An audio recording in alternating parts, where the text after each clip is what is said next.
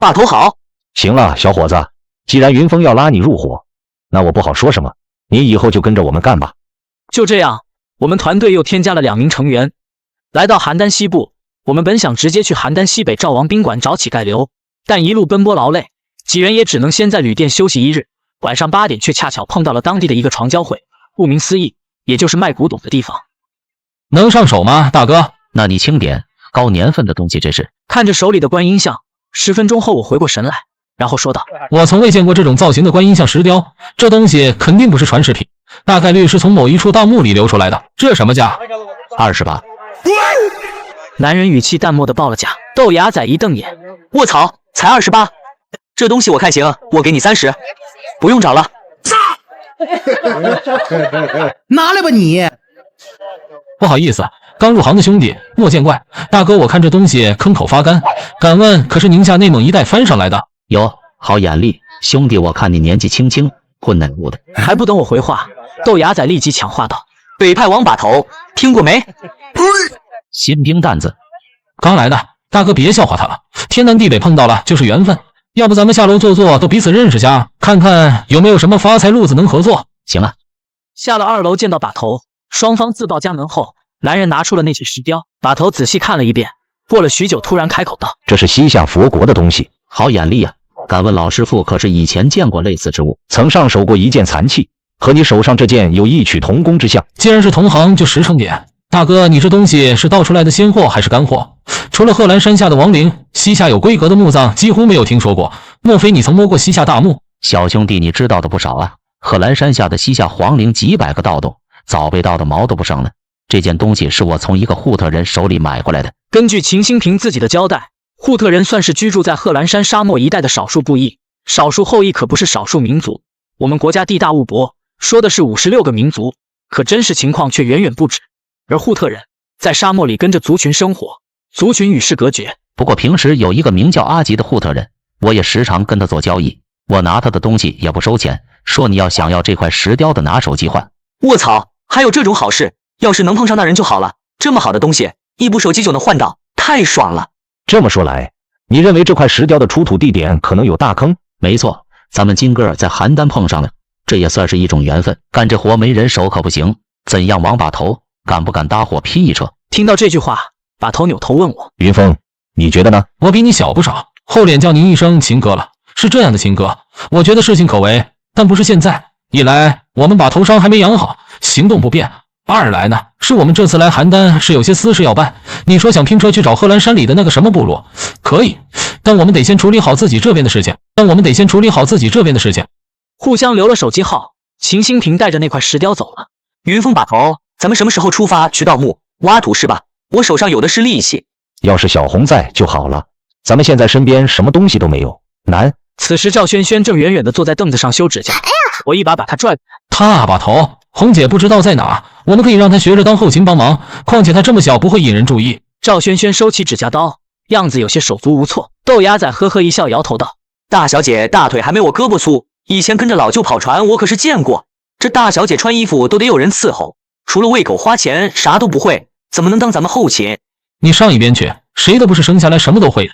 我刚开始散土怕得要死，人都掉河里了，你也不小了，要是有朝一日还想回香港查明你老爸死因，那就跟着把头好好学。第二天上午早早退了房，我们一行4人动身前往赵王宾馆，把头跑去前台打听刘爷的下落。可遗憾的是，任嘉宾不愿意透露乞丐刘的消息。我抱着试试看的心态，看着女服务员小心说了这3个字：长春会。应该就是这里了。前台服务员说，乞丐刘每天早晨5点半都会在南明河公园健身锻炼。而我们找了半天，却看见乞丐正坐在广场椅子上，穿得又破又烂，脚下放着一个同样破旧的搪瓷茶缸，正2手揣着袖子打盹。他搪瓷缸里都是5毛1毛的零钱，1块的都很少。是王先生啊，吓我一跳，你们来的比我想象中的要快啊。咦，这2小孩是谁？刘爷不要见怪，这2人是我们团队的新成员。哦，之前那女娃子和那兄弟俩呢？这就是我们为什么来找刘爷你的原因。我坐轮椅说到底也是因为长春会的报复。小红和孙大现在下落不明。乞丐刘收起讨钱用的小搪瓷缸，脸色阴沉地说：看来小柳头没死，那帮人是跑出来了。先生啊，作为老朋友，关于你的事，我单方面给你2个建议。第一，我找人帮你牵头，问问长春会到底想要你们怎么样。我个人不怕他们，他们也不敢拿我怎样。第二，一条路走到黑，选择和他们死磕到底。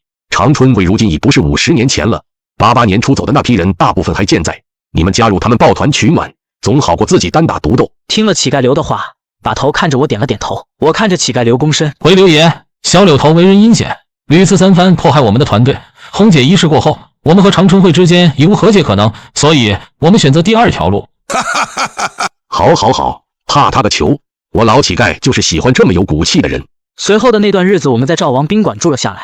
乞丐刘帮我们问了，对方反馈回的答复大概意思是，想加入可以交入会费，给20万才能见面。把头，你怎么看？云峰，你这么算，咱们一条命平摊下来才几万块而已，还是值得的。我还有些积蓄，划出25万来，20万算我们登门拜访的会费，余下5万块当活动经费。那行，既然如此，我老乞丐就给你们搭这个桥了。长春会知道你们和赵女士有了交集，短期内应该不会再找你们。这几天把头伤情好转了不少，基本能从轮椅上下来行走了。告别乞丐刘之后，当天我们就和秦新平一起去了银川。如果想要找到户特人，可以去贺兰县的银天农贸市场打听打听。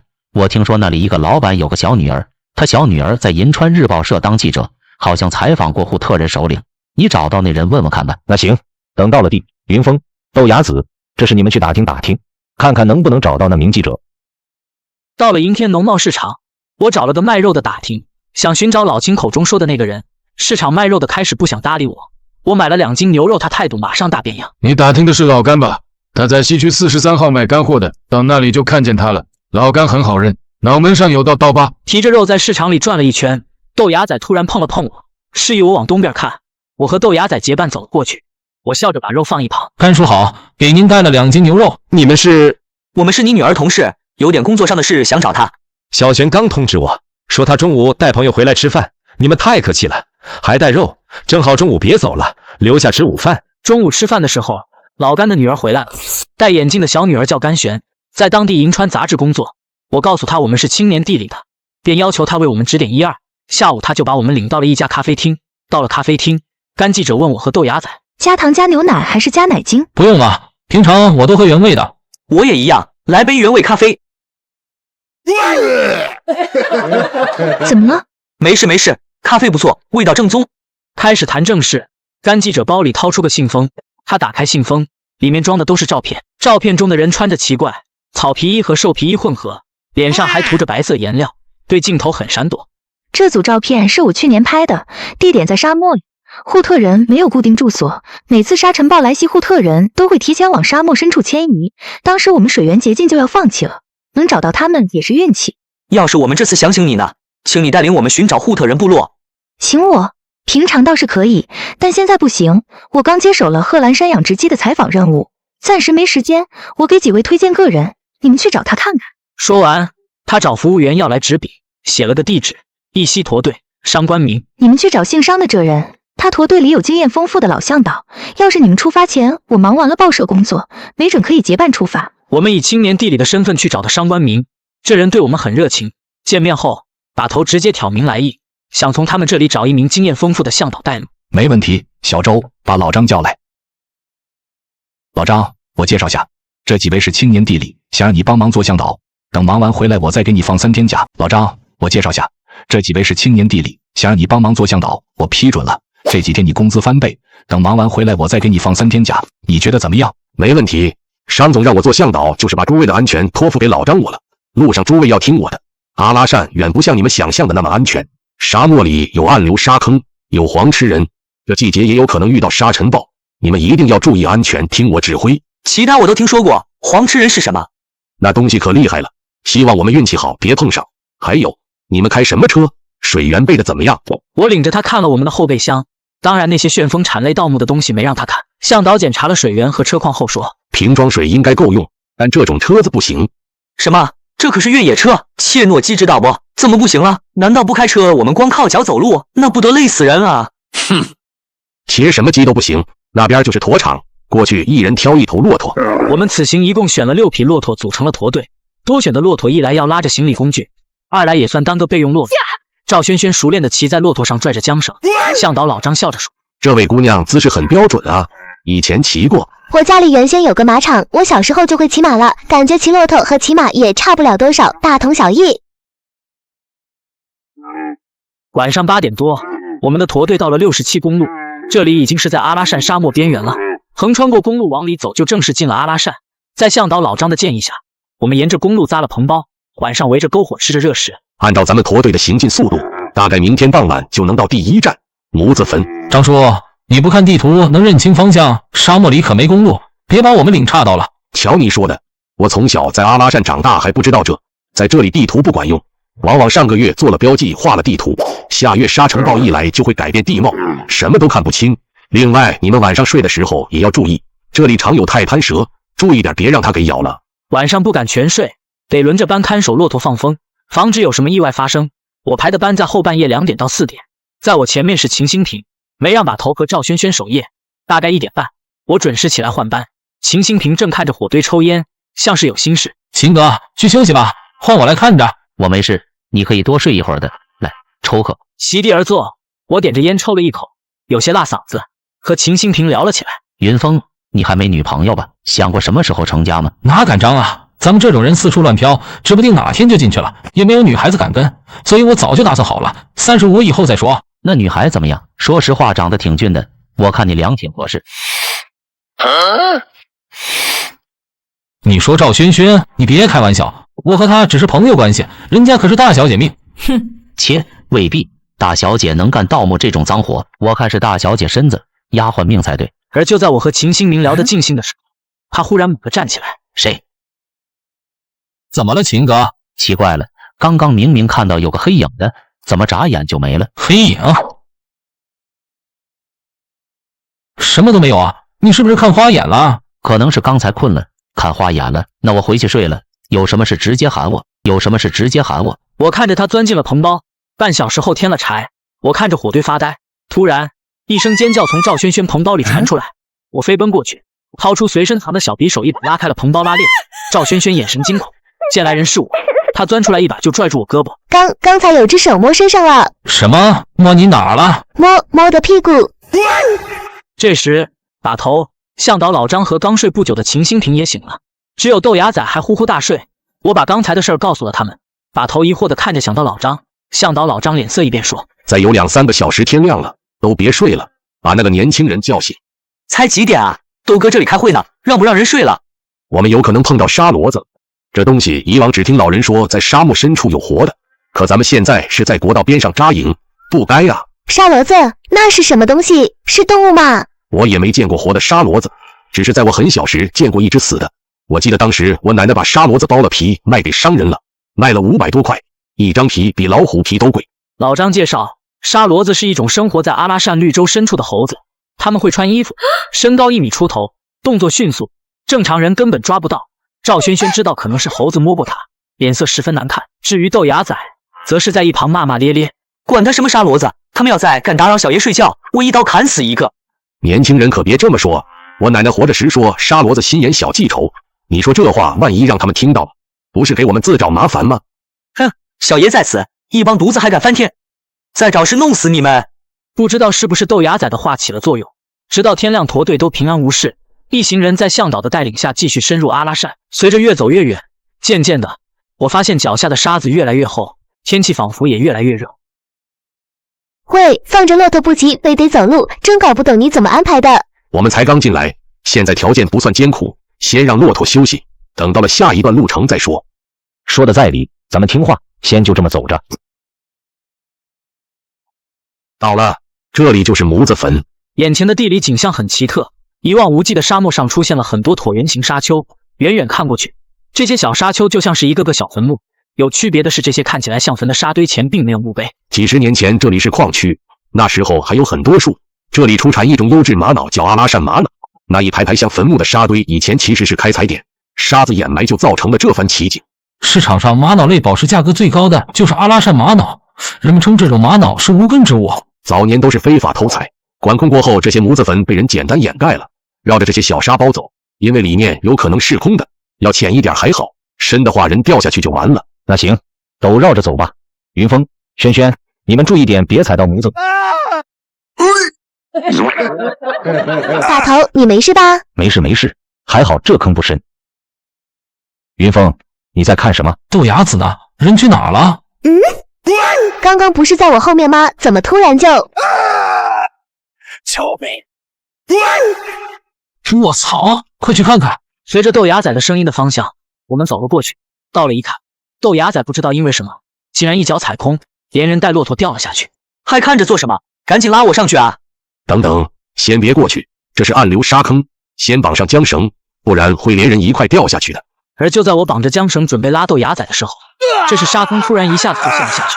向导老张一把将我拽了回来。向导老张劝道：不行，人已经掉下去了，这坑还不知道有多深，要不还是报警吧，他们有专门的加固工具，安全性更大一些。那怎么行？就照着之前的办法。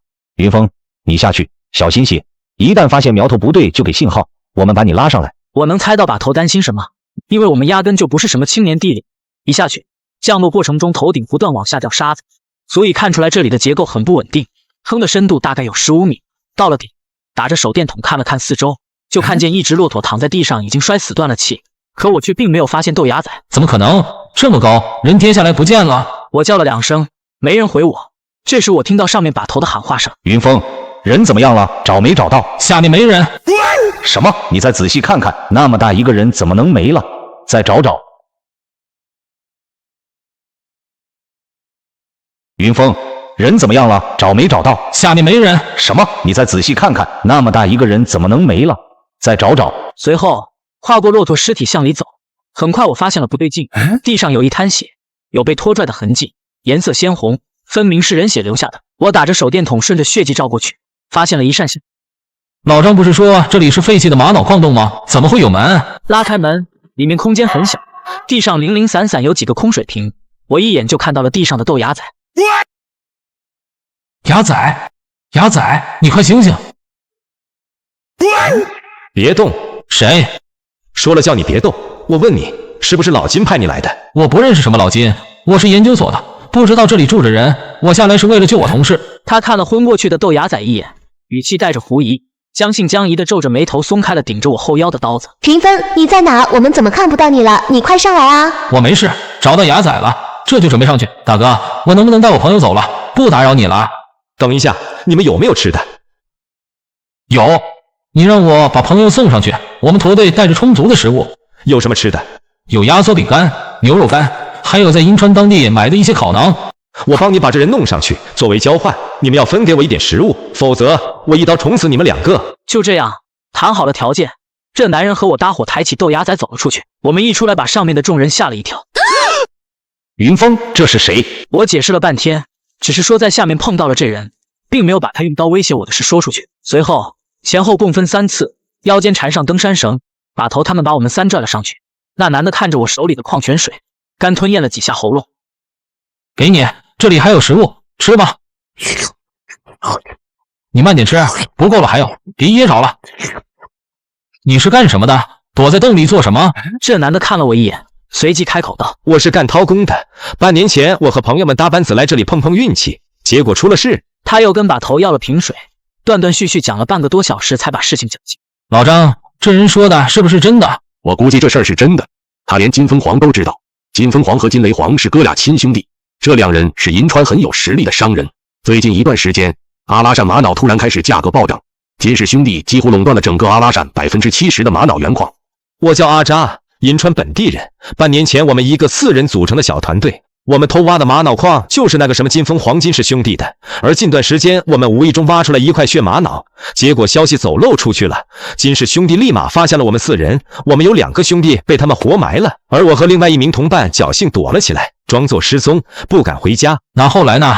你说的这块血玛瑙去哪儿了？这个我也不知道，应该在我同伴那里。我将信将疑的看了他一眼，却看见他不经意的看了看他的背包。原来是这样，那什么血玛瑙真不在你手里？我骗你有什么好处？道上谁都知道，那块血玛瑙的价值已经超过了480万。那东西要是在我手上，我早卖了。要有了480万，金氏兄弟还敢对付我？这时候把头处理好了豆芽仔的伤也走了过来。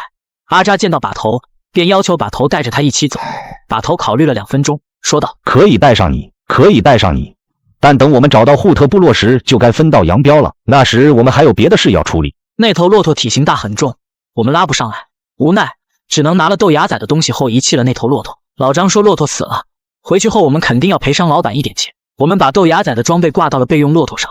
老张蹲地下嚷了一把沙子，感受影响。西北风，今天应该安全，我们继续走吧。按照我们的速度，不出意外的话，再走上2个小时左右就能到背风坡。那就走吧。张老弟经验丰富，我们听你的安排。小轩，你手轻，路上你负责照顾牙仔，看着点他，别让他从骆驼上摔下来。越往里走，黄沙越厚，西北风刮得比刚才大了很多。我们用沙巾包好头，继续踩着沙子牵着骆驼赶路。老张预估我们到下一站要走2个小时，而实际上我们多走了1个多小时。背风坡其实就是一堵60度角的大沙墙，怪不得叫背风坡。天色不早了，我们要在背风坡那里扎营了。各位都准备一下，将营地扎在沙墙的后面。众人紧赶慢赶，终于在天黑之前扎好了营地。沙漠里能烧的东西不多，老张凭借他丰富的经验找来很多风滚草和干仙人掌。晚上点着篝火后，所有人围成一圈，看着火上的铁锅。铁锅是老张带的，煮肉汤用的水是瓶装水。走了2、3天了，这算是第一顿吃上了热乎饭了。我正呼呼吹着热气吃着饭，豆芽仔这时候醒了，水，我要喝水。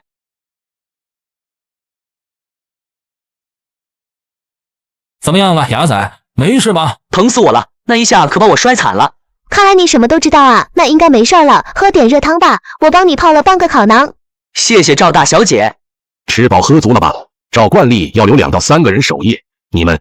众人还没开口，阿扎抢先一步说道：“诸位，很感谢诸位收留我，守夜这活儿就交给我吧，我之前白天已经睡觉了。你也不用一个人守一整夜，咱俩换班，我前半夜，你后半夜，其他人都去休息。你行吗，秦哥？要不然我来吧，我身体还行。不用了，白天你拖豆芽仔上来呀，费了不少力气，就让我来吧。”这次大家伙都没说什么，在沙子里踩了一天，困意来袭，大家早早钻回棚包里睡觉了。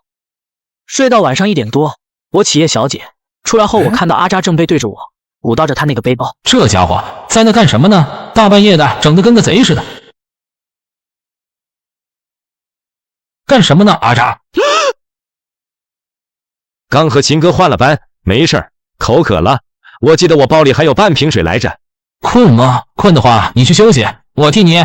不用，我白天都睡够了，夜里根本睡不着。你赶快回去休息吧，明天还要赶路。那行吧，那我先去睡了。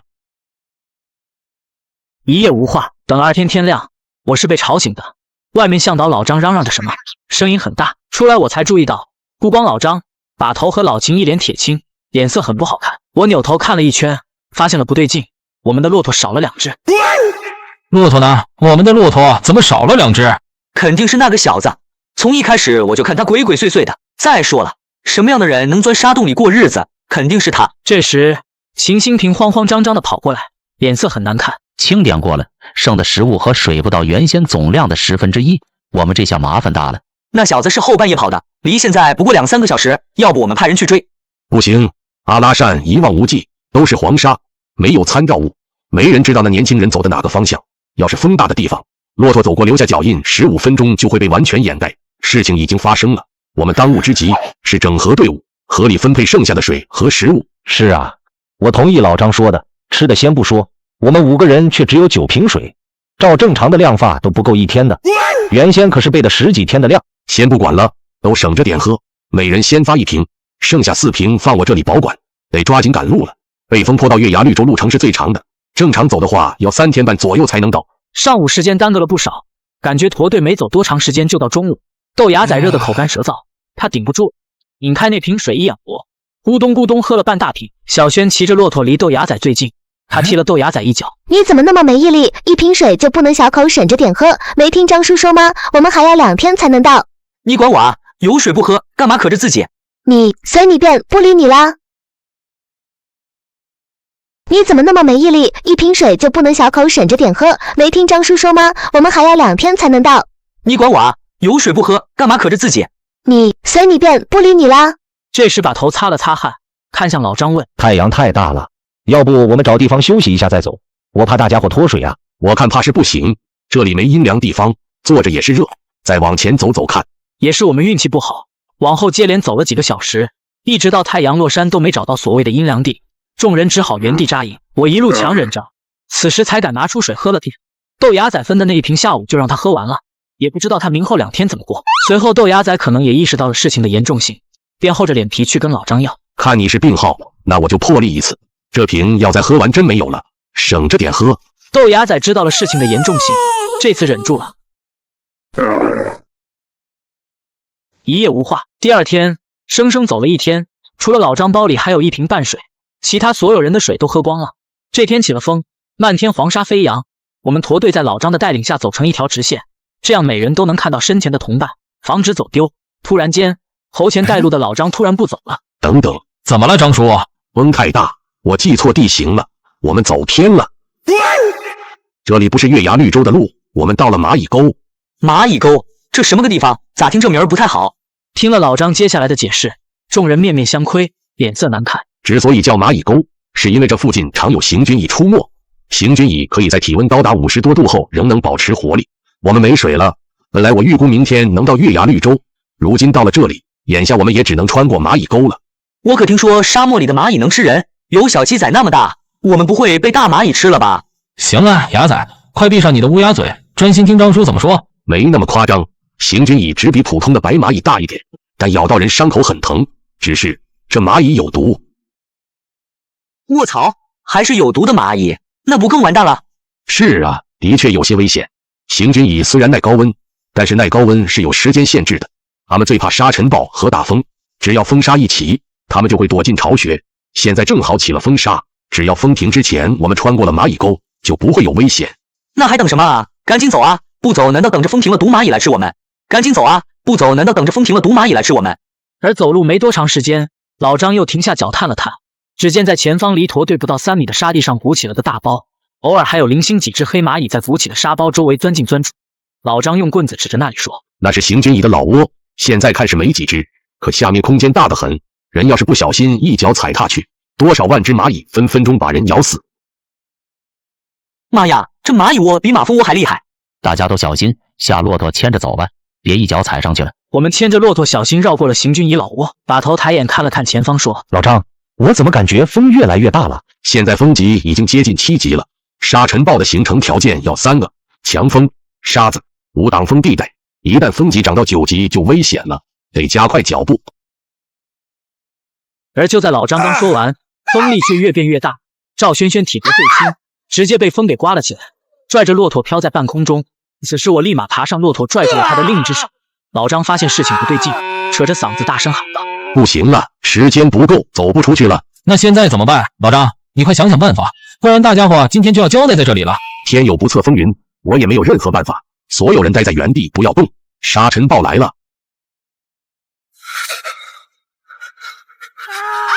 牙仔、云峰，你们在哪？此刻大风夹杂着漫天黄沙，吹得人寸步难行。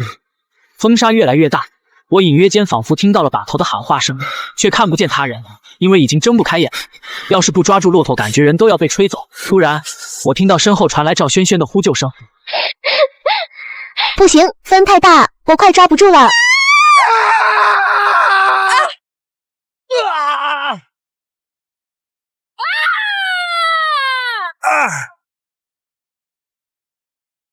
坚持住，我抓到你了！闭上眼睛，捂住口鼻，我们一定能挺过去的。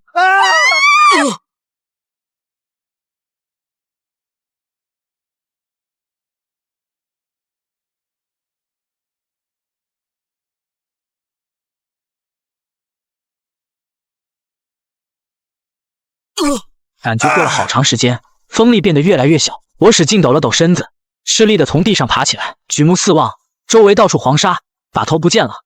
老张、豆芽仔他们也看不见了。更让我感到害怕的，我没看到我们骆驼，强忍着不是大声呼喊了几声，在我身后不足5米处，我听到赵大小姐的回音：“云峰，云峰，我在这。”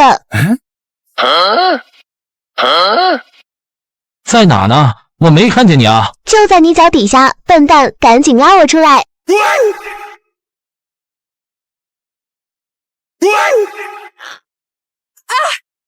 其他人呢？小轩，你有没有看到其他人？赵轩轩甩了甩头发，惊魂未定地说：“没看到，这里这么大，我们肯定走散了。”此时赵轩轩一脸惊慌失措，显然是不知道自己该干什么，强行让自己冷静下来。我让赵轩轩先坐了下来。轩轩，越是这时候越不能乱。刚才的沙尘暴应该持续了1个多小时，我按照1个半小时算就是90分钟。如果5秒左右移动1米，1分钟就是10米左右。算下来，在不确定方向的情况下，我们最少偏离了半里地。那怎么办啊，云峰？我们东西都在骆驼身上捆着，死马当活马吧，在这里留着，等他们找来不现实。只有动起来，才有更大几率看到驼队。你身体怎么样？我看你气色不太好。云峰，我感觉身上没力气，要是能喝口水就好了。水，手给我，不能就这么坐以待毙。再这么下去，咱俩得脱水，到时把头找到我们也晚了。我拉起他，深一脚浅一脚的向西走。我们要去找水，因为之前进沙漠的时候，老张给我们做了分析。如果在沙漠中看到灰棘草和苔藓，说明这地方比较潮湿，把灰棘草拔了，顺着草根往下挖。如果越挖越潮湿，那么地下很有可能挖到水。傍晚和早晨时注意天空，如果看到好几只鸟盘旋着飞过，可以跟踪它们的行迹。若是运气好，鸟群的下方有可能存在水源。见到哪里长着灰棘草就停下来。我俩运气不好，接连试着挖了好几次，什么都没挖到。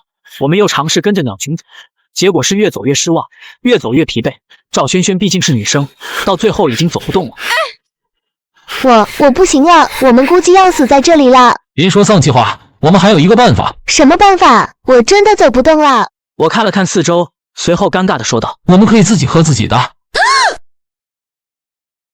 赵轩轩脸色刷得白了，她原本是红心千金，吃的喝的用的都是最好的，可现在别说她，我自己刚说完就后悔了。就算渴死，我也不会喝那些的。不知是不是有损联想，他说着话不停干呕起来，拍了拍他后背。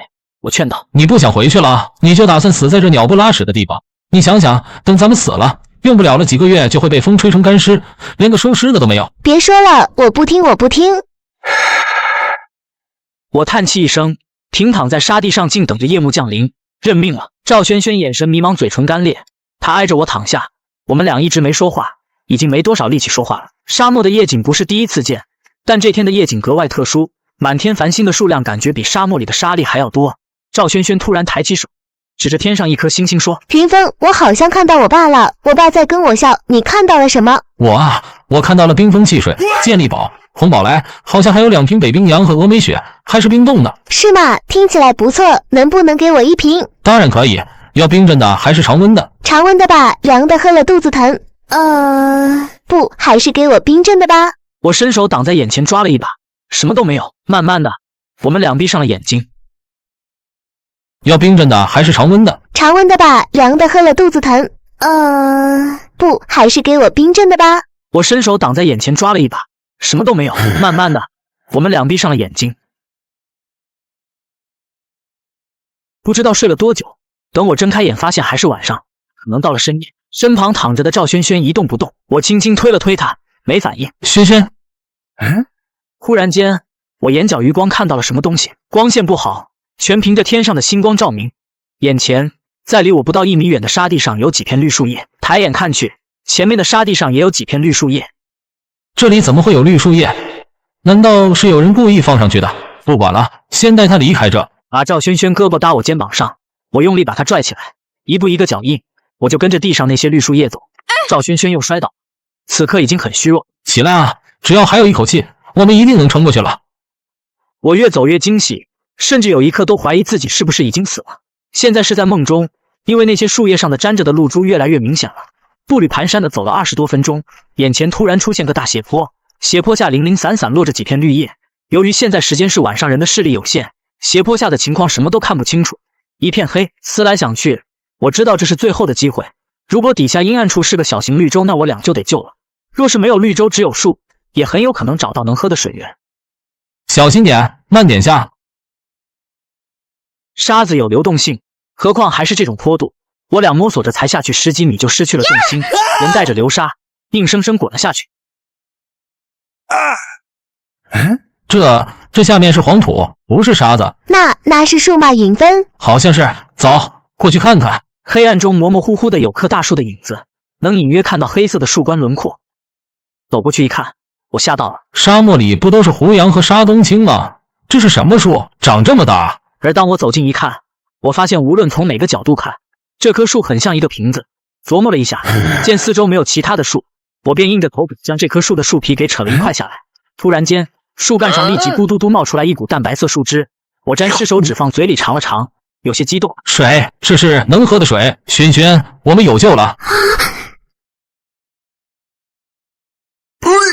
这时候的赵轩轩哪里还顾得上什么淑女形象，我也顾不上树皮干净不干净了，当即就凑过去用嘴接着喝了起来。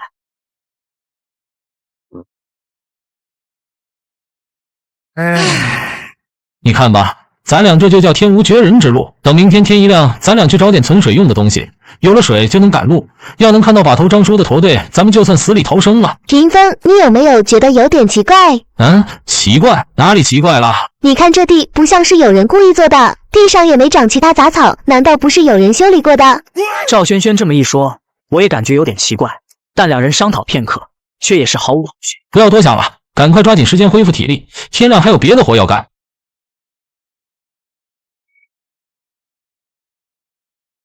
隔天早起，我想找东西存点水袋，让赵大小姐守在瓶子树这里，自己则是在大坑周边收集了一些仙人掌。你找这么多仙人掌做什么？这有什么用？能装水？我找这玩意不是用来吃的，而是想把仙人掌做成容器，用来储存一些树枝路上喝。赵轩轩此刻意识到了我的想法，便和我一起忙活了起来。做好后，远远看去，仙人掌就像那种扁壶，这个用来收集瓶子树的树枝一点都不漏。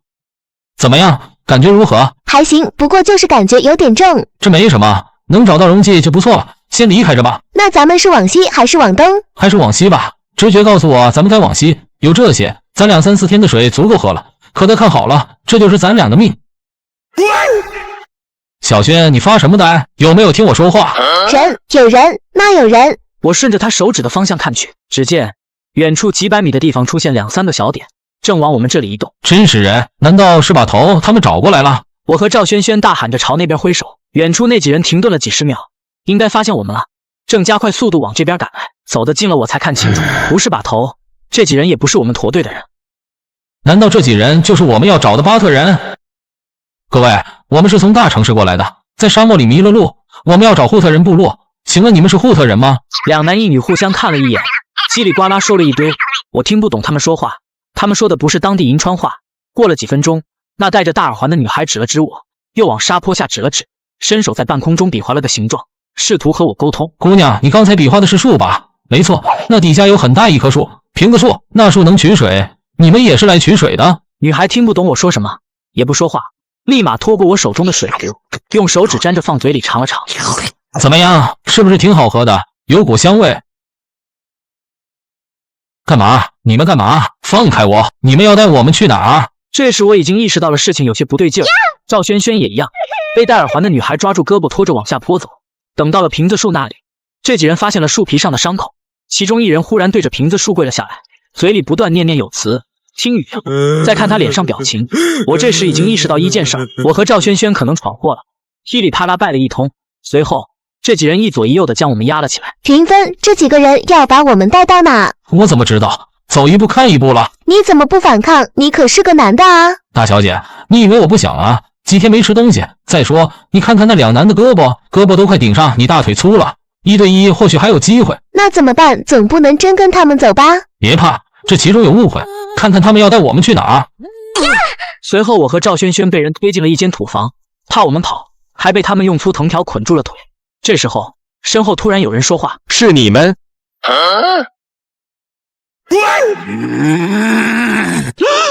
枉我和把头还当你是朋友，你就是这么对待朋友的？早知道你心眼这么坏，当初就应该把你丢矿坑里等死。别冲动，别冲动，咱们3现在是一条绳上的蚂蚱，不就是拿了你们一点水，带走2匹骆驼吗？至于吗？一点？你拿走了多少？你小子有种再说一遍。见我又要生气，赵轩轩插嘴道：先别慌，云峰，听听这人怎么说。有一件事他说的对，眼下当务之急是要搞清楚怎么回事，我们总不能一直这么被捆着吧。接下来阿扎讲了他偷走骆驼之后，那一晚我拿着东西出来以后，远远的看到一堆篝火，篝火烧得很旺，顺着风声貌似还能听到人说话的嘈杂声。靠近了点儿，我发现是一群人正围着篝火在煮肉，结果他们要收保护费。听到这话我一来气，当即就捅了那人10几刀，结果就被他们给抓回来了。那他们是什么人？为什么要收保护费？他们是克雅人，据说阿拉善深处的克雅人是几百年前从塔克拉玛干迁移过来的，是一个神秘的族群，和巴特人有点像。对了，你俩又是怎么被抓进来的？该不会也是捅了人家吧？不是捅了人，是捅了一棵树，结果他们就把我给抓回来了。什么？你俩破坏了克雅人的神树？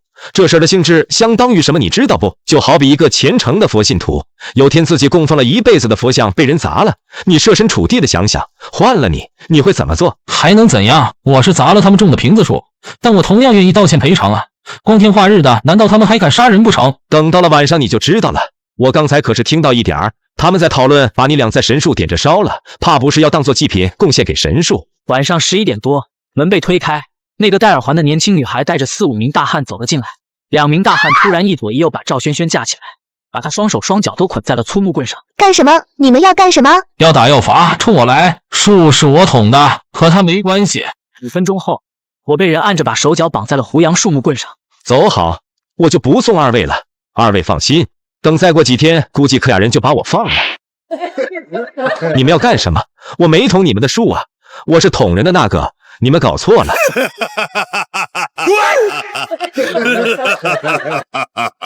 云芬，这帮人要带我们去哪里？去克雅神树，我们马上要被克雅人烧死了，都特么的怪你，谁叫你好端端砸人神树？怪你妈！你不偷我们的骆驼和水，我怎么会砸那棵瓶子树取水？别吵了，赶快想办法，再吵我们3全得死！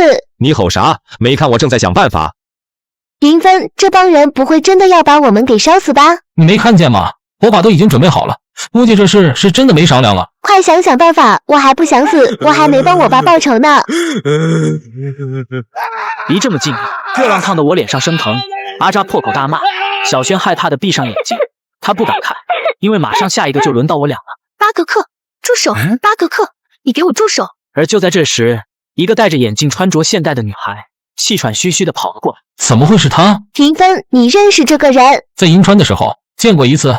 刚到银川时，我们去见甘记者，当时甘记者身边有个戴眼镜的女孩，说是他同事。这女孩就是那个人，也不知道是不是因为这个女孩的原因，当天我们3人就被巴克人给放了。女孩一脸歉意的走到我们面前，不好意思各位，我代替克雅部落向你们道歉。我们之前见过，我是甘记者同事，你们就叫我慧雅吧。慧雅，这到底是什么情况？难道你也是克雅人？我的确是克雅人，也是第一个从部落里出去上学的克雅人，除了甘记者，其他人都不知道。你们不要见怪，神树是我们克雅人的精神寄托，事情闹成这样，也该收手了。而当天，慧雅说服了老族长，克雅部答应饶我们一命，但有一个前提条件，他要求我们3个必须诚心诚意的对瓶子树磕头道歉，以此来祈求神树原谅。最终我们3人都照做了。离开之时，我也将我们要去找护特人的事情告诉慧雅，他给了我一份羊皮小地图，上面用木炭标明了几处据点类的景点。你们人现在在这里，护特人大概在这片地区活动，我只能帮你们这么多，祝你们路上顺利。谢过慧雅。我们带着一点水和地图离开了克雅部落。离开克雅部后，阿扎远远跟在我和小轩身后，他背着那个双肩包，始终和我们保持着40-50米距离。喂，你小子跟着我们干嘛？谁跟着你们了？阿拉善沙漠又不是你家后花园，我只不过正常走路而已。不要脸！云芬，咱俩晚上可得小心，这小子一肚子坏水，手脚还不干净，没准又想偷咱们什么东西。晚上，我们选择在一棵胡杨树下露营休息。阿扎远远坐下来吃着干粮，挥手朝我们这边致意，升起火堆。我守在火边到了深夜，就这么看着那小子。我2大晚上的大眼瞪小眼，反正他不，我也睡我不睡。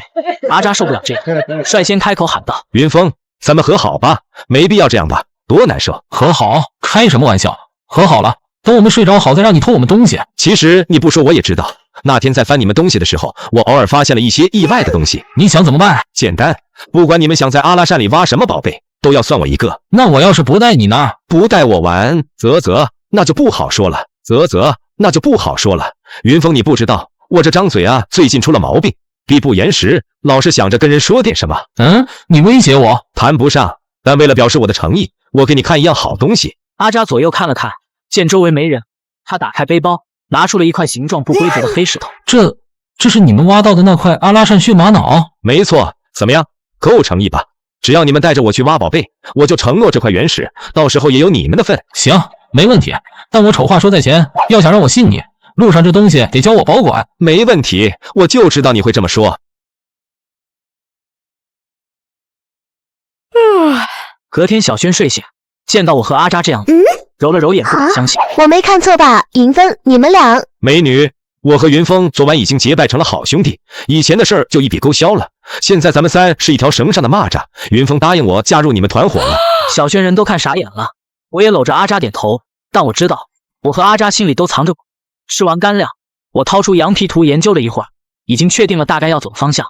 阿扎走在前头，我和小轩在他身后。到底怎么回事？你怎么答应带他了？那小子可不是什么好人。我当然知道，我只是撒谎答应他了而已。是因为这块原石吗？要不咱们……小轩做了个抹脖子的手势。你牛逼，我是真佩服你，但你敢干？这里荒无人烟，就算咱们干了，你不说我不说，没有人知道。你们俩在那嘀咕什么？还不快走！万一再碰到沙尘暴怎么办？来了来了，那里就是图上标的绿洲吧？快走啊！感觉我们三像《西游记》里取经的三徒弟，我是大徒弟，小美女你是二徒弟，云峰你是三徒弟，再凑个上岁数的当师傅，正好。哎呀！你小子骂谁？你才是二师兄，你才是猪！等一下，你们别吵了。这是……如果我没猜错，这应该是把头他们留下的，像刚被扔掉不久。看到那排骆驼脚印，我有些激动，这大概率是我们驼队留下的。除了我们，还有谁吃饱了没事干来这荒无人烟的沙漠？阿扎蹲下来看着脚印说：“他们人多，骆驼多，走不快。我们现在轻装上阵，没准能追上。不急，好不容易到了绿洲附近，怎么着也要补充水源，分头行动。这里空气湿润，胡杨树长得这么好，肯定有水。阿扎，你去找找看哪里有水。我和小轩去找仙人掌做几个水壶。离开克亚部落不是带水了？那不够，没带多少。事不宜迟，赶快的，1个小时后碰面。”阿扎说完话，向着南边走去。见到阿扎走远，我顾不上说话，拉着小轩快步向前走。云峰，你等等我，走那么快干什么？咱们不是找仙人掌吗？找个鬼的仙人掌，咱们去找把头，让那小子自己去找水吧。小轩这反应过来，紧跟着我一路小跑，一边跑我一边回头张望，看阿扎有没有跟上来。我背着双肩包，包里有那块血玛瑙。鬼才管那小子死活，那小子把我们害这么惨，找水时迷了路才好。喂，等等我，等等我，你们跑那么快做什么？你们跑那么快做什么？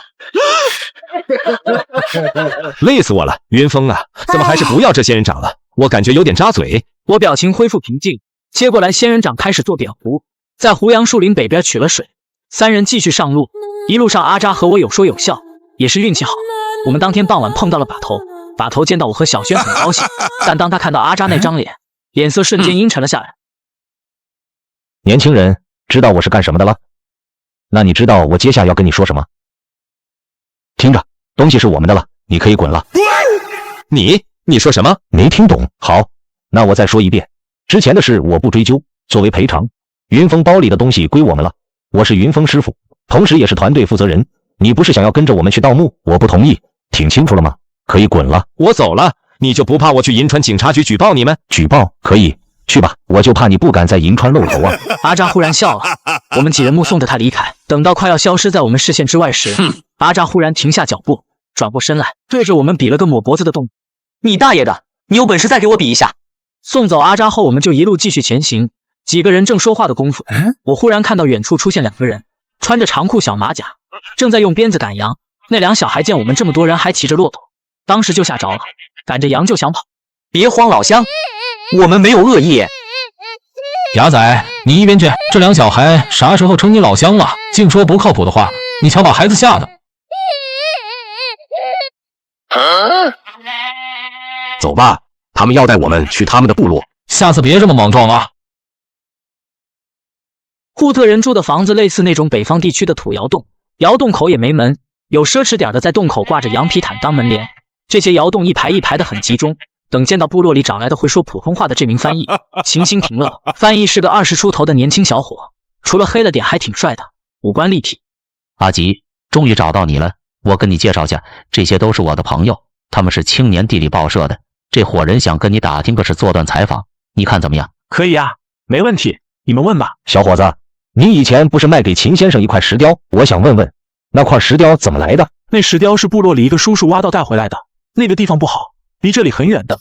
那地方有黑色的石头、黑色的草、黑色的水，还有黑色的毒蛇，那里有危险。不过我还是劝你们别去。卧槽，黑色的石头，黑色的草，这不是就说的是传说中的哈拉浩特黑水城吗？阿吉，帮叔个忙，你不说这人去过那里吗？你说服他，让他带我们过去，事成以后叔再送你台新手机。阿吉听后想了想，握着拳头说：“上次你那手机不好，只能玩贪吃蛇。新手机有没有推箱子？推箱子？把头的波导手机上不就有吗？草嘞，太好了，先试一试。阿吉，试试这个，这个好玩，只要你答应让人带我们去，就送给你。”阿吉一玩就上瘾了，简直爱不释手，手机都快贴脸上了。秦星平暗暗对我比了个大拇指。良久，他放下手机，然后说：“你们人真好，那好吧，我答应让叔带你们去，不过事先说好，不许反悔。这个手机是我的了。”没问题。那好吧，你们先住下来，等我和我叔商量下，然后就带你们去。等一下，我问一下，你们这里哪有洗澡的地方？我要洗澡。等一下，我问一下，你们这里哪有洗澡的地方？我要洗澡。洗什么澡啊？沙漠里沙子这么多，随便弄2把搓一搓不就完事了吗？滚！我不想和你说。阿吉，到底哪里有洗澡的地方？身上痒死了。阿吉指着远处说：“月牙绿洲的胡杨树林里有个小水池，你可以到那里洗。晚上我一个人去害怕，云芬你陪我去。”啊，这合适吗？拿了洗漱用的东西。那晚我和赵轩轩去钻了小树林，从护特人窑洞这里到月牙绿洲小树林，大概要走半小时。这时候天上全是星星，月亮也很好，月光把小树林照得非常亮。小水池里的水都是雨水，经过沉淀后水很清。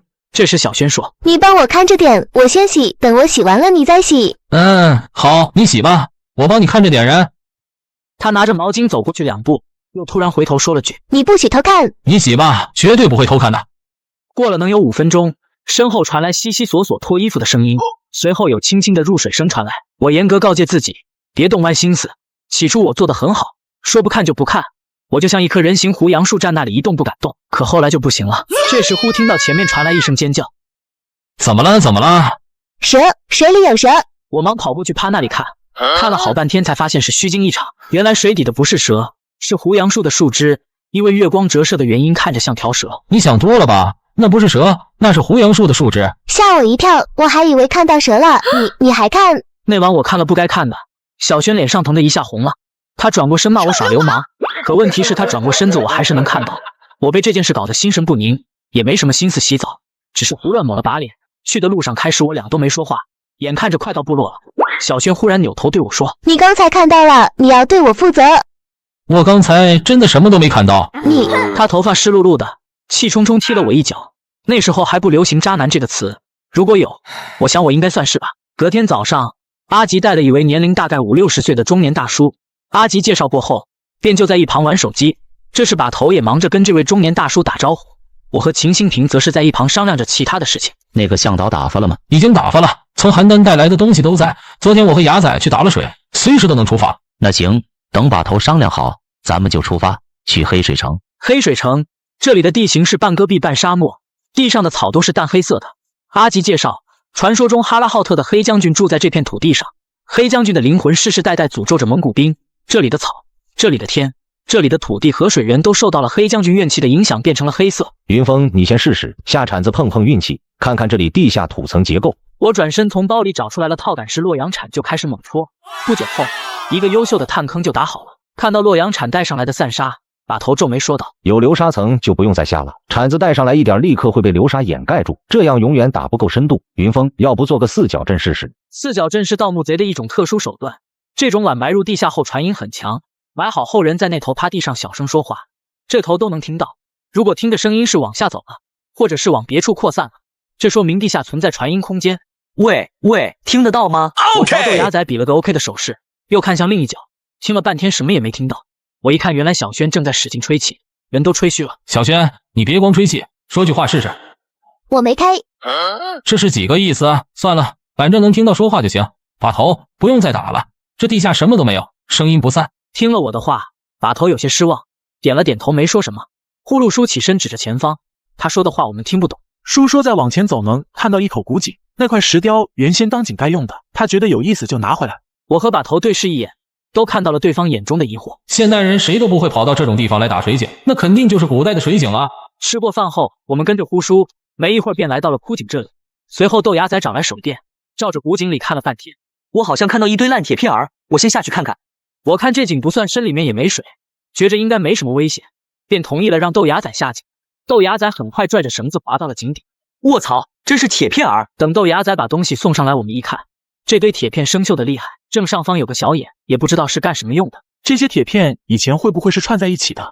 这是以前打仗时士兵将领们穿的铁片甲。牙仔，再找找，看看还有没有别的东西。接下来的1个多小时，在这阿拉善最深处的一处枯井里，我们发现的东西越来越多，有断成好几截的铁剑，锈迹斑斑的长矛头、箭头，还有大量散落的白巧克力，一层压着一层。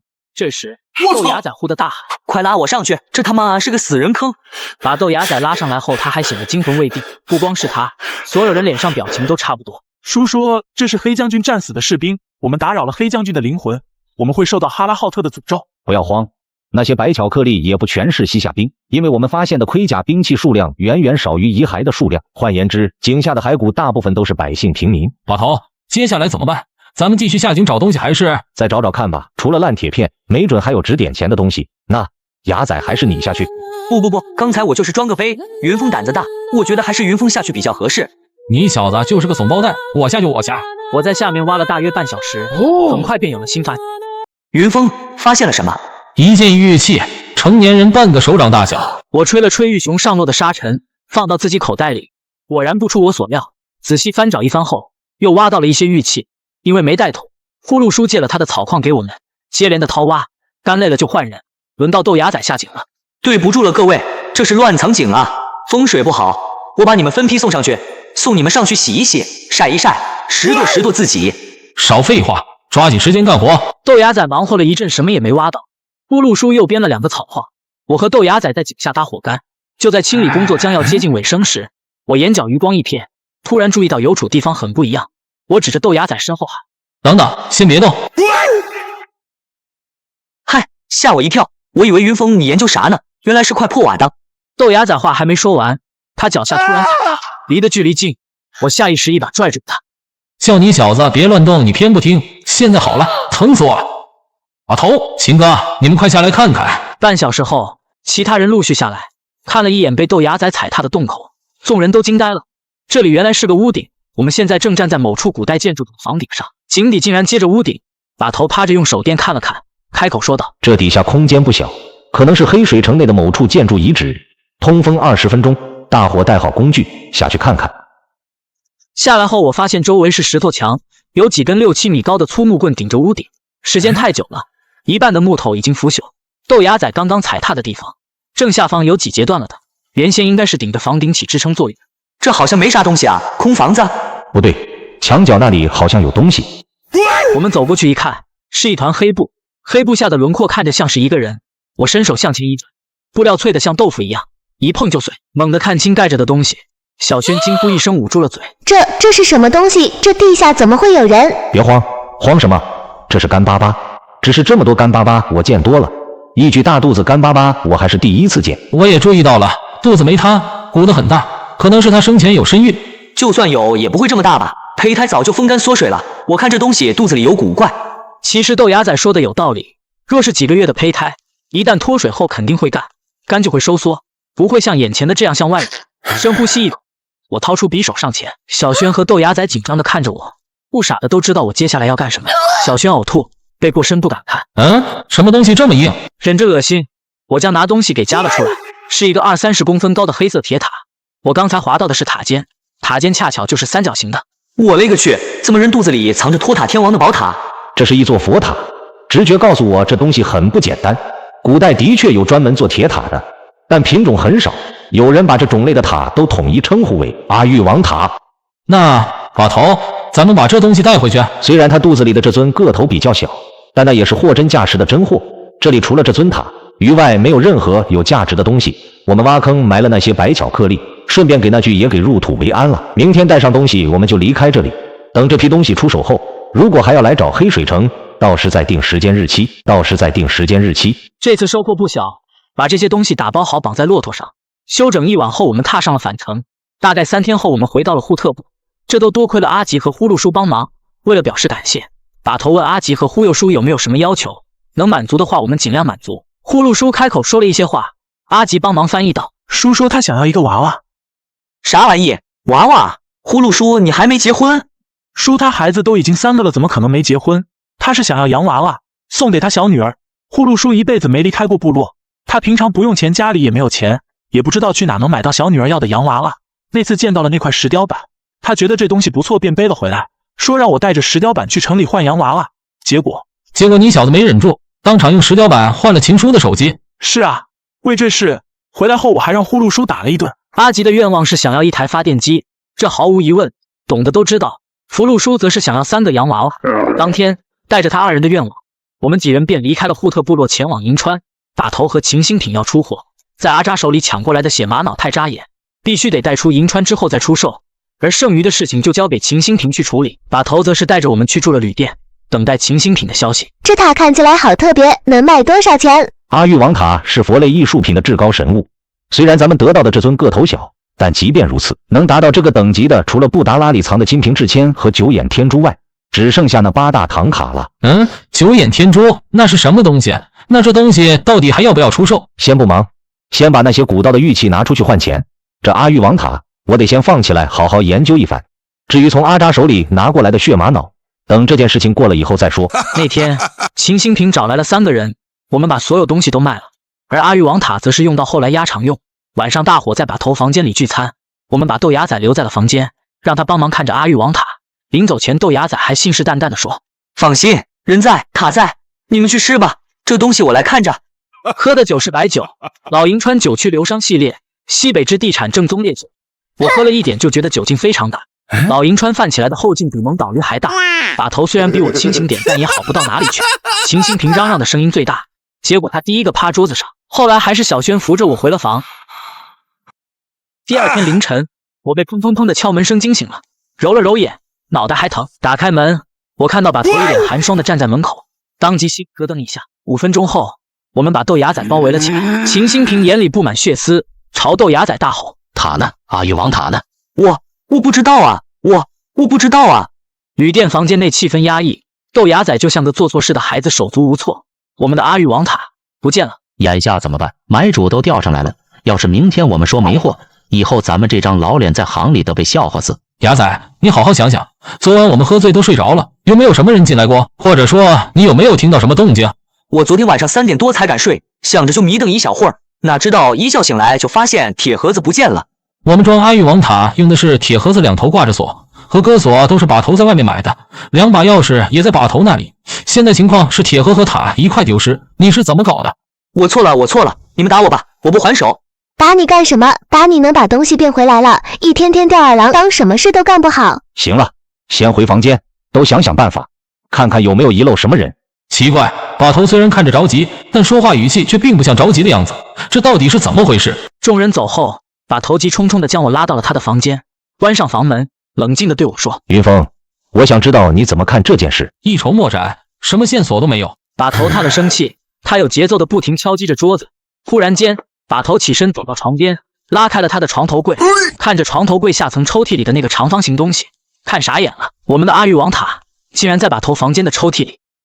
把头，阿育王塔怎么会在你手里？云峰，你说说，谁去买的盒子和铁锁？这是你买的啊，我们谁都知道。等等，把头，你该不会一次买了2吧？云峰，你要记住一件事，混江湖的，在涉及利益的时候，要记得永远为自己多想一步后路。牙仔什么性格秉性我很清楚，如此重要的东西我怎会放在他那里？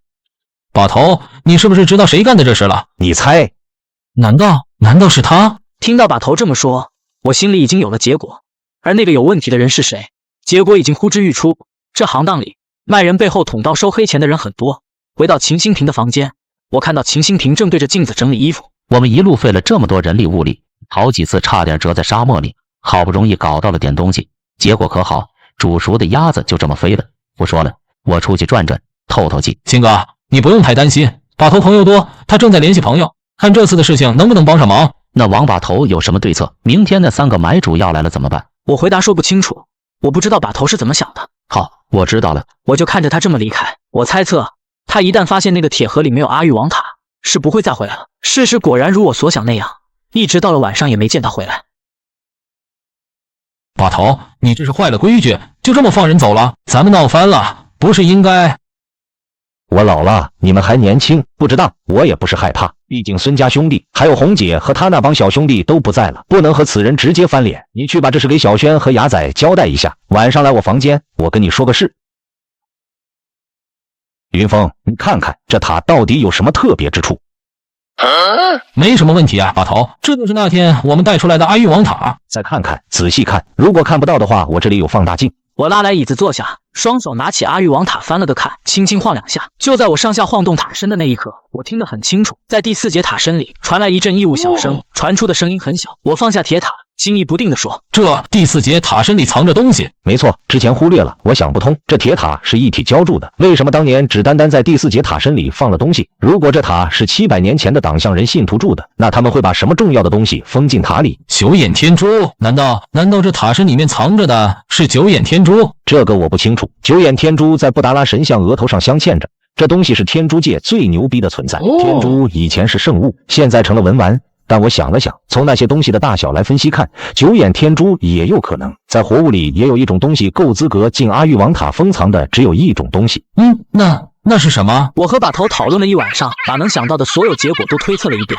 最后大概猜测，我们这尊塔里装的有可能是九眼天珠、佛舍利、小型唐卡中的其中一种。如果要卖了，还没那么多事，可偏偏这时候才发现这件事，卖还是不卖，成了我和把头当下的难题。这东西如果真卖给行当里的那帮人，顶天也就438这个数。明天咱们拖一下，争取把这东西拖个1个星期。我们得先把塔里的这东西给取出来，看看这里面到底是什么玩意。今天早上，我们将来收阿育王塔的几人打发了，不过既然答应别人要出售，就不能食言。5天，这是他们能做到的最大让步。妈呀，费劲死了，干脆拿店去居2节算了。你别胡说，我们都收了定金，居城2万人怎么会要？到时说不定我们还要赔违约金给人家。那怎么办嘛？我要是孙悟空就好了，就变小进去看看，看里头到底藏着啥东西。变小进去看看。把头突然起身拍了桌子。有了，雅仔提醒我了。雅仔，你以前常年跑船的，应该见过船上的管道工维修吧？豆芽仔若有所思地想了几分钟，忽然惊讶地说：“我知道了，把头，你想用修船用的内窥镜进塔里看看，是不是？”好小子，你不傻啊！可是把头，这东西我老舅船上确实有，一般都是机修工检查管道内部腐蚀和看焊点用的。要是发物流过来，时间肯定不够了。那没关系，等会你们去银川当地看看能不能弄到这东西。豆芽仔，这事就交给你了。当天我们花了1000多块钱租来了一个，价格贵，但是没办法。回到把头房间。他看着桌子上的阿育王塔，沉声说：“佛塔最下端是实心，中间可能是空心的，要实心的没法藏东西，所以我们要用钻头在塔底钻一个眼，然后把内镜线送到塔身内。可以是可以，可这小洞最后怎么修复掩盖？整不好了，没法跟刘元宁交差。不难，我们留下铁塔的铁屑就好，他已经找了高手过来，这个你们不用担心，开始行动吧。”我们把借来的内镜放在一旁，然后把显示器挂在墙上连着线，把头把铁塔平放倒，用钻头顺着边缘打了一个点，随后就是不断往里钻。阿育王塔塔基部分大概7公分厚度，就是一点点换着钻头磨进去的，磨了3个多小时。我听到钻头突的一声，已经看到钻头打到了塔身的第4层，把头额头上全是冷汗，然后说：“牙仔，把线捋直，看看能不能顺进去。”豆芽仔说好，他捋直皮线，一点点往里塞。我和小轩则是在一旁盯着面前的屏幕，看着2寸多的小屏幕说：“能用。”有图像吗？通过内镜，我们看到了塔里的画面。只见第4节塔身的中间位置横躺着一卷纸一样的东西，看着颜色像是一张古书卷轴之类的东西。不是唐卡，不是九眼天珠，西夏的一卷纸，这能保存下来？这不好说。科兹洛夫当年从黑水城带走了不少文献，现在乌拉国博物馆的那本翻汉和史掌中珠，不就是纸张的汉文对翻西夏文词典吗？完了，就一小卷破纸，我们赔大了。这也不对啊，就一张纸，这东西怎么可能在塔里传出来了响声？只能想搞不清楚，先把东西顺着言辞里取出来，看看图纸上写了什么。东西拿出来了，我们一看，原来不是纸，而是一小块羊皮似的东西，因为很薄，又氧化变色了，看起来像是纸。打开巴掌大小的羊皮卷，我们看到羊皮右上角写了一排排西夏文小字，小字下方画了几座山，山前有立着一些炮楼样式的建筑物，还有几棵树。把头一脸迷茫，这是什么？西夏文画地图，怎么看着还有炮楼？把头都看不懂的东西，我们几个更不知道。豆芽仔老嚷嚷着完犊子了，亏了，亏大发了。的确，要是九眼天珠就发了，舍利子也行，可这羊皮纸上都不知道写的啥，根本不值钱。把这东西先收起来，过后再好好研究研究。云峰，你拿上东西，跟我去找一个人。牙仔，你和小轩留下来看家。把头说要我拿上的东西，指的是铁塔和钻下来的那些铁屑。我们去找的这个人很厉害，是做砚的高手。做砚不光有作假，还有非常厉害的修复手段。5个小时收费5万块钱，核算着1小时1万块，又速度又高效。刘元宁收货时也仔细检查过，他没说什么，这就是代表没看出来。我们顺利拿到了余下货款。分钱的时候，豆芽仔高兴坏了，他说这辈子没见过那么多钱，加上之前的出的货，我们总共拿到700多个点。按照规矩，把头拿40%，剩下60%要刨出去10%当团队经费，剩下的由我、豆芽仔和小轩3人分。原本有清新瓶我们分不到这么多，现在等于我们4个把他那份吃了，每个人100多万啊！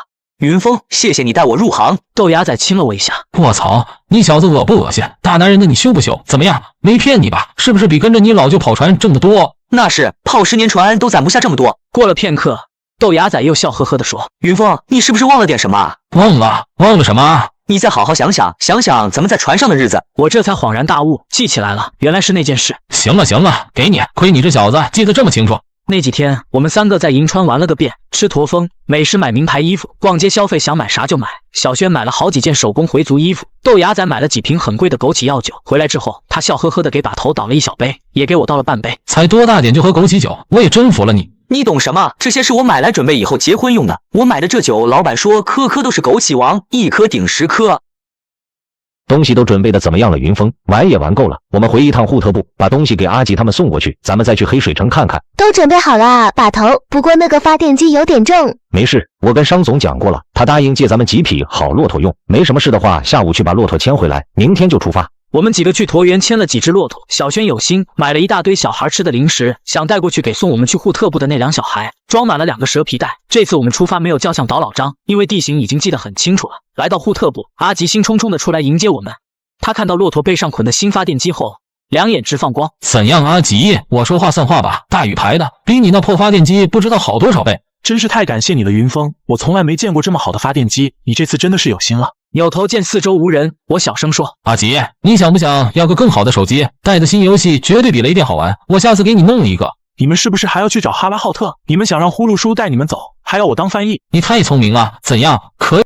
阿吉，你想不想要个更好的手机？带的新游戏绝对比雷电好玩，我下次给你弄一个。你们是不是还要去找哈拉浩特？你们想让呼噜叔带你们走，还要我当翻译？你太聪明了，怎样？可以吗？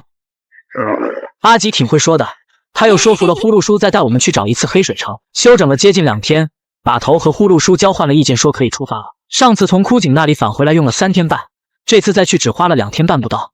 等到了那个地方，我一眼发现了有处地方不对头。我们上次埋骨头堆了个坟包呢，怎么看不到了？难道长腿跑了？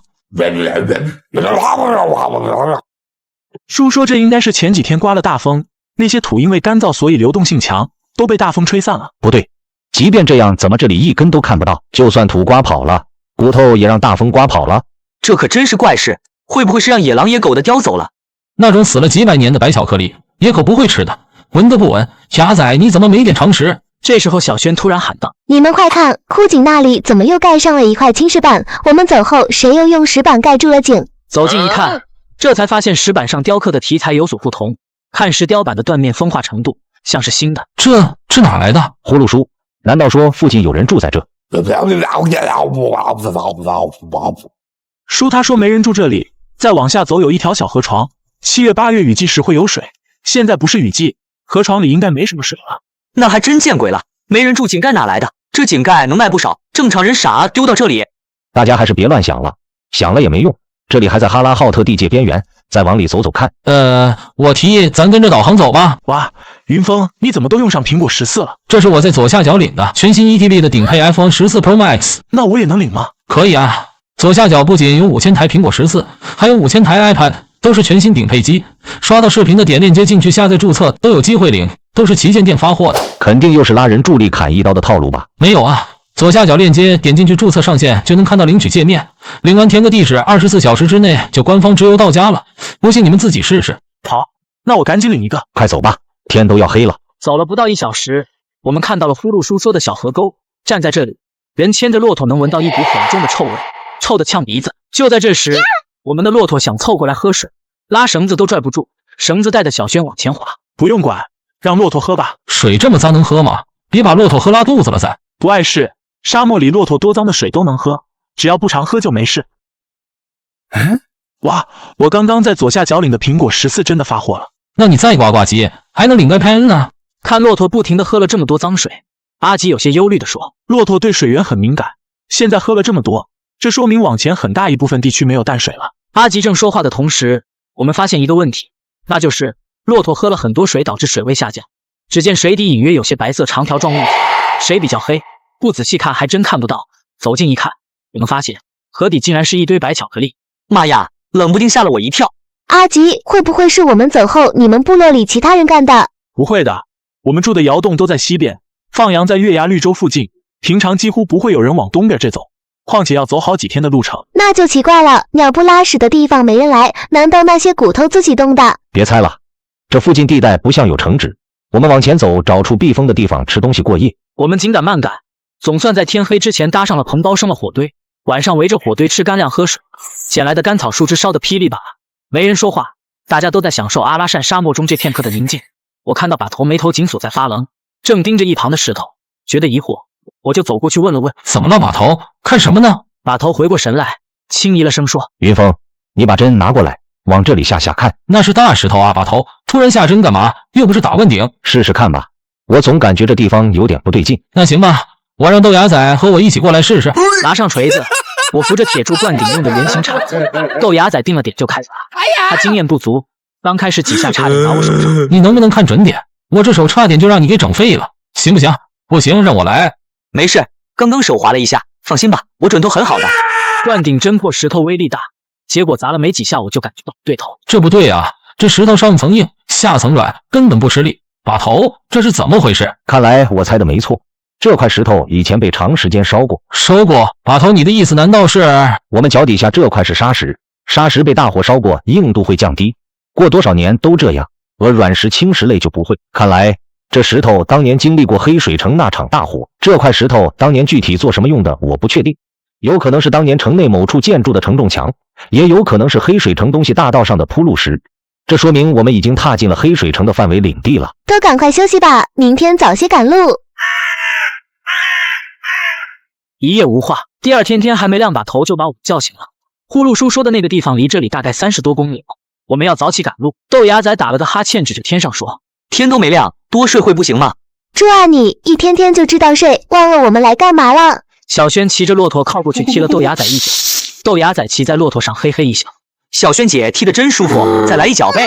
都别吵了，你们快看，那是什么？顺着我说的方向看去，只见黄沙地上横七杂八躺着一些石头塔尖，还有2块打磨修整过的长条状石条，看起来像是门梁或者地基。加快速度走过去，把头率先靠近看了看。看来猜的没错，我们已经到了黑水城附近的遗址了。云峰，上铲子，这个地方地下一定有东西。一听到要上铲子，豆芽仔着急忙慌的将东西给带了。小轩，豆芽仔，我们在人质不断的往下挖，不到一会的功夫，我们看到挖的沙坑里0708散落着一些铜扁壶，粗略扫一眼10几个。这一坑最后共清理出16个西夏铜扁壶。有了这些货，几天总算是没白忙活。这时候把头说：有的这些东西，怎么这趟下来也算是没白跑。粗略看了一下，大概能有几10个点。收拾收拾，继续向深处走，继续向深处走。把头注意着全局，他判断我们什么时候要走，什么时候该回，我们都听他的。这天晚上露营，大家天天挖沙子够累，都休息得很早。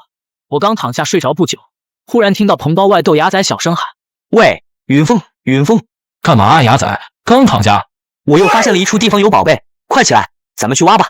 有啥事明天再说吧，这大半夜的好好睡觉。你快起来行不？不骗你，真是硬货。骗你是小狗。哦，你发现了什么硬货？你出来，我跟你说啊。咦，我有些搞不明白，往常豆芽仔找我时都是直接钻进来，这次为什么一定要我出去？现在是晚上10点多，外面还生着火堆，火光照亮了这里。我看到棚包上豆芽仔影子拖得老长，试探着问：芽仔，咱们这2天挖到最重要的东西是什么？这我哪知道，挖了那么多东西，记不住啊。再好好想想，你忘了见到那件东西你还夸阿吉来着。云峰，你说的是？就是那个青花瓷瓶啊，雍正的釉里红官窑。对对，就那个瓷瓶。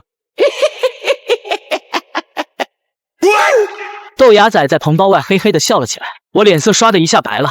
哪有什么雍正釉里红瓷瓶，我就随便说说的。我们在这里干了这么多天，压根一件瓷器都没见到过。云峰，你快出来啊！你要不出来，那我可进去了。撕拉一声，我看到棚包直接被一把小刀划开了，我下意识往后挪了挪身子。芽仔，你干什么？你割得我肚子好疼，你割得我肚子好疼。你不是豆芽仔，你到底是谁？他还是重复着这一句话，双手举着小刀朝我肚子上捅来。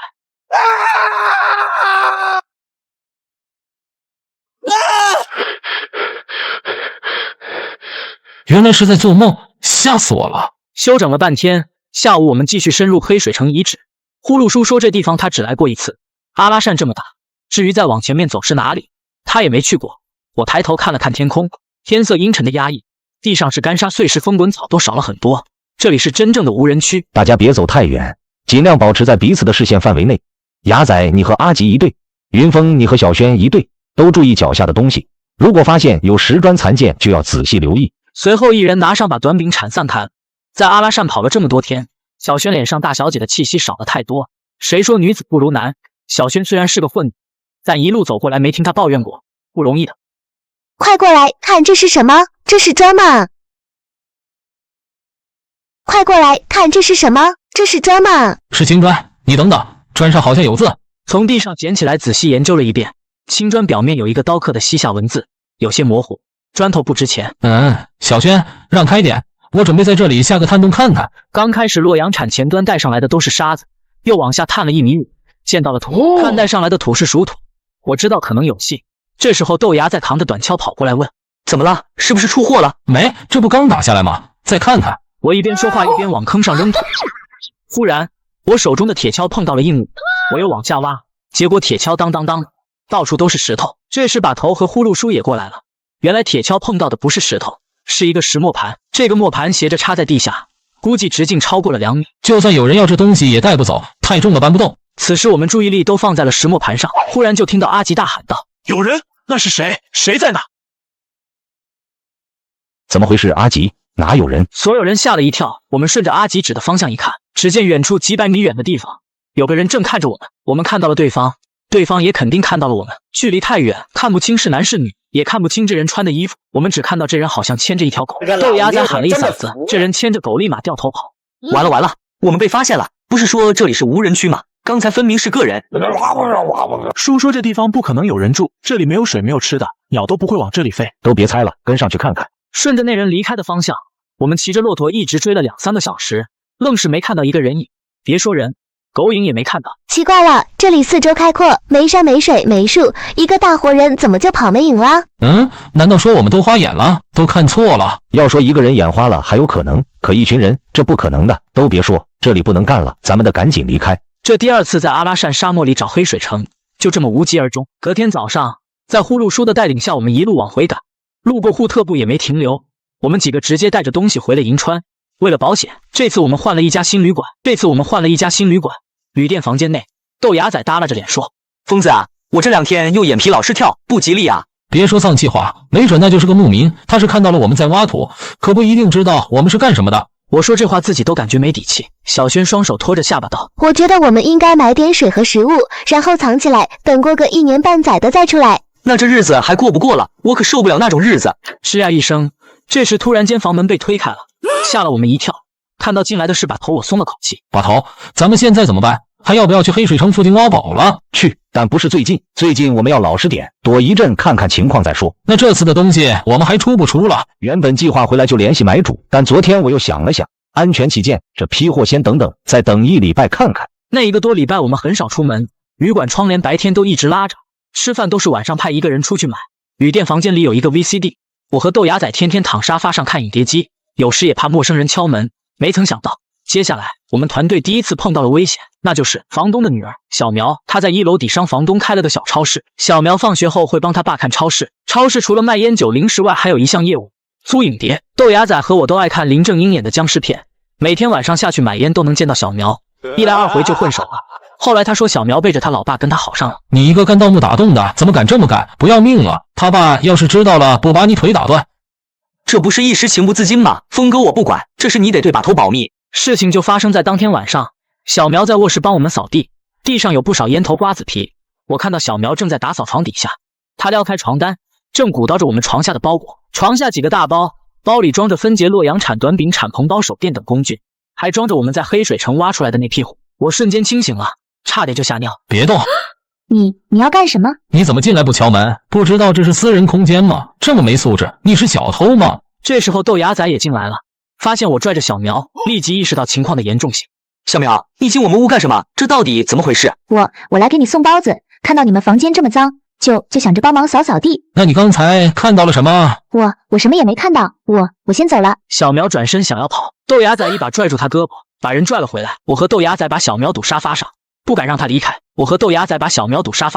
不敢让他离开。都怪你小子比事多，你要不让他会早上来给你送包子，他不送包子会帮我们打扫卫生。现在说这些还有什么用？我怎么知道他会过来打扫卫生？赶紧想想办法吧。小苗肯定看到了铜扁湖和洛阳铲，他不傻，再加上这几天我们都是晚上才敢下楼活动，白天窗帘都拉着，稍微过脑子，他都知道我们是干什么的。那现在怎么办？还能怎么办？看着点人别跑了，等把头过来再说吧。我急急忙忙地跑到门外，拿出手机给把头打了个电话。可遗憾的是，把头那边一直没人接。这时候已经是晚上，我接连打个把钟头，还是没人接。我突然觉得不能再这么拖下去了，进了房间说：“快收拾东西，离开这里。”那他呢？他怎么办？先带着他，等我们跑到安全的地方再放人走。是福不是祸，是祸躲不过。牙仔看好你手机，把头回来了，找不到我们会打你电话。快收拾，现在就走。豆芽仔将这件事告诉了小轩，脸色变得有些难看。我和豆芽仔一人提2个，小轩不用拿包，他的任务就是看好小苗，2点扶，关好房门。我故意没锁，因为怕把头回来进不去。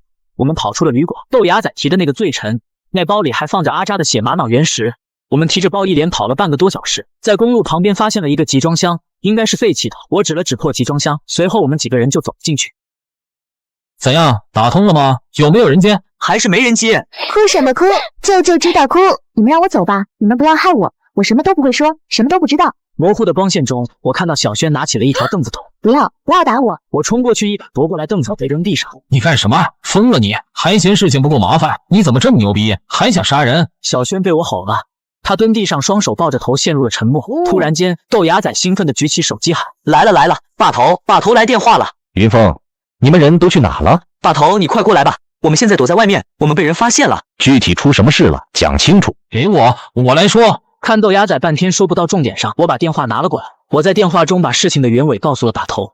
把头听后问：“你们人现在在哪？我过去找你们。”从旅馆出来向南走，过几个红绿灯，路边有个楼盘的广告牌，我们现在都在这边的一个废集装箱里躲着，你快过来吧，把头。知道了，就在那等。把头，你快过来吧，我们的东西被人给发现了，现在在公路旁的集装箱里躲着。知道了，就在那等我。半小时后，旅馆离这里不远，我忽然听到有人拍门。谁？云峰，快开门，是我。打开集装箱，把头一脸寒霜的站在我面前。现在怎么办？把头。女娃，你别怕，我问你，你要说实话，你爸现在知道这事吗？他不知道。好，我知道了。把头又拿出手机说：“女娃，我保证你不会有事，我们也绝不会伤害你。现在你照我说的做，跟你爸打个电话，报个平安，就说你在同学家留宿一晚，让你爸别担心。明天我们就放你回去。”真的吗？真的，我说话算话。考虑了几分钟，小苗颤抖着接过来把头的手机，拨打了小超市的座机号。喂，爸，是我，小苗。死妮子，你去哪了？一下午没个影，打了你学校电话，值班老师说放假了，你现在在哪？今天菲菲过生日，我在她家住一晚上，明天一早就回去了。越大越管不住你了是不？翅膀硬了都敢夜不归宿了。爸，就一晚上，明天我就回去，求你了。行了，别来这套。晚上就在菲菲家，听到了不？别跟你那些男同学出去鬼混，知道了吗？很好，女娃，你做得很好，你放心，我说话算话，你不会有事的。饿不饿？小苗看起来还是有些害怕把头。把头问饿不饿，他先是点点头，又马上摇摇头。云峰，你去吧，刚才我过来看那边有个卖包子的，你去买点过来，跑了一天都累了吧？片刻后，我在包子店买了几袋子包子，然后回到了集装箱，递给小苗一个包子一杯豆浆。把头招呼我们坐下。把头，明天咱们怎么办？有什么好办法没？出来谈吧。我一直没说你们年纪小，入行浅，这次的事给你们上了一课。记住，以后不管去到哪里都不要掉以轻心，尤其是你牙仔，你这吊儿郎当的性格得改改，要不然以后还会吃亏。知道了，把头，以后我会注意的。那行，明天回去。回去哪？回旅馆吗？不行啊，回去就完蛋了啊！把头，我们赶紧跑吧，离开银川。再不济，我们可以学那个叫阿扎的小子，我们进阿拉善找个废矿坑躲进去，可不敢回去啊！把头，躲矿坑里，牙仔，你要当老鼠吗？跑得了和尚跑不了庙，你们几个带着大包小包，连招呼都没打，房也没退，就这么平白无故失踪了。时间久了，正常人会怎么想？那把头，你的意思是摊牌了？把头点点头，他正要开口说话，我忽然听到铁门那传来了动静，小苗拉开铁皮门跑了。快抓住他！快抓住他！小轩第一个跑着去追，结果小苗还没跑到马路上，就被小轩揪着头发拽。跑还跑吗？知道疼了还敢不敢了？求求你别抓我头发了，我不跑了还不行吗？走吧，现在回去。于是我们又提着大包往回赶，赶到旅馆见到了房东。房东看到是我们，愣着说：“我以为你们不退房就走了呢，这昨晚上是去哪了呀？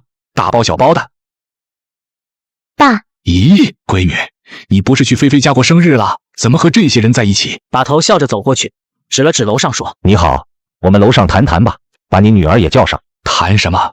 什么事不能在这说？这里人多耳杂，是关于你闺女的事，还是去楼上说吧？那天下午我们都在外面，把头和小苗爸在房间内足足谈了一下午，不知道他们谈了什么。等天黑了，把头才从房间里。事情已经解决了，小女孩这里，你们3个跟人道个歉，随后拿好东西，我们现在就走。晚上小苗脸色好看了点，我们3个依次上去给她道了歉。小苗眼神复杂的看，豆芽仔临走前又单独跟小苗见了一面，我也没去听他俩说啥。自此一别，豆芽仔和小苗再也没有相见。那一晚，把头带我们离开了那个地方，拿着大包小包没地方可去，又不敢再去市里住旅馆，最后穿过国道，我们停在了一片沙地上，也没扎营，提着包跑了一天都很累，我们就那样躺在地上枕着背包睡了过去。人需要时间成长，如果几年后我和豆芽仔再碰到这件事，肯定不会这么处理。当时都是半大孩子，做事不考虑。哟，咋混的？王把头怎么住这荒郊野外了？路上出了点状况，还是先谈正事吧。这批货你要不要？西夏的铜扁壶15个，一个2.2，铜杂件的价格你说了算，不还价。2.2不行，没力，1.5吧。把头摇摇头没说话。1.8怎么样？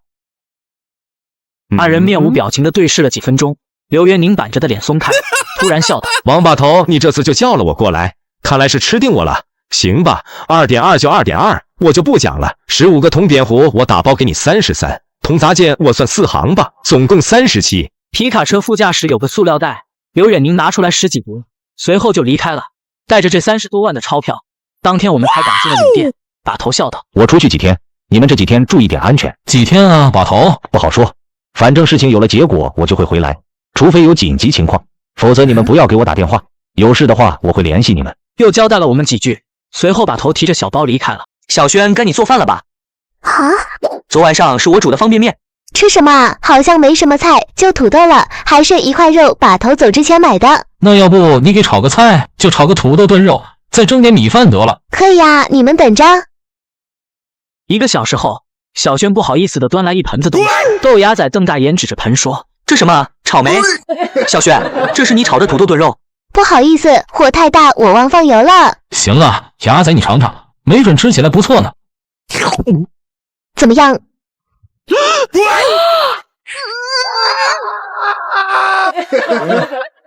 后来就再也不敢让轩轩做饭了，什么菜都炒。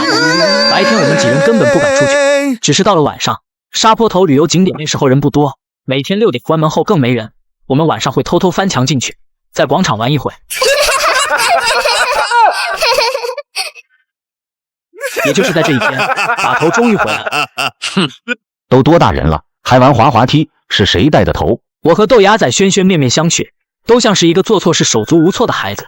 赵轩轩突然开口道：“是我把头，我晚上无聊，是我让云峰和豆芽仔带我出来玩的。”把头看了看我们3人，也是一脸无奈的说了接下来的事。黑水城干尸肚子里藏的阿育王塔，塔身里藏的羊皮纸，谜团解开了。把头为什么这么严肃？因为羊皮图上记载的事件是爆炸性的，是对历史的颠覆。阿育王塔历朝历代都供奉的至宝，可我们这个却藏着一卷羊皮纸。现在我知道了，这东西太重要，若没有塔里这段记载，恐怕真相永远无人知晓。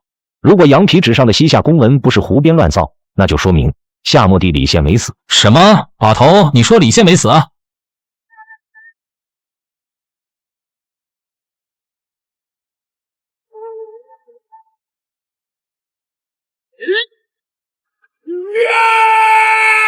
蒙古灭西夏，成吉思汗死后下密令屠城。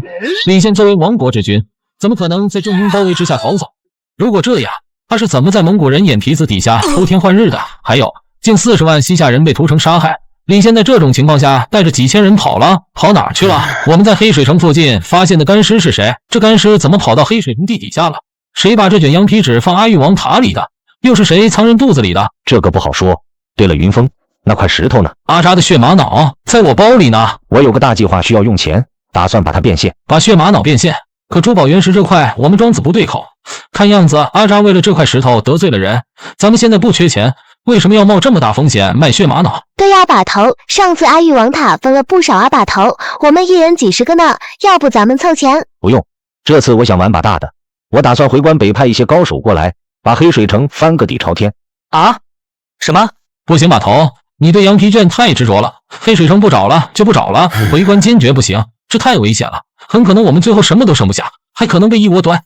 不行啊，把头，你就是对羊皮卷太执着了，黑水城不找了就不找了，回关坚决不行，太危险了，很可能我们最后什么都剩不下，还可能被一窝端。把头对我的反对很惊讶，因为一直以来把头说什么就是什么。随后他又问豆芽仔和小轩：“你俩呢？”豆芽仔知道个屁，他连北派的回关是什么都不知道，小轩就更别说了。回关的事你不同意就先放，但血玛瑙不能放手里太久，我要冒风险试一试。这个可以有，但是怎么出手呢？本来我的计划是请人雕刻做成品，现在只有切开来卖了，就是解石。那我们去哪儿去？不知道银川这边有没有玩赌石的，北方那边倒是有不少。我以前和朋友玩过1、2次翡翠原石，主要庄子不对口，要不我们买台邮具自己切。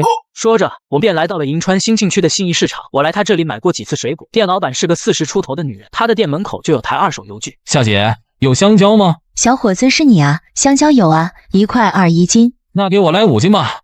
志学，别看电视了，我手机有活，来给客人称5斤香蕉，快点的。我知道了妈，这就来，5斤6块。这哪个5斤啊？你看称再说吧。我家一直这样卖的，要不你到别处。不好意思，孩子小不会说话。小伙子，这不够5斤，我再给你添点。其实我是醉翁之意不在酒，当即走到邮具那里开口说：“这什么东西啊，夏姐？应该是个电锯吧，我老公以前收回来的。怎么了，小伙子？这个卖吗？这东西不卖，以前有收破烂的问过，我摆这里留个念想。收破烂的给你多少钱？好像是150。我给你300，怎样？这不是钱的事。500。小伙子，我说了，真不是几百块钱的事，主要是我一看到这东西就想到我老公，这东西都不知道能不能用了。你要它干嘛？你就别为难我了。看来这东西对他真的挺重要的，那借一下行不？借？怎么个借法？我把邮具拉回去用，等用完了我再送回来。如果你愿意的话，我放2000块押金在这里。要只是用一下可以，至于押金就算了。小伙子，你买我好几次水果了，看着也不像是坏人，用完一定要给我送回来啊！用完一定要给我送回来啊！没问题，一准给您送回来。收着吧，夏姐，你拿了押金，我心里踏实点。那好吧，这东西有几百斤重，小伙子你要怎么拉走？今晚吧，晚上我找辆小货车来拉走。回到沙坡头平房，我把这件事说给了把头。这样也好，拉回这里切最掩人耳目，别人也发现不了。我现在去外面找辆小货车。当天晚上9点多，我和豆芽仔跟着把头坐着小货车去了信义市场。夏姐，我来拉东西了，在吗？夏姐，是不是睡着了？你小子还好这口。我白天都和他说好了，咱们先装车吧，一人一个脚，小心点抬，这东西很重。就在这时，水果店里走出来一个小姑娘，见我们4个正抬邮具，气冲冲地指着我们。干什么呢你们？快给我放下来！等把邮具搬上车，我忙回头解释。误会，你是夏姐的女儿吧？我跟夏姐说了，你家这东西我只是借用一下。你等着，我问问我妈。她用店里座机拨号，我走近一听，电话那边传来的是夏姐声音。小希，我知道了，让那小伙子把东西拉走吧。她上下打量我一眼，狐疑地说：“那你有电话吗？留个号码，别到时候找不到你了。”我还没买手机，于是便把豆芽仔的号告诉她。晚上10点多，我们把邮具拉回了沙坡头，补到了邮具几分钟，豆芽仔按下启动按钮，预想中的机器轰鸣声没有，这东西没反应，不会真是放太久放坏了吧？我走过去仔细看了看，只是邮具邮箱里没油了，机器应该没坏。随后把头不知道去哪里搞来了1桶油，加满油后，只听见轰隆一声，邮具启动。邮具是能用了，可是我们该从哪里开始切呢？拿出原石研究了半天，豆芽仔和我的意见不一样。随后把头提出来一个折中的办法，把原石头顶削去1块，这样做不会浪费料子，又能看清内部构造。削掉的这块还能做牌子、挂件类的小玩意。这个办法好，不愧是把头。既然说好了，那就开始吧。咱们不该上炷香什么的吗？祈求顺利。哦对，我给忘了，东西我前天就买好了，牙仔快拿出来点上。财神爷保佑，一切顺利，一切顺利。我豆芽仔给您磕一个。开了。这晚银川天上有月亮，在白白的月光映照下，我眼前出现了一抹妖红色，分外扎眼。发了发了，这一看就是好东西，一定是财神爷感受到我的诚意了。石头切开，尘埃落定，把头终于松了一口气。石头切开，尘埃落定，把头终于松了一口气。牙仔，你别高兴太早了，现在它再好看也是一块石头，而我们需要的是实实在在的真金白银。对，变现最重要。把头，接下来怎么办？是直接这样卖，还是再加工？肯定要加工，一是因为加工过后原石大变样，不容易被人认出来；二是因为上好的工可以让最后成品的卖家翻跟头。可以是可以，但是去哪里加工安全呢？云峰，你回趟潘家园，看看能找到好的南方工。石头这行我朋友少说不上话，要看你了。银川这里的雕刻师我不太放心。不对啊，把头，我听说雕成品的时间很长，不是3-2天就能出来的，难道我一直在那等？这么贵重的东西，只有交给你我才放心，一定要把这件事办好。牙仔、小轩和你一块回，多个人多双眼，路上安全。你呢，把头？你不走？还记不得那件白马扁平，我给别人了，我得去找他，估计解决完要好几天。那块原石对我们很重要，可能下几次坑都捞不到这么多。云峰，你路上一定要小心再小心。放心吧，把头。我们3个是第2天下午离开的，坐上了从银川回潘家园坐的火车。等我们到了，已经是3天后了。我和豆芽仔都戴了一顶帽子。出车站时，豆芽仔还买了3副墨镜。当我背着包再次走过华威桥，心中感慨万千。想什么呢，疯子？没什么，走吧，咱们进去转转。这天潘家园刚好是周6，人很多，大棚地摊全部开放。大棚里一阵嘈杂，穿过了几个区，我们到地方了。眼前3家门面紧挨着，一家叫腾冲精品玉器店，一家叫翠上坊，最后一家名字叫阿亮翡翠行。我们直接进了第一家店。3位好，请问需要点什么还是随便看看？你们老板呢？我们老板平常都不在店里，您如果有事的话可以联系老板。好，麻烦把电话给我一下。女销售递过来一张白色名片，底下印着小灵通的手机号，左下角写着赵强。我照着号码用豆芽仔手机打了过去。你好，哪位？你好，赵老板，我姓夏，有点生意想跟您谈一下，能不能见个面？姓向，我不认识姓向的。你叫什么？向子明。向子明。不认识，你刚才说谈生意，谈什么生意？玛瑙生意，阿拉善玛瑙。你找错人了，我做翡翠生的，庄子不对口啊。就这样挂了。我刚从银川过来，你在店里等等，我这就过。赵老板来到店里，打开了我们用报纸包裹的原石，吓了一跳。他想以3.8万的价格收购我们手里的这块原石，豆芽仔当即就怒了，抱着原石就想出门。赵老板，那就不谈了，我收回刚才说卖原石的话，要是找大师工呢？我义务帮你引荐一下可以，就当交朋友了。另外，大师也不是给钱就雕的，他们也要看料子，这个要你们自己谈。赵老板给我们引荐的是潘家园最有名的一位雕刻大师天工周晓通。可遗憾的是，在农展馆刚见面，这人就直截了当的说自己不雕玛瑙。我说大师您先看看石头，工钱这方面都好说。他笑着说不用看了几位，我本人对阿拉善玛瑙兴趣不大，你们请回吧。牙仔，把原石给他看看。邹晓通不耐烦的扭头瞥了一眼，报纸没有全部撤掉，我们的石头只露出来一小部分。原石表面近乎于腰的红色太抢眼了，邹晓通被吸引，他走过去撤掉报纸，足足看了5-6分钟，逐渐看入迷了。这东西是阿拉善的玛瑙，底子怎么这么细？绝了，绝了，这还真是绝了！这块石头我做了。那大师，您的工钱是？行里我的工价一直很稳定，像做这么大的雕件，价格都在8左右。啥？工钱8万？不行不行，我们不做了，太贵了。邹晓通急了，对这块玛瑙石爱不释手，他急着说：“这块石头十分特殊，我可以给们个朋友价，工钱7万，怎么样？”算了算了，还是太贵了，我不雕了。那你说给多少吧？工钱不是问题，主要是我对这块石头有了灵感。豆芽仔想了2分钟，伸出了3根手指头。3万太低了，这样会拉低我近几年来维持的行业均价。麻烦请几位尊重我的手艺，重新出个价格。3万？你还想要3万？我说的是3000。周晓通万万没想到，豆芽仔竟然会报这么一个价格，下巴都快贴地上。这哪还是什么工艺大师的价，这学徒价吧？我觉得豆芽仔有点过了，我心里觉着在3万左右比较合适。我刚想开口说话，豆芽仔已经上手包石头了。邹晓通按住了石头。你慌什么？我们还没谈好呢，不是？后来我们达成了秘密协议，之所以叫秘密协议，是因为邹晓通说3000就3000，但这价格我们要严格保密，不能对外人透露，因为他想拿到中宝协百花雕刻大赛金奖，而想要拿到这次的冠军，就必须要一块极为特殊的原石，而我们的阿拉善玛瑙就成了他爱不释手的雕刻对象。一连玩了好多天，那天我接到邹师傅通知，说我们的血玛瑙雕好了。到顺义见面后，我看他黑眼圈很严重。周师傅，你是几天没睡觉了？别说那些了，等着，我马上拿过来。几分钟后，他从2楼抱着个木头盒下来了。各位请看，作品名《火焰山》。不愧是大师级手工，周师傅真是好手艺。来，这是你的3000块钱，一手交钱，一手交货，一手交货。既然作品已经帮你们完成，那你们是不是也该答应我的条件，借我几天去参赛？行，没问题。邹晓通非常喜欢这件作品，他前天说想出85个买下来，我当时没答应，能从3万8的价格到85，现在又脱胎换骨，我想着能更高，不说400，能到200到300这个区间我就卖。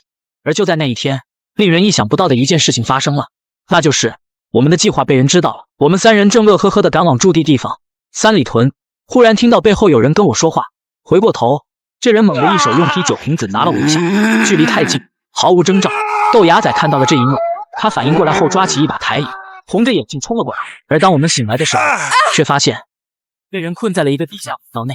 出现在我们眼前的有几个人，男子走到我们面前，然后说：自我介绍下，我姓金，金雷皇，老家银川的。金家2兄弟的消息还真是灵通啊！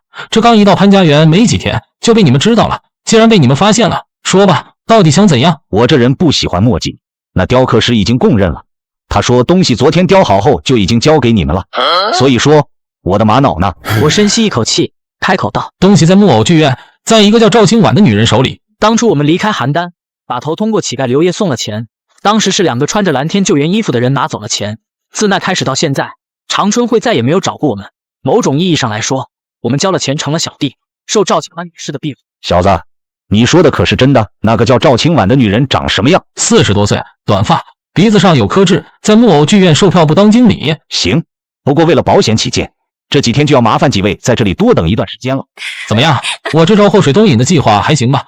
金雷皇去找了木偶剧院，那是赵清婉的大本营。金家兄弟一过去，他们就知道我们出了事，到时候一定会派人来救我们。那现在咱们怎么办？可惜了，咱们这次真是被打惨了。要是乞丐留在这，软件一抖能把这些人全扎死。眼下把头不在，我们孤立无援，搞不好就被废了双腿双手，扔马路上要饭了。豆芽仔这时候已经昏迷不醒，我和小轩也被人打得鼻青脸肿。我现在想的是，如果赵清婉知道是我们几个出了事，一定会派人来救我们。那要是不知道呢？小兄弟，明天时间就到了，你放心，明天会有人给你们钱的，你们的老大不会白走这一套。为了你们好，希望你说的是真的。当然是真的，不过现在我们有个要求。哦，什么要求？我们要点吃的，还要2碗水，不吃饱了，明天没力气走路了。那这没问题，亲爱的，你去吧。小卖部老板不是你妹夫吗？去买几个面包，买几瓶水，顺便再帮我拿2包软玉溪。哎呀，雷哥，人家腿疼不想走吗？你老使唤人家。给你，照我说的错，赶紧去吧，我的小可爱，赶紧去吧，我的小可爱。不到半小时，女人提着个塑料袋回来了，她买了一些便宜的包装面包，还买了3瓶矿泉水。随后她把塑料袋扔到地上，笑着出去了。而就在我们正吃着东西的时候，我吃到一个纸团。豆芽仔看到了这一幕想说话，我马上制止了他，打开纸团，上面用圆珠笔写了一行小字：明天去木偶剧院真功夫快餐店后厨。可能是刚才那个小芳姐写的。我知道东西是他买的，肯定他嫌疑最大。第2天上午，我又改了口。金雷皇问送钱的人几点到，我说按照约定，3天后给钱的人会在真功夫快餐厅的后厨和我碰面。金雷皇没起什么疑心，他吩咐5、6个小弟把我们双手绑着，来到了木偶剧院的后厨。哟，这不像老板吗？对不起，我来迟了。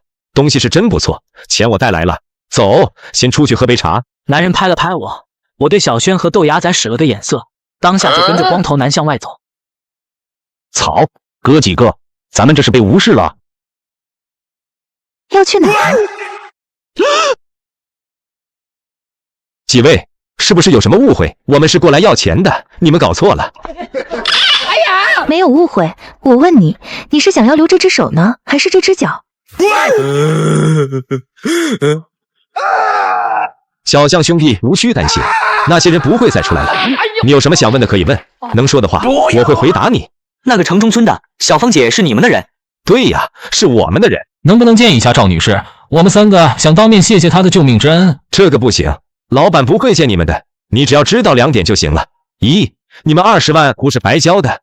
2，老板的主要对手是长春会，收你们的钱是顺带着帮一下。我时间到了。对了，后厨你们就不要进去看了。再会。我们人是得救了，但还有一大堆麻烦要处理，那就是周晓通，我们的玛瑙会不会因为金氏兄弟的原因，周晓通带着东西跑路了？带着些许疑问。当天下午，我们3去了顺义天竺，去找邹晓通，去找他要回我们的血玛瑙。到了地，我都没反应过来，邹晓通竟然正坐在门口等我们呢。他脚下还放着个黑色单肩包，脸上也是被人打得鼻青脸肿。来了，今天是第3天，我都等你们小半天了。邹师傅，你的脸怎么了？来了，今天是第3天，我都等你们小半天了。邹师傅，你的脸怎么了？没事，只是最近家里出了点状况，家里太乱，就不请你们进去了。带着你们的东西，赶紧走吧。邹晓通并不是想独吞血玛瑙，他身上的伤都是金雷皇和长头发打的。邹晓通把血玛瑙藏了起来，现在又还给了我。我不知道这件作品在他心里有如此重要的地位，为了这石头，竟然连命都不要。对了，各位，如果你们不介意，就把这东西卖给我吧。你也知道，为了这个作品，我也忙活了几天。金氏兄弟这边你们不用担心，我在潘家园也算是小有名气，他们不敢把我怎么样。当断不断，反受其乱。要是一直把这东西留在身边，说不定还会引来一些不必要的麻烦。可现在要是想以200-300卖出这块石头，最起码也得等1个月，我们没这么多时间了。要不就188个点卖给老周得了，188，石头带回家，你发我也发。小轩，你认真的？邹晓通虽然是潘家园有名的雕刻大师，但家底也是有限度的，立即着急的答应了下来，因为他知道一旦错过这次机会，就不是这个价。城中村出租屋内，豆芽仔看着自己手机皱眉问我：“疯子，你说把头到底怎么回事？一连打了这么多电话里，还是关机？”对呀，尹峰，把头该不会是出了什么事吧？快闭上你的乌鸦嘴，回银川吧，到那找到把头和他会合。本来出发的日子定在了2天后，但就在那天晚上后半夜，我们都睡着呢，豆芽仔忽然接到了一个陌生手机号发来的短信，他捡起来手机使劲揉了揉眼，给我们发这条短信的人正是失联好多天的把头。疯子，你快醒醒！怎么了，牙仔？大晚上的别吵我睡觉。把头发短信来了。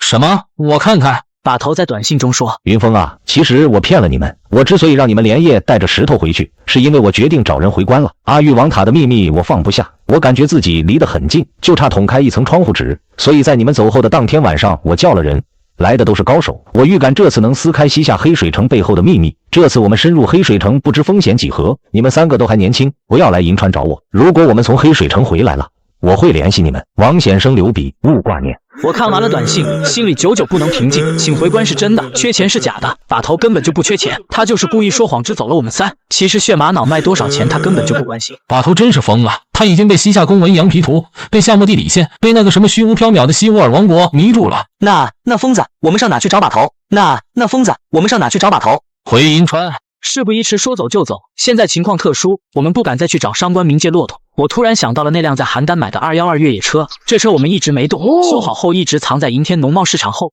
等到了市场找到了那辆车，又有了问题。之前是秦兴平和把头轮流开的车，我们3都没驾照，没学过车，这怎么开？要不我来开？我以前跟着老舅讨生活，在码头上开过小叉车卸鱼。那你行不行？别拉着我和小轩冲沟里了。疯子，你还不卸啊？卸鱼用的叉车也有方向盘、油门，都一样。那行吧，到了国道，你要慢点开。上车后，豆芽仔拧了钥匙，打了好几下才打着。见他不动，我坐在副驾驶说：“你倒是开啊，愣着干嘛？”奇怪了，倒档是怎么挂来着？你挨个试试不就知道了吗？少给点油门就成，你行不行？不行，让我来。行了，我知道，我这就开。豆芽仔哦了声，随后一顿操作，这就撞塌了别人的摊位。完了，全完了！看什么看？还不下去看看有没有撞到人？我脸都黑了，让豆芽仔开车，这还没走5米就出了车祸。卖干货的大姐让我们赔1000块，说的大概意思是干货掉地上沾了土就脏了，要是水洗了就不能卖。豆芽仔下车后说太贵，最多赔你100块钱。双方一阵扯皮，就在这时有人走了过来。这不是记者同志吗？怎么了，方嫂？撞你摊子了？这不是甘记者的父亲吗？他怎么会在这？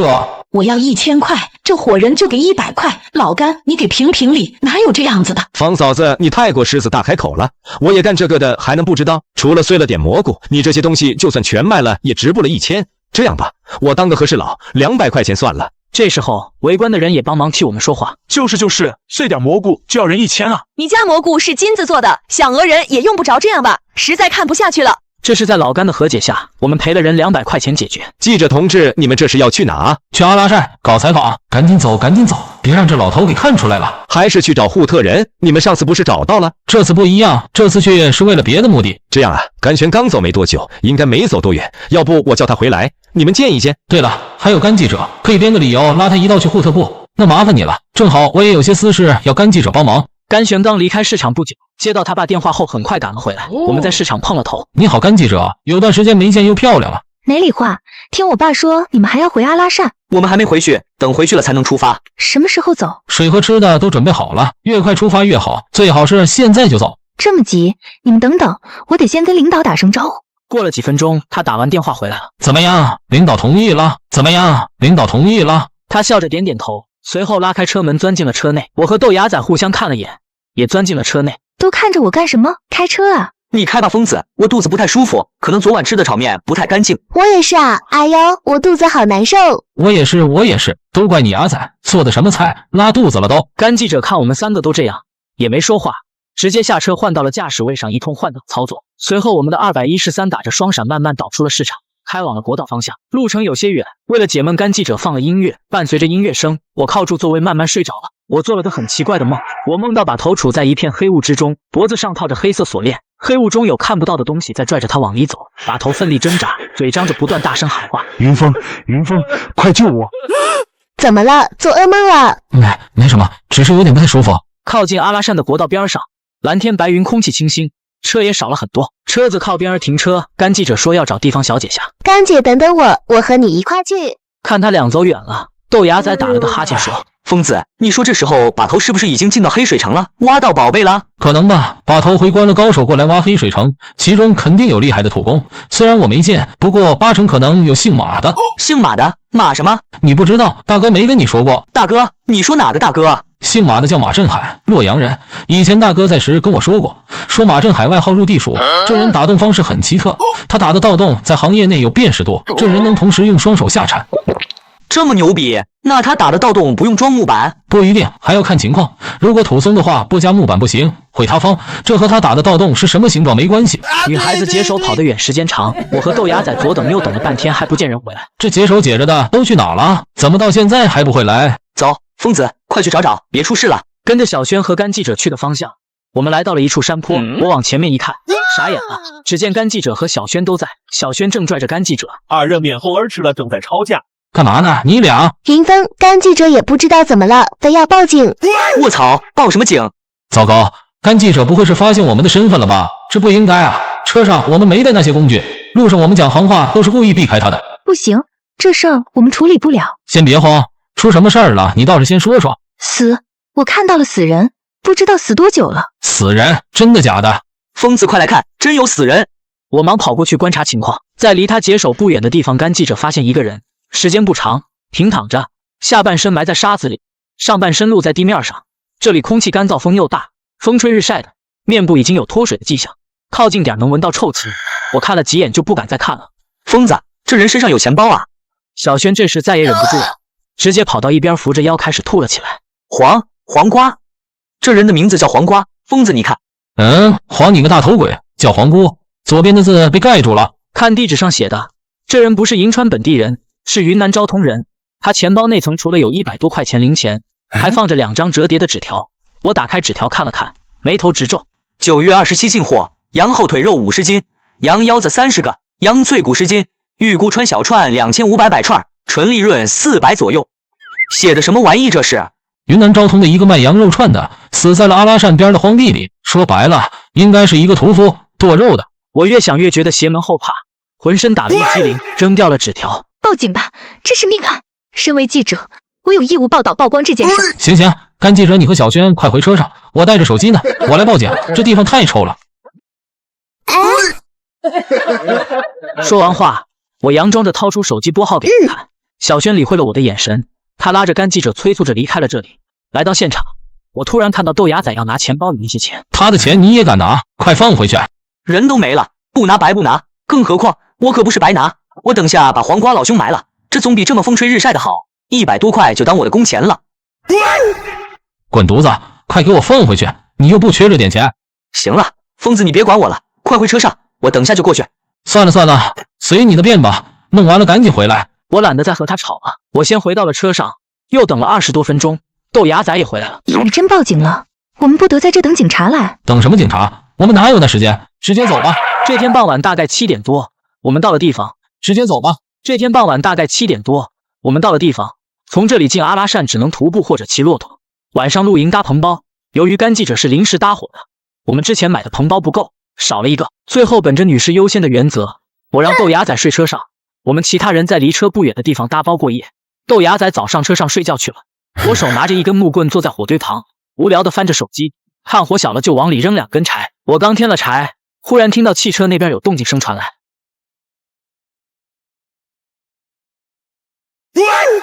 这动静是从车上传来的。豆芽仔在干什么呢？他还没睡，干嘛用脚踹车啊？我找到手电打开，拿着电筒走了过去。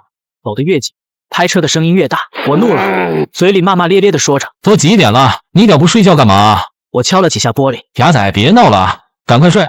你小子不会是在车上那个吧？”当我说完这句话，车里没动静。这小子该不会真让我说中了吧？我摇摇头，举着手电转身就走了。可我刚走开没几步，车那边又传来砰砰砰的声音，而且声音比刚才更大。卧槽！你小子有完没完了？开门，给我开门！由于用力过大，他突然这么一开门，我好悬没摔倒。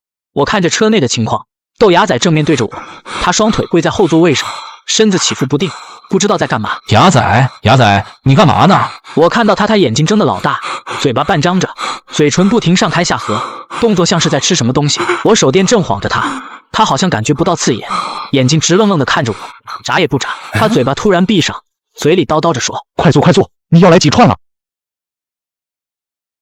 梦游呢你大爷的！你在说什么呢？不对，我怎么听这话怎么这么别扭？9月27进货，羊后腿肉50斤，羊腰子30个，羊脆骨10斤，预估川小串2500百串，纯利润400左右。写的什么玩意这是？看面前的豆芽仔这样，我瞬间头皮发麻，吓得开始慢慢往后退。然后我看到豆芽仔下了车，他也不跑不闹，就绕着车不停地走圆转圈，一直走，走了大概半个多小时。豆芽仔对着空气，突然双手不停地上下摆动，动作像是在做肉，然后他就回车里躺下睡觉了，车门也不关。我回去后吓得一晚上没敢睡。第二天白天，豆芽仔又恢复了往日生龙活虎的形象，他早起笑着对我说：“吃什么啊疯子，烧点热水泡个馕吃吧。”你昨晚知道自己干了什么不？能干什么啊？就睡觉呗。卧槽，看来这小子是真不知道。你手怎么了？不知道，有点疼，可能昨天挖坑埋人碰着了吧。昨天那黄锅的钱呢？拿出来。啊？你怎么知道我拿了他的钱？少废话，快拿出来！我一把夺过来钱包，当着他的面点着火堆扔进去烧了。豆芽仔不解，生气地说：“疯子，你这是干什么？干嘛烧我钱包？这就不是你的，必须得烧了。”豆芽仔平常吊儿郎当，但每当我真生气了，他一般不敢说什么。我冷着脸，静静地看着火堆里的钱包化为了灰烬。往后这2天，豆芽仔晚上再也没梦游。我们来往户特部已经好几次了，背风坡、蚂蚁沟、月牙洲，只要记住这些地方地形的辨识度，接下来一路往里走就行。至于阿拉善沙漠狼和行军蚁那种东西，除非像那我们那天点太背，一般情况下都不会碰到。来到户特部，阿吉也是第一个出来迎的。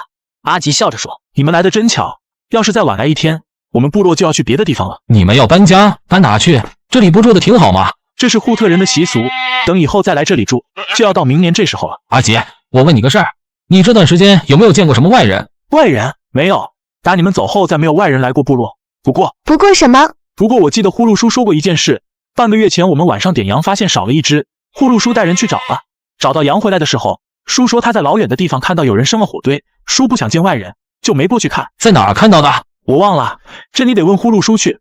不过云峰，你们这次回来不会是还想去那里吧？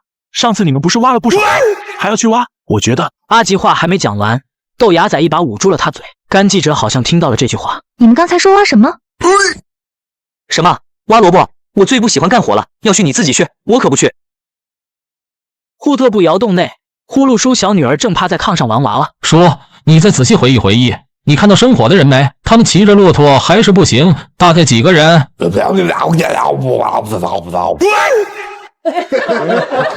叔说真什么都没看到，当时离得很远，只是老远看到火堆的火光，唯一能确定有人生了火。那他们当时生火的地方在哪？大概方位？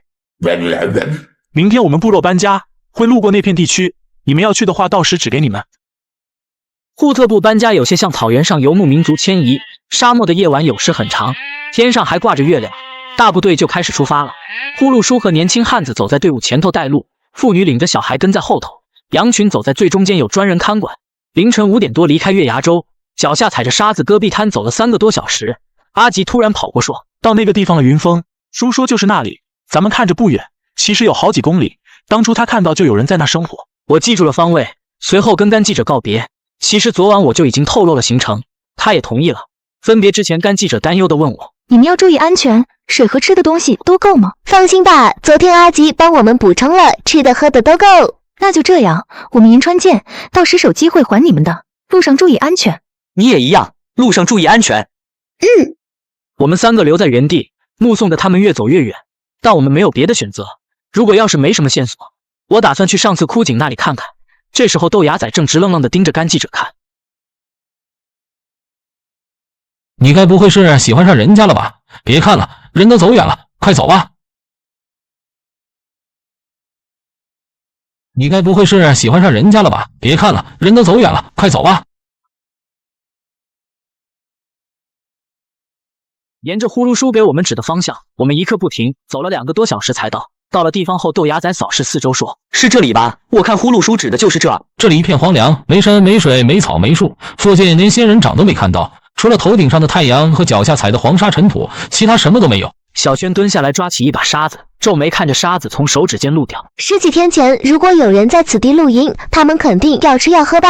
我们四周看看找找，都保持在各自视线范围内，注意安全。随后我们绕着这地方搜寻了一圈，别说，还真有发现。豆芽仔在不远处捡到几个已经空了的矿泉水瓶，有2个水瓶上的娃哈哈商标还在。这些空水瓶能说明一点，就是半个多月前的某天晚上，不止一个人曾在此露营过夜。这些人是谁？他们深入阿拉善干什么？那把头有没有在这些人当中？这一天，小轩头上包着纱巾，他嘴唇干裂，淌着沙子，走着走着，突然好像发现了什么。小轩突然惊呼道：“银芬，银芬，你快看，看那里！”我眯着眼顺着他手指的地方看去，只见在前方不远处的出现了一座小房子，看着像一座小庙，应该是石头建的。豆芽仔也看到了，他疑惑地说：“是不是海市蜃楼啊？以前我在海上经常看到，有一次我在海上还看到了游乐场，有人在坐过山车。老舅说沙漠里也有海市蜃楼，不确定，要不我们过去看看？真要是海市蜃楼，咱们走不到那里，白走。不过老舅教过我一种方法，可以辨别是不是真的海市蜃楼。老舅还说这法子在哪里都管用，在沙漠中也一样。什么办法？”豆芽仔也不回话，他扭头左顾右盼，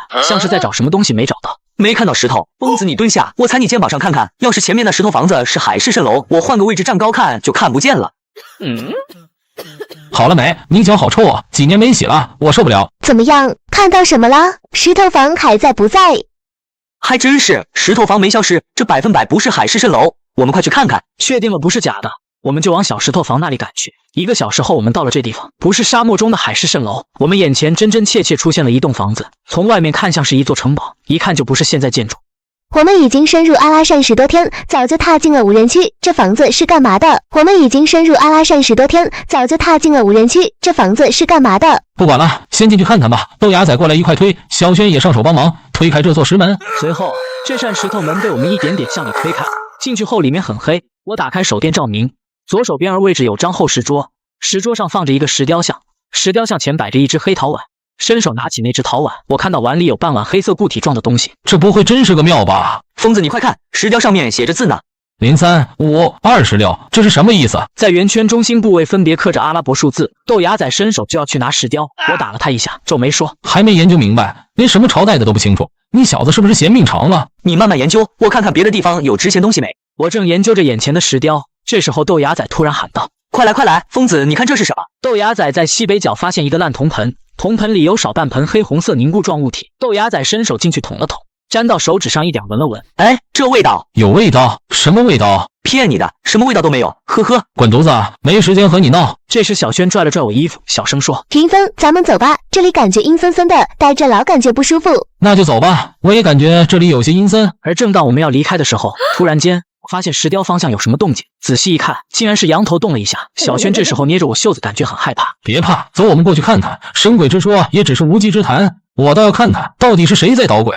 仔细一看，发现支撑着羊头的竟然是豆芽仔。你小子什么毛病？竟然把羊头戴在自己头上！银芬，我们走，别理他。不戴白不戴，疯子，我属羊的，这羊头我看着就挺好，你不要那我要了啊。行了行了，你小子这东西少说也得30多斤，你带着也不怕疼，赶紧拿下来。而豆芽仔正要将羊头拿下来的时候，突然发现了不对劲，那就是羊头竟然拿不下来。我和小轩这时候连忙过去帮忙，可试了很久，也没能将它给拉出来。疯子，你快想想办法啊！我不想一直带着这玩意进沙漠。谁让你小子手欠，还钻羊头里了？你不是喜欢这个羊头吗？就这样吧。行了行了，你就别怪雅仔了。轩轩，你把雅仔扶到2张石桌的缝隙卡住，我来帮他拔。赵轩轩将豆芽仔扶到石桌的缝隙之后，我则是在一旁找来了一根出木棍，走到距离豆芽仔很远的距离，随后跑了过去，将豆芽仔一羊头的给逼了出来。走吧，这不已经出来了吗？走吧，这不已经出来了吗？豆芽仔脸憋得通红，他想带走羊头拿出去卖钱，结果被搞了这么一出，直接上脚开始猛踹，一连踹了好几脚，最终一脚把石柱和连接的底座踹断了，石桌上出现个黑窟窿。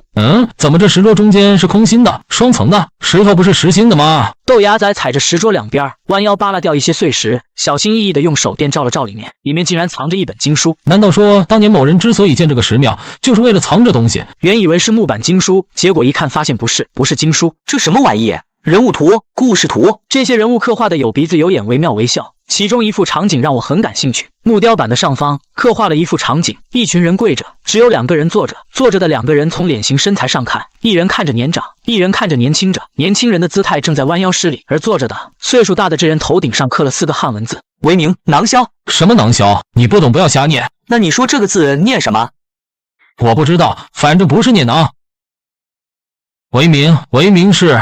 我说怎么看着这么眼熟？这不是李元昊的小名吗？什么李元昊？我只认识李元霸，李元昊又是谁？他哥哥吗？什么李元霸？李元昊可是西夏的开国皇帝，可比元霸牛。他有5个小名：为名囊萧、拓跋元昊、为名元昊、赵元昊、青天子。他字小李，还有人叫他小李子。这是哪个把李元昊雕木头板上了？上面还用阴森森的羊头压着，这是大不敬啊！云峰，你怎么了？脸色怎么难看？没什么，走吧，先出去再说。头的作用我当时不知道，当时豆芽仔把石羊头和木雕板都装进了自己包里，搜寻了一圈没发现有其他东西。随后我们离开了石屋这，半天过去了，小轩捡了根胡杨树枝拄着当拐棍，他停下来看着前方说：“这是哪啊？你们看那些沙子，怎么有的高有的低？”这你就不懂了吧？沙堆有高有低，说明这里之前发生过沙尘暴，形成了流动沙丘。这天气反复无常，咱们1、2天的又不走出这里，我看啊，今天得早点找地方过夜。那水够不够？还有多少水和吃的？应该够了，银川买的还没用完，阿吉又帮咱们补充了，再坚持半个月，一点问题都没有。行，再往前走走看，找找周围有没有适合过夜的地方。而我们一边走一边找的时候，我突然看小轩心情有些低落，我问了一句：“怎么，你后悔了？”也不是后悔，就是我有时候想想，咱们这是要去哪啊？废话，你看看你那丧气样，当然去找把头。那要是找不到呢？咱们要去哪里？这个你不用管，我有自己的想法。放心吧，小轩，有我在，不会让你有危险。怎么，你后悔了？也不是后悔，就是我有时候想想，咱们这是要去哪啊？废话，你看看你那丧气样，当然去找把头。那要是找不到呢？咱们要去哪里？这个你不用管，我有自己的想法。放心吧，小轩，有我在，不会让你有危险的。晚上我们躲在沙丘后面，找了个挡风的地方扎营过夜。由于周围搜寻到能烧的东西不多，我们的火堆烧不了多久。豆芽仔坐在地上打了个喷嚏，冷啊，太冷了，冻得慌。煮方便面吧，不是带了好多袋吗？我想喝点热汤。什么好多袋？就10几袋，我们买的干馍还有不少，先吃那个，吃完了再说。傻不傻？你说你傻不傻？就不能方便面和干馍一起吃啊？泡着吃。那行吧，煮3袋。小轩哦了声，去包里翻找了。3袋不够，煮5袋。趁现在有火，我一个人吃2袋。煮好了方便面，低头正准备吃，就在这时，我老远看到了沙漠中发出一闪一闪的亮光，一亮一灭，一灭一亮。小轩也看到了。那什么，快看，别吃了。那什么，一闪一闪的，不会是外星人飞船 UFO 吧？鸭子别吃了，赶紧跟我过去看看。不去不去，打死不去。哪里有什么 UFO， 全糊弄人的，我看不像是外星人，倒像是有人在打手电，一开一关，跟我去看看。随后我们3个找来手电，慢慢向远处闪光的地方走过去，离得越近，看着越像是有人在开关手电筒。忽然间，这一束光移动方向，不偏不倚照在了豆芽仔身上。谁呀？吃饱了没事干。顺着光源跑了几分钟，豆芽仔停了下来。我看到前面沙地上趴着一个人，这人眯着眼睛，身上穿的衣服上全是沙子，他嘴唇干的都粘在了一起，正机械式的单手拿着手电筒，一开一关。你谁呀？怎么在这里躺着？这男的嘴唇动了动，我们听不清说什么。我知道他可能是想喝水。你想喝水？要喝水就点点头。牙仔，把人扶起来，小轩给他拿点水。我之所以救他，是因为我感觉这人身上有股味，行里人叫土腥味。严格说，这不是一种实际存在的味道，更像一种直觉，一种感觉。小轩跑过来拿了一瓶水，随后豆芽仔为这人喝了点。能说话了不？我是旅游的，迷路了。不老实是吧？这是哪？尿不拉屎的地方捋有捋到这里来了，你是要把自己捋死啊？别动，让我搜身。别动，让我搜身。这人还想挣扎2下，豆芽仔直接来硬的，从上到下给他搜个遍。从这人身上搜出来一部没电的手机，一只手电筒，一把匕首，还有塑料袋套着的火折子。一看到塑料袋里包的火折子，我乐了。正经人谁用这玩意？就盗墓贼用这东西。我再问你一遍，好好说，你是干什么的？我真的是游客，你迷了路。你不说实话，行，我们走吧。随后我们3个不管他了，拿着剩下的水开始往回走。带来地，豆芽仔小声问我怎么办。别管他，咱们先睡觉，让他一个晚上再说。疯子，你说这人晚上不会冻死吧？冻死就冻死啊，回去睡你的觉，其他事少管。不知是敌是友，生人不能乱叫，何况是在这大沙漠里，要不晚上睡着被都没人知道。我晚上睡1小时醒1小时，就这么挨到了天亮。等天亮了，我再跑过去看，那人还趴在地上，和昨晚的姿势一样，没动。喂，醒醒！喂，没反应啊？不会真凉了吧？先把他带上来再说吧。而当我们将这人拖出来之后，这人没死，右小腿受了伤，粗看之下看不出来什么伤口，伤口上面一层沙子，就像芝麻烧饼上的芝麻。怪不得这人一直趴着不动，他是动不了。你腿怎么回事？踩到蚂蚁窝里了。踩到了蚂蚁窝？你说的是沙漠里住着行军蚁的那种土包？是啊，我没有绷带，就用火折子烫自己腿止了血。你做件好事，救救我吧！怪不得看着一片黑，原来是自己烫的，是个狠人。北派的南派的？怎么不说话？见他还是闭着眼睛不开口，我接着说：我们救你不为别的，只想从你口中知道点有用消息。我不相信你不知道我是干什么的。你想知道什么？你们几个人，那个团队的认不认识王先生？先给我点水。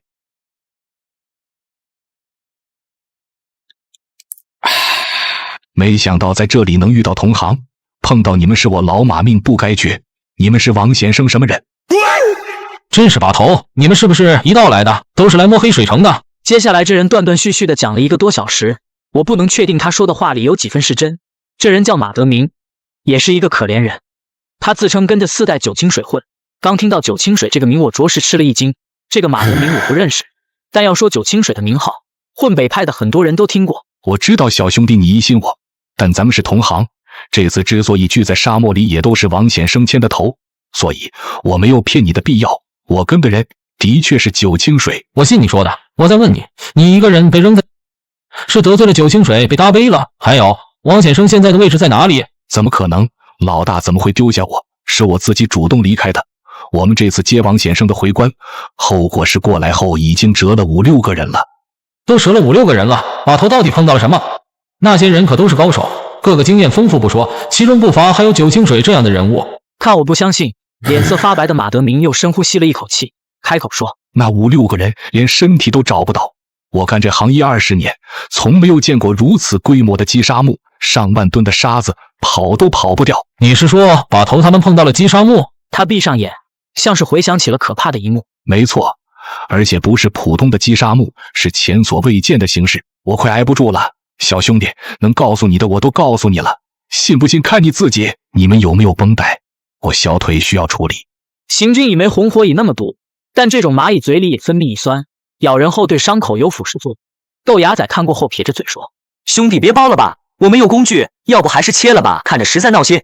我觉得还是留着好，虽然难看点，但没问题，我还没感染。怎么没感染？你看你这，我实在看不下去了，干脆点吧，保命要紧。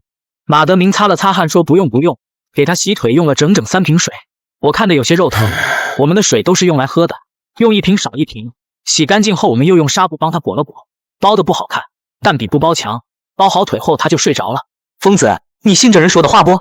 话不能全信，但应该有真的。我总觉得这人隐瞒了什么。我觉得也是，这人长得贼眉鼠眼的。今天就先不赶路，先让这人休息。他腿上有那么重的伤，也跑不了。等到了晚上，我们再给他来个3堂总会审。中午我去看过，马德明一天没动静，就一直闭着眼睛睡觉。到了晚上，我们生火做饭煮方便面，阵阵香味飘散。我想着这人闻到胃该饿了吧，结果他还是没动静。要不我去看一眼吧。疯子，我也觉得他跑不了，就让小轩去看看吧。要看一块去看，我也觉得奇怪，一天了都还是没动静。等我进去一看，看到马德明还在，松了口气。我疑惑着走过去想要叫醒他，我手刚碰到他，立马就觉得不对劲。马德明怎么凉了？豆芽仔探手过去试了试鼻息，真凉了，没戏了都，这下咋整？唯一的解释可能和他腿上的伤口有关，或许他早就发烧感染了，之前一直强撑着说自己没事，要不然想不通他怎么会突然……牙仔，你去看看，看他身上有没有什么别的伤口。不去，人都凉了，看那些还有什么用？权衡再三，我同意了豆芽仔说的。沙漠里晚上10点多，天色全黑，我和豆芽仔一人抬手一人抬脚，小轩打着手电照明，我们3个合力把马德明抬到了一处沙丘上，好好坑后把人推进去。由于没掌握好力度，马德明成了脸朝下趴在了坑里。管不了这么多了，疯子，赶紧走吧，太瘆人了。小轩又开始吐了。就这样，我们很潦草的把马德明埋了。回去后，我见小轩脸色不好看，他站在那儿犹犹豫豫的不敢进棚包。你平常胆子不挺大的，况且人又不是在你帐篷里，你怕个啥？我是女孩子，你能不能考虑下？不管，我要住你的棚包房。要不住我的房子吧，放心吧，我不嫌你脚臭。你要是真害怕，就抱着被褥过来吧，一人睡一边。疯子，我可提醒你一句，兔子还不吃窝边草呢，你可千万别冲动啊！滚蛋！一大早，豆芽仔用一种奇怪的眼神看着我，时不时的还冲我笑一下。豆芽子，你看我干什么？东西收拾好没有？都准备好了，迎风，咱们出发吧。我们顺着丹巴吉林沙漠向北又走了2天，到了一处很奇特的地方。我们站在沙丘上往下看时，这片小湖是淡红色的，但等我们走近后，又变成了普通水的颜色。沙漠里遇小湖，相当于彩票中1等奖啊！疯子，快来灌水，把空瓶子都装满。这水还会变色，能喝不？别再喝中毒了。废话，这么清的水当然能喝了，我喝给你们看。卧槽，怎么这么险？什么玩意？赶紧走，赶紧走！我们就这样走了几天之后，终于有了进沙漠以来的最大。我们捡到了一个废帐篷，还有一个背包，背包里装着2根半米长的不锈钢金属套布，被我们拿走。直到一天晚上，我们正吃着东西，忽然传来了一个人的说话声：“你们是干什么的？”豆芽仔立即起身，拿上了我的宰羊刀。你是谁？我先问你的，你们是干什么的？和这男的保持了一定距离后，我试探着开口问：“你是回关来的？”他听到话后愣了愣，随即看着我说：“你是王先生身边儿那个小子，叫什么疯？”把头，豆芽仔，把刀放下。随后我看着男人激动地说：“你怎么找到我们的？把头呢？你是北派的哪位？”王先生提过你这小孩，他还说怕你们来找他，没想到你们还真找来了。跟我来吧，我带你们去见他。棚包也没顾上收，我们3个直接跑跟上了。大哥怎么称呼？把头现在人在哪呢？我姓肖，你叫我老肖就行了。姓肖？我努力的在脑海中回想北派里哪个姓肖，猛然间我想到了一个人。你是肖密码？哟，小子你知道的还挺多，看来王先生平时没少培养你。怎么这次来了这么多牛逼人物？北派的九清水、肖密码，还有谁？传闻这人的眼睛就像 X 光机，看一眼脑海里就有了地下墓葬的轮廓结构图。行里有句话说，哪个团伙能肖密码请来当眼把头，那就等着发吧。到了，那里就是我们营地。我想看看王先生见到你们几个小孩会是什么表情。你算老几？牛逼啥？敢叫我们小孩？看肖密码脸色变了，我拉住豆芽陪笑说：“小哥，你别介意，我这兄弟向来口无遮拦惯了。”肖密码脸色变得很快，他突然笑着对豆芽仔说：“你叫什么名字？”陆子明。随后他看着豆芽仔点点头，径直朝露营地走去。到了火堆那里，有个老头正在烤火。小肖，这几个是谁？你从哪领回来的？挺巧的，宋爷，我过去刚好碰到了这几个，他们说是王先生的人。这老头也是北派一个有名的眼把头，行里人叫宋小鼠，活跃在河南一带。5分钟后，我见到了那个人，见到了我们在阿拉善找了近1个月的把头。把头，我们终于找到你了。把头愣了好几分钟才回过神来，把头长叹一声气，看着我说：“云峰，我说过让你不要来找我，你怎么这么不听话？”把头，你为什么把我们3支开来这里？这可是回关啊！你许给那些人的都是什么？这下面到底有什么？我要是不来，会后悔的。以后我慢慢会告诉你。云峰，你见过姓肖的了，还见过谁？刚才烤火那个是宋小鼠吧？河南一带的眼把头，还有九清水。我们之前碰到一个叫马德明的，他说九清水也来了，真的假的？把头，马德明，他人现在在哪里？我随后把我们遇到马德明的事说了一遍。人没了，这样也好，你们3个都是我的人，跟我来，我带你们认人。等认完了人，你们3个就回吧。回？我们回哪？等走到棚包门口，把头突然转过头来，一脸认真的开口道：“哪来的回哪去？不回去，烫沙子躺了20多天，我们才不会回去。小轩为了这趟行程都晒成了小黑猴了。”把头，让我们留下来吧，我和云峰豆芽仔肯定有用，我们能帮你的忙。我一直硬憋着不说话，因为我知道把头不会无缘无故的这么干，他肯定有自己的原因。小轩、牙仔，你俩先去外头守着，我来跟把头谈谈。这都叫什么事儿？豆芽仔怒气冲冲的转身出去了，小轩落寞的看了眼把头，也转身出去找豆芽仔去。云峰，虽然咱们爷俩认识的时间不算长，但我王显生很看重你，你可知道？我恭敬的点头说知道。既然你想知道原因，那我就告诉你，我先带你认识认识北派的前辈。随后把头领着我去见了北派的9个人。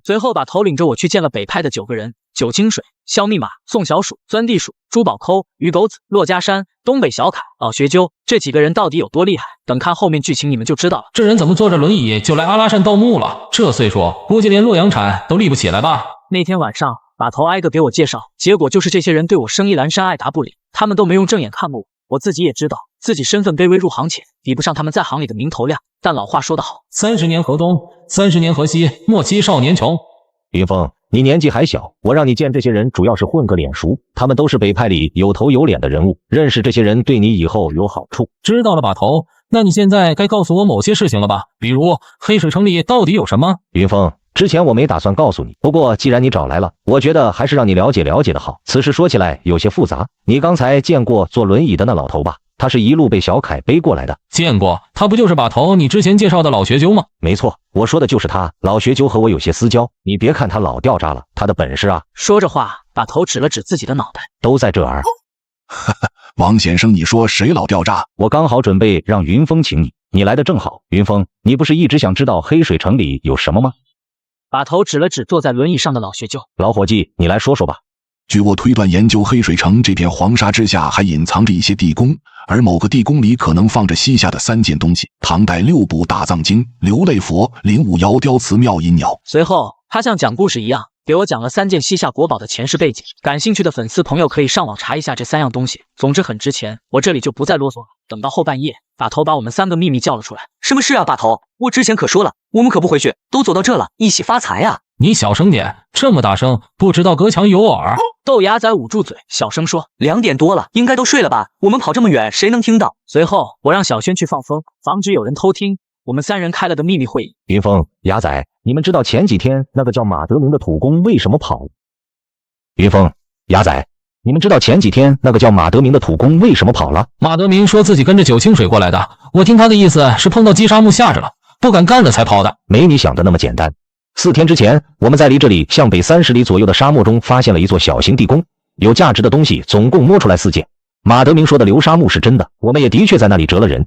那座流沙墓规模很大，因为阿拉善得天独厚的风沙环境，让那座墓的封土堆厚度扩大了几10倍不止，在地下埋得非常深。这么说，把头你的意思是这座流沙墓还没得手，因为遇到了困难都没摸进去。那马德明为什么跑？他怕什么？难道说黑吃黑？把头脸色阴沉的点点头。这么说，之前折的5、6个人，其中3个是被黑了。把头说完这话，看了看小轩那边，所以我才让你们走。这次不是闹着玩，折的3人中有1个是九清水的人，都不知道是谁干的。从地宫里摸出来4件东西，我王显生没敢去争。云峰，你应该知道，回关只是表面合作而已，一旦等找到了那几件东西，最后肯定会乱。说完话，把头让我摸了摸他后腰，我一摸到了一块带把的硬疙瘩。枪！要是这样，那我们更得留下来了。我护着把头你，谁想打你我就先弄谁，管他什么九清水飞天属的。把头嘿嘿一笑，他一手搭在我肩膀上，一手搭在豆芽仔肩膀上。云峰、牙仔，你们2个加起来还不到40岁，我王显生都70多了，争一争也无妨。况且我不是没胜算，这9人中有2人已经和我暗中结盟了。谁？把头，你和老学究和小凯结盟了？不能说。把头，我打架厉害，我能打。那什么小密码和东北小凯，我根本不怕他们。不服就来试试。哈哈，听我的话，明天就回银川，等我消息。如果我王显生能得到3件东西中的1件，泪佛也好，妙音鸟也好，那我会回去找你们。到时我喊价1个亿，你想想你们能分多少钱？反之，你们3个要是留下来帮我，不但自己有危险帮不上忙，还会处处牵制我的计划，到最后说不定让人全部埋在阿拉善。我叹了声气。就在此时，负责放风的小轩突然回头对我们喊：有人来了！快散开！哈哈，是王显生啊！这黑灯瞎火的地方，你和这3小孩开啥会呢？朱爷，这么晚了还不睡，难道是有闲情逸致出来遛弯？睡不着，饿了，想着四处走走，找一点柴火烤东西吃。正好看见你们4个在这里开会，要不你们也来吃点夜宵？我都弄好了。随后我们跟着珠宝抠到了他生火的地方，火堆上架着个自制烤架，架子上吊着2大把肉串。珠宝抠招呼我们坐下来吃宵夜。这把应该熟了，你们几个也来尝尝。肉串肉质有些风干，看豆芽仔和把头都若无其事的吃了，我把肉送到了嘴边又放下了。年轻人，你尝尝啊，又没毒怕什么？没看王显生都吃了。朱爷是吧？你来盗墓还准备了这么多吃的，你这穿羊肉串的肉是从哪儿来的？你这穿羊肉串的肉是从哪儿来的？听我突然这么问，朱宝抠看我的眼神变冷了。我心里暗想，为了碎银几两，六亲不认又何妨？可怜了卖肉串的店老板，要是当初肉串店老板附在了牙仔身上，会不会为自己报仇？年轻人，那你说我这肉是从哪来的？豆芽仔注意到了我表情的不对劲，疼地站起来，手拿一串没吃完的羊肉串指着朱宝抠。黄瓜，不对，是不是皇姑的肉？牙仔，你干什么？还不快坐下来！就是你！我说怎么之前碰到的那个卖肉佬折得不明不白，原来是让人给那个了。就在这时，我眼角余光间瞥到一幕，我看到朱宝抠左手不经意间搭在了他腰间的铁链子上，虽然他动作幅度很小，但还是被我看到了。我脸色已经恢复了平静。牙仔，坐下。可是我说坐下，你听不懂？豆芽仔这才不情不愿地重新坐下。我拿起羊肉串咬了一口，笑道：朱爷别见怪，我这兄弟这里有点问题，说话一向口无遮拦，什么黄瓜黄姑的，根本不知道他说的什么。哈哈，我看也是，年轻人太口无遮拦了。草草地吃了羊肉串，朱宝抠笑着说：白天见啊，王先生，我吃饱了回去睡个回笼觉，走了。我见人已经走远了，便低声把事情的来龙去脉讲了一遍。把头听后，脸色阴沉的摇头说：你俩记住，此事以后不要再提起。还有，你们天亮就离开这里，回银川后找个地方落脚，等我消息。把头，我不回去。皇姑的事就是那姓朱的干的。翅膀硬了，我是劝不动你们了。你呢，云峰，还听我的话不？把头，我听你的。这样就对了。之前折了几个人有余下的空棚包房，你们休息几个小时，天亮以后就动身离开。半小时后，我们三挤在一顶双人帐篷里说悄悄话。疯子说吧，我知道你有计划。哎呀，往边点儿，你急死我了。是啊，云峰，难道咱们就这么走了？那什么流泪鸟听起来就很贵，要是我们挖到了，那该卖多少钱啊？什么流泪鸟？那是妙音鸟，才迷了！你想什么呢，小轩？这么多好手在这，就凭我们三个能挖到地宫，别说挖出来，找都找不到。我话虽然这么说，但小轩说的话无意中点了我一下。我又想了想说：别胡思乱想，听把头的，明天一早我们离开这里。豆芽仔咬着牙不说话，像是心有不甘。7点多我们就起来了。豆芽仔咬着牙不说话，像是心有不甘。7点多我们就起来了。早上出来棚包房后，我们就跟把头道别。把头呢，我们走了，我们在银川等你消息，等回来了一定要联系我们，你一定要注意安全。我会的，走吧，把水带上。云峰，你带好队伍，注意安全。就这样，我们慢慢离开了北派营地，这里都走远了100多米。豆芽仔和小轩还忍不住回头观望。我们三离开了这个大营地，自然是要回我们的小营地。往回走的时候，豆芽仔和小轩无精打采，提不起来精神，还差点迷了路。走到日上三竿才回到小营地。图个啥？越想越来气，气死我了！玩了1个月沙子，那沙子好玩不？好玩个啥？疯子，你快说，你有想法对不对？小轩这时盘腿坐在地上，也抬头好奇地打量我。我清了清嗓子，说：你们敢不敢干票大的？就爱干大的。我也同意。那些人是前辈没错，但不是有句话说得好吗？叫富贵险中求，被人看不起不要紧，重要的是我们自己看得起自己。说得好，那些人就是岁数大点而已，他们能挖，咱们也能挖。就那什么佛什么鸟，要是咱们真挖到了，能卖多少？可能1、2个亿吧。一听1、2个亿，豆芽仔和小轩瞬间脸色涨红。我们三正做着发财梦。就在此时，我忽然听到背后传来一个人的说话声：1、2个亿太少了，那怎么能卖？怎么着也得100、200亿才行，是吧，云峰？这声音听起来如此熟悉，我慢慢转过头，只见把头正一脸寒霜地站在5米开外，而把头身边给他领路的人是肖密码。豆芽仔张大了嘴，猛然闭上了，变得一本正经。肖密码手里提着个大包，继续说啊，怎么不说了？我刚才没听错吧？你们三个是打算和那些人抢东西，活腻了？对不起，把头。哎，还好我了解你，特意跟来看了一眼。云峰啊，云峰，我是让你领着他俩回银川，不是让你领着他俩去送的。随后把头从肖密码手中拿过来，包裹扔在面前，包落在地上。云峰，好好想想，选择权在你，我不会再劝你们。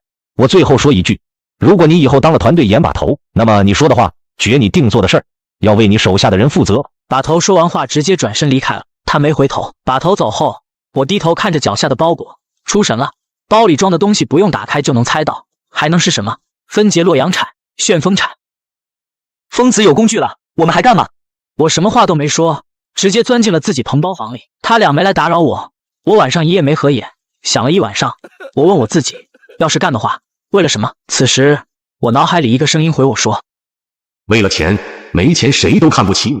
没有钱，就算是你亲戚、你奶奶、你大姑父也看不起你。那我要跟把头对着干嘛？你像云峰为谁活的？你是为自己活的，还是为把头活的？小轩牙仔怎么办？你连自己活不明白，还管他们死活？畏手畏脚的不像个男人，废物一个！你就是废物一个！废物就是什么事儿都干不成，废物，废物，废物！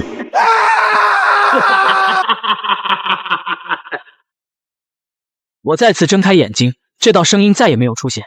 第二天，阿拉善沙漠里有道奇景百看不厌，那就是日出。淡红色晨光洒下来，照亮了远处的地平线，金色的沙海一望无际，风景独好。都看我干什么？我脸上有花儿。疯子，我怎么感觉你像变了一个人似的？变啥啊？别乱想了，今儿天不错，我们走吧。走？去哪？可能1个月干磨，嗓子眼都干了，回银川享受享受。啊，不打洞了，不找宝贝啦？我想好了，我们3个没机会的，活着不好吗？走走，回去吃大餐了。今晚我们双排开黑，好好休息休息。我的手机在这大沙漠里根本没信号。你用这个肯定没信号了，这个华为 Mate 60送你，信号满格，一起开黑。哇，你这么大方！这是我在左下角领的，不仅有5000台苹果14，还新增5000台全新的华为 Mate 60，都是全新顶配机型。刷到视频点左下角链接进去就有机会领，而且还是官方旗舰店发货。我上次领过了，这次还能领吗？当然可以，左下角链接点进去注册上线就能看到领取界面，领完填个地址，24小时之内就官方直邮到家了。不信你自己试试。好，我这就去拎一个。看我已经做了决定，豆芽仔叹了声，什么也没说，转身开始收拾东西。我的初步计划是回银川后找刘志源，我打算让刘志源帮我们找住处，因为我们得罪了金家兄弟，给他点钱让人暂时护着，就相当于请个保镖。若是他护不住我们，实在不行我还有2计划，回邯郸，只要进了赵王宾馆，找到乞丐刘野。可遗憾的是，本来这一切我都打算好了，但有时事情来得太突然了，来得让人措手不及。那天晚上照例扎营休息，因为快回去了，我们3心情还可以，有说有笑的互相开玩笑。哇靠，刚刚领的手机这么快就发货了？你再继续挂机，还有其他福利能领呢。小雪，你算完了啊？怎么黑成这样？比我都黑，过2年怎么嫁出去啊？我真替你担心啊。小轩最反感我俩说他变黑了，他当即炸了毛，直接从火堆里抽出来一根烧着的树枝，撵着豆芽仔就要打他。小黑猴，小黑猴，小轩晒成了小黑猴，身上白，脸上黑，一黑一白就是丑。小轩追不上，愤怒地将手中铲子砸去，结果被豆芽仔躲开了。随后，小轩突然原地蹲来，双手抱着头不停抽泣。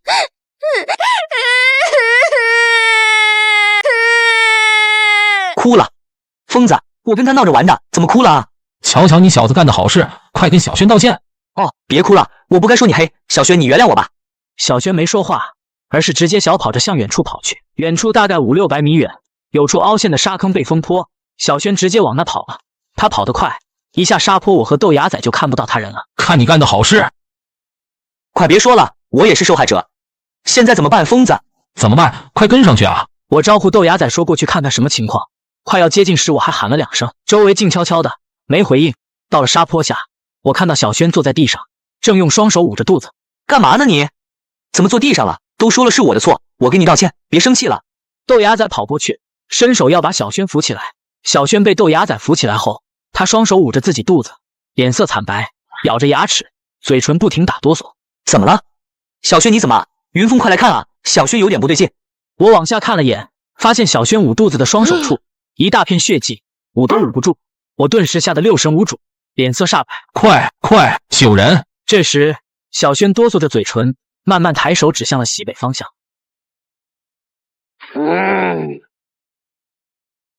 豆芽仔也看到了，他2分钟就跑回去翻出来了我的羊刀。豆芽仔太阳穴两边青筋暴起，一句话没说，提着羊刀就冲了过去。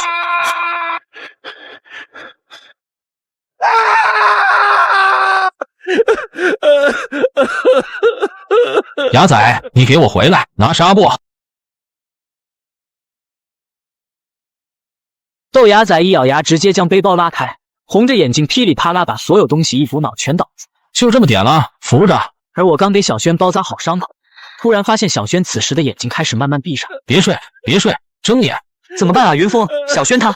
别废话了，我背着小轩，你来打手电给我照亮，必须先送他去医院。为了加快速度，我和豆芽仔连账，棚吃的都扔了，每人只带了一瓶水和手电。我们开始轮流替换，背着小轩一路跑，也不吃也不睡，不分早上黑夜，晚上只有星星看不见路，我俩就一个人背着，另一个人打手电照明。小轩起初还对我们说话有反应，当天夜里就不行了。但好在我和豆芽仔背着小轩到了国道附近。停车！停车！怎么办，疯子？小轩现在这情况，没人敢停车啊！就在我们手足无措之时，一辆银灰色别克小轿车主动停在了国道边，放下车窗，一名30多岁的男人探出头：“哥们，人是受伤了吗？需要帮忙吗？快扶小轩上车！”冲啊！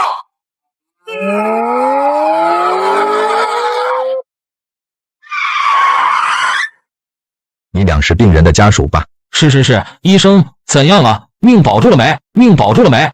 保不保得住不好说，你们止血还算及时，小肠损伤了，又过了这么长时间，我尽力做了缝合，往后7天是危险期，主要担心腹腔感染。你俩这岁数不大啊，快通知小女孩父母来吧，签字先交手术费，患者病情我会随时跟进的。那就这样。随后手术室大门打开，护士推着担架床，我看到小轩闭着眼睛，脸色惨白，吸着氧，手上还输着液。小轩命保住了。我和豆芽仔在走廊抱在一起，开心的像个孩子，又蹦又跳。这外人看到不知情的，还以为是媳妇生小孩要当爸爸。当天，我和豆芽仔就轮流去医院陪护，没有父母朋友来看我们，我们唯一依靠的就是彼此。病人现在估计能说话，但是不能吃东西，腹腔感染，要半月以后才能吃些流食，然后才能逐步恢复正常。好的，谢谢医生。互相照顾的朋友经历过生死，会更加珍惜。阿育王塔、流泪佛、妙音鸟又怎样，比不上人，因为盗墓贼也是有爱的。小轩，我问你，是谁拿刀捅伤你的？是不是那个牵着狗的人？是，就是他。那人牵着狗，之前在黑水城附近见过，应该是一个人。我发誓，不论他藏在沙漠哪里，我一定会把这个人给你找出来。小轩点点头，痛苦地闭上了眼睛。在医院住院的第10天，来了一个陌生男人。男人40多岁，穿着普通，身高1.8米左右，短发偏瘦。当时豆芽仔回去休息了，我接班陪床，正在翻手机。我疑惑地看着男人走进来，放下果篮。你是谁？我不认识你。小女孩恢复的怎么样了？我和你很熟吗？麻烦你出去。熟？怎么不熟？我们可是好朋友。你认错人了，赶紧走，果篮拿走。我看着他下了逐客令，他语气平静地开口说：“鄙人姓金，名凤凰，不知向先生是否记得我？”我疼得站起来，把病床上的小轩挡在身后，脑门上紧张地出了汗。送来果篮的这个男人，竟是银川金氏兄弟中的老二。你想要怎样？你哥的失踪和我们没关系。向云峰是吧？其实你们当天住院我就知道了。我今天之所以亲自来找你，是想和你谈谈。谈什么？我们之间有什么好谈的？你应该知道，失踪的那人可是我的手足兄弟，亲哥哥。我们从小一块长大，一块采煤，一块挖矿，现在连我都找不到他人了。金凤凰说完，拍了拍我肩膀，凑近笑着小声说：“真是谢谢你，干得太好了。”什么？我哥失踪了，对我来说是大好事。我改主意了，你只要答应我接下来说的条件，我哥的事儿一笔勾销。银川也好，其他地方也罢，我不会再找你们3的麻烦。我眼皮乱跳，咽了口唾沫，问他什么条件。我听说石头卖了200万，我也是实在人，一口价600万，一分不能少。这钱用来买你们自己的3条命，凑钱期限是3天。3天内，你们要是敢跑路，就失去这个机会了。屋漏偏逢连夜雨，小轩受伤住院，没想到第一个送果篮来看望的，竟然是我们的大仇人。我听说石头卖了200万，我也是实在人，一口价600万，一分不能少。这钱用来买你们自己的3条命，凑钱期限是3天。3天内，你们要是敢跑路，就失去这个机会了。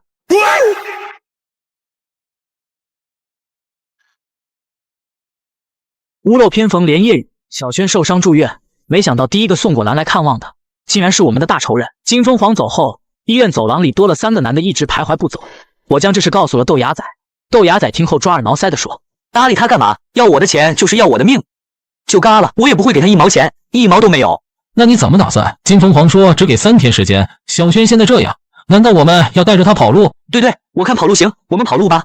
跑哪去？金凤凰已经盯上我们了，除了外面这几人在明处，说不准刚才过来给小轩扎针的护士也是他的人，小轩还要输液。这种情况下，我们怎么带着他跑？这时正好有一名女护士进来整理床单，豆芽仔病急乱投医，当下就冲人喊：“喂，你是不是和外面人一伙来监视我们的？你告诉姓金的，让他趁早死了这条心吧。”有病吧你！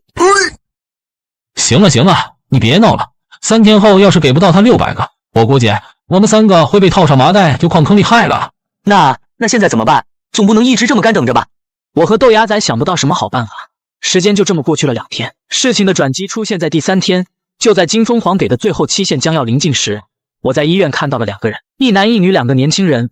我之前和他们有过一面之缘，没想到此刻在人民医院又碰到。男的是夏志学，小平头；女孩是夏米奇，胸口衣服上印着《还珠格格》的标志。他们是银川信义市场水果店老板娘夏姐的儿子女儿。当时切石头用了人家邮具，现在邮具还没给人还回去，还在沙坡头那边的平房里放着。该死啊！我怎么把这事给忘了？既然这样，眼下孤立无援，也只能找他们帮忙了。就这么办。我提着暖壶，装作打水的模样路过，在路过他俩身旁时，故意咳嗽了声。是你偷我妈邮具的小子！我一句话没说，直接提着水壶快步向水房走去。小子，你给我站住！进了水房，我直接关上门，佯装打水。夏米奇怒气冲冲的同盟追了进来，夏志学也紧跟着进来了。带到你了，小子！没想到让我们在这儿碰到你了。我妈前2天还念叨你了，说把我家邮具卖哪了，卖了多少？我想请你俩帮个忙。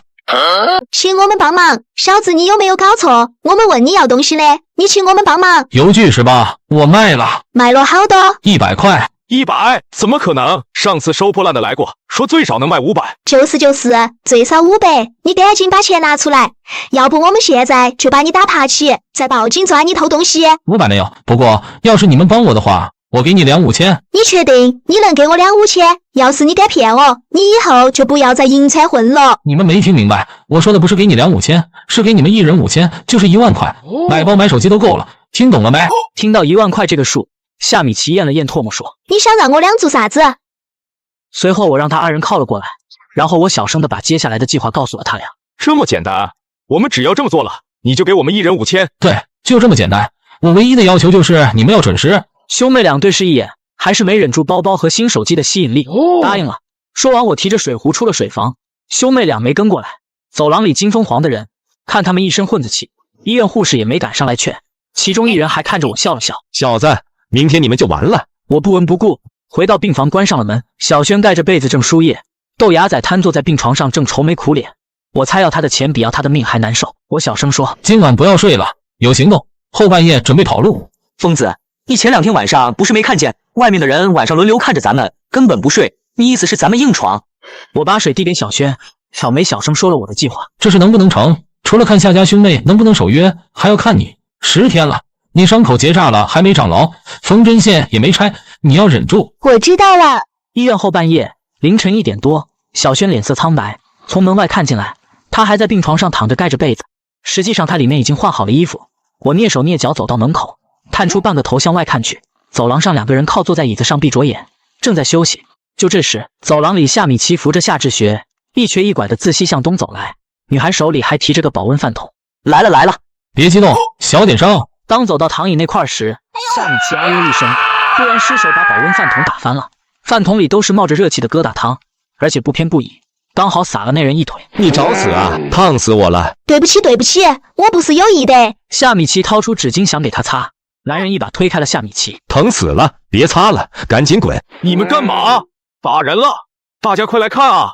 打女人了！小平头夏志学立即挥着拐杖，大呼小叫。值班保安听到了叫声，很快赶了过来。你们3干嘛的？不是病人家属不能在这儿过夜。别多管闲事，一个破保安看门狗而已，再比比弄，你信不信？好，行，你们不能走了。夜班保安岁数不大，被人骂看门狗，当时就来了脾气。他一按对讲机说：“报告队长，3楼西区走廊有混子闹事，还骂我们都是狗，说队长你也是狗，快带兄弟们过来。”完毕。咦，我们什么时候骂你们队长是狗了？你就是骂了，我听到了。你们俩不能走了，你俩听到了没？随后也就几分钟的功夫，医院保安队长带着几个保安跑来了。这伙保安手里都拿着橡胶棍，领头的保安队长头上没2根毛。队长，就是他们骂你的，骂咱们都是狗。 3人黑着脸不说话，其中一人感觉情况不妙，掏出来手机想打电话找人。保安队长脸色阴沉的一挥手，提着甩棍就招呼了过去。很快一帮人就打在一起。快走快走，机会来了！豆芽仔背起来小轩往上颠了颠，我小心翼翼推开门，带着他俩钻了出去。打人了！有人要打还珠格格，大家快来帮忙！夏米奇这小虎妞挺聪明的，我们跑了后还夸她来着。我也是事后才知道，为什么叫亮子的那个保安来的那么巧。原来我们答应给夏米奇5000块，夏米奇又转手花了500块雇了保安亮子。当时的银川路灯度数低，到了深夜乌漆嘛黑的，我们3个一路快步小跑出了医院。这个点打不到出租车，恰巧路边停了辆打着双闪的渣土大车，司机正在车上吃泡面。我急匆匆上前说：“是不是快走了？能不能捎上我们3个？”不行啊，我这不还在吃东西的吗？跑大车的，干什么的不用我多说了吧。最后我出了个高价，花1000块钱坐他的车，说去哪都可以，只要离开人民医院附近就行。驾驶室里坐不下，大车司机让我们3葬在了后车斗里，车斗里都是挖人工湖挖上来的土和石头，很脏。司机关上车门，双闪灯一打，渣土车慢慢开始走了。2点多出发，大概凌晨3点半，大车停了下来。疯子，现在我们怎么办？往哪里跑？前面有户人家，去敲一敲，没准他会开门。豆芽仔不停敲门，敲了好几分钟，随后屋里亮起灯，一个女人不耐烦的声音响起：“谁啊？这是要疯啊！大半夜的敲什么门？不让人睡了？”大姐，我们旅游来的，晚上没地方住，能不能在你家借住2天，1天给50块钱？您看行不？就这样，我们3在登封镇这个小卖部暂时住了下来，或者说是暂时藏了起来。在这里住了3天，小轩身体正在恢复，脸上有了好气色。现在把头不在，只能靠我。我没有刘志远电话，仔细考虑过后，我给另外一人打了电话。你好，是文2吗？我是向云峰。向老板，老板你去哪了呀？我想你的钱，不是，我想你，想死你了。老文，老板，我现在得罪了人，遇到了难处，得请你帮忙。随后我将这几天所发生的事告诉了文老二，还告诉了他我得罪了金氏兄弟，现在人家在找我，我不敢去火车站，躲起来。你怎么惹到他们了？这事不好办啊！你怎么惹到他们了？这事不好办啊！老文，我在银川朋友不多，我打电话告诉你这些，是因为拿你当朋友。你要是把我卖给金氏兄弟，能得到一笔好处。我想知道你是不是也拿我当朋友？电话那头，老文沉默了几分钟，随后他开口说：“老板，我爱财不假，但我不会那样做，你永远可以相信我文树普。”好，我信你。2件事，第一件事是打听金氏兄弟的情况，第二是找到刘志远，告诉他云峰小兄弟有难了，需要他帮忙，让他晚上到保护小区的工地上见我。挂了电话，我拿着手机陷入了思考。得多长个心眼，先谎称我在保护小区的工地上，万一转头老文把我们卖了，我有个防备。之前已经几次被人出卖，陈建生、八叉、秦清平就是个咧子，我一定要保护小轩和豆芽仔。3天后，我接到文3的电话，说金氏兄弟去打印店打印了我们照片，人手不份，满大街找我们。看来我们跑了金凤凰真生气了，情况不乐观。老板，我再确认下，确定碰头地点是保护公园的工地上是吧？刘志远今晚后半夜就去找你们。没错，就在保护公园碰头。随后老文挂了电话，豆芽仔一直竖着耳朵旁听。疯子，说不好这老文2头吃把我们卖了，等他联系上了刘志远，咱们去不去保护公园？别一去让人逮到了。为了安全不能去，最起码我们自己不能去。小轩此时正坐在沙发上喝旺仔牛奶，当时这牛奶在那个年代特别受欢迎。马大姐的小儿子今年18岁，正眼巴巴看着小轩手里的旺仔牛奶，不时咽口唾沫。我指了指马大姐孙子小王帅，让他去怎么样？当天晚上11点，我给了王小帅50块钱，随后小王帅把他家的3轮车推了过来，坐上3轮车，将接下来要做的事告诉了小王帅。放心吧，大哥，我都记住了。那小轩呢？小轩怎么办？我跟他说了，小轩留在屋，万一马大姐起夜，他能应付一下。就这样，我骑着3轮车拉着豆芽仔和小王帅向保护公园赶去。到了工地，在北门方向立着一块大石头，石头上刻了保护2字。我把3轮车藏在大石头后面。小王帅，你过去看看那边什么情况。好，没问题。藏树后等了10多分钟，小王帅气喘吁吁地跑回来了。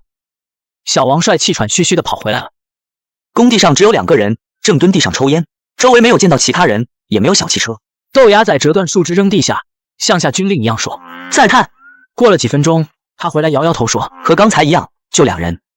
我这里地势高，居高临下。很快，我看到远处地势低的地方有2黑影，其中一人手上有个红点，应该是正蹲着抽烟。这时候我的手机响了，来电号码是刘志远，他好像知道我在看他。喂，我是刘志远，你在哪？该现身了。我挂了电话，向坡下走去。老板，你怎么才来？不说好10点吗？现在都11点半了，你是不信任我？我笑着安慰了老文，上前说道：“刘哥，我们认识的时间不长，你能来帮我，谢了。”不说那些，老文已经把眼下情况都告诉我了。我这边2个办法，无论你选择哪个办法，我都会帮你。你听听看。第一，你低估了金凤凰在本地的人脉影响力，高速上已有他的人，找到你们是迟早的事。火车站你们不能去了，网吧、菜市场、大医院你们也不能去。我认识一位叫刚子的人，他他有一辆小火车，货车不走高速，走贺兰山国道，他可以带你们出去，你们可以信任他。那第二个办法呢？第二个办法又是什么？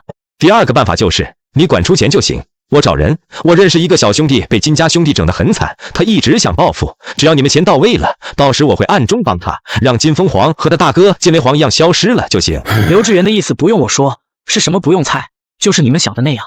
我平复了心情，低声问：要用第二种法子，我们得出多少？大概50个吧。什么？50个？那行吧，给我1天时间考虑考虑。回来后，我将刘志远的办法告诉了小轩。我知道刘志远说的是真话，只要我钱给到位，他会找人来办金凤凰。不过我思来想去，觉得这么干风险太大，就该这么办，出钱请人让他消失。金凤凰身边养着那么多人，去搞他，搞不成出了事怎么办？就算成了，金氏兄弟一消失，他手下那么多网吧台球厅的产业归谁？到时银川肯定会大乱，万一查到了我们头上，直接就把我们抓进去了。小轩，你的意思呢？如果你俩都觉得这么干好，少数服从多数，我听你们的。我有些害怕，我们还是先走吧。窝囊。2比1，那就这样了。豆芽仔还是生闷气，没再说什么。我们随后都早早躺下休息。应该是后半夜，具体不知道几点。我起夜去尿，豆芽仔打着呼噜。就这时候，我忽然发现睡我们对过床上的小轩不见了，都不知道他什么时候起来。奇怪了，小轩大晚上的去哪里了？我以为小轩可能和我一样上厕所去了，便穿上衣服出了门。到厕所门口，我看里面乌漆嘛黑，怕小轩在里面蹲着，我就喊了喊：小轩，小轩，你在里面吗？不吭声，我进来了。马大姐自家盖的是那种旱厕，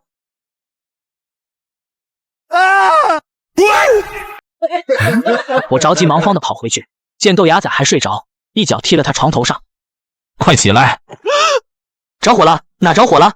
着火个屁！小轩失踪了，快跟我去找！豆芽仔慌乱中还把裤子穿反了，也顾不上这么多。没想到，等我们刚走到门口，小轩衣服穿得好好的，自动开门进来了。疯子，你咋呼啥？人哪失踪了？这不好好的吗？真是，我刚做了好梦，让你弄醒了。我看小轩衣服穿得好好的，只是他鞋上有不少泥。我皱眉问：这是去哪了？脚上怎么着这么多泥？快冬天了，外面真冷啊！我刚才睡着了，被外面的猫叫声吵醒了，估计是野猫，叫得我睡不着。我去外面赶猫了。赶猫？我怎么没听到有猫叫？那是你俩太困了，睡得太死。没事了，快回去睡吧，明天还要赶路。第二天傍晚离开枫灯镇的，告别了马大姐一家，我们去了保护公园。晚上7点半，天色擦黑，刘志远开着黄面的如约而至，拉开车门，我们3个带着行李上了车。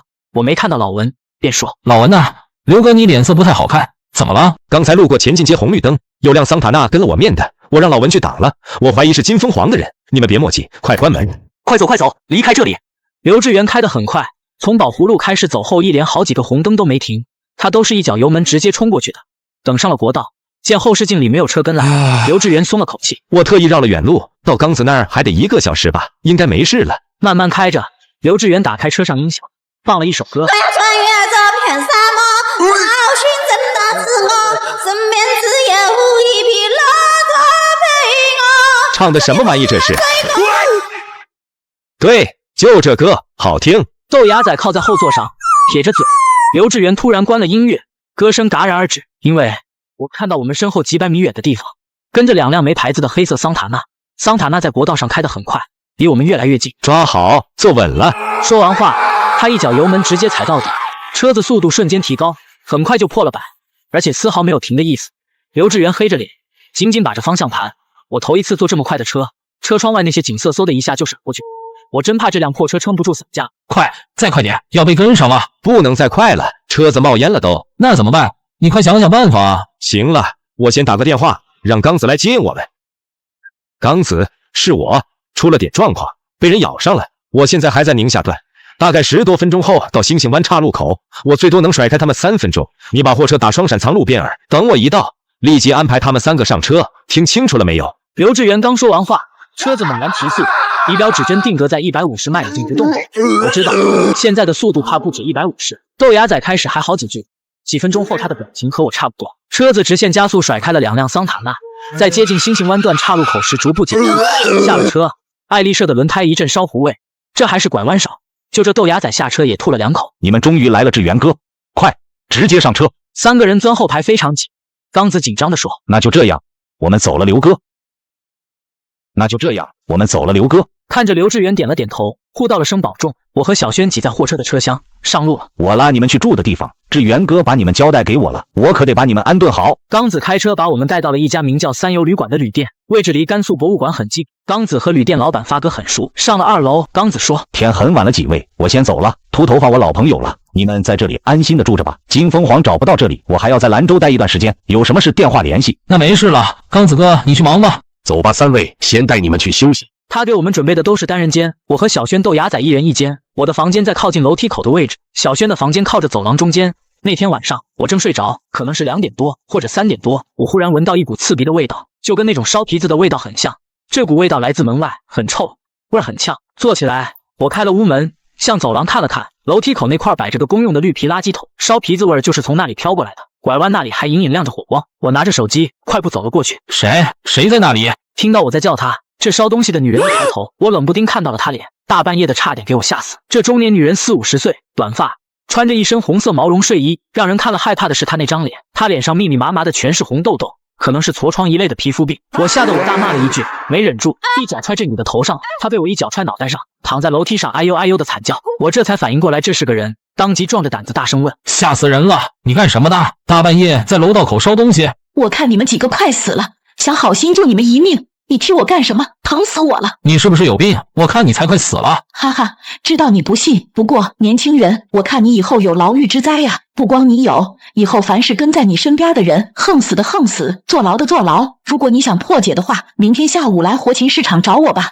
我在原地愣住了，或者说被他这番话吓住了。牢狱之灾，坐牢，这人是什么人？他怎么会知道我还有几个朋友？牢狱之灾这几个词一直是埋在我心底最深处的恐惧。我有些失魂落魄的回到了自己房间，翻来覆去的睡不着，失眠了。第二天早上起来下楼，我看到秃头发在1楼拖地，便问他：“发哥，我跟你打听个事儿，你这楼里有没有住着一个女的，40-50岁，短头发，脸上都是痘痘痤疮，看着有点吓人。”有啊，兄弟，你说的是鸡脚婆吧？她在活禽市场里摆摊卖鸡，不住我旅馆啊。怎么，兄弟你见到她了？是不是吓着你了？昨晚确实吓了我一跳，跟你打听的是这鸡脚婆什么来路？她，你让我怎么说？住兰州老城附近的都知道她，有人说她神棍，有人叫她鸡巫婆。谁家小孩丢个魂了，谁家老人去世了，癔症了，有信这方面的人都会去找她。有这么神吗？这人到底谁？我知道你不信，我跟你说个事吧。关区的雅新园有户人家，一家3口，男的在变电站上班当电工，女的在家带小孩，小孩9岁了，也就是上个月吧。这家小孩突然像变了一个人似的，老是趁他爸他妈不注意，用钥匙把他爸妈锁在房间里，而后这孩子一个人打开屋里电视机，学着电视机跳广场舞。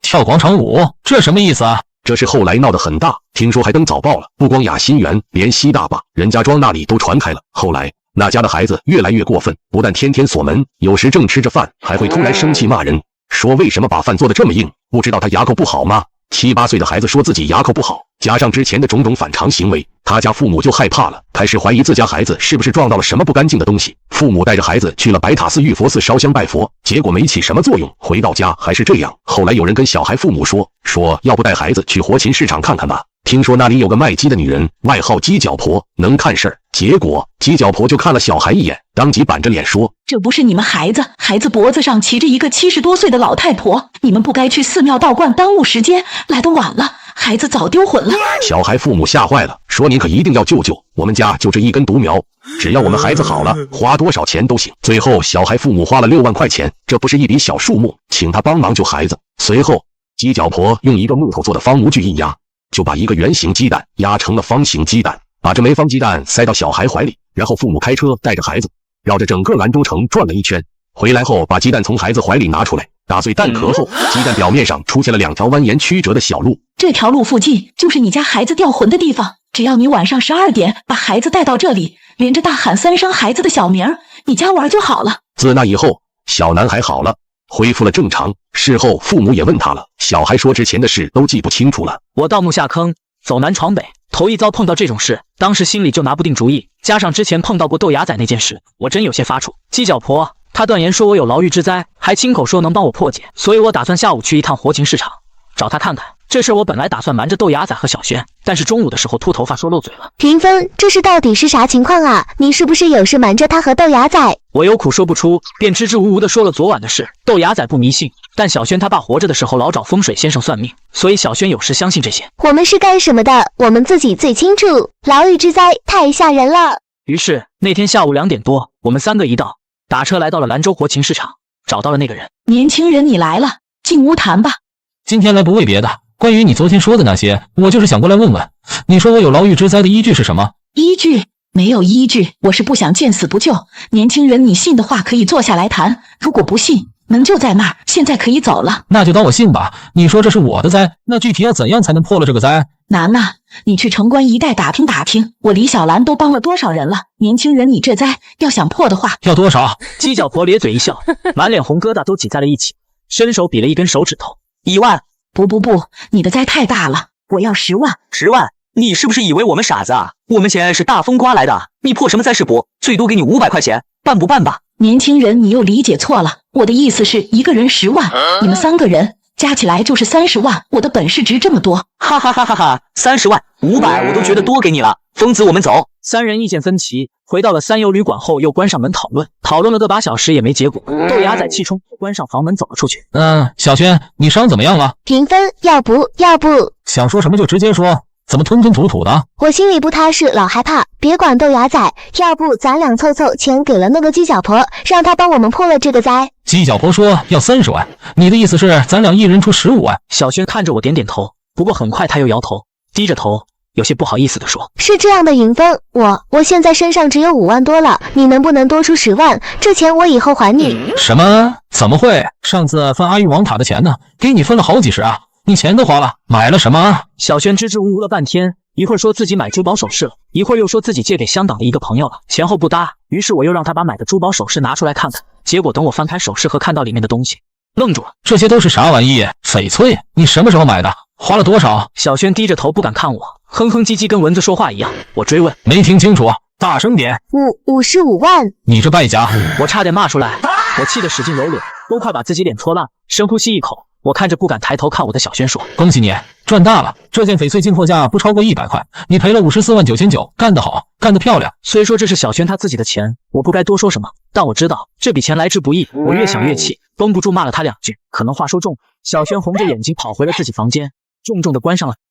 恭喜你，赚大了！这件翡翠进货价不超过100块，你赔了54万9千9，干得好，干得漂亮。虽说这是小轩他自己的钱，我不该多说什么，但我知道这笔钱来之不易。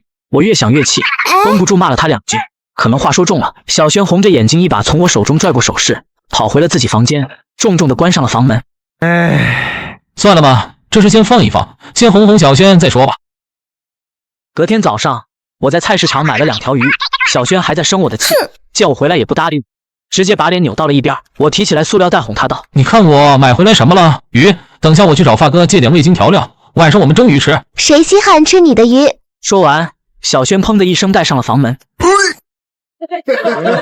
我就不信，凭我的手艺，等下满楼道都是鱼香味，不信他到时能忍住不吃。随后，我去了楼下发哥的厨房，准备给小轩做鱼。其实我也不会做鱼，就瞎做的。找到葱姜蒜料酒，到盆里腌一腌去腥味，然后撒点盐，把草鱼放锅里直接蒸。点燃火，我擦了擦手，就准备开始。就在这时，我忽然听到厨房隔壁传来争吵声。让你少要点，你偏不听，虎比娘们，非得那么急，还狮子大开口，要把人吓跑了，咱俩1分钱弄不到。你放心，领头那小子我见过了，疑神疑鬼的，对付这种人我最有经验。我先消失2天，让他找不到我，到时我再主动降价，要他个20万，那咱们这单生意就成了。这特么不是鸡脚婆吗？行吧，那还照以前的老规矩，人是我送过去的，我6你4，我得12万5。滚吧你！这次好不容易宰条大鱼，出力全在我，55分，事后1人10万，就事论事，下一单再照着64分。行，那就这一次，你赶快走，我这边儿再给你扇风。好，就这样，那我先走了。随后我听到房间的开门声，蒸锅里的水还烧着。我之前无论如何都没想到，事情竟然是这样的。之前秃头发给我讲的绘声绘色，说鸡脚婆会看事儿，多么神，多厉害！狗屁啊！什么看事儿？什么牢狱之灾？要不是我今天想着吃蒸鱼，又恰巧听到了他们的对话，那最少10多万就没了。鱼蒸好了，端着鱼回到2楼房间，我坐在椅子上陷入了思考。我在想，如果是把头碰到了眼前状况，他会怎么做？是撕破脸皮，当面戳破秃头发鸡头婆，还是不管不顾，当做什么事都没发生？哟，隔着门大老远都闻到香味了，蒸鱼啊！先别动，去叫小轩过来一起吃。疯子，你哪里得罪大小姐了？我怎么看人还生你气？放心吧，我来当这和事佬，一会儿看我的，这就把他叫来。10多分钟后，小轩走了进来。味道怎么样？好不好吃？一般般吧，不咸不淡。晾了我一天，看他终于肯开口和我说话，我当即笑道：“对不起啊，小轩，我之前说话重了点儿。另外，姬小婆的事儿你也不用操心了，我都处理好了。”哎，咱们的灾破了吗？破了，放心吧，没花什么钱。云峰兄弟，你们来兰州也有段时间了吧？告诉你个天大的好消息，银川变天了。你的意思是？还没听出来？金凤凰让人捅了，人没了。什么？我冷不丁听到这个消息，大吃一惊。我没听错吧？你说金凤凰没了？我骗你这个干什么？这事儿在银川道上都传开了，说金凤凰在自家小区的楼道里被人偷袭，不知道是谁干的，下手真狠。我听人说金凤凰背了10几刀。志源哥让我告诉你，说你们不用再躲了。如今金家兄弟一死一失踪，谁还找你们麻烦？不过志源哥还说了，说近1个月内你们暂时还不要回银川，乱得很，都在抢金氏兄弟的矿产公司、游戏厅、台球厅。我足足用了好几分钟才消化这条消息。豆芽仔知道了这事后，直接拍了桌子，哈哈大笑着说：“恶有恶报，普天同庆！”太好了，庆祝，必须得庆祝！虽然不知道捅金凤凰的是谁，但这人就是我们的恩人。晚上喝酒，吃大餐。对，不醉不归。对于这样的好消息，我和豆芽仔都特别高兴。不过，此时我注意到一件事情，那就是我看小轩的脸色好像有心事。我当即就问：“这是好事啊，小轩，我看你怎么好像不太高兴？”没有啊，你哪看出来我不高兴？我高兴着呢。我皱眉想了想，没说什么。晚上为了庆祝，出去吃了大餐，我和豆芽仔喝了不少，小轩没喝多少，晕晕乎乎的回到家属楼。我一头栽倒在沙发上，心情愉悦的翘起2郎腿，点了一根烟，关了灯，夜深人静，我躺在沙发上吞云吐雾，考虑着今后的打算。也就在这时，我突然回忆到一件事情的某处细节，随即猛地从沙发上坐了起来。不对，小轩有问题。怎么了，疯子？发生什么事了？我没理豆芽仔，有些事越想越后怕，我直接敲响了小轩屋门。谁呀？开下门，我云峰。怎么了，云峰？小轩扶着门，我直接进到他屋，坐下来后脸色凝重的问：“小轩，我问件事，你要老实回答。你是不是提前就知道金凤凰死了？”听我突然这么问，小轩穿着拖鞋睡衣愣在了原地。云峰，你说的什么话？这么大的事儿，我也是听你说了才知道。你还记不记得咱们在马大姐家住的那晚？当然记得，怎么了？好，那你记不记得有天晚上你出去了？你说去赶猫。听到这话，小轩脸上慌张的表情一闪而过，他抬手比划着野猫大小。我看着他，用了几分钟时间，说了我的心里话。你没必要瞒着我，如果我刚才说的对，你点下头就可以。小轩轻咬下嘴唇，捏着拳头，点头默认。他像一直以来压抑了许久，突然叫着我名字哭了，一哭就止不住，眼泪哗哗的往下流，情绪激动，突然冲过来抱住了我。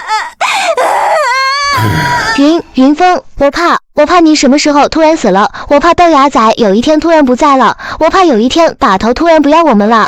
我帮他擦了擦眼泪，笑着说：“不会的，坏人活千年，咱们干盗墓的都不是好人，怎么会死啊？不但要活着，还要像有钱人那样活着，做人上人。睡吧，什么都不要想，等睡醒了什么都忘了。”我睡不着，我想起了我爸，我想起了我家门口的狗，还有我家的大船。你别走行吗？陪我说说话。有时候真不能小看女人，非常狠。就像我犹豫不决不敢下手的这次，小轩瞒着我和豆芽仔，不声不响就下了死手。他那50多万根本就不是买了什么垃圾翡翠吊坠，而是给了刘志远。那晚在宝湖公园时，刘志远曾说过，他说认识一个小兄弟，这人和金凤凰有大仇，代价就是需要我们出50个，并且刘志远表示会暗中帮忙，这是小轩知道，所以那晚他肯定是出去和刘志远见了面。我想刘志远之所以对我保密，8成也是小轩要求的。至于他脚上沾的泥，赶什么猫，都是假的，骗人的话。牙仔，把小轩扶到床上，我打个电话。很晚了，兄弟，找我有事。刘哥，小轩的事我已经知道了全部，你瞒着我这我不怪你。之所以这么晚打扰你，我就是想问问，这事以后会不会查到小轩头上？如果有隐患，我能怎么补救？电话中，刘志远沉默了几十秒，随后我听到打火机点烟的声音。兄弟，你不用怕，银川不知道多少人巴结着金家兄弟倒台。至于我找的下手的小兄弟，女孩出了55个，他拿50，我按规矩收1/10搭桥费，也就是5个。退1万步来讲，就算以后东窗事发了，线索到我这里就断了，懂了没？安抚好小轩的心情，我和豆芽仔也回房睡觉。我还是有点不放心，又打了电话让刘志远牵头，让我和那人见一面。我离开时是偷偷走的。小轩和豆芽仔已经睡着了，披上衣服系好鞋带，我轻轻带上房门，出了家属院小区。等到了火车站买好车票，我才给豆芽仔发了条短信：我有事出去一趟，下午或者晚上回来，在家看好小轩，等我回来。来了，兄弟，人呢？刘哥，你别急，人已经到了。我作为中间人就不进去了，有什么话你直接当面和他谈。说完话，他指了指树林里的这间小屋，意思是告诉我人在里面。屋里没有灯，光线不亮，有些灰尘。小树林里的阳光通过窗户照了进来，我看到一个人背对着我站着。你好。听到我说话，这人转过来了身子。这人脸上有好几道狰狞的刀疤，看着就很容。还有，他左边耳朵没了，只有一只耳朵。云峰，我们有段日子没见了，别来无恙，是不是大变样？不认识我了？男人脸上的笑容逐渐收敛消失，眼神平静地看着我。我下意识后退了一步。短短数月不见，一个正常人到底经历过什么，才会变成这番模样？阿扎，怎么会是你？快1年了吧，向云峰。这1年来，我东躲西躲，受尽欺负，有人骂我、打我、划烂我脸、割了我耳朵，这些我都可以忍，没问题。可偏偏他们要对我妈下手，而我只有一个妈。阿扎右手摸在自己脑袋一侧，那里平平的，只留下一片形状不规则、已经长好的伤口。看到这只耳朵了没？我想找都找不到，因为被金凤凰那些人扔马桶里冲掉了。血玛瑙，一切的始作俑者都是血玛瑙。说着说着，阿扎忽然捂着肚子大笑了起来。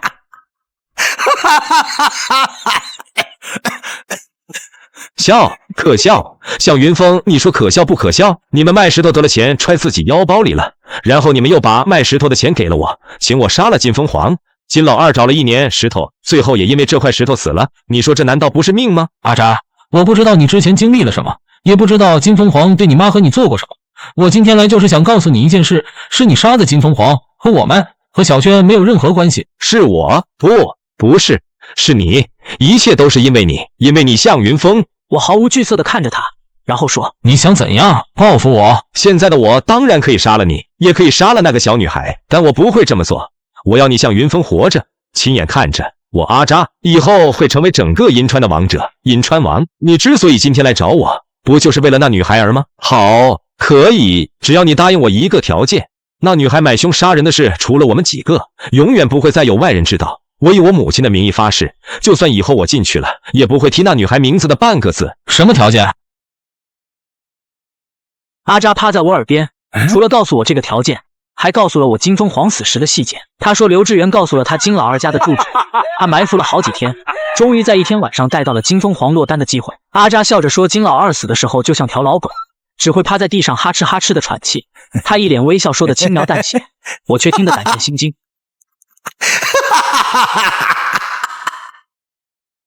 你们谈的怎么样？已经谈好了，那人发了誓，永远不会透露小轩的名字。云峰兄弟，你出了多少钱？很多。金氏兄弟倒台了，接下来接手金氏兄弟的是谁？目前局势不明，一切都还是未知。至于阿扎让我答应的条件，等时机到了我才能说。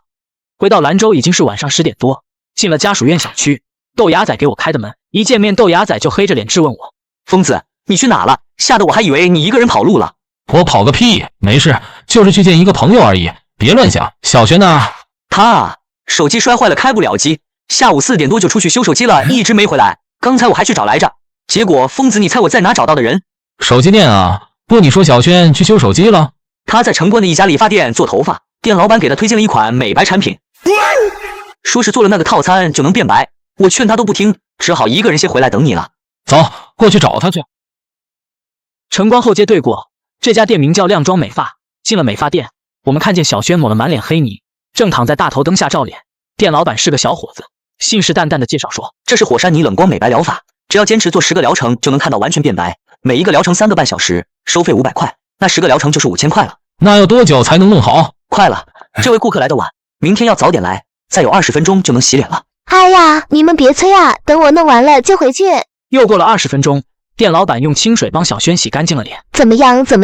变白了吗？好像是白了点吧。那白了？我怎么看不出来？还是这么黑？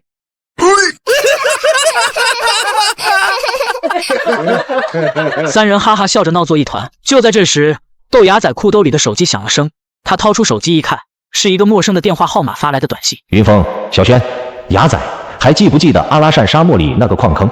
你们准备好1个月量的食物、水和生活必需品，然后再去做衣服的地方，找裁缝做30面小白旗。记得一定要让裁缝在旗面上用红线做上圆圈标志，要在10天内准备好，王显生留，勿念。大头，快记下发短信这个号码，打过去看看。豆芽仔嗯了声，连忙照着手机号码打了过去。你好，你哪位？刚才这条短信是你发的？短信？什么短信？我没发短信啊。刚才是有个女的说借我手机打个电话，我看她穿得像有钱人，就借了2分钟给她用。人现在在哪？刚才借你手机的女人长什么样？有病啊！我凭什么告诉你这些？对方骂了一句，挂了电话。我让豆芽仔重新打过去。我说有完没完了？说完又挂了电话。这次我再打，对方直接不接了。豆芽仔疯了一样不停打那个电话。我皱眉一直在想把头发来的短信内容。这条短信有很多疑点。阿拉善沙漠深处根本没有手机信号，是1格信号都没有，根本发不了短信。难道说把头从黑水城出来了？出来了，怎么不主动联系我？而这借手机机发短信的这陌生人是谁？怎么办，疯子？这人不接啊！小轩，你的手机不是修好了吗？继续打。这招果然见效，这次换了手机号打通了。对方一听还是我打来的，当即服软道：兄弟，你到底想干嘛？我都说了，就是一个女的借用了我2分钟手机。至于你说的什么短信，我根本不清楚，我忙着呢，你别再来烦我了，成不？先别挂，我就问几句话，只要你告诉我就行。好，那你问吧。借你手机的女人年龄大概多大？应该30左右，个头不低呀，应该和我差不多高，衣服嘛矮。对了，我想起来了，那女的衣服上好像写着个蓝天歌舞团。那蓝天歌舞团在哪？哎呦，大哥，你别再问我了，我哪知道歌舞团啊，你自己找人打听吧。因为犄角婆的事，我还是打算烂在肚子里。随后我们去了兰州东升路，找了一个落脚的地方。刚子这段时间还在兰州，第2天我给他打了电话，我在电话中说请他帮忙找一个人，打听现在兰州境内有没有一个叫蓝天歌舞团的组织。刚子本人在兰州活跃的时间不长，但他人脉，我上午拜托了这件事，他下午1点多就打电话过来回了我消息。兄弟，照你说的，我找人问了，没有什么蓝天歌舞团。不过就在刚才，有个小兄弟告诉我，说他倒是知道一个蓝天吹唱班，应该是外地的，大概3个月前过来的。吹唱班里都是老头，拉二胡、吹唢呐的，年纪最小的都50多岁了。蓝天吹唱班都是老头，什么鬼？应该不是这个吧？地址呢？有没有这个吹唱班的具体地址？庆阳路116号附近，闹市区啊，倒是离着秃子的三友旅店不远。知道了，刚子哥，那麻烦你了，回头请你喝酒。兵贵神速，要想找到那个发短信的女的，就得要快，耽搁的时间越长，对我们越不利。挂了电话，喊豆芽仔一块去庆阳路附近寻找这个蓝天吹唱班。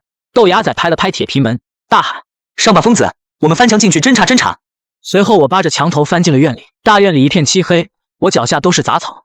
我压低声音冲墙外喊：快进来，别磨蹭。黑灯瞎火的，我俩打开手机照明，随后弯着腰鬼鬼祟祟的向院子里走出。6、7间平房都上的锁，个别房间窗户上的玻璃都没了。不过当找到第4间平房时，我们发现了第4间平房换了新窗户，锁也是新的。进去看看。疯子，这里好像以前住着人，这房间好像还被打扫过。先找找吧，看看有什么不对劲的地方。随后我俩在房间里仔细找了找，看看能不能发现点什么，还真有所发现。豆芽仔在墙角看到了一摞木头板，这些木头板堆在一起，用铁丝捆着，已经打包好了，看样子像是还没来得及拿走。疯子，你过来，这堆木头板子是不是有什么问题？我靠，这不是打盗洞用的豁子板吗？这么多，这都谁堆在这里的？我踩着屋里地毯，开始一步一步的往前走。你干什么？芽仔，从你那开始，把地毯抽掉。豆芽仔咽了2口唾沫，蹲下来开始往外抽地。这时我发现有处地方的水泥颜色和周围不搭，我找到东西砸了一下，地面上露出了一个大坑，水泥只有薄薄一层，中间木板隔着。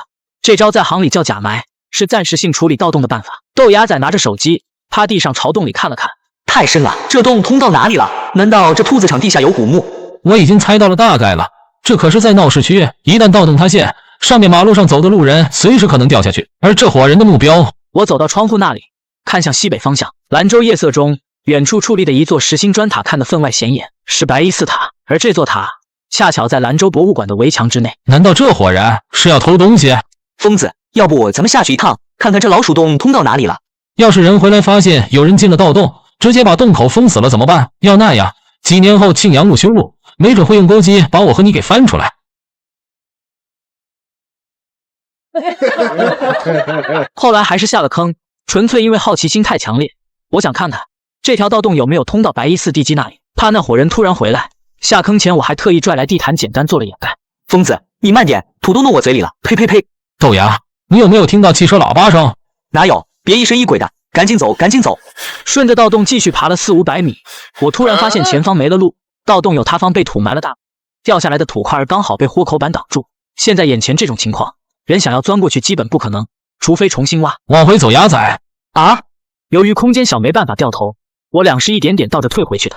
不过几百米距离，一来一回花了近40分钟。现在怎么办啊，疯子？线索断了，还能有什么办法？回银川，管发短信的神秘人是谁？去看一看，不就知道是不是真的喽？准备1个月粮的食物和水，我们找衣服店做30面小白旗。回到银川后，第一时间去了贺兰山养殖基地，想着去找商关明帮忙借骆驼。没想到，当我们看见商关明的时候，我和豆芽仔都是一脸震惊。商关明拄着双拐，后脑勺包着纱布，一瘸一拐地走路。你们怎么来了？商总，你这是？商总，你这是？哎，别提这事儿了，我这是流年不利。你们来找我不是单纯看看我那么简单吧？是的，我们是来找你借骆驼的。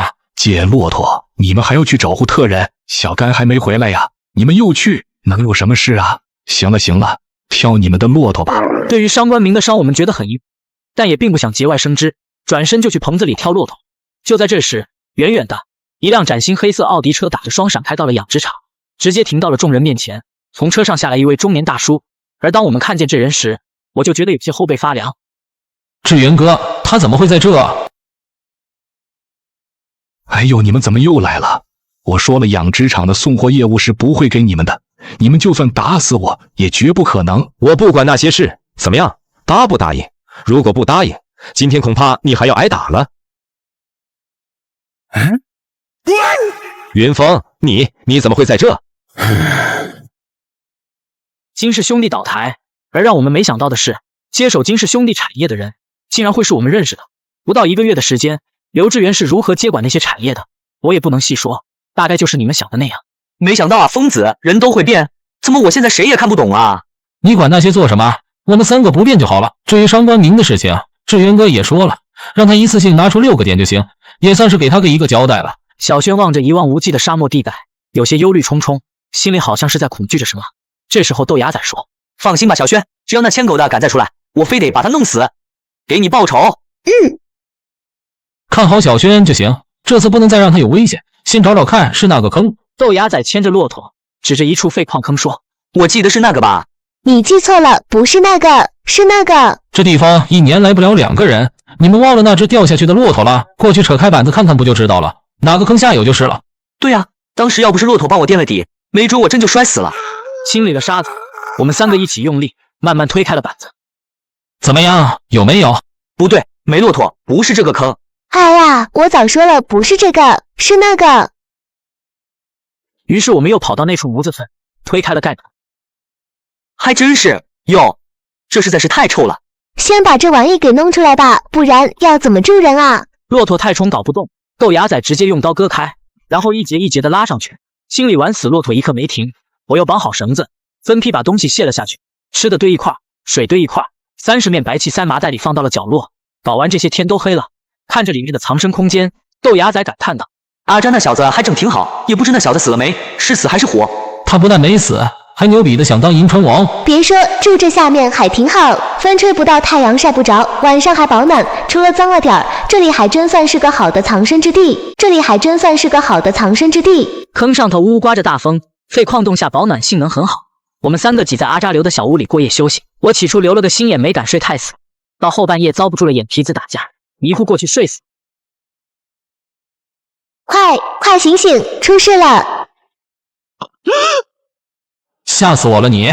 怎么了？出事了，银奔！我刚才起夜，发现我们放下来的绳子没了，矿洞口也被木板盖住了。什么？我吓得6神无主，鞋都没穿，穿着袜子就跑出去看。看到眼前状况，我脸色刷得白了。我们之前记好用来上下矿坑的登山绳没了，不光这样，洞口也被木板盖上。谁干的？我回去一把扯掉了豆芽仔被褥。还睡？出事了！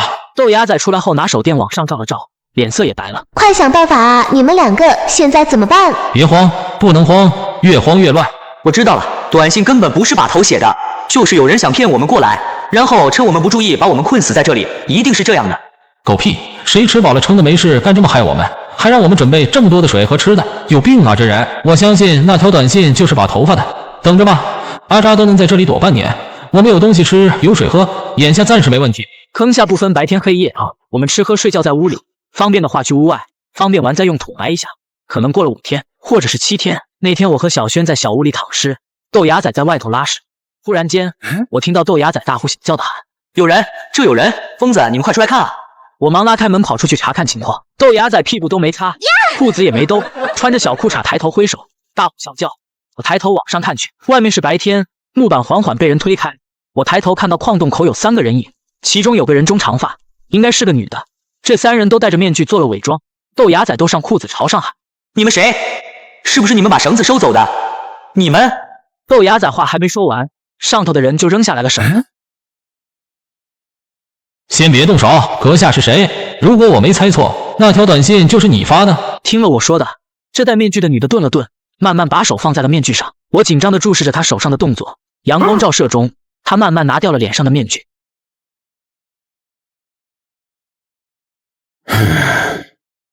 好久不见啊，云峰。玉姐，我无论如何都没想到，自己前2天一直追的女人，竟然是她，北派地下皇姚师爷的大侄女姚玉门。我跟你认识就不介绍了，这是我四伯姚文平。疯子，这女的是谁？是敌是友？我看你们认识。豆芽仔和我在香港认识，他没进过飞鹅山，也没在顺德待过，肯定不知道姚家兄妹。小轩自然也一样。我脸色古怪地问：“这到底什么情况？玉姐，你们什么时候来的银川？你为什么给我发短信？还有，你之前为什么故意躲着我？”去那屋里说吧，这外头味道不好。豆芽仔脸色尴尬，下意识移动2步，挡住了自己的排泄物。短信的确是我发的，不过短信里的内容王把头在1个半月之前就告诉我了。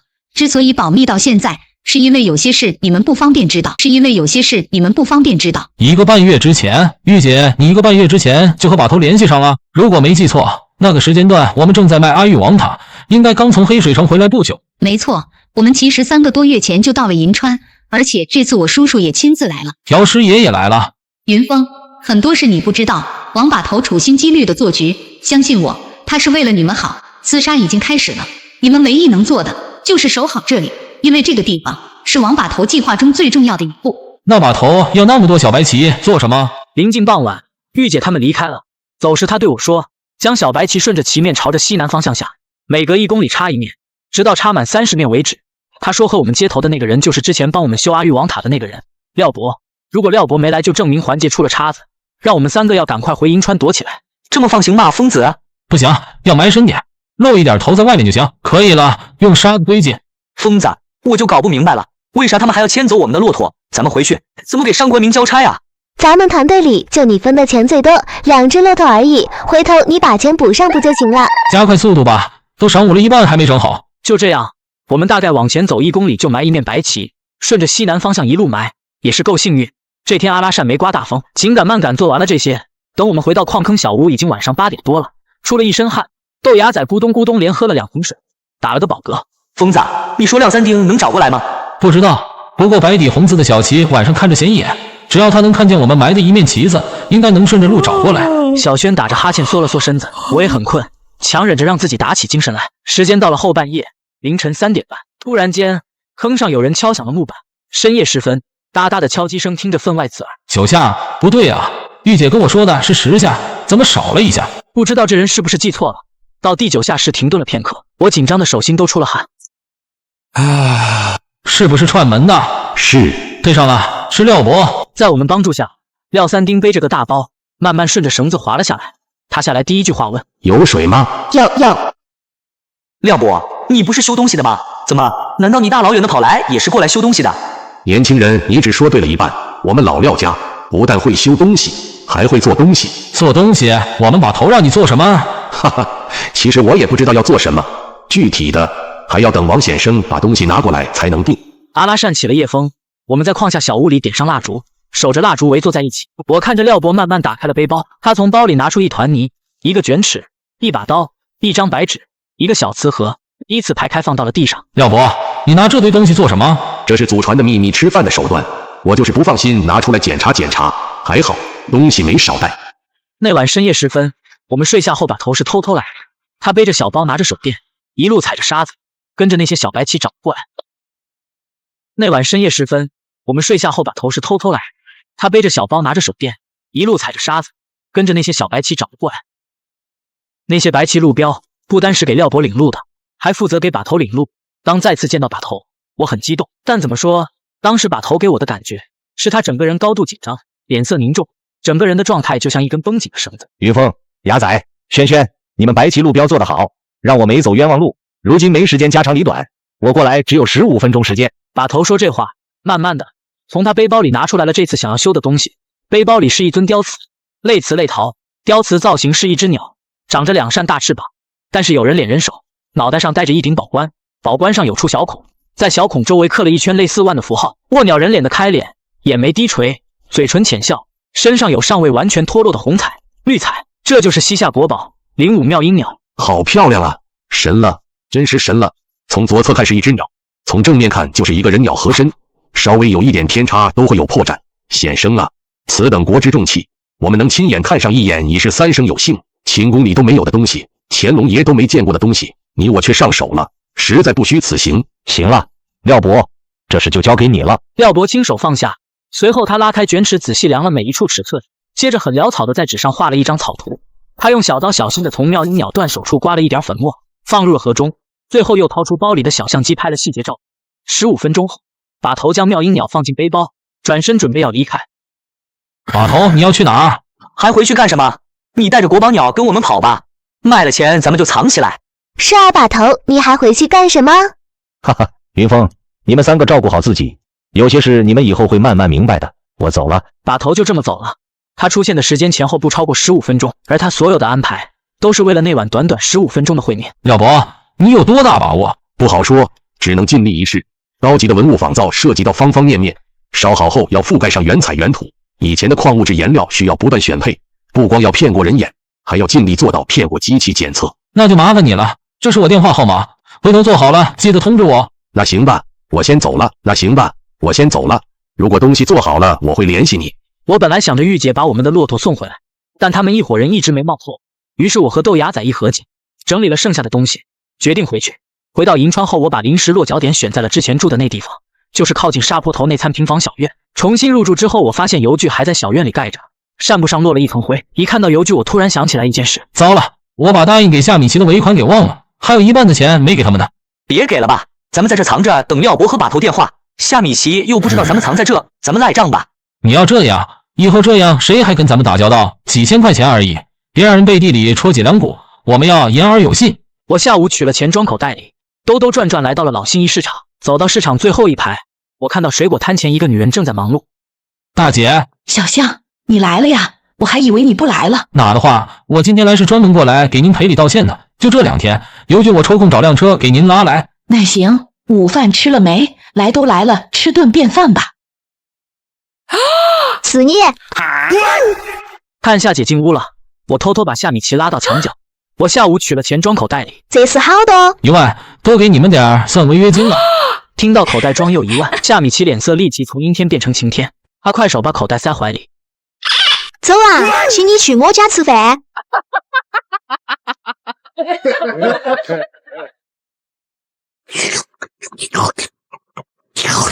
云峰，你等会能不能带我去新百货买东西？我想买个手机。你不是要买包？不买包该买手机了。买啊，先买手机再买包包。那你不给你哥分钱了？分个锤子分，不给他分了。吃完饭我们就去。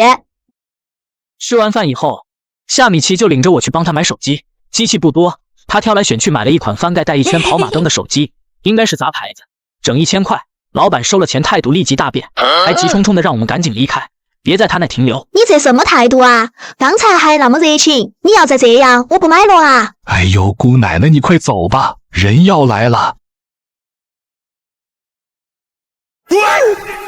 赵老板忙什么呢？我看看。马哥，你别误会，这位客户手机坏了，刚才问我能不能修，我看过了，手机本身坏了个零件，我这没货，这不让他们拿回去了吗？哦，是这样，那我怎么看像从你这里买的新手机？你小子不老实啊！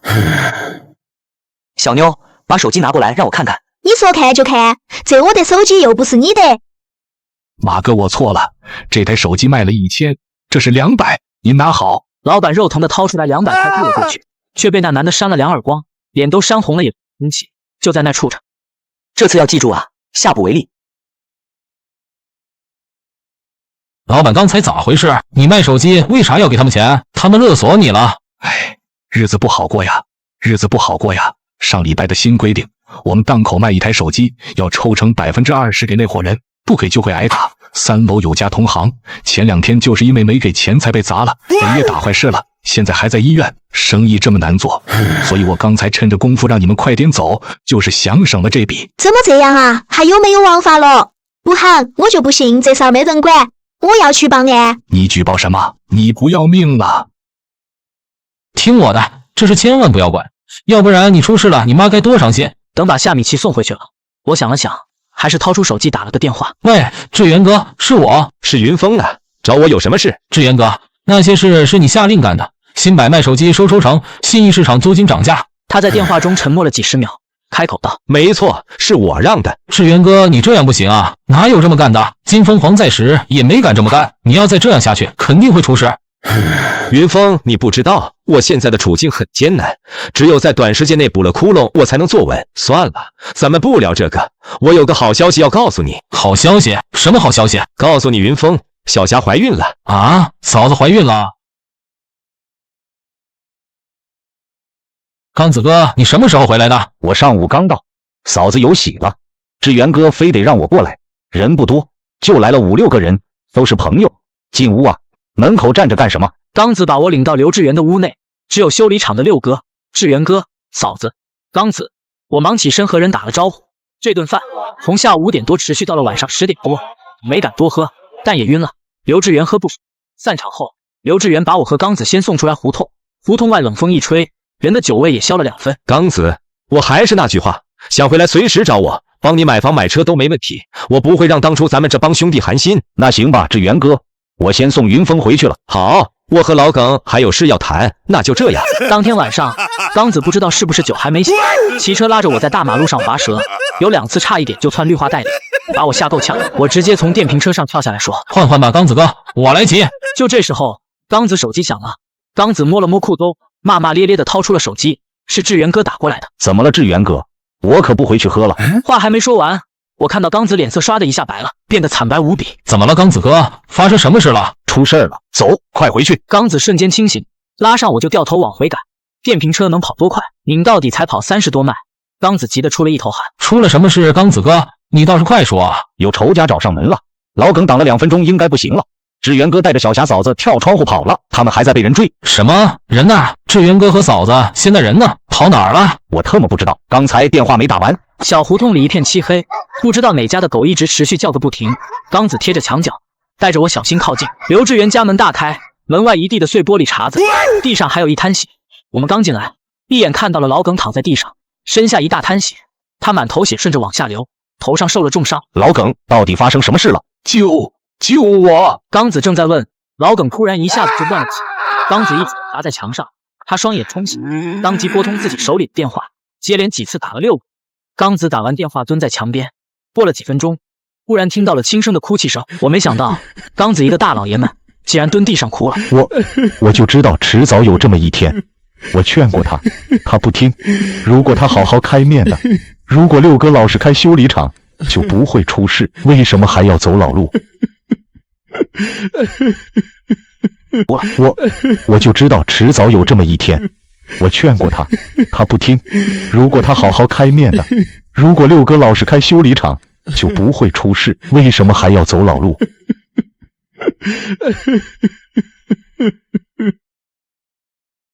兄弟，今天我救了你，要是哪一天我落难了，我同样希望你能伸出援助之手，帮帮我。今晚看来是不能回去了。疯子，你干啥呢？不回来睡觉？大半夜跑哪去了？没事啊，牙仔，碰到个老朋友喝酒喝多了，沙坡头太远了，这么晚了也不好打车，晚上就在这朋友家过夜了。我白天回去。这样，那你小心点，挂了，困死我了。我把手机合上盖，放裤兜里，周围不断响起摩托车的打火声。刚子扔了他那辆天使台破电瓶车，骑着一辆大马力铃木停到了我面前。有没有银川的朋友？不知道当初住那一带的还有印象没？如果是90后的话，或许有个别的没睡觉，还躺在被窝里偷偷玩掌上游戏机。那晚要是没睡的，能听到外面震天响的摩托车炸街声，一群一群的摩托车拉着人呼啸而过。这时若有人拉开窗帘看看，没准能看到我呀，因为我当时就坐在其中一辆上，骑车的是刚子。怎么回事，六哥？这元哥和嫂子呢？那帮下手的人什么来头？现在没时间谈这个，救人最要紧。刚子，你带上兄弟们快去找志源和弟妹，他们现在正躲在糖果厂。随后我和刚子一道出发赶往糖果厂。路上，刚子通过电话通知了他那些兄弟们，我俩离糖果厂最近，是第一个到的。糖果厂铁门没锁，半来着，厂区里有3间平房小屋，一片黑灯瞎火，连声狗叫都没有，出奇的安静。刚子拿上手电，抄起一根铁管就想进去，就在他要进门那一刻，我拉住了他。刚子哥，我总觉得这事儿不对头。哪里不对头了？你回想，刚才六哥别的话都没说，第一时间让你把人都叫到糖果厂，耿哥和宋哥的下场你也看到了，反倒是六哥神志清醒，也只受了些皮外伤。兄弟，你这话什么意思？你的意思是？刚子不是傻子，我的话他肯定听懂了。他望着糖果厂大院犹豫了2秒钟，开始慢慢向退。就在这时，刚子刚后退2步，糖果厂大院里瞬间灯火。我和刚子慌张的上了摩托车，刚子一拧油门就要跑，但太晚了。跑啊，继续跑，你就是方刚了。你哪位？让你们在银川蹦跶了2天而已，你看看刘志远搞的什么，搞得乌烟瘴气。我问你是谁，跟谁混的？你老大谁？听不懂人话。喏，他来了。我扭头看去，糖果厂大门被人推开，一个身穿休闲服的男人走了出来。向云峰啊，向云峰，怎么哪都有你？你不去荒山里刨坑盗墓，怎么改行开始混了？你认识这人？阿渣，你现在是这些人老大。向云峰，你不要乱说，我可不是老大，那位主才是老大。阿渣话音刚落，从最后一辆桑塔纳上下来一个男人。金老二，你是金老二，你是人是鬼？没错，是我。怎么你觉得我是鬼？我要是鬼，哪来的影子？行了，把人弄到厂里说。我和刚子被人架着胳膊，被人拖进了糖果厂，随后糖果厂大门被人关上。你小子是最让我意外的，我之前怎么都没想到，你们那伙人竟然是干盗墓的，怪不得那么有钱，55万买我命。呵呵，这还多亏了阿渣，是吧？阿渣哪里的话，老大，这都是我应该做的。很好，你不会记恨我吧？你脸和耳朵的事儿我道个歉。还有你妈，你要知道，你母亲的死和我可没关系，她身体本来就不好。阿渣脸上依然笑，只是毫不犹豫的直接跪下，给金凤凰磕了个头。都过去了，老大，没有你就没有现在的我，我哪里会记恨你？直到此刻，我才清楚的意识到，刘志源被耍了，刚子被耍了，我们所有人都被耍了。金凤凰一个人玩了招瞒天过海，他的死瞒过了所有人。刘志源趁机上位，阿渣反水，银川大乱，这一切都在他预期的计划中，而且肯定有不能说的那股势力帮忙做局。我印象很深，就是那天晚上，刚子被人架着拖出去，等他被人再扔回来，人已经快不行了。刚子眼睛肿得睁不开，他头上都是血。兄弟，我在刚子哥，我不行了，兄弟，想托你2件事。我用袖子帮他擦擦眼，红着眼眶，哽咽着看着他。刚子哥有2件心事放不下，一个是他妹妹，他妹妹叫芳芳，在兰州读大一，是个大学生，学的法律专业。大学生芳芳一直是刚子的骄傲，刚子还有个后妈，很小就不管他们了，是刚子把他妹妹供上大学的。刚子死前最担心的就是他这个妹妹，他说如果我没死的话，希望能照顾一下他妹妹。他另外还有一个东西放不下，就是他货车里那只8个鸟，那只鸟叫林哥，他喂了5年。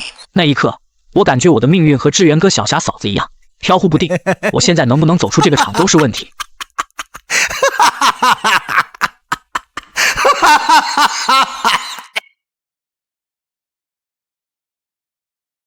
到了第2天清晨，刚子身上已经变凉，我不敢去看他，刚子就靠在墙上低着头，像是睡着了。哥对不起你，刚子，哥对不起你。你有什么资格说这样的话？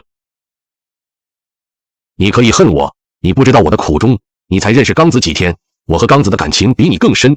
刚子妹妹，我会供她读完大学，我不会让她白死的，我不会让她白死的。说完，六子就给我递过来一瓶水，我虽然很渴，但没接，他把水放在了地上。小兄弟，如果你能活着出去的话，离开吧，离银川远远的，因为说到底，我们这种人最后一定没有好下场。我一连被关了3天，金凤凰都没对我出手，说他把我忘了也不对，因为每天有人过来给我送2顿饭，没有早饭，就中午1顿，晚上1顿，一个凉馍半碗凉水。第3天傍晚6点多，门突然被打开，我一看是阿扎提着塑料袋过来给我送饭。金凤凰想做什么？为什么不杀我就把我关着？你想死啊？想死还不简单，你一头撞在墙上就行。怎么不敢去？我算看透你了，向云峰，你就是怕死，你是不敢去死，所以我说你得谢谢我，要不是我这2天一直在尝试说服金老二，你早让人弄死陈河里了。那我要感谢你，你就是个小人而已，收了刘志元钱，转身就把人卖了，你以后没有好下场。没有好下场，我都成这样了，还能坏到哪去？咱俩认识的时间也不短了，虽然关系不怎么的，但某种意义上来说也算半个朋友。你不要忘了，当初你答应我的条件。好兄弟，咱们再合作一次。哼，我已经不会再相信你了，你滚吧。向云峰，眼下你没得选，不管你信不信我，不和我合作，你必死无疑。但要是你配合，或许你能活着出去也说不定。给你1分钟时间考虑，你想吧。阿扎不等我说话，直接就凑在我耳边说出他接下来让我做的事。是这样的，金老二这次虽然重新掌权，但也伤筋动骨了。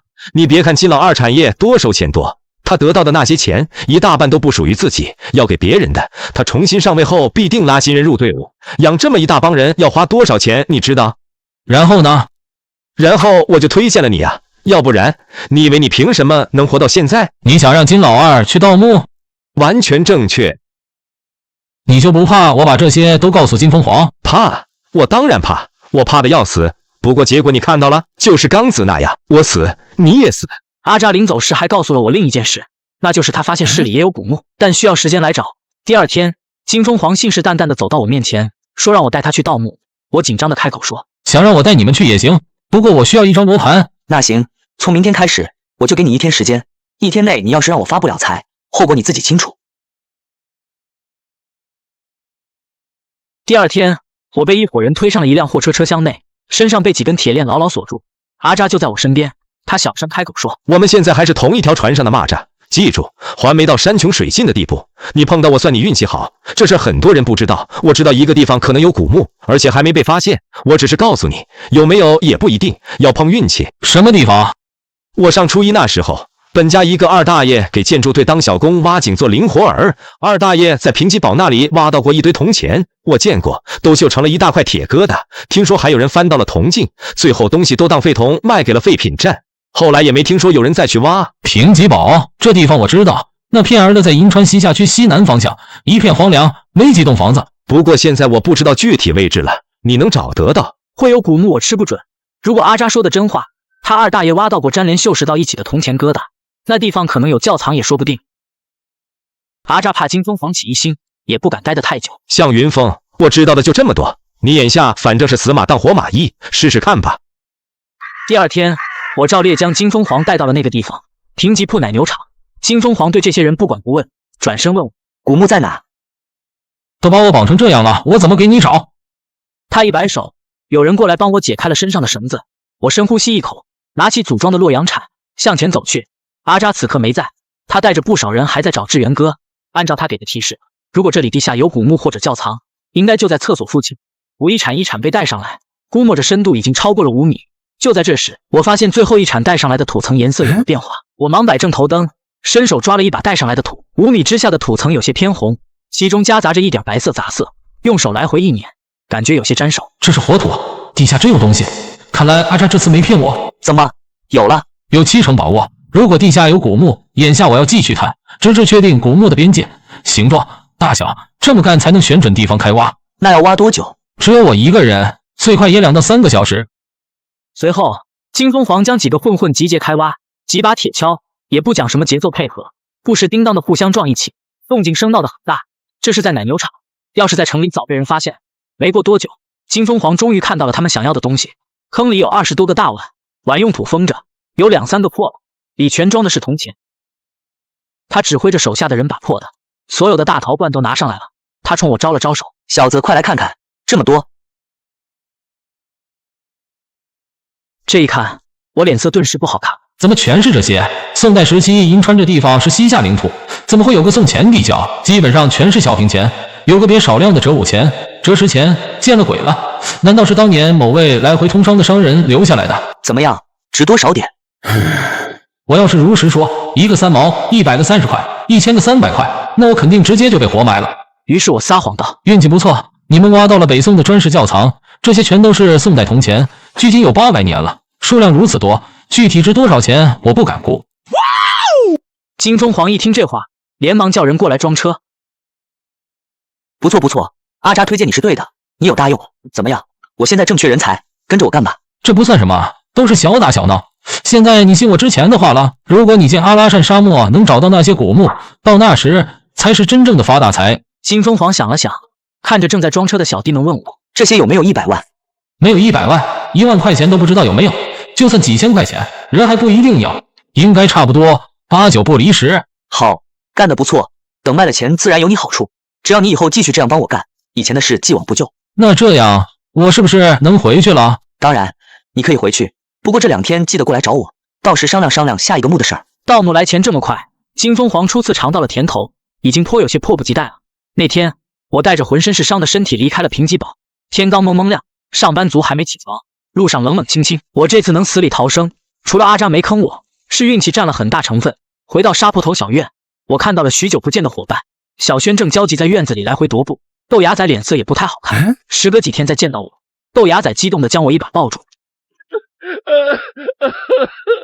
去哪了？疯子，你吓死我了，知道不？我以为你被人活埋了。听闻声音，小轩快速跑来，我看他眼眶红红的，应该哭过。怎么了你俩？我这不是没死吗？先别说了，有没有吃的？给我整点儿，饿坏了。半小时后，小轩趴在桌子上，下巴枕着胳膊，大眼睛一眨不眨看我吃饭。豆芽仔也差不多，吃的剩菜大米饭，我一连干了3大茶缸，这才打了个饱嗝。志源哥出事了，要不是运气好，我这次也差点就折了。我挑重点讲了这2天的经历。小轩听后满脸的不可思议，肉痛地说：我的钱。是的，打水漂了。阿扎那小子出尔反尔，把我们所有人都给卖了。好，刚子死了，6个卧底，志源哥不显山不露水，阿扎那比一肚子坏水，金老二竟然假死，乱成一锅粥，这是打地道战啊，不好弄。疯子，你这次又糊弄了金老狗，那他还不得把我们全给剁了？就算我不糊弄他，你觉得他会放过咱们？这地方怕也不安全了，就这1-2天，咱们尽快搬家。还搬？才住一个地方，有点感情有搬。志源哥如今是丧家之犬，被追着不放，他带着小霞嫂自身都难保。这次听我的，快收拾东西，尽快。怎么样，老板？这东西你要不要？100万全部打包。哈哈，要不起啊！这东西我就实话实说了吧，就算全部打包，顶多也就7500。金凤凰自己邀请了好几位外地古董商上门看我，结果是2个人不要，另外1人给报的打包价是5000。金凤凰当场傻，气得把带回来的瓷器全砸了个稀巴烂。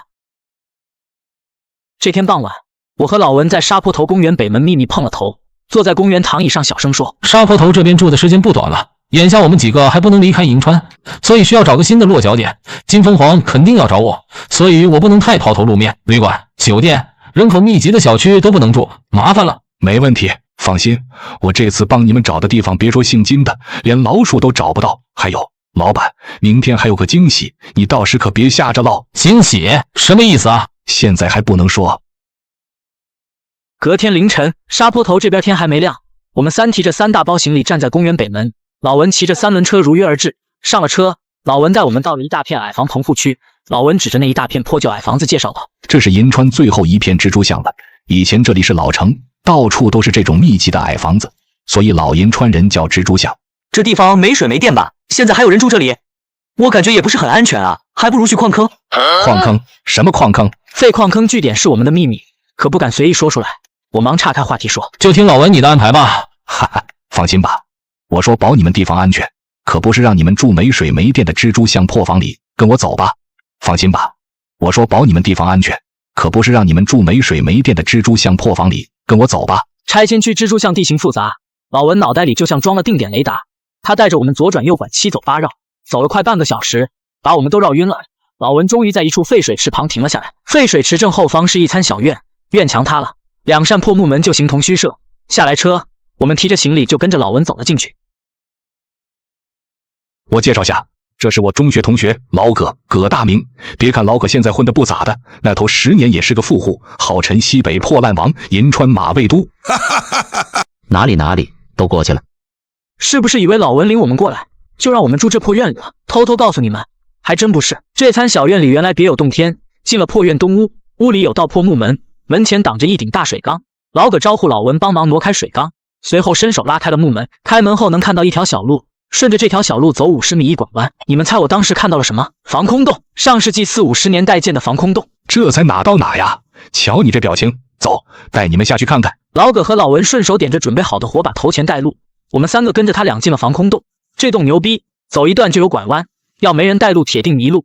7拐8拐走了半天，老文带我们到了一间小房前，老文拿着火把，伸手敲了3下门，里面没动静。老文又敲了2下，这次才开口说：“是我文殊普。”啊，志源哥，怎么样？昨天没骗你吧？是不是给了你个惊喜？志源哥心情低落的叹了声，随后请我们进屋。嫂子常小霞见来的是我们还是欢迎的，她热情的招呼我们坐下。常小霞问：“豆，小哥你叫豆什么来着？”我不叫豆什么，我叫陆子明，只是他们给我起了个外号叫豆芽仔。志源哥，你和嫂子是怎么逃出来的？你不知道，外面阿扎领着一大帮子人，天天在各大旅馆小区找你们。哎，一言难尽。刘志源断断续续跟我们讲了那几天的逃亡经历。志源哥带着小霞嫂子偷过车，钻过猪圈，藏过桥洞。他手机丢了又不敢主动联系任何人，要不是他命不该绝碰到了老文，估计已经被带到了。金老狗是假死，志源哥你大意了啊！还有我们疯子之前还故意瞒我，都是阿扎那笔害的。阿扎当初也是故意瞒着我，说不认识你们。如今想想，怕是从收到55万开始，他已经决定背地里对我下刀子了。没错，还不光如此，志源哥，金凤凰的假死连你都瞒过了。我猜你当初肯定不止一次确认这消息吧？是啊，季波派去医院的人回来都告诉我亲眼看到了金老二，我不放心，又特意派老六去了医院探监，他回来也是那么告诉我的，说金凤凰死于严重刀伤。志源哥，金凤凰的假死连你都瞒过了，我猜你当初肯定不止一次确认这消息吧？是啊，季波派去医院的人回来都告诉我亲眼看到了金老二，我不放心，又特意派老六去了医院探监，他回来也是那么告诉我的，说金凤凰死于严重刀伤。不用我说，你们应该猜出来是谁干的了吧？为掩护刘志源和小霞跑，老宋、老葛、刚都没了。听闻了刚子的遭遇，刘志源低了下头，不说话。等他再抬起头，早已是泪流满面。刚子，你放心，若我刘志源还能东山再起，你妹妹就是我妹妹，这辈子我让她荣华富贵。你还想什么东山再起？你考虑过我吗？你考虑过肚子里的孩子吗？东山都塌了，你拿神起？刘志源，你醒醒吧！志源哥嘴巴大张，他看着自己心爱的女人，呆呆的发愣。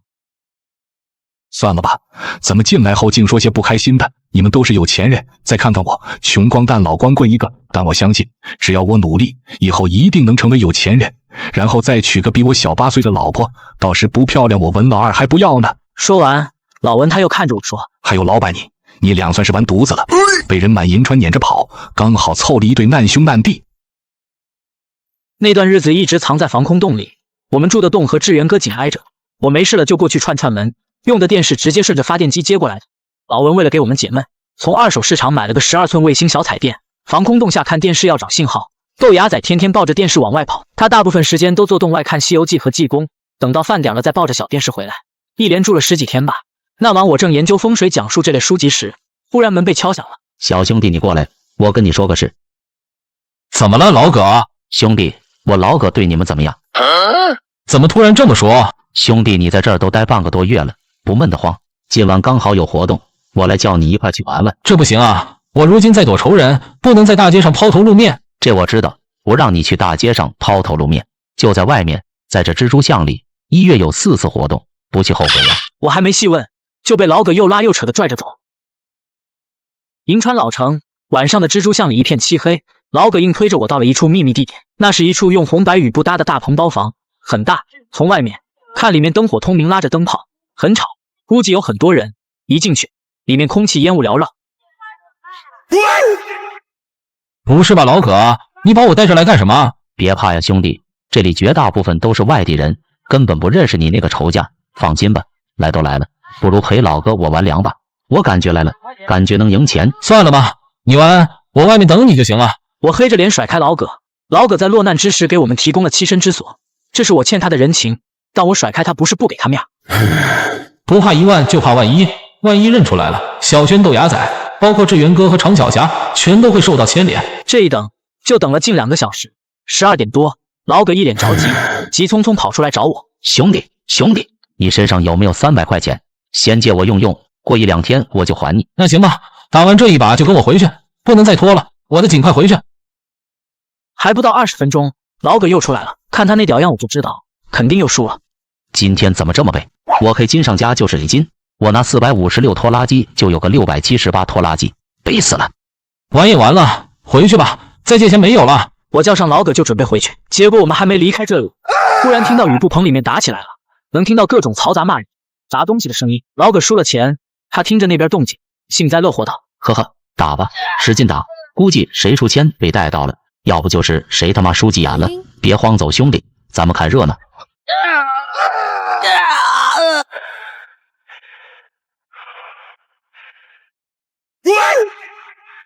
哼！我操，是打群架吗？这个没人打一个。很快，有个戴着棒球帽的人走了出来，这人20多岁，身材魁梧，又高又壮，那胳膊粗，和护特部呼噜输赢，除了会用软件的乞丐流，我之前从没见过有人赤手空拳这么猛。豆芽仔打架全靠莽，而这戴着棒球帽的黑小子是公主，把我看傻了。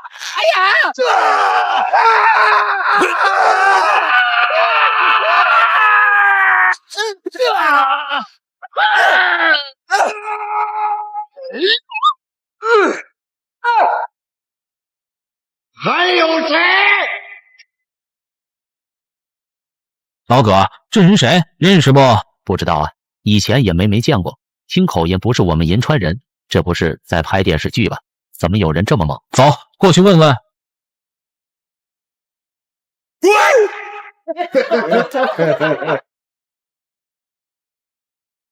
别误会，我不是刚才那伙人。那你叫我干什么？兄弟认识一下吧，我叫向云峰。一边去。输完了吧？缺钱不？怎么？你要给我钱？也不是没可能，我看兄弟你身手很好，出门在外嘛，想交个朋友。我主动过来结交此人，不为别的，就是想让他帮我。我已经吃过不止一次亏，之前在糖果厂门口，若是身边有这人护着我，我就不会被打那么惨。我收回手，笑着说：“有地方落脚，想请兄弟你吃顿饭。吃什么？有大米饭、炒菜。”随后我把他带回了防空洞。路上老葛不敢靠近他，估计是被刚才那一幕吓着了。这人自己告诉我的名，他姓氏很少见，姓于，叫于文斌。碰到我之前，他在银川流浪了半年，基本上都靠工地上打零工，帮人搬家挣点小钱维持生活。来蜘蛛巷打牌是跟着一位工友来的，因为忍不住手痒就梭哈了一把，结果一把将身上的钱全输了。要不是我把人带回防空洞，他铁定又要流落街头。回去后，我跟他介绍了小轩，又帮他盛了一大盆大米饭。小轩看着他狼吞虎咽的扒拉米饭，不满地把我叫到门口，小声埋怨：“云峰，你不知道咱们眼下什么情况？怎么什么人都往回捡？你别管，这人对我有大用。对了，刚才路过怎么没看到志源哥？还有豆芽仔去哪儿了？都在上面，豆芽仔在上面看电视，志源哥也在。好，我知道了。”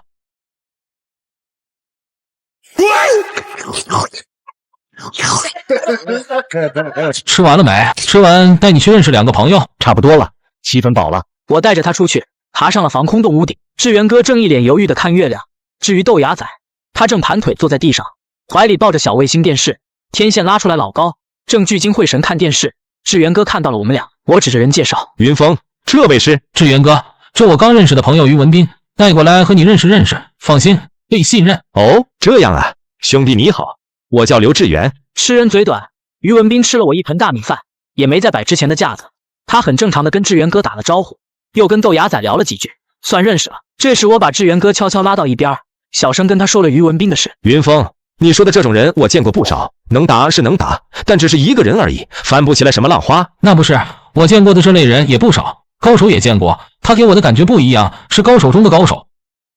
你如此推崇这人，那我去试试吧。喂，于兄弟，我听云峰说你身手很好，怎么？你想试试？我怕我一出手打伤了你。我以前天天打架，只不过结婚后货人动手少了，你这话我不服。来，试试吧。请。仔细听，听到了没？我耳朵前后一动，这次听到了，听得非常清楚，是小孩子玩的拨浪鼓声音。谁？是谁在摇拨浪鼓？摇拨浪鼓的声音越来越近，于哥猛地转身，眼睛死死地盯着西南方。我慌忙掏出手机照了照，只见前方不远处好像有个人影，他单手举着一只大号拨浪鼓，正左右摇着，装神弄鬼，吓唬人！于哥大骂一声，随手从地上捡起一块红砖头，甩手就朝蹲着的人甩了过去。难道是我看错了？这人是躲开了？哎，愣了半天，原来是个疯子，这穿的什么玩意？脑残吧这是？于哥看着这人，眉头紧锁不说话。这要饭的男人指着我们哈哈一笑，大晚上这笑容听起来有几分诡异。他笑着晃动手中的拨浪鼓，冲着我们大声道：姑娘18九，拉着我的手，喝了2瓶酒，就要跟我走，来年要结婚，快把彩礼留，洞房花烛后，女人真叫累，每天没点睡，还把孩子喂，男人要体会，奖励个大宝贝，奖励个大宝贝。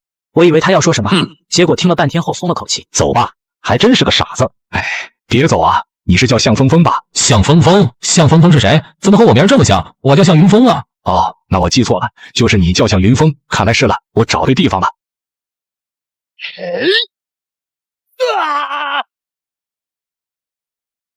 一击被打，这人原地不动，看着于哥笑道：准偷可以啊，你们2个快离开！你的意思，开虎头奔的是这人弄死的？你们商量什么的？商量好了没？我今天要杀向峰峰啊呸！我今天要杀向云峰，你们俩敢拦着也得一块死！看对方这样，我脑海里突然闪过一个人名，瞬间脸色发白。长春会，刘乞丐花建流，北平流星王少元，金门说书白玉清，奉天烙子魏文通，美马大刀眼睛沉。这人是梨花大鼓谢启荣。红姐说这人被关在精神病院里，怎么跑出来了？谁放出来的？喂，于兄弟，我听云峰说你身手很好，怎么？你想试试？我怕我一出手打伤了你。我以前天天打架，只不过结婚后货人动手少了。你这话我不服。来，试试吧。请。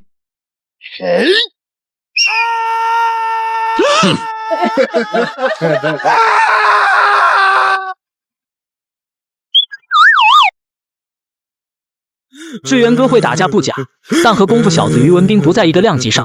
经过这场防空洞下的2人交手，结果志源哥吃了大亏，他后背挨了一掌，足足在床上躺了1个礼拜才缓过来。嫂子常小瞧自家爷们被打成这样，天天挎着脸，靠近他周身3米感到冷飕飕，吓得于文斌每次都要躲着他走。于哥如今已年过40，早2年他开的武馆倒闭了。那天我让于哥教我点真功夫，于文斌呵呵一笑，毫不避讳地说：可以啊，去把那个卖豆芽的叫来一块学，再问问那个小黑妮子愿不愿意学，我教你们点真本事。还用叫吗？已经来了。于哥，你可是少林寺出来的，会不会易筋经、合波若掌？能不能教我？说那些没用，你们都是普通人，没有底子基础。如果以后碰到危险跟人动手，不能慌，要把我说的话牢牢记住。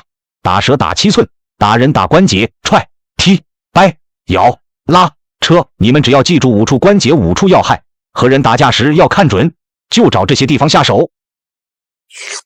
晚上吃饭，于文斌出去上厕所，豆芽仔端着碗小声说：疯子，我上次说那事儿怎么样？你跟他说了没？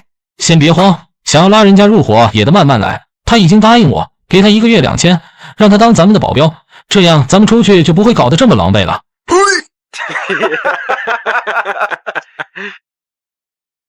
那天下午，志源哥把我叫到门外，老文也在院里，估计刚到。他说：老文都打探清楚消息了，老耿、老宋、刚子都在西3环北边的一家小火场，我想去看看他们，你去不去？志源哥，金凤凰这人我了解，他肯定还在找咱们。火葬场会不会有他们的人蹲点？这个我自然考虑过，所以才让老文连续盯了几天。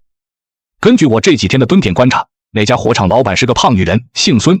因为火化价格便宜，又可以不记名，所以基本上都是懒得黑火。我留意了，近3-4天火场都没什么生意，没看到有混子之类的闲散人员，应该是安全的。怎么样，兄弟？那行，走吧，志源哥，我叫上我保镖。计划定在了晚9点半，去的人有4个，我、刘志源、老文，还有我的保镖于文斌。老文一摆手，带着我们来到了大门前。老文大力拍了几下门，过了能有5、6分钟，大门从里面被打开，一个胖女人露出半张脸，干什么的？孙姐，我老周介绍来的，今天带几个外地的老板过来看看生意。那行吧，我听说这2天有记者打算过来暗访，进屋谈。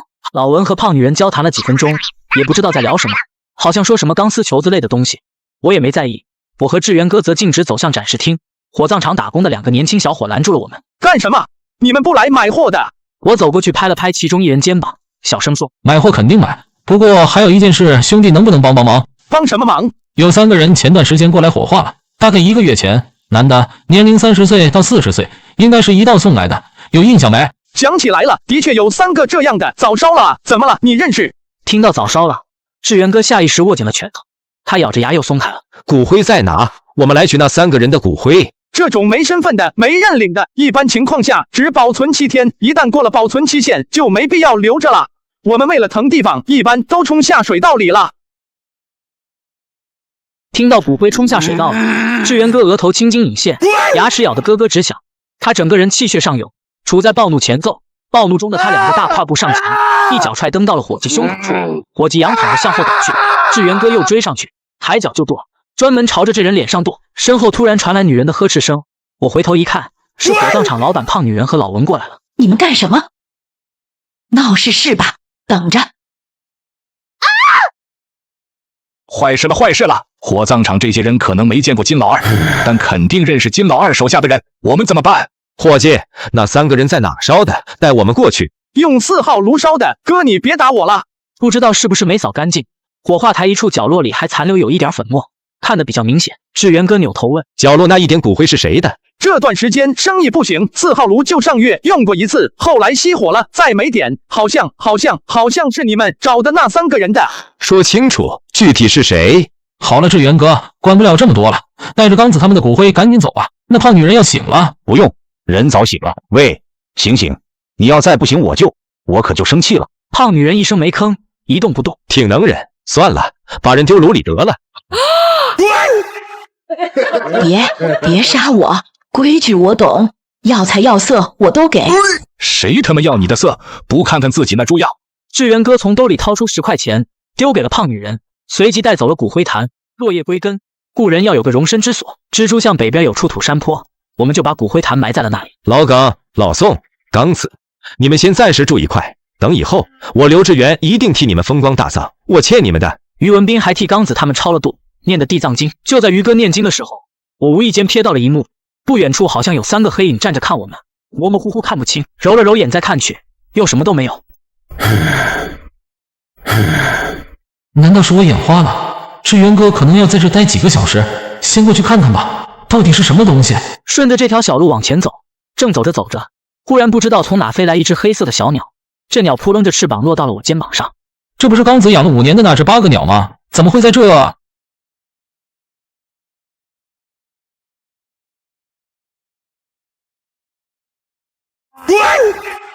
林哥来找我了。云峰，你不要自责，就算你去喂他，也不会吃食。老耿、老宋已经走了，我多留1天，就是为了最后再见你一面。还有最后一件事，是我妹妹，有能力的话照顾一下，她日子不好过，我下辈子会还兄弟你这份情的。从今往后，你不会再梦到我了。我走了，兄弟。你昨晚发烧了，嘴里还不停说什么梦话，说什么黄小米之类的胡话，还好烧应该退了。没事，只是做了一个梦而已。志源哥呢？于哥昨晚和志源哥拼酒了，一样宿醉未醒，现在还躺着呢。我本以为接下来要继续过一段平淡的日子，没曾想我错了。算时间，在从黑水城废矿坑离开近2个月后，我接到了一个陌生电话，而打来电话的正是廖博，他约我尽快见面。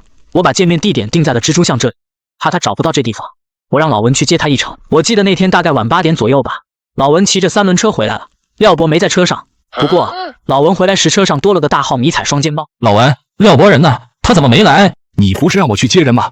那白头发老头我见到了，他说自从到银川下了火车就感觉不好，老觉得路上有双眼睛从背后看着我。老头说以防万一，人祸分走。那行吧，老文你先出去，路上辛苦了。老文知趣的没多嘴问，他出去后我就打开了这个迷彩包。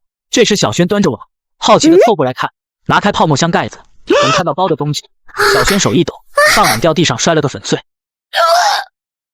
怎么了？怎么了？发生什么事了？这谁的？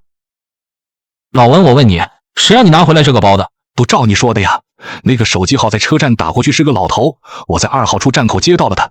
那人白头发不少，和老板你说的一样啊。长什么样？那人具体长什么样？这你让我怎么形容？就是普通人的样子。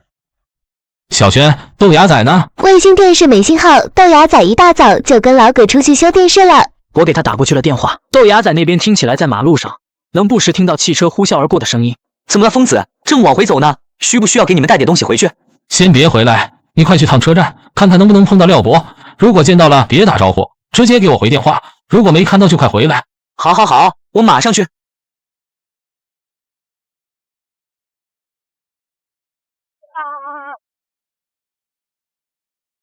牙仔，你怎么了？陆子明，你说话啊，听到没有？喂，你是谁？过来面谈吧。送你的东西应该收到了。听说那人和你有过节，为了示好，一点小礼物不成敬。如果你不来，你这位朋友就活不下来了。希望你相信我的话。电话里沉默了几秒钟，我疼得站起身，咆哮着问：你到底是谁？你把豆芽仔怎么了？你来了就知道了。你所有的事情我们都知道。同样，任何麻烦我们都可以帮你处理解决掉。作为回报，我们只要你身上的一件东西，你只需要告诉我们东西在哪里。电话里陌生男人最后报给我的见面地址：兴庆区中山北街456号光明会馆。至于他们想要的东西，想必你们应该猜到是什么了吧？看来有人要是福不是祸，是祸躲不过。走吧，我跟你走一趟，我于文斌护你安全。不去不行嘛，云芬。对方虽然没明说，但已经放出信号。如果我不去，下次送来的可能是豆芽仔的。小轩低下头不说话了。深夜的银川安静无声，一辆破旧的黄面的打着双闪，匀速开往兴庆区方向。于哥拿着木棍下车后说：在外面候着，随时接应我们。于哥提着棍子走到门前，单手啪地将棍子砸地，抬头看着门上的小型探头。3分钟后，光明会馆的大门缓缓向两边打开，里面出来一个年轻人。这位朋友，棍子放门口就好，这里很安全。哼，你这人怎么不说话？问你话呢。没事，让他们进来吧。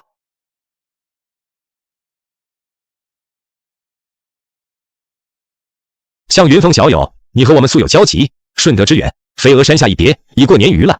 此人虽然外貌普通，穿着也像街边大叔，但不知为何，他说话间给我极大的压迫感。在进来那一刻，我其实就猜到了是长春会。于哥注意到了我的紧张，也下意识握紧了棍子。年轻人不必紧张，我和某些人不一样。同时，我本人和赵清婉女士素有交集，还是要给她面子的。我始终站在正义一方。这次请你过来，主要是想开诚公布的和你谈谈。红姐那么好的一个人，捅了把头，你知道她心里会不会自责？会不会难过？她父亲被长春会所害，她这生的目标就是攒足够的钱，1亿不够就3亿。红姐说必杀上东北，以报家仇。还有，你们不远万里追我们到香港，赶尽杀绝，为了什么？就为那瓶什么药水？年轻人啊，长春会很庞大，相信我，比你想象中的都大。我只能控制其中一部分。对于你们之前的遭遇，我深表遗憾，抱歉了。我的时间很急，我只要你手中的那瓶药，你只需把它给我。作为回报，我可以答应你2件事。长春会不都是小柳头那种目中无人的人？可是这样，这些人为什么又要对付豆芽仔？他看着我说：第一，我们帮你摆平银川敌对势力，不管是谁，你如果想让他从这个世界永远消失，说个名儿。第二，只要在我的任期内，长春会永远不会再主动干涉你们生活，怎样？好，既然你们已经找上门了，我可以答应你。但我想问，你们送的那东西到底是谁的？也没啥，只是听说白春典后人之前和你有过节，所以特意送了你礼物。白春典，陈建生。就在这时，中年人口袋里的手机响了，他接了电话，皱眉说：消息属实，半个月了，为什么没人通知我？查到那人的行踪了没？好，我知道了。挂了电话，他皱眉陷入了思考。过了2分钟，他开口叫来了那个年轻人芬华。我刚刚收到消息，说那人在半月前逃出来了。什么？大人，我可能没什么把握。若对上那人，我不计后果，最多也只有3成半胜算。就算再调来其他人，怕是结果也一样。中年人皱着眉头，不停地来回踱步。过了1-2分钟，他突然停下脚步，看着我说：年轻人，你离开吧，想好了就给我打电话。还有，你们现在住那个地方隐蔽性不错，听我的，近些天不要出来，可能有人会来找你麻烦，我会尽快解决此事。有人会找我麻烦？谁？这个不能告诉你。总之尽量小心点，这是你的人，给你带过来了，你好自为之吧，兄弟。中年男子话音刚落，豆芽仔和廖博就被人给推了出来。豆芽仔的受了点轻伤，反观廖博进来后眼神呆滞，看都没看我一眼，仿佛根本不认识我。我叫了他2声都没反应。他如今的状态就和当初的红姐一样，我瞬间联想到了那个玩鸟的猫头鹰女人文宇。怎么进去了这么久，没出问题吧？出事了，脸色这么难看，先回去再说吧，这里不方便。关于药水的事，我自己很清楚，之前怕被人找到，所以我将这东西藏在了一家报亭里，由报亭的老板帮忙看着。于是当天我回去之后就问了小轩关于报亭的事，问他在报亭寄存东西，如果一直没取会怎么样？这样啊，那要看时间多久了。那边如果时间太长的话，一般会当作无主物；如果时间长了，他们就会交给有关部门。你那边还有没有能联系到的朋友，帮我去一个报亭问问看？那边的人，我自从跟了你之后，就再也没和他们联系了，只记得自己手机号就是以前让我爸找人主任李子昂。你和那个叫李子昂关系怎么样？他能不能答应帮忙？小轩像是想起了往事，脸上表情有些不自然。那要不你试试打电话过去问问？现在打，现在才5点多，人可能还没起床。试试看吧，说不定已经起来了。小轩按了几分钟手机，最终才鼓起勇气按了拨号键。这通长途电话打了近20分钟，对方沉默了片刻，像是在回忆，随后音调突然加高，叽里呱啦讲了一大堆。挂了电话，我又问他怎么样，答应了没？他早上要上课没时间过去，不过他答应下午或者傍晚去找那个报亭帮忙问问看。一夜没睡，上午我发了会困，我靠在椅子上闭目养神，脑海里大量片段像放幻灯片一样不停闪过。介侯、长春会、把头、红姐、姚玉门、金凤凰、阿扎、妙音鸟、蓝药水。正在我想的聚精会神的时候，忽然听到了豆芽仔叫我。想什么呢，疯子？想什么呢，疯子？我起身一看，什么都没有。我抬头看到于文斌正站在防空洞顶上，不时来回看着周围。他顺着台阶跳下来，下来便问：我们昨晚后半夜回来，你有没有听到一种声音？声音？什么声音？可能是我神经太紧张，我好像听到了类似打鼓一样的声音，就跟拨浪鼓一样。我和于哥正聊着，这时候先选突然跑了过来，说李子昂有消息了。怎么样，打听到了没？我寄存的东西还在不在？他下午去找了，他说西环那边的报亭半年前全都搬走了，原因是要搞道路绿化。你说的那个报亭暂时还不知道搬哪里了，不是说会继续帮忙找一下。什么东西啊，云峰，对你这么重要？该死，真是怕什么来什么。你再拜托一下对方，让他抓紧时间打听打听。不管如何，一定要找到那个报亭搬到哪儿了。那我尽量试试。事情到了这一步，我心里有些发慌。那些人说给我3天时间，如果3天之后海门找到他们想要的东西，豆芽仔怎么办？我该怎么救？兄弟，晚上我、小轩、于哥、志源哥、小霞嫂子3男2女，一共5个人拿着草垫儿坐在屋顶上。老文帮我们买了很多吃的，说是今晚报道天上会有流星雨。小轩和我一样闷闷不乐，有心事。我知道他肯定也担心豆芽仔。快，老板快许愿，来年梦想成真啊！新闻预报的很准时，开始下流星雨了。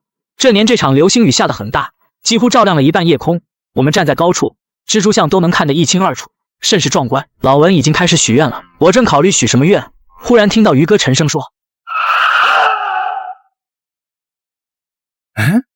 不对，有危险！有情况，老文，你快带小轩和嫂子找地方躲起来。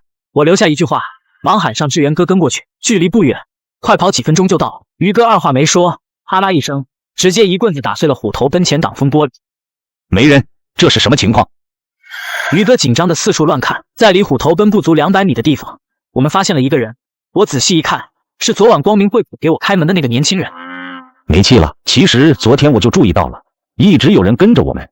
你们看他手，如果不出我所料，这人应该是个练家子。说罢，于哥抓起了这人胳膊，这一抬胳膊，突然从这人怀里掉出来一部手机，手机亮着屏停在了短信页面，上面留了2个字：快跑！这是什么意思？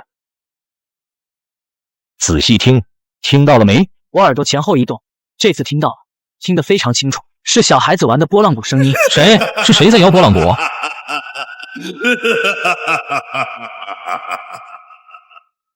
谁放出来的？看他还在转圈玩拨浪鼓，我脸色煞白的拽了于哥。快走，这人是长春会高手。跑得了和尚跑不了庙，什么会很能打是吧？来，我和他试试。我还没碰到过能让我吃亏的人。那人不转圈了，他好像听到了于哥说的话，他单手掐腰，用拨浪鼓指着于哥说：“你要和我打，可以啊，让，硬棍子我用手，不过我打死你了，你可不要怪我。”哈哈，少林寺里都没几个敢这么跟我说话。来吧！于哥直接扔掉手中木棍，他身子微弓，双手握拳，右腿脚后跟抬起，竖眉冷目，显然是动了气。我根本劝不住。我们后退，兄弟。喂，小峰峰，别跑太远，等我打死了这人就去找你。哼，什么玩意这是？口气还这么大！道上都传谢启荣厉害，但那毕竟都是传言。既然于哥自己有信心，那我就选择相信他。对，老于加油，干趴这大个子。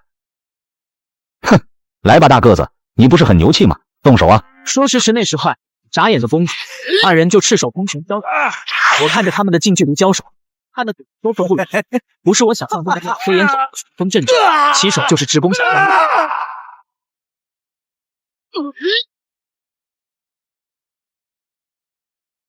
哟，在哪学的？年轻人有硬功底子啊！管你什么会的，别嚣张，有种再来。说罢，我看于哥摆了个架势，保持不动，他额头两旁的太阳穴青筋暴起。下一刻，我听得很清楚，像是从喉咙里，又像是从他身体的各个关节里，发出了阵阵低沉的声音。哎呀，我知道了，外连内壮六大开。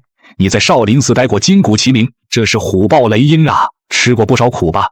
年轻人不简单啊！不错，我少年曾在登封少林拜师学艺，阁下也是硬功出身，敢不敢接上我一拳？接你一拳有什么不敢？行啊，来呀，你试试能不能一拳打死我？我不看。好魄力，我用通背第6招，阁下接好了。你怎么这么啰嗦？赶紧的，向峰峰还在等我呢，别浪费时间。哼，来了！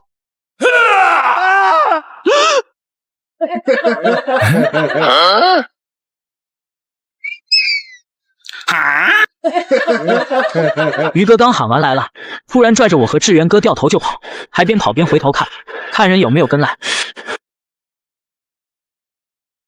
不行了，跑不动了，跑不动也得跑。这人太厉害了，我打不过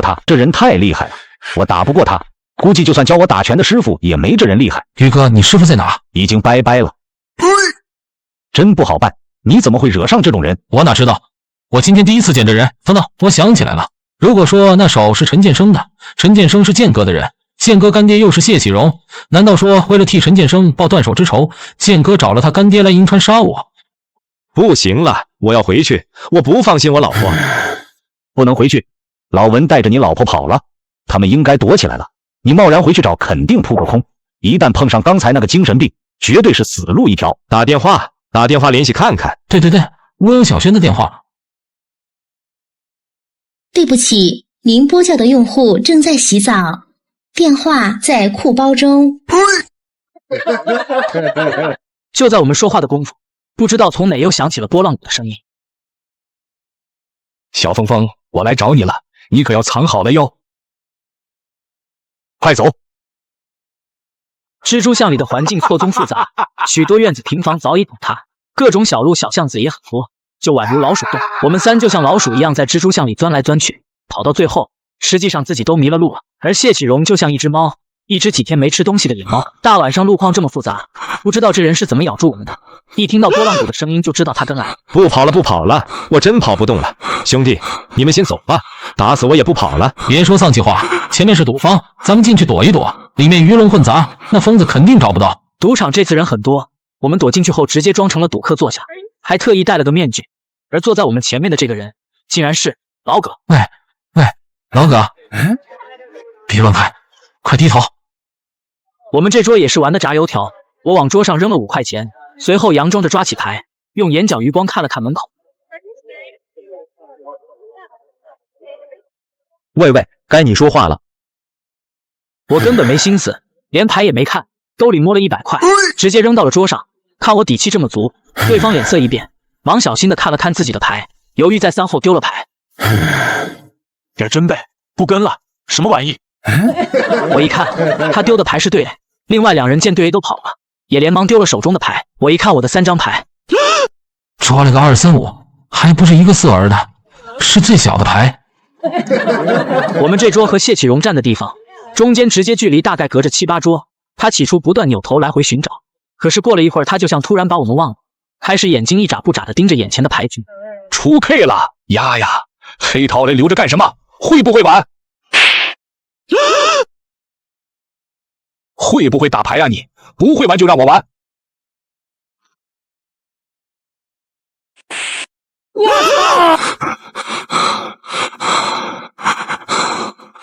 出 K 了，丫呀！黑桃 A 留着干什么？会不会玩？会不会打牌啊你？不会玩就让我玩。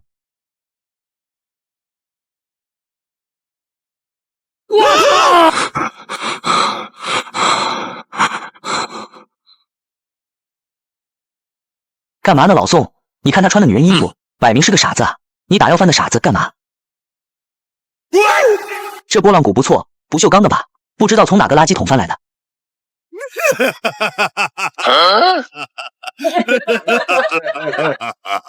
你还我拨浪鼓！你还我拨浪鼓！于哥握紧拳头，紧张的看着这一幕，脑门上都出了汗。就在这时，突然有人拍了桌子，我一看，竟然是老葛。只见老葛愤怒的站起来，大声的暴打不平道：“王老三，有没有点素质了？把东西还给他！你不要欺负老实人。”哟，这不是破烂王老葛吗？你说你辛辛苦苦卖2张止咳贝尔，有那钱留着不好，非要来赌。看看你身上穿的烂棉袄，包浆出油了都，多管闲事。没错，我就是个捡破烂的，当初就不该把你从茅坑里捡回来，白养你这么大了。你再说一个试试。看着这两人正在不停的争吵，谢启荣坐在地上，双手扶在膝盖上，乐呵呵看着周围的混乱，丝毫没有起来的意思。趁着眼下乱世离开的好机会，于哥准备起身带我们跑出去。而就在这时候，令人意想不到的一幕发生了。住手！都给我住手！傻子，你干嘛？一边去，小心揍你！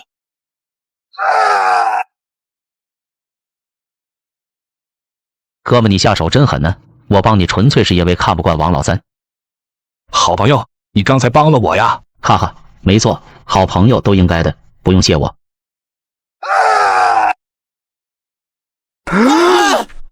救命！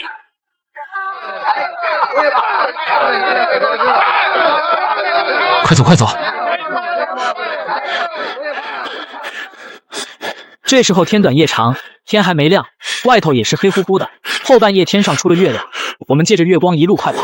正在这时，拨浪鼓的声音突然又从我身后传来：“向风风，向风风，别跑！”我回头一看，差点就把我魂吓飞了。愣着干什么？快跑吧！好了几分钟，前面出现一堵3米高的青砖墙，紧急之下，于哥和志源哥都爬上去。我跑得最慢，拉在了最后。志源哥满头大汗，一脸慌张。快，云峰，把手给我！我快急死了，高度太高，蹦了2下都没摸到墙头。情急之下，我退后几米，助跑了2步，一跳扒住了墙头。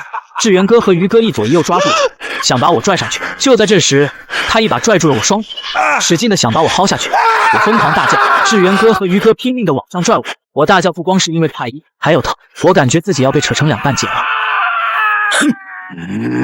混蛋！拿命来救！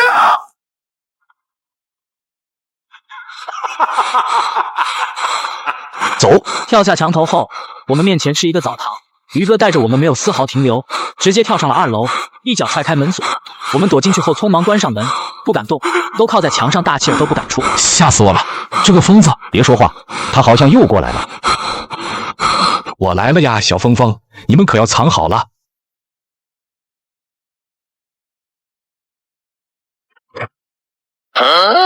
不在。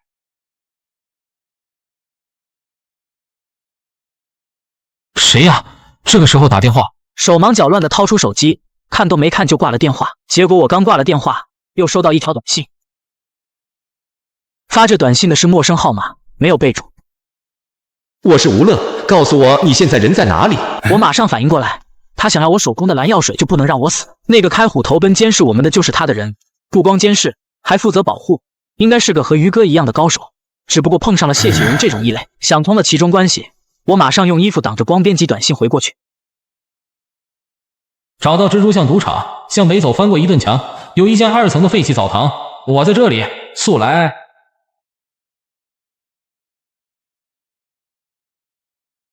咦，怎么又没在？我知道了，肯定是最后一个房间。小峰峰，我来了哟！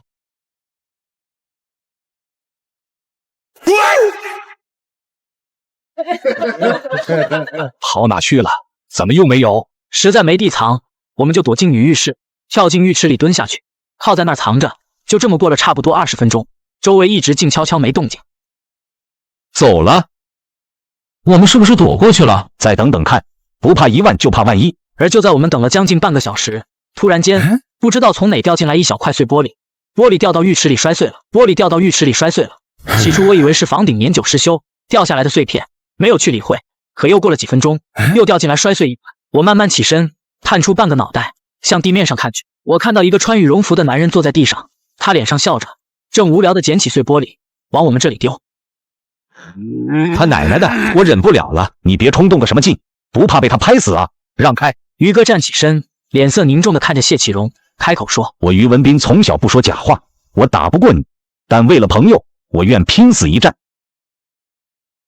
你想护着向峰峰让他跑啊？没可能的，这里又没窗，只有这一个出口，只要我不倒下，他跑不了的。说完这话，谢启荣突然扭头看向门口，眉头一皱。我仔细一听，好像听到了有人上楼的脚步声。谢师傅，你不该跑出来啊！小吴，你是以前跟着郑大胆的小吴。当今世上，也只有谢师傅你敢这么叫副会长了。副会长年岁已高，谢师傅你却还看着这么年轻。哈哈，人还得锻炼，得练气。我天天练，当然年轻了。改天有空了我教你。吴乐置若罔闻，单手指着我说：“谢师傅，这人我要这人。你要向峰峰，不行不行，那不能给你。我干儿子要他的命，我怎么能放过他？今天别说是你，郑大胆来了都没用。”说完话，谢启荣看着吴乐摊开双手，满脸笑意地说：“白玉清死在了女人肚皮上。魏文通前2年中风了，现在上厕所都要人扶着。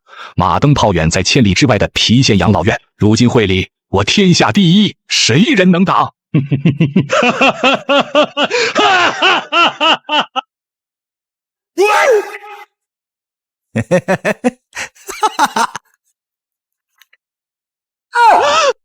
打你打呀！不敢，废物！谢启荣一把夺过来手枪，对准了吴乐。哼！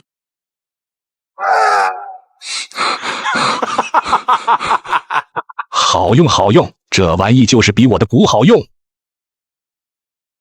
喂，到了没？没错，是澡堂，我们在1楼。好，好，好，我们都在这，谢师傅也在，那你们快点过来。又找帮手了，好，来吧，我看看谁能治我。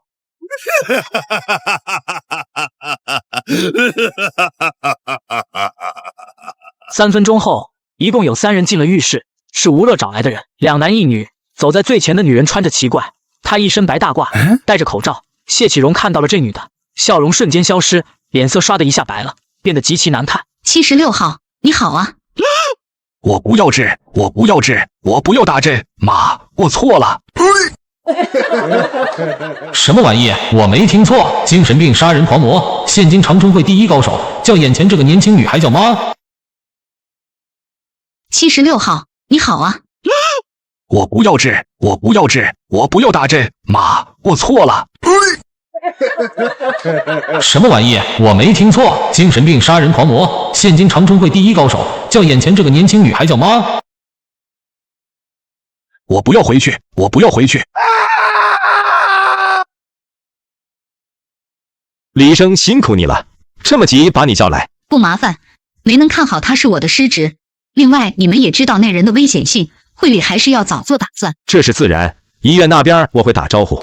至于谢师傅怎么处理，我会上报会长。实在不行，只能去郫县请那位出手了。被精神病追杀，我捡回来一条命，这是怎么说？可能世上还真有一种关系存在，叫一物降一物。谢启荣走后，吴乐代表长春会友好派，他走前委婉地对我说：“年轻人，我时间不多了，如果到时你还没找到东西，那么我在这场计划中将失去话语权，到时会换另外的人找你。相信我，那样不会有好结局。对于你们所有人来说。”谢启荣当天在赌场发疯，拍死了不止1个人。长春会不知用什么法子压下去了这件事，那个赌场一夜之间被拆得一干二净。至于老葛，我们把人埋在了防空洞后山那块的柳树下，也就是埋完老葛的那晚。报亭的事有了新消息，有消息了，快说，是不是东西找到了？老师刚刚给我打电话，说他通过打听找到了地方，那家报亭从西环路口搬到了中原地街。我老师照你的话问了，老板说他倒是记得这件事，不过那东西已经被人取走了。什么玩意被人取走了？蓝药水藏在报亭，只有我知道，我从来没告诉过任何人。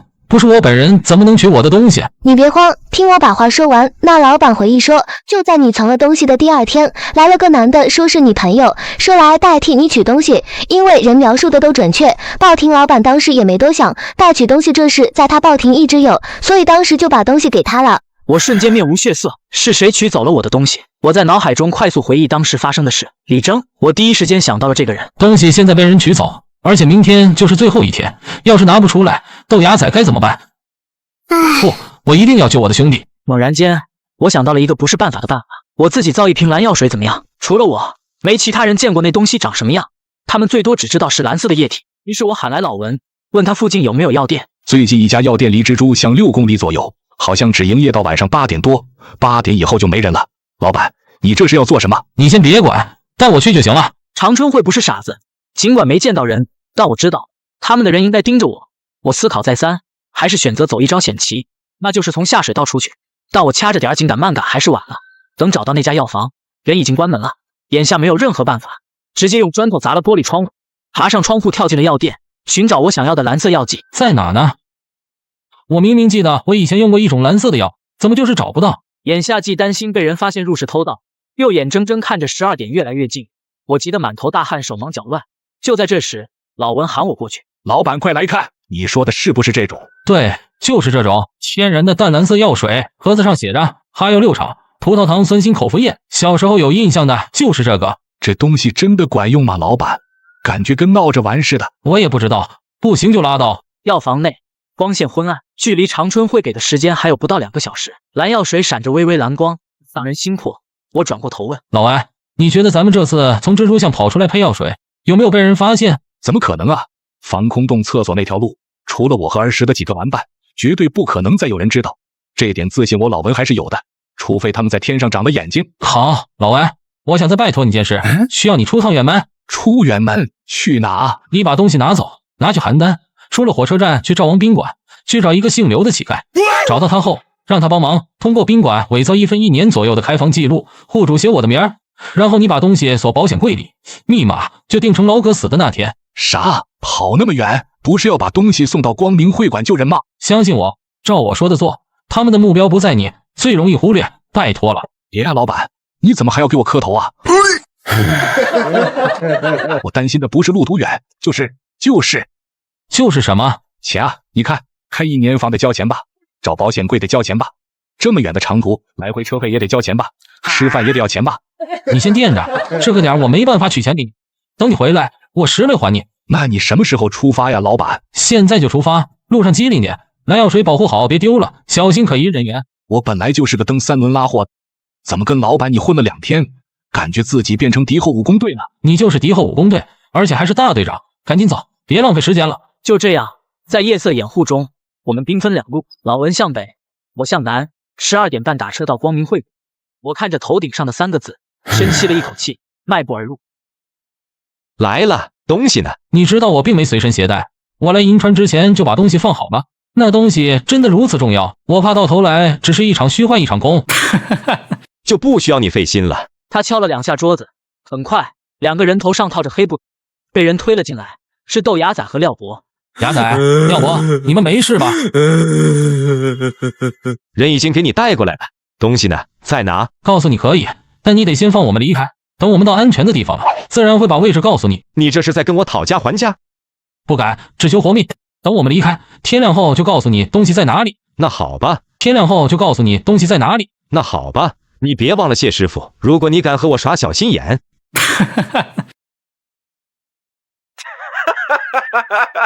疯子，我就知道你牛逼，肯定能把我救出去。别闹了，廖博，你怎么样？栽了，不过还好，东西我没随身携带。这么说，廖博，你已经做好妙音鸟了？没错，我这次空手来的银川，妙音已成，别说肉眼，就算上机器做碳14误差也控制在100年之内。如今东西在我徒弟手上，回去我就联系他。此地不宜细说，先回去吧。我有王显生的消息。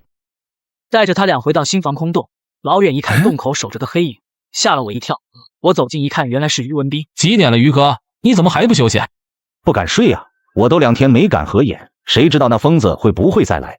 看来人捞出来了，这位是？这是廖博，我之前认识的朋友。幸会，廖三丁。老文呢？怎么没见他？老文啊，不知道。老文朋友多，也不这儿住，估计回去了。于哥，你这棍子借我使使，下头没电太黑了，我探路。那好吧，用完记得还我。顺着防空洞台阶下去，里头一片漆黑，没有灯，黑暗中摸黑前行。豆芽仔大声说：“疯子，你手机呢？拿出来照个亮啊！这什么也看不见啊！”没电，前2天忘充电了。豆芽仔没说什么。就在这时，我见廖博走在了我前面，猛然用棍子猛地一挥，一棍子结结实实打在了廖博头上。廖博没有反应过来，应声倒地。卧槽！疯子，你干嘛？小声点，我下手有轻重，你别这么大声。我把手机递给豆芽，伸手扒开廖博上眼皮看了看，我发现此刻的廖博眼底下也有类似的一条竖线。以前红姐被猫头鹰女人控制，那时仔细看她的眼睛瞳孔，能看到眼底有一条淡淡的竖线。毫无疑问，廖博也被人控制了。豆芽仔也看到，他打了个激灵。现在怎么办啊，疯子？咱们是跑还是怎么的？等吧，等天亮。几个小时后，天蒙蒙亮，我按照约定打电话过去，告诉了长春会干事吴乐，我说蓝药水在邯郸赵王宾馆，并且我把保险柜和密码的事告诉他。老文啊，老文，要赶快，我只能为你争取这么多时间，你一定要赶在长春会之前办好这件事。疯子，这真的能行吗？当然行，从银川到邯郸路程不近，而赵王宾馆是乞丐刘的地盘，刘爷背后有人，他们不敢怎么样，我就是要让赵清婉知道这件事会怎么办。别忘了，我和把头都是交了钱的。老文啊，老文，要赶快，我只能为你争取这么多时间，你一定要赶在长春会之前办好这件事。疯子，这真的能行吗？当然行，从银川到邯郸路程不近，而赵王宾馆是乞丐刘的地盘，刘爷背后有人，他们不敢怎么样，我就是要让赵清婉知道这件事会怎么办。别忘了，我和把头都是交了钱的。睡了1-2个小时，早晨出来，我看到志源哥正在看报纸。志源哥嘴角抽搐，把昨天的银川晚报扔给了我。根据本报记者了解到的最新消息，蜘蛛巷到西塔寺一带近期有多起暴力事件发生。根据目击者描述，行凶者身高1.9米以上，身穿白色长款羽绒服，行为方式疑似精神病人。这不是那疯子吗？那帮人还没将他抓回去？这是报纸上的说法，你知道这附近的本地人都怎么传？怎么传的？前2天晚上有个老太太牵着狗出门遛弯，结果看到一个披头散发穿白衣服的瘦高个，一蹦就翻过了2米高的墙头，跟僵尸一样。后来经过老太太的嘴添油加醋往外一传，说是鬼不是人，拨浪鼓就是白无常勾魂用的，谁要是听到拨浪鼓的声音，就证明白无常来勾魂了。别说这疯子了，太瘆人了。对了，支援哥，你接下来怎么打算？小霞肚子一天比一天大，她经不起折腾，我打算这2天想办法把小霞送到枣庄，在那里有我一个叔叔在，可以帮我照顾小霞。你还是放不下吗，哥？放下，我可以放下银川，但我放不下刚子和老宋的仇，就算失败了，虽死无悔。你那云峰，你接下来怎么打算？我或许会进沙漠吧。去沙漠干什么？那儿有我牵挂的人。看出来了，看来咱俩一样，都有放不下但必须去做的事。这样吧，这次你们出去，我送你们一程吧。你能办到？之前我被金老二偷袭才那么狼狈，你真当我在银川15、16年白混的？云峰，你太小看我了，道上还是有几个兄弟愿意帮我的。虽然杀不掉金老二，但银川这么大，送小霞和你们出去，这点还是有把握的。当天晚上，我听到隔壁洞里传来争吵声，还不断有摔东西的声音。摔东西的声音，2口子吵架。小轩和豆芽仔噤若寒蝉，不敢吭声。廖博醒了，他手脚被绑靠在墙上，不住叹气。云峰小子，快给我松绑啊！我已经没事了。或许他此刻是清醒的，但他眼底的竖线还在，想要给他松绑，除非能找到对付猫头鹰女人的这种奇门手段，否则还是先把他绑着吧，要不然我睡觉都不敢合眼。那天志源哥带着我、豆芽仔、小轩、廖博还有于文斌上了一辆货车，车厢里有拉货用的小板车、毛毯。豆芽仔也不嫌弃毛毯脏，枕着问廖博：“廖博，你那假鸟放哪了？我们可不是有意针对你。疯子说你有毛病，睡觉的时候得看着你。你才有毛病，你才有毛病！你没发现你们就像无头苍蝇一样，东撞一头西撞一头，惹得一身麻烦，比起王显生做事差远了。”他说的对，我并没有生气，而是反问道：“这么说来，廖伯你知道些什么？”那是当然，真鸟估计在九清水手里。那帮人在沙漠里待了2个多月，王显生就是想来一招浑水摸鱼，狸猫换太子。现在好了，就算你们找到他，没我做的假鸟，他拿什么换真鸟？怎么换？廖伯，你之前说东西在你徒弟手里，现在我们都出市区了，肯定不便回去。你能不能联系一下，让他把东西送来？手机给我。小米啊，你现在在哪呢？师傅，这几天你去哪了？师傅，人找不到，电话也打不通，有点事耽搁了。咱们东西怎么样？唐鸟没事啊，师傅，我在一家会计宾馆住着，要再找不到你，我都打算报警了，急死我了。没事，不用急，你现在离开宾馆，带着东西打辆车过来。对了，具体在什么地方碰头？国道狮子湾大拐弯这边儿。听到了没，徒弟？国道狮子湾，我们赶时间，现在就过来。挂了电话，就在这时，谁也没有准备，江户突然来了个急刹车，于哥手快，一把扶住了小轩，众人倒得七零八落。卧槽，什么情况？别说话！几位兄弟怎么了？哼，3块钱的烂烟也好意思往外拿？快点的，打开，后面打开，我们看看。说着话，我听到门栓拉开的声音，随后2束手电朝我们乱晃。这伙人一共4个，为首说话的一脸凶样。虎哥是一帮唱戏的，我听我妈说了，说从榆林过来个戏班子在西塔附近表演，让他们过去吧。我画着黑脸，眼睛周围画了一圈白。为首那个叫虎哥的凑近来看，不停上下打量我。大哥们出什么事儿了？我们还得去榆林赶场子呢，晚点了班头的扣工资啊！咦，小子，我怎么看你这么眼熟啊？我这人大众脸，谁看我都说眼熟。不对，你让我想想。这人看着我使劲搓了搓脸，突然眼睛一瞪，大声道：“卧槽啊，真是你！那天晚上就是你在奶牛场带头挖的铜钱，我当时也在。你是那个什么风？老大要找的人就是你，兄。”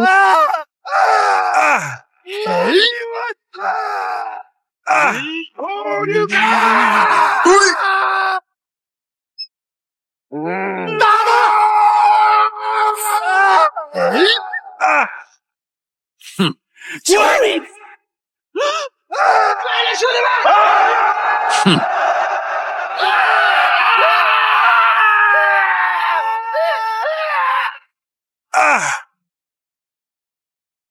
哼！一帮酒狼饭袋！哼！一帮酒狼饭袋！还打不打？不打了，哥，我错。那还追了？不追了，大哥，我求你了，你赶紧走吧。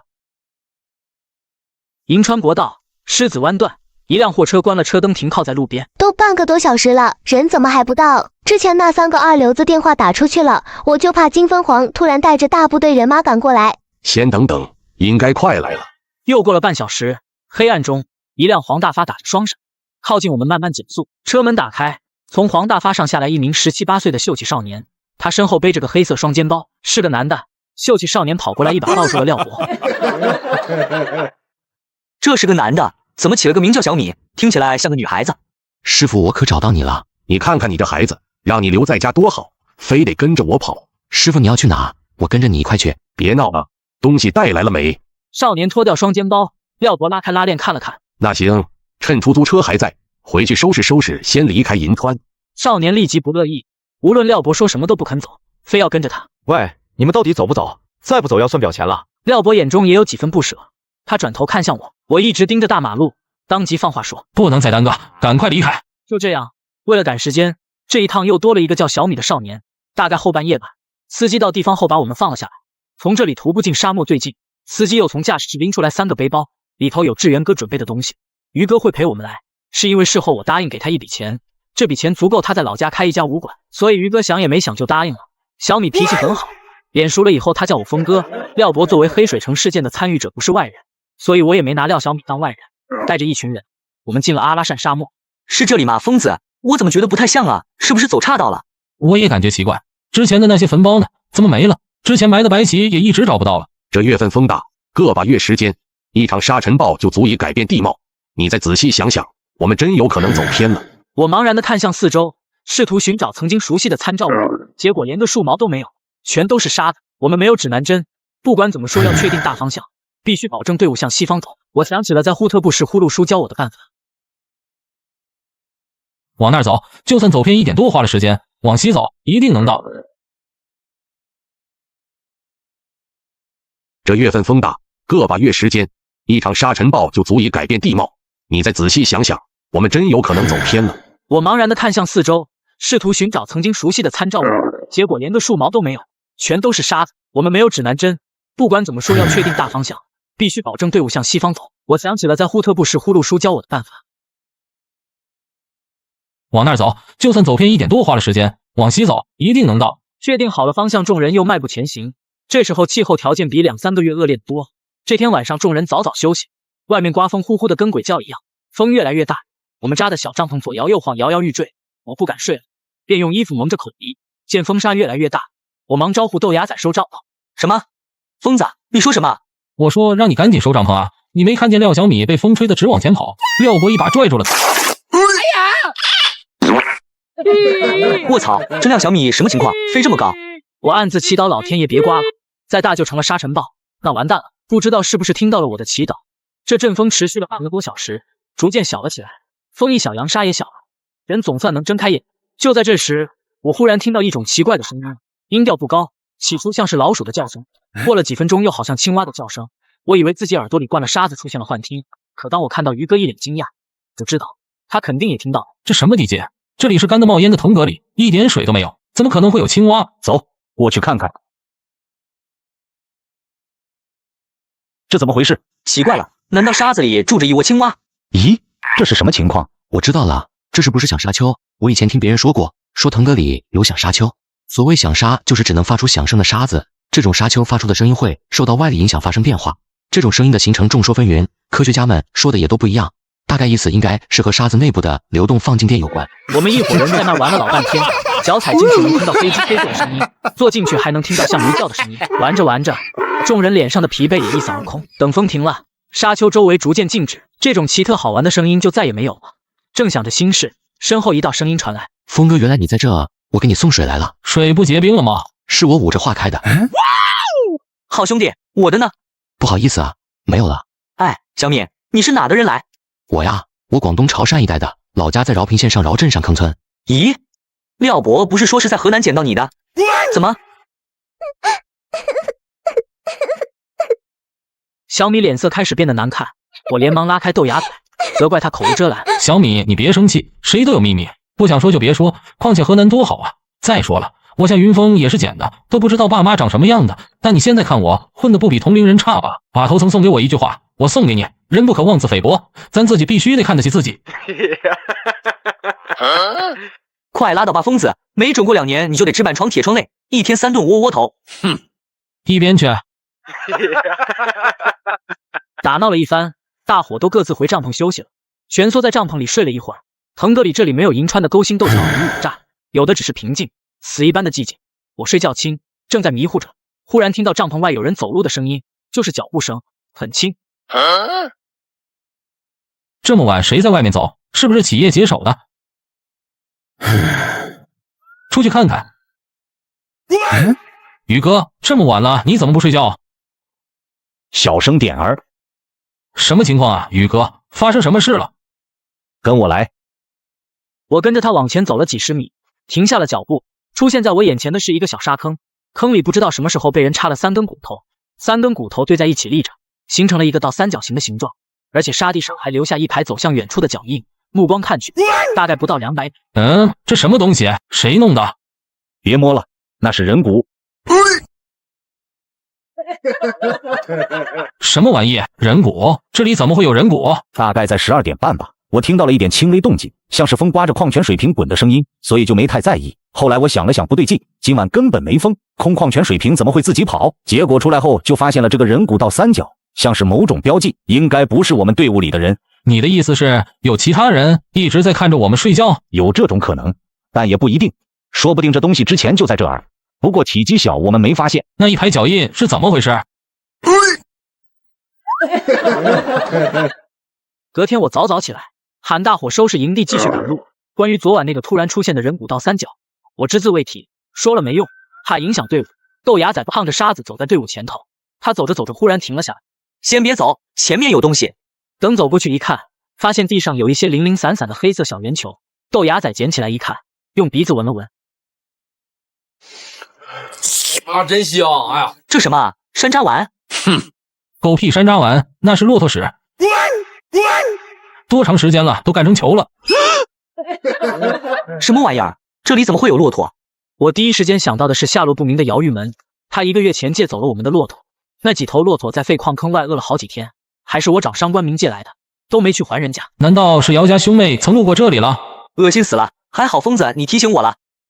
是宝贝，你放包里吧，没准还能泡一壶好茶。哼，讨厌。随后我们继续赶路，大概第8天，我们找到了一处咸水湖，这处小湖竟然是红色的，而且不是全红，是一半红一半蓝，红蓝交接的地方是一条白线，湖水平静。云峰，我们水源也已经不够了，要不我们在这先补点水吧？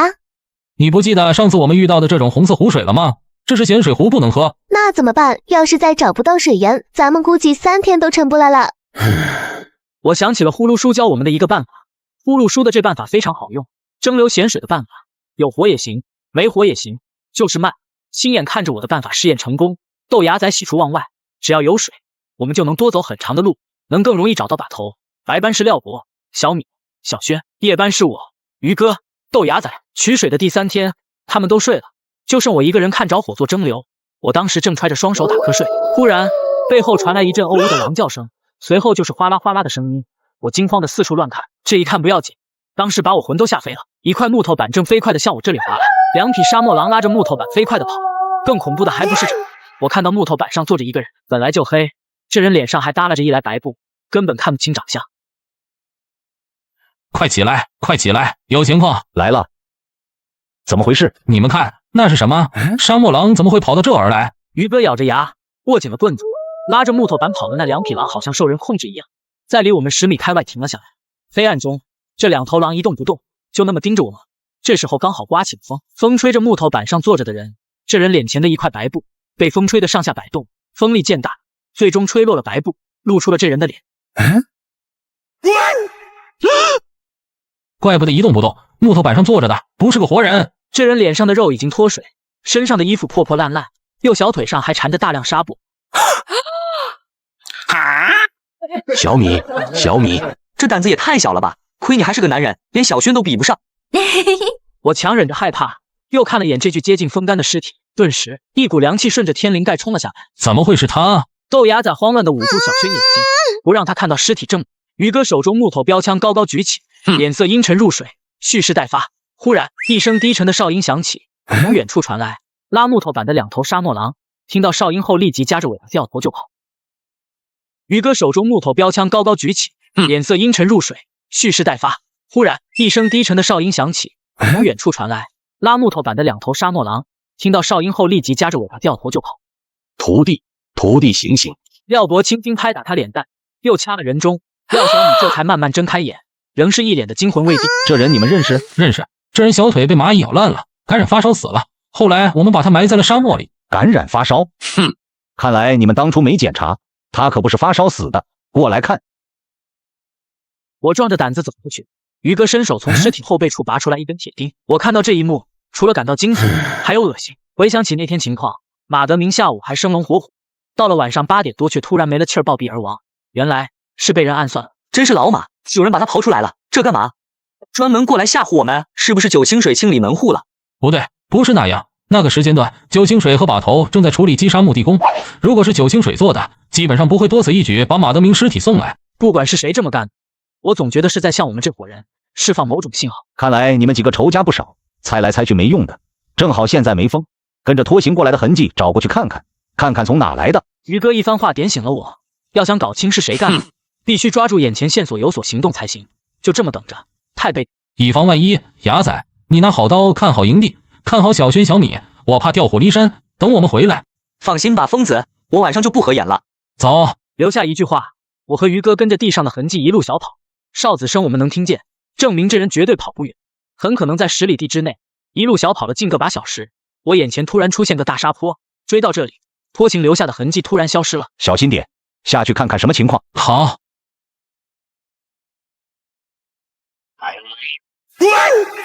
怎么了？一把断成2截的木把短杆洛阳铲，这里怎么会有这东西？洛阳铲是我们吃饭的家伙事，如无意外，学姐不会随便乱丢。难道是回关那些人留下来的？现在怎么办？往哪追？先找找吧，检查周围，注意地面。如果看到有土堆就喊我，这一看不要紧，有发现，离断把洛阳产100米左右，我们找到一个宽约半米的大洞，洞口通向地下，形状有些不规则，一看就是盗墓贼打的盗洞。看于哥好奇的想往底下钻，我一把拽住了他。现在情况不明，我们只有一把手电，其他什么东西都没有，别出事了。太魔鸡，你想那么多没用，进去看看。这个盗洞高度大概11、2米，下到底后我闻到一股淡淡的味道，类似硫磺味儿。用手电一照，发现有砖墙，正前方是一座矮拱门，高度不到1米。我皱眉看着矮拱门。砖石木雏形出现在西汉晚期，往后到唐宋元明清都比较流行。眼前这个高度不足1米的矮门是有说法的，和宋代的天井不同，行里人称呼这种矮门为丧门，而这墓葬里的桥门不是给人走的，是让魂魄走的。过来看看，有新发现。过来看看，有新发现。我走近一看，发现矮拱门顶部有一块青砖，砖面上用刀刻着一行小字。我尝试着一字一句：北都指挥佥事，今阿龙爱女，今幼资之墓。腾格里沙漠腹地出现的神秘砖石墓，竟然会是一座明代早期的墓葬？怎么会有墓葬埋在这里？桥门上的窟窿很小，我这么瘦要钻进去都勉强，更别提于哥了。有没有问题？能不能进去看看？不行，洞太小了，我能进去，但你恐怕不行。让开！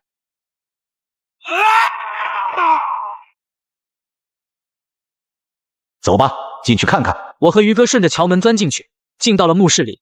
我们现在站的地方叫墓庭，前方是主墓室，两侧都是实心砖墙，没有耳室。于哥指了指主墓室，走了，进去看看。主墓室是存放墓主人棺材和陪葬品的地方。进去后，首先映入眼前是一具石棺，石棺悬空，用砖头垫着，分上下2层，盖着盖，长度在2.3米左右。周围地上零零散散有一些陶罐碗盘。我和于哥尝试推开棺盖，用力啊，于哥，动都没动。那看到我没出力，是棺材有分量，估计超过400斤了。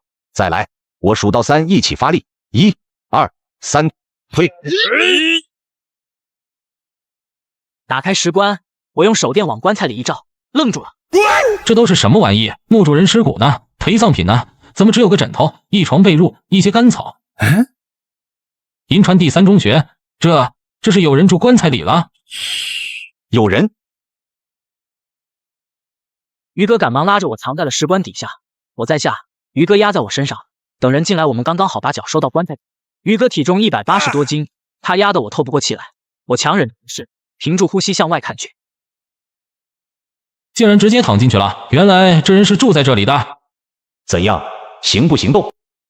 别慌，再等2分钟。就这么等了将近10分钟，我听到上头传来拉动棺材盖的声音，石头磨着石头，声音听起来很刺耳。这人这么大力气，一个人就能拉动石棺盖？我忍不了，动手！于哥率先忍不住了，直接滚了出去。慌乱中，我手中的手电掉。等我捡起来手电滚出去时，就看到于哥在拼命地压着棺材盖，还愣着，快来帮忙！随后石棺里阵阵大力传来，里头的人想开水，棺材里的人力极大，不停地拍打棺材。我还听到一阵阵难压的叫，我们整个身体随着棺材盖的晃动，不断一上一下的起伏，感觉随时就要压不住了。就这么压了5、6分钟，动静渐渐小了下来。我猜测里头的人可能没力气。你是谁？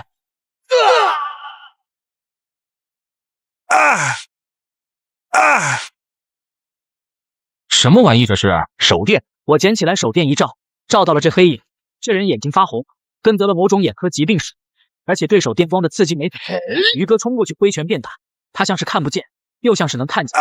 这人堪堪躲过一拳，直接搂住于哥腰部，推着他往墙上飞。这人没有技巧，但力气大，他搂腰推着人走，就听到推打机，轰的一声，于哥后背结结实实撞在了主墓室砖墙上。情急之下，我捡起地上的陶罐，啪的一下打在了这人脑袋上，陶罐粉碎。不知道他是不是害怕，他突然松开于哥，扭头就跑，跑得非常快，眨眼功夫就出了主墓室。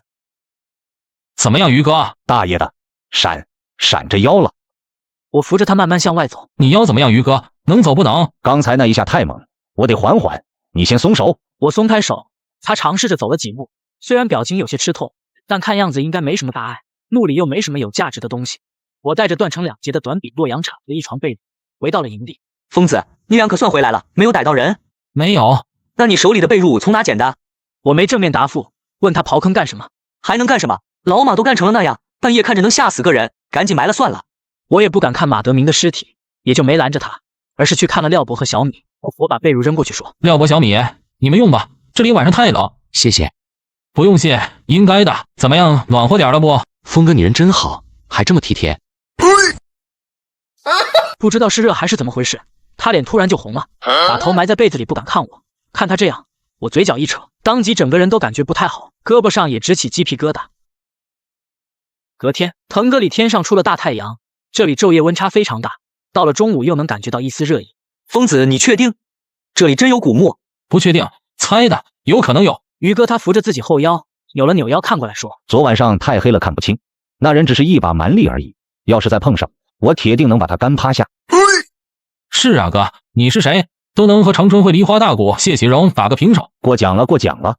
总之晚上还是要小心点，要留人守夜。于哥进了帐篷，看着远处不断下铲带土的豆芽仔，陷入了沉思。时间过了不久，我忽然听到豆芽仔喊：“快来啊，疯子，快过来，有重大发现！”咦，这土质发软，应该是活土。难道这下面真的有墓？随后我和不断的下探坑，我想找到铁锈土的边界在哪里，看看我探到哪里，这种土会消失。调查的结果让我吃了一惊，我下的探坑4个角连起来，恰好是一个长方形，长方形的长度超过了400米，宽度接近60米。不会错，地下100%是一座没被发现的墓葬，而且面积不小，相当于3个现代人住的3室1厅。那现在怎么办？要继续挖吗？你挖得动吗？旋风铲都没有。收工，回去吃饭，明天正式开始。晚7点，营地外升起火堆，我将洛阳铲的铲头卸下来，直接丢进火堆里烧。峰哥，你烧那东西干嘛？这你就不知道了吧？得烧红烧透才行。我告诉你啊，小米，得把洛阳铲做成平头铲才能用。哦，原来是这样啊。他似懂非懂的点点头，貌似对我的计划没什么兴趣。豆芽仔抱着一块石，气喘吁吁的走过来问：“好了没？”应该差不多了。一连经过了数次退火烧红，洛阳铲终于由圆筒形变成了扁平形。等搞完这些已经是深夜，我打了个哈欠，心里想着明天安上把就能挖到洞了，应该是1点还是2点。突然间一声惨叫传来，声音尖锐跟女人一样。怎么了？这是？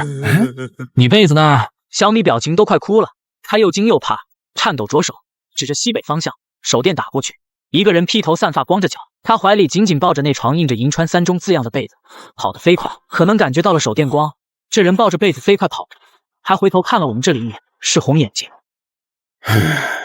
小米，你说说刚才具体怎么回事？太吓人了！我刚睡着不久，突然从帐篷外伸进来一只手，二话没说就抢被子，我没松手，结果也被拖出来了。还有，他还抢走了我的手机。手机在这里就是砖头，我的还塞包里呢，没了就没了。我有个猜测，你们说这红眼镜是不是类似粟特人或者克雅人那样的土著？他除了抢床被子也没干别的什么吧？要我说啊，这事儿疯子你也有责任，让你守夜你怎么打瞌睡了？别提那些，眼下除了防备这个红眼睛偷袭，还要尽快挖通那个墓，然后节省时间去找把头。就这样干坐了1个小时，气氛有些沉闷，所有人没说话，算默认了。那这样，于哥你守着我放心，牙仔拿上铲子和我去赶工。那行，你们注意安全，我看着大火。天色黑暗，2个黑影带着头灯轮流下铲挖，从后半夜一直挖到天亮，在地上挖出了个接近2米深的道。疯子怎么样？我看好像有情况。好像是挖到了什么东西。卧槽，快挖快挖！挖个锤子挖，这是铁卷顶，没法挖了。我手抖的差点没拿住铲。铁卷顶，明代竟然有人用这种东西，碰上大麻烦了。上去后我直接扔了铲。豆芽再见我脸色难看，一脸着急的问：“现在怎么办？疯子，急死我了，快！”我脸色发白，茫然的坐在地上，良久后叹了口气说：“这坑怕是9成搞不下了。”你说9成，那不还有1成机会？还有1成机会是挖横井，就凭我现在的本事方位感，8成会挖偏。还有拿什么挖？就靠这。回去后我把遇到的困境告诉了廖博，想听听他怎么说。如果从地面打不下去，那确实无能为力。还有另外一种可能，就是那墓下葬时就没东西。对啊，我怎么把这么重要的事给忽略了？一想到这种可能，我左眼皮不停地跳，带着豆芽仔下到砖室墓中，右手摸着石棺之后的砖墙，我开始一步步往前走。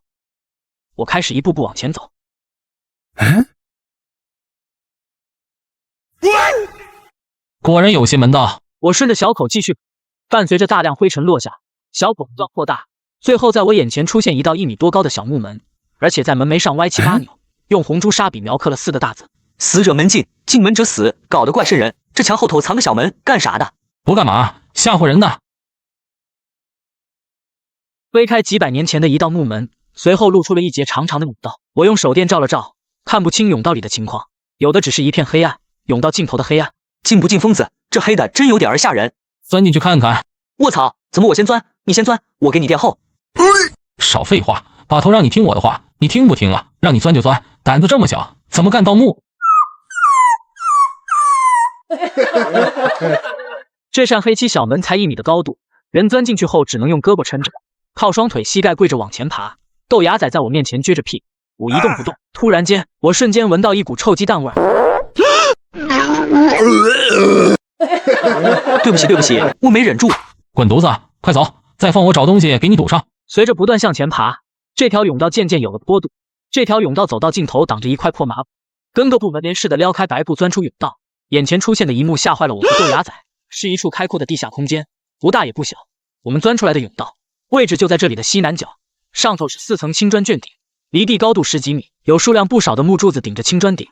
我正想着事儿，忽然背后有只手轻轻拍了我一下。吓死我了！干啥？你没看到那里有东西啊？好像是张桌子，好像是一张供桌。走，过去看看。哇，这青花瓷好啊，能卖不少钱吧？你看这青花儿，这画的小人多好，一个能卖10万不能？哼，赶快放下！虽说是明代的，但这盘子不值钱，最多卖个100把块钱而已。才几百块钱，那还玩个球？豆芽仔随手一扔，青花盘掉地下没摔碎，反而是滴溜溜向前方滚去。豆芽仔迈开步子去追盘子，我跟在他身后。青花盘子最终停了下来，豆芽仔跑急，只听砰的一声，不知道他撞到了什么东西。我一把豆芽仔拉了回来，我慢慢抬起手电，向上看去，是3具风干了的破烂尸体。3具尸体在木顶上吊着，脖子上挂着铁锁链，每具干尸的肚子上抱着一只猴子，尸体背后背着一块薄石板。石板之所以没掉下来，因为被尸体正面的猴子抱住了。薄石板上刻着一幅复杂的场景图，3个拳头大小的暗红色大字，像血一样刻在场景图之上。婆婆科，什么鬼东西这是？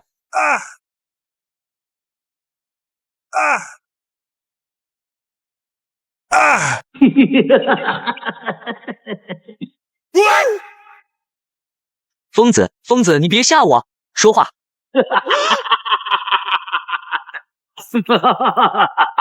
豆芽仔双手颤抖，不停拍我脸，想把我叫醒。我眼中布满血丝，在我眼中产生了错觉。我看到尸体肚子上抱着的猴子，突然一点点转过头，睁开了眼。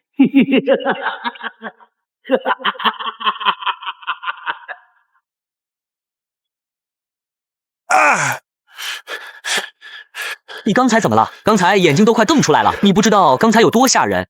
我不停大喘气，后背湿透，指着尸体背后的石板说：“那东西有问题。”什么玩意？敢吓我兄弟！好家伙，这什么东西，竟然还画有人！不管是谁做的，我隐约觉得有人想告诉我什么事。石板先留在了原处，咱俩继续向前走。很快我就找到了主墓室。明代的主墓室除了皇室，当进到主墓室那一刻，差点闪瞎我眼。陪葬品，琳琅满目地陪葬品，横七竖八散落在主墓室各个角落，很多陪葬品叠在一起，几乎没下脚的地方。发财了，发财了！疯子，我们要发财了！袋子，快找麻袋！我们来得及，没麻袋。等着，我这就回去拿麻袋喊人。先等等，东西都在这里，又跑不了，迟早都是我们的，你慌什么？先看看棺材，别忘了，好东西都藏在棺材里。对，好东西都在棺材里，快开棺！我们的平头铲呢？铲子落甬到外头了吧？没铲子怎么撬棺材？赶紧去拿！等着，我这就拿铲子。我随手捡起一块玉带板看了看，又捡了个小金瓶看了看，心里暗自窃喜。我随手放下小金瓶，迈步走到朱漆彩棺前。谢谢东家给口饭吃，谢谢金柚子女士。等下开棺我会注意，只许金银不碰尸骨，向云峰拜会了。而就在这时，突然不知道从哪传来一声女人的笑声，声音尖锐，好像是从彩棺里传来的，难道是我听错了？我回来了。牙仔，你有没有听到笑声？牙仔，铲子呢？丢了。你拿那个干什么？豆芽仔手里没拿平头铲，他整张脸脸色发青，怀里像抱着东西一样，紧紧抱着一具死你这是干什么猴子尸体。你这是干什么？不是让你拿铲子吗？你捡这玩意干啥？快丢了！我吓得一步步后退，很快靠在了墙上。豆芽仔双眼无神，他慢慢举起怀中的猴子尸体，用自己额头和猴子脑袋碰了碰。豆芽仔像是着了魔怔，他双眼充血，逐字逐句开口对我说：“婆婆科，婆婆科。”牙仔，你别吓唬人，别开玩笑。云峰，怎么认得我了？刚才有感觉没？知道自己做了什么不？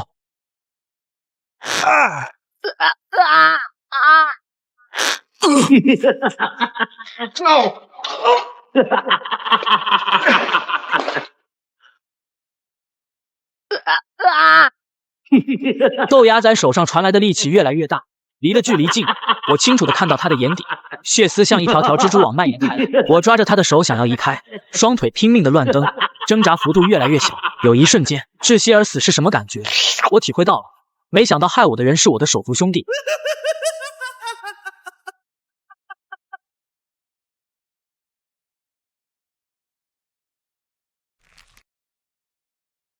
在墓里失去知觉。当我再次醒来，发现自己躺在帐篷里，身上盖了好几件衣服用来保暖。小轩头朝下躺在地上睡着了。你终于醒了，吓死我了！你知道吗？有一小会儿你眼都不闭了。于哥说，在晚上10几秒你就被掐死了。你要死了，我一个人去哪啊？没事，这不是又活了吗？我这叫大难不死必有后福。豆芽子呢？怎么样了他？别提他了，不管因为什么，他都差点掐死你。豆芽仔怎么变这么坏？别这么说，事情肯定有原因。现在不应该说这些，而是要找出原因。现在是晚上，豆芽仔双手被绑着，正瘫坐在火堆旁发呆。谁把你捆上了？疯子，你醒了，你快给我解开！于哥说我差一点掐死你，我不信，他就是在胡说。我就是掐死自己，也不可能掐死你啊！好兄弟，快给我解开，别绑我了。真不记得了？你对之前的事一点印象都没？印象个屁啊，啥都记不起来。快点吧，手都麻了。你先别动啊，我扒开你眼皮看。豆芽仔配合的没动，我撑着他眼皮仔细看了看，之前眼底吓人的红血丝已经没了，现在就是正常人的眼睛瞳孔。我帮他解开，丢到一边。就这时于哥过来了，见我给豆芽仔解布条，于哥没说什么，而是告诉了我当时的情况。当时你和豆芽仔离开的时间久了，没消息传来，怕你们出事，剩下的几个人一商量就来找你们了。当时我们看到那一幕，吓着了。豆芽仔手上力气很大，他们2、3人又拉又扯才拽开。那个坟不对劲，绝对有古怪。死人倒没什么，就是死猴子看着邪门。对，就那玩意，我也觉得有点儿太邪门了。我们现在就应该多拿点麻袋，回去把陪葬品金子都装上，然后赶快离开这里。陪葬品金子哪有什么金子？我怎么没看见？怎么没有？地上满地都是金盘子、金碗，还有玉佩，我看到了，堆得满满的，都没地方下脚。棺材还没开呢。当时我们找到你俩，除了那猴子和死人，余下只有一地烂木头，哪里有什么金子和棺材？是真的，云峰，不信你问廖伯，他捡上来一只死猴子，正在研究。这不能吧？我两眼花了，还是他们看错了？怀着满心疑惑，我去找了廖伯。廖伯的帐篷里，地上撑着布，死猴子尸体躺在布上，廖伯正专心致志的研究。你醒了，这东西确实有点古怪，说说你们下去后的遭遇，尽量一处细节都不要放过，仔细回忆。于是我便从发现甬道开始，一直到看到采棺，将其中过程一五一十告诉了廖伯。廖伯听后和于哥反应一样，也说没看到金子，也没看到墓室里有采棺。我和廖伯聊了一夜，互相交流了大量信息。当天，我和于哥他们一商量，决定在下一次铁圈顶墓。结果一看，确实什么都没有，没有满地的金子，也没有朱漆采棺，是一场欢喜一场空。就算金子是假的，可这墓是真的，总要有棺材吧？棺材去哪了？我也觉得，只要是个墓，总得有棺吧？毕竟金阿龙那么疼金有资。小米，你很冷。没什么，可能这2天感冒了，我不碍事的。让你留下休息，你不听，非得跟过来。我没在意这种小插曲，当下收回目光，心里琢磨，在主墓室东边的一个角落，土层厚了点，形成了一个容易被人忽视的小隆起。我用平头铲从这里往下挖了2下，感觉铲子头碰到了东西，扩大面积扒拉开土，仔细一看，是棺材板，而且是一具很小的棺材。这么小的棺材，这啥情况？是有点奇怪，金幼姿不是成年女子吗？躺不进去吧？难道是火化了来的骨灰？我用铲子当斧子，使劲砸小棺材中间，砸着，突然间，棺材盖上开始咕嘟咕嘟往外冒水，是很浑浊发黑的水。等了几分钟，从小棺材里往外流的水越来越小。我大着胆子挑开棺材盖，发现棺材里还有半棺水，水质浑浊，能看到不少泥沙一样的漂浮。看不清啊，陪葬品是不是在水里泡着？这啥？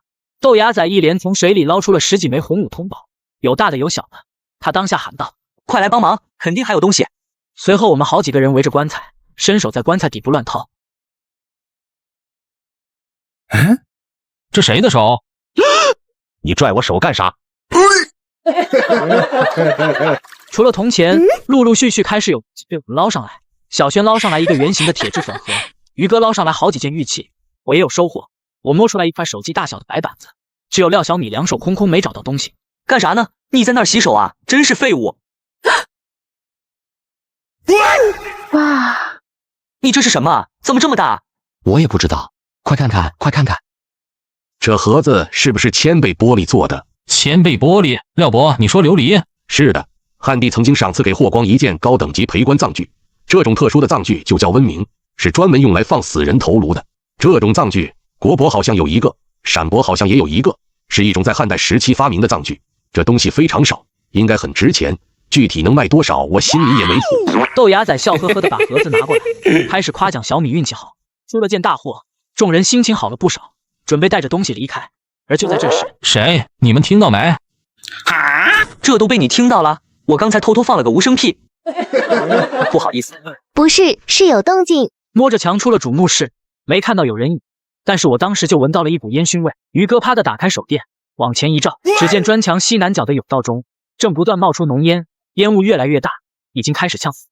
什么情况？哪来的烟？烟阵阵，我们用衣服捂着嘴，挨个钻进甬道里，着急的往外爬。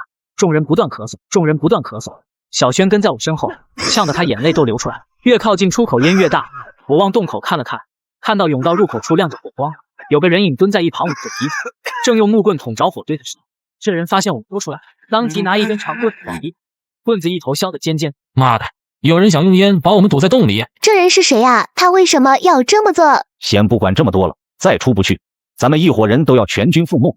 云峰，你试试看能不能抓住他的木棍。对方见我抓住棍子，可能慌了神，更加拼命。突然，甬道外头有狗叫声传来，对着我们疯狂的大叫。有狗？是那个比，是差点捅死小轩的那个比。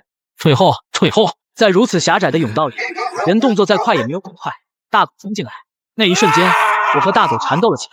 于哥大声呼喊想过来帮忙，但甬道太窄，他走在最后面，中间隔着小轩、小米好几个人，根本过不来。我红着眼睛，右手勒住狗脖子，想把这畜生勒死。看到自己的狗快不行了，甬道外那人突然爬进来，着急的继续用棍子往我身上捅。突然间，这人拿着棍子脚下一滑，像是身后被什么东西抓住了双脚，直接被拖了出去。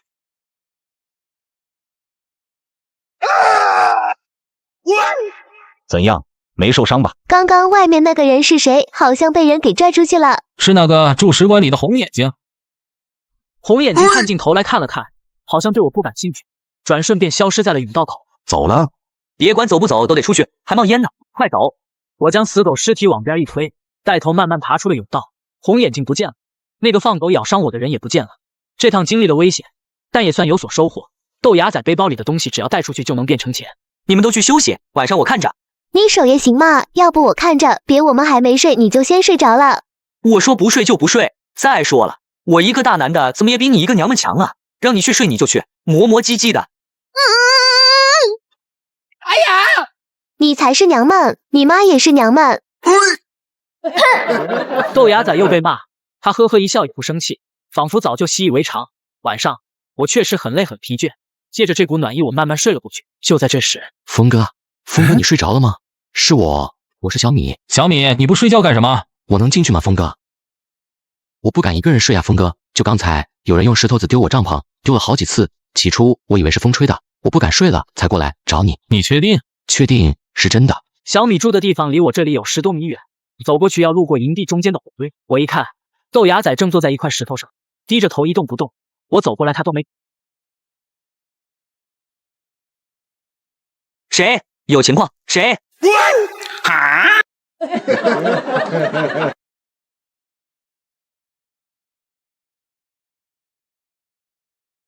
谁？有情况？谁？你刚才在干什么？你不说保证不睡？我哪睡了？我眼睛都没合，一直盯着。哼，我懒得和你扯，可能有情况，和我一块去看看。我们巡逻到营地西边就发现了，那个头发乱得跟鸡窝一样的红眼睛，正蹲在地上冻得瑟瑟发抖。先别动，这个红眼睛自打在盐湖出现后，除了行为怪异以外，没怎么主动伤过我们，甚至他还拖走了放狗的，主动救了我一命。我想试着和他交谈，看看此人到底是何来头。你叫什么名儿？是从哪来的？一直住在沙漠里？阿爸阿爸阿爸阿爸。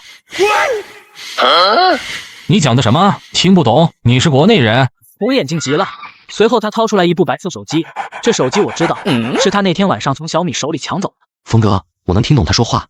他说他救了你，想从咱们这要2块糖，还要一双厚袜子。听小米说完，我注意到红眼睛脚下只穿着一双布鞋，他光着脚没袜子，布鞋破了，脚拇指露在外面。他手里拿的不是你的手机吗？那张照片怎么回事？还有，他说的哪里话？为什么你能听懂？听我这么问，小米脸上的表情明显有些慌乱。他虽然想掩饰，但还是被我看出来了。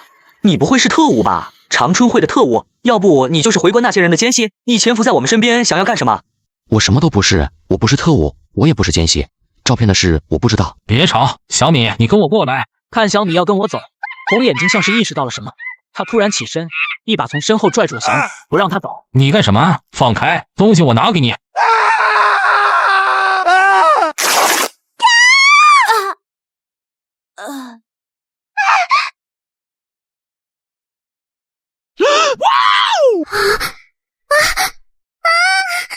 我看傻了眼，豆芽仔也看到了，他惊得合不上嘴，一口一个卧槽，指着小米大声说：“你是女的？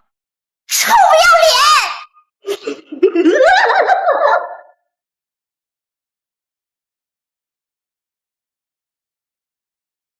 怎么了？不高兴啊？其实也没什么，如果你有什么难言之隐，我和豆芽仔一定会替你保密的。就在营地外头，小米像个可怜的小孩，抹着眼泪，断断续续对我讲了他的身世。我听他讲了1个多小时，当下只能感叹。至于小米的身世，这里就不多说，你们自己去看吧。那红眼睛一直说欧巴欧巴，这又是什么意思？欧巴欧巴是我们那个地方的方言，大概就是冷啊冷啊的意思。他低着头用很小的声音说话，像是怕被人听到。峰哥，你是不是看不起我，觉得我不正常？绝对没有，不管你是男是女还是假小子，都是我朋友，自己不要胡思乱想了。我帮你保密，咱俩不要提这事了。说说那个红眼睛，你怎么看那人？红眼睛对沙塔姐反应那么大，这个人应该能确定是潮汕一带的人。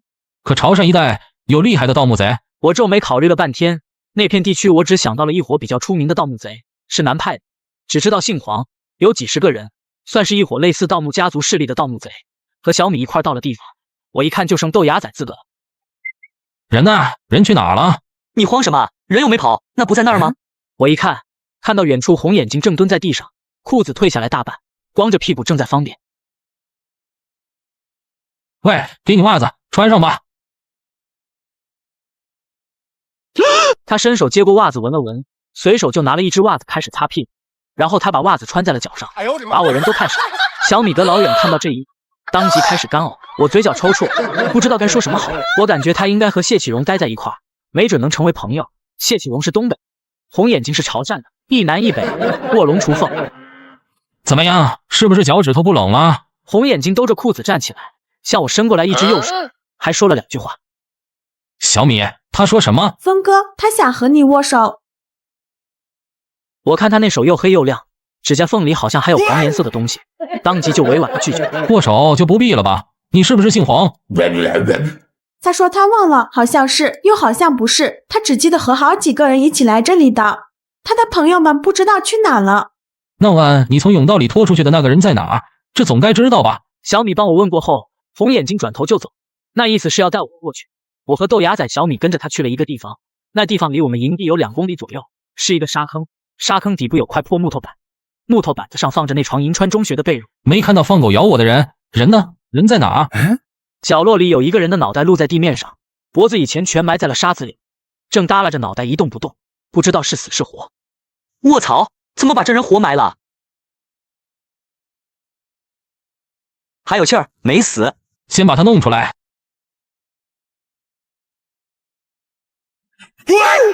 豆哥，这人好惨，你别打他了。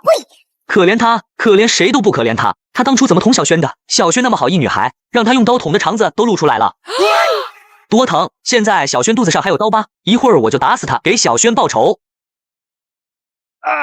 行啊，你瞪啥瞪？我问几个问题，你如实回答，能少受点罪，懂？马德明尸体是不是你挖出来的？人骨头到3角是不是你摆的吓唬人的？还有，你叫什么？快说！在墨迹我这儿还有，昨天水喝多了，尿你嘴里。他点头承认都是他干的，说原因是因为我们偷走了属于本该哈拉浩特的东西。这人交代完后慢慢转过头，他看着我突然笑了。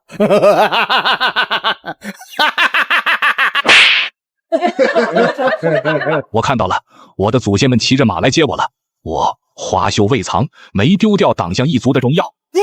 这人叫华修未藏，难道此人是党项人后裔？如今是千禧年，都已经过了700多年，真的还有血统纯正的党项人存在。我知道了，他为什么要捅小轩，为什么要放狼放狗想咬死我们。我知道了，他为什么要捅小轩，为什么要放狼放狗想咬死我们。那是因为我和把头挖了黑水城的东西。我闭上眼想了想，在睁开眼后，我对豆芽仔说：不要动手杀他，就留把他在这里自生自灭。我当初可是答应过任小轩的，要是再碰到这小子，就弄死他，给小轩报仇。你要是不敢下手，那我就下手。如果小轩死了，我肯定会杀了他。小轩大难不死，究其原因，是我们先招惹他的，把他留在这里自生自灭是最好的选择。我不同意，咱俩都别争，把小轩叫来，让他自己看着办。呀，那好吧，小米，又要麻烦你跑一趟了。1小时后，小轩看清了长头发的长相，他身子止不住的发抖，不知道是气的还是害怕。我把选择权交给了小轩，我以为小轩会心软，不曾想我错了。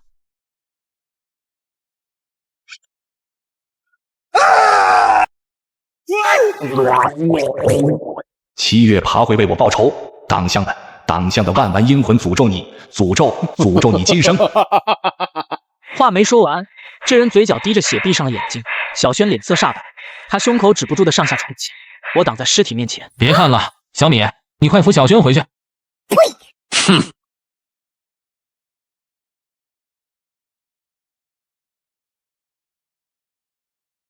7月爬回为我报仇，党项的万万阴魂诅咒你，诅咒你今生。7月爬是什么？如果是个人名儿，那一定是其他的党项人后裔。我不能说小轩有做错，因为他是受害者。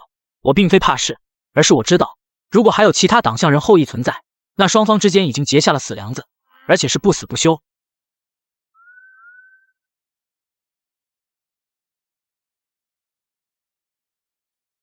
潮汕人，如果的确是你想的那样姓黄，90%和回关的某人有关系。眼下我们失去了王显生的方位，这个人或许很关键。那这么看来，金柚子墓里的秘密有道，婆婆和邪教，侯豹是在墓里。如果红眼睛变成这样，是因为那东西造成的，那么他怎么进去的？怀着这点疑问，上午我叫上豆芽仔、鱼哥，又跑去那里勘察，一直找了近2个小时，我终于有了大发现。离金阿龙砖氏墓西北方向，有处地方的不一样。凉飕飕的，这洞是怎么回事？还能怎么回事？我们运气好，发现了直通墓里的甬道。另外一伙来这里的人没发现甬道，所以直接用了最费工的办法。我就说奇怪了，之前咱们捡到的短柄洛阳铲是哪来的？现在清楚了，是之前那伙人挖横井留下的。8成红眼睛当初也参与进去过。那看来应该就是这样了。走吧，下去看看。下来后，我们走了一阵，没看到加固横井豁子板，猫着腰走了几分钟。于哥忽然停下来嗅了嗅，你们闻到味儿了没？什么味啊？没有啊，是不是我感冒了？好像闻到了一股死老鼠味，有点臭，就那种腐烂的味道。横井向下的坡度越来越大，等走到一定距离后是一段平路，再往前走是一段上坡。我知道，如果之前这伙人挖的方向没错，现在应该是在铁罐顶墓的墓底之下。等等，你俩快看！顺着豆芽仔指的方向，我看到就在我们身前7、8米的地方，好像隐隐约约趴着几个人，都一动不动的。刚才闻到的死老鼠味在这里更明显。壮着胆子上前一看，尽管有了心理准备，但我还是差点把早上吃的饭给吐出来。一共4具尸体，3男1女，女的看起来年纪小一些，30出头的样子，身高都不高，身子都已经僵了，脖子扭转成了60度，双眼睁着。赶快把脸扭过去，他这还瞪着我。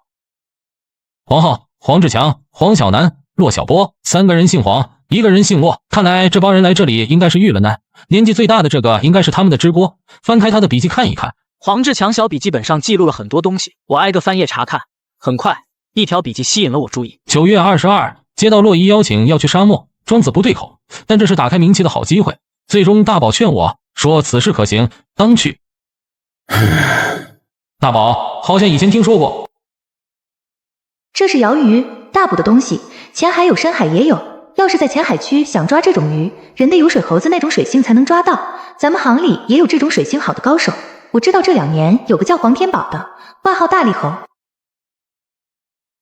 我想起来了，我现在已经确定了红眼睛的身份，他的真实身份就是大力猴黄天宝。可为什么这些人死在横井里？谁害的？为什么只有红眼睛活着？疯子，你快过来看，这有好几个大包。豆芽仔发现3个大背包，拉开包一看，包里有防寒帐篷、手电筒、折叠式旋风铲、绳子，还有几瓶水和几袋子干粮。不用想都知道是这伙人留下来的，因为横井已经挖到尽头，当下也只能先带着这些东西回去。我们一人提着一个大包回到营地，红眼睛正坐在一旁发呆。我悄悄走到他身后，黄天宝，谁呀？看他有反应，我趁热打铁，又开口报了横井里另外几人的名字：黄浩、黄志强、黄小南、骆小波。红眼睛愣了几十秒，突然毫无征兆的直接过来，像提小鸡一样把我提了起来。我使劲用脚踢，他都没反应，他口中只是一个劲的重复：在那，他们在哪？你快告诉我他们在哪！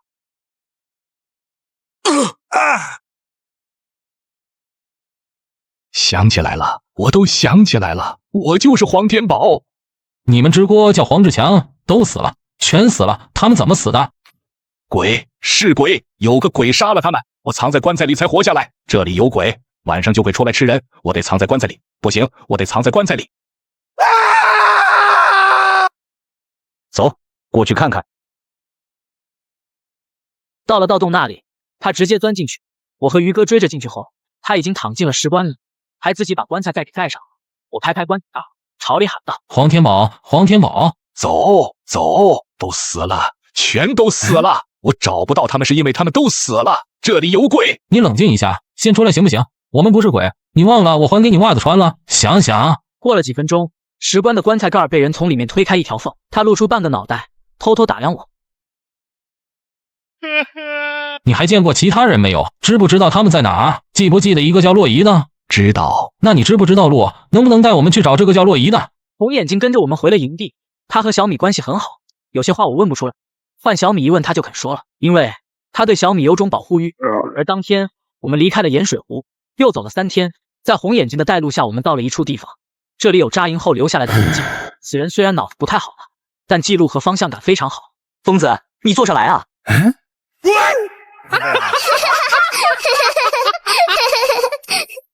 你们几个也太坏了，咋这么坑人，黄大宝啊？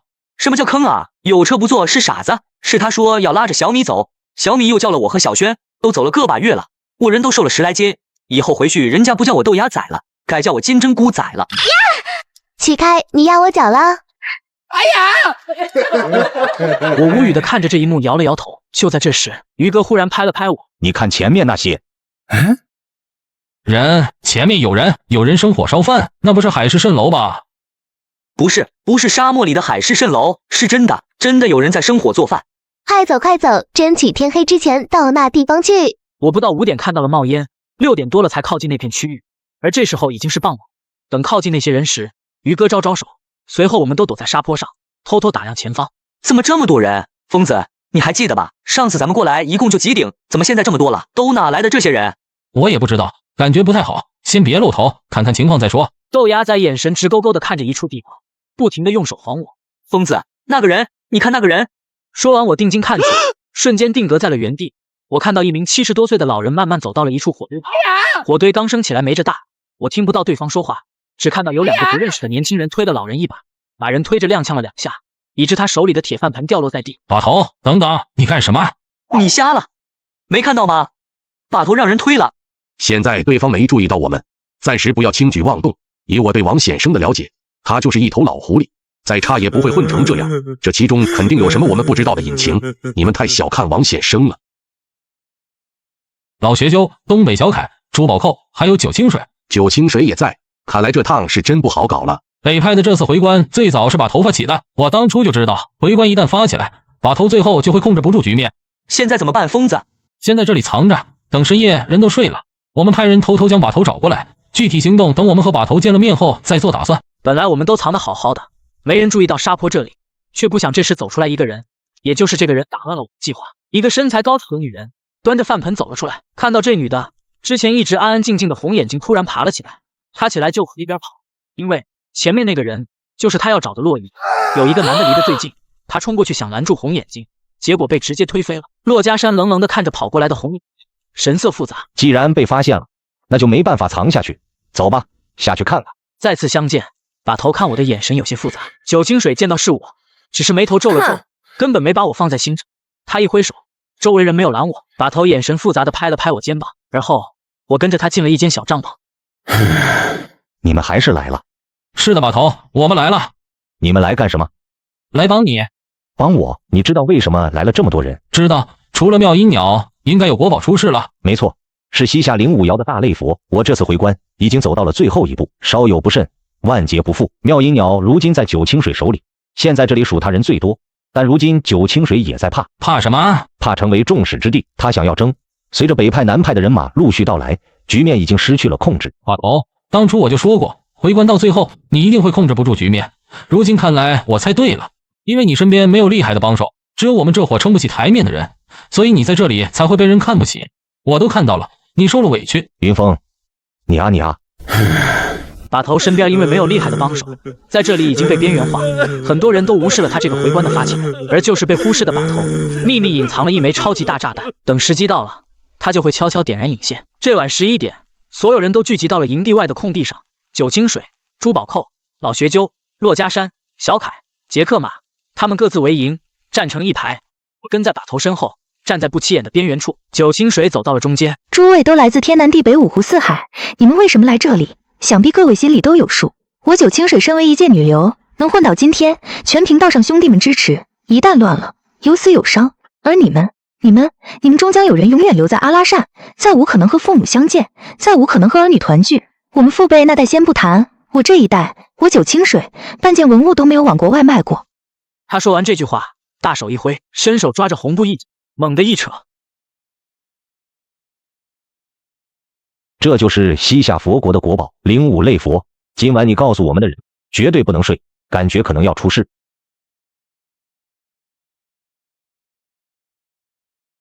这就是西夏佛国的国宝05类佛。今晚你告诉我们的人，绝对不能睡，感觉可能要出事。出事？出什么事？云峰，你附耳过来。晚上，我们的帐篷里一片黑暗，一直等到凌晨2点多。营地外嘈杂的声音才逐渐小下来，我面色古怪，其他人也一样。就豆芽仔竖着耳朵听着隔壁说话声带劲，我小声问：几点了？差5分钟3点，时间应该到了。那这人应该快来了。果然，就在这时，我们帐篷外多了道黑影，我忙拉开帐篷，让这人进来。东西呢？给我。廖伯，把塑料袋递给他。这人提起塑料袋就走，一句话没说。这人是个小偷，但可不是普通的小偷。事后用把头的话说，这人是个会隐身的神偷。他姓卢，叫卢坤，外号小快影卢，在把头的集团。这事儿还需要一个人帮助，一个九清水身边的内鬼接应，这样才能做到里应外合，神不知鬼不觉。这个内鬼我开始时不知道是谁，把头也没告诉我，他就说内鬼有个弟弟，而这个弟弟在内蒙混了很多年，一直忠心耿耿地跟着姚文忠。小快影卢是3点05分拿走了假鸟，到了3点20分他回来了，并且交给我一个塑料袋后就匆忙离去，全程不过1刻钟。果然是妙音鸟，太好了。疯子，这事如果让九清水发现了，他估计要把咱们全给剁了喂狗。别着乌鸦嘴，东西都检查的怎么样？没问题，放心吧，我把我妈丢了都不会丢了她，这可是几10万。我慢慢拉开帐篷一角，偷偷向外看，把头猜得明确。就在九清水说完话后的这天夜里，听是叫喊声、喊叫声、骂人声不绝于耳，有不少人在睡梦中都被同伴下了黑手。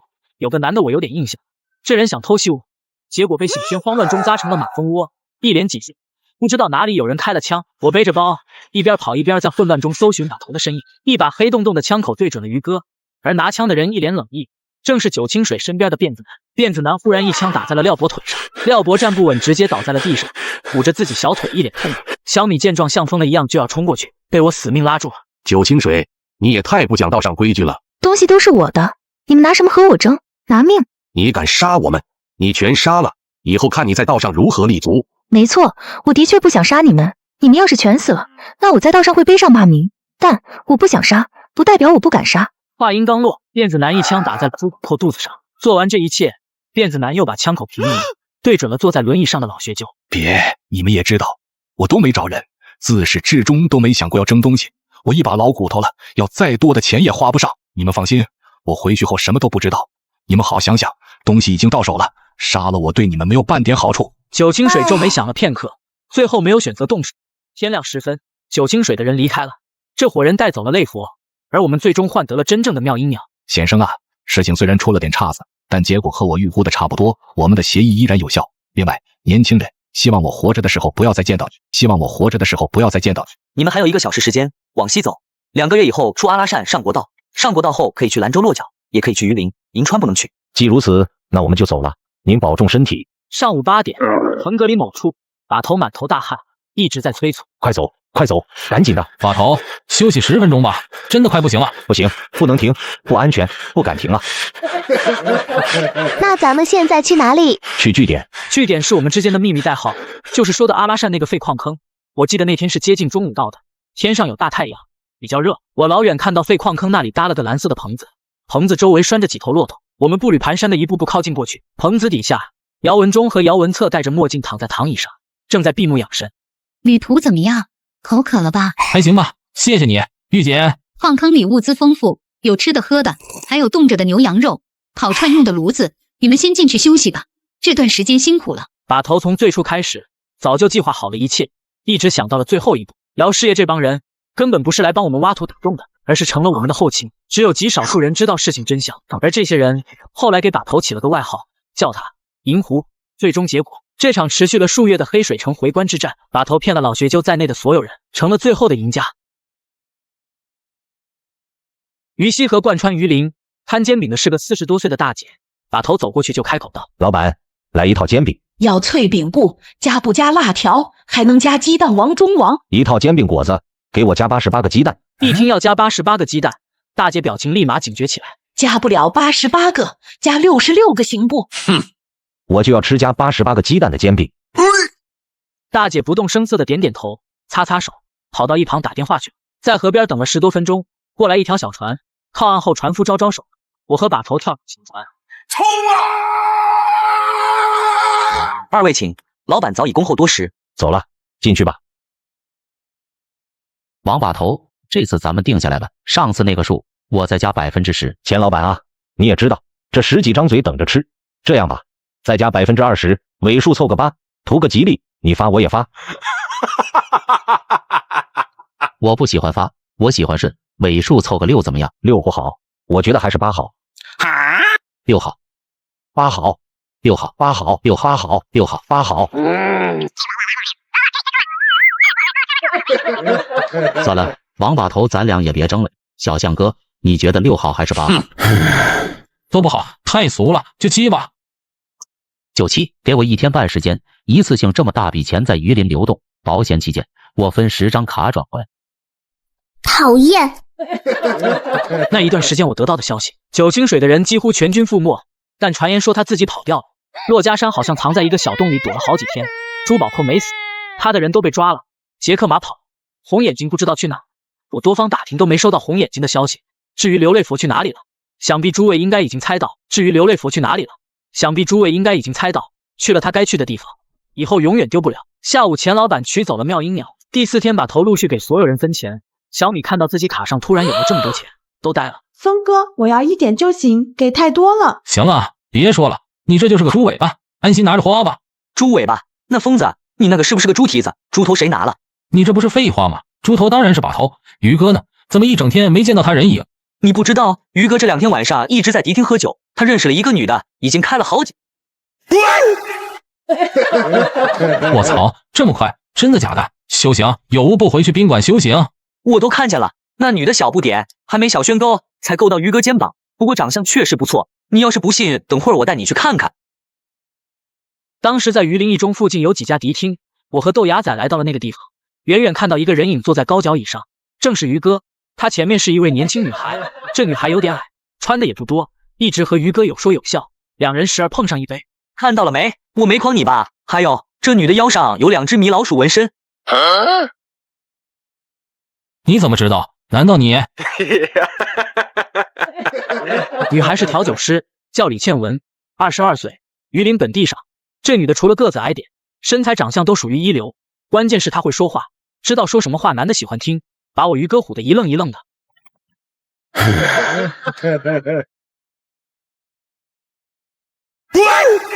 甩国号，火点骰子，给我来杯雪碧。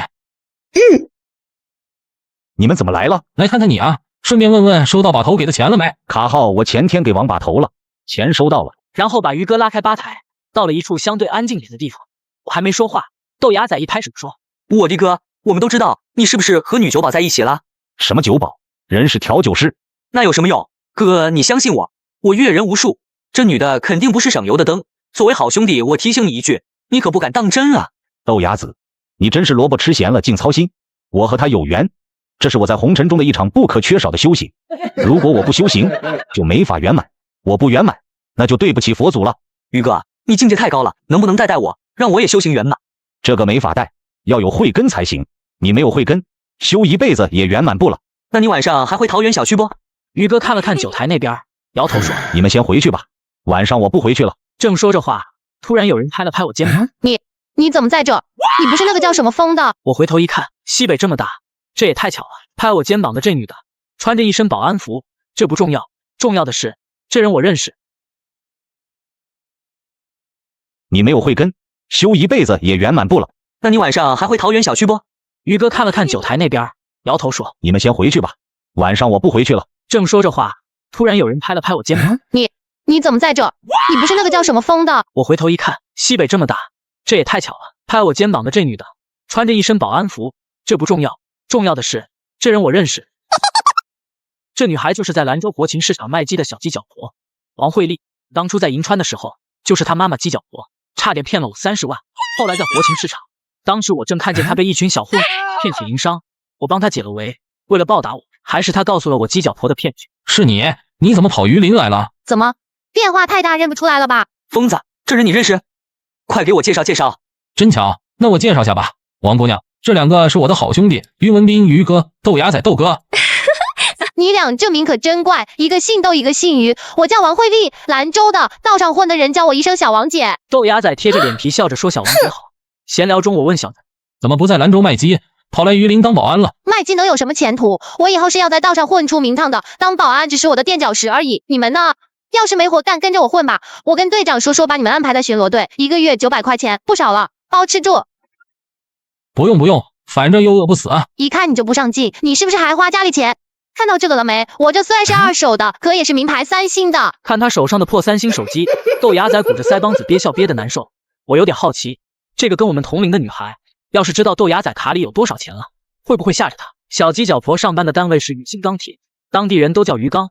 他是一个亲戚介绍到保卫科的，因为钢厂一直有员工偷面包铁，所以加了个女保安，下班时候负责搜女员工的身。小鸡脚婆就是干这。等等，我接个电话，我们科长打来的。喂，科长，我刚下班回宿舍啊，没有，真没去网吧。小鸡脚婆举着手机唯唯诺诺，突然打着电话，她眉头皱了起来。好，我知道了，科长，这就过去买1箱水是吧？你们玩吧，我有事要走了。有手机没？给我留个电话，以后有事了找我。我报给了他手机号。12点半多，我和豆芽仔跟于哥道别，路过东山那块地界时，我透过车玻璃眼尖看到了一幕，忙喊司机停车。我看一群保安打着手电筒，手里拿着棍子对讲机，正在路边整队。我朝车外喊了一嗓子：“小王姐，你怎么又跑这儿来了？”又碰到你们了，你们住这儿？不住这，就是路过而已。这么晚了，你们这么多人拿棍子干什么？小鸡脚婆左右看了看，2步走过来，小声说：“我也是刚收到于刚保卫科长的通知，有个疯子打伤了好几个人，听说有个人重伤死了，现在逃窜到了东山附近，晚上找人不好找，我们过来帮忙凑人手。科长说，要是我们抓住了，每人这月给涨300块钱工资呢。”这样啊，那你干活吧，我们走了，下次见。打了个招呼，我喊司机继续往前开车。出租车一连下了2个坡，在下第3个坡的时候，司机正下着坡，忽然一脚踩死刹车，停了下来。我开门下了车，站前一看，这一看不要紧，真把我吓了一跳。原来对面有伙人马正抬着棺材上坡，这伙人披麻戴孝，4根扁担5个人抬棺，这是白事出殡的队伍。怎么办？路就这么宽，要么我们的车倒回去给他们让路，要么他们抬着棺材退下去给我们让路。那要不倒档回去？不行啊，下午倒档还坏了，现在倒不了车。刚才还说倒车回去，现在说倒坏了，你是不是觉得自己很幽默？行了，牙仔，过去跟他们商量一下，看看能不能让他们退去。经过商量，对方同意给咱们让路。这么着吧，上山容易下山难，下坡不好下，你帮我们搭把手，再把棺材抬下去，那样路就让开了，你们也能赶快回家睡觉了。那行吧，就这么办。一伙人晃晃悠悠把棺材抬了起来。我虽然小时候帮奶奶干过不少，但几乎肩膀上就没挑过扁，因为没干过，杠子一起来才早没起，我直接撩了摊子。姐呀，我的姐呀，娃子你怎么这样，把我姐摔坏了。你去，或是你闯的，你去把我姐背回去，背到棺材里放好，这事就这么算了。快点啊，疯子，看看你干的好事，快把人背回去，咱们还得回去睡觉。我一咬牙，心想，豁出去，又不是没见过这些死人，就是一堆肉而已，没什么好怕的。老太太胳膊只感觉冰冰凉，觉得自己摸的不是人胳膊，是冰棍。豆芽仔一看我背着老太太尸体快上来了，吓得他忙跑回了车里，砰的一声关上了车门。就在这时，我身后突然传来一道声音：云峰，你这么累啊？你别动，我来帮你。好，累死我了，谢谢了，兄台。不客气，好朋友嘛，要互相帮助。我以为是抬棺材这伙的其他人，起初没在意，等我转过头一看，这一看不要紧，差点把我吓个半死。是他，还是那身盗版打扮？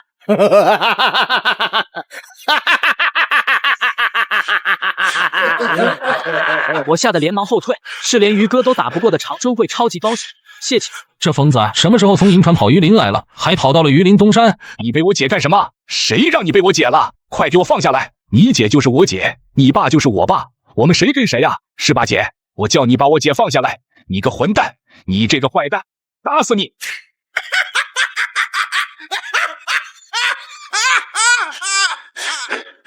想跑门儿都没有！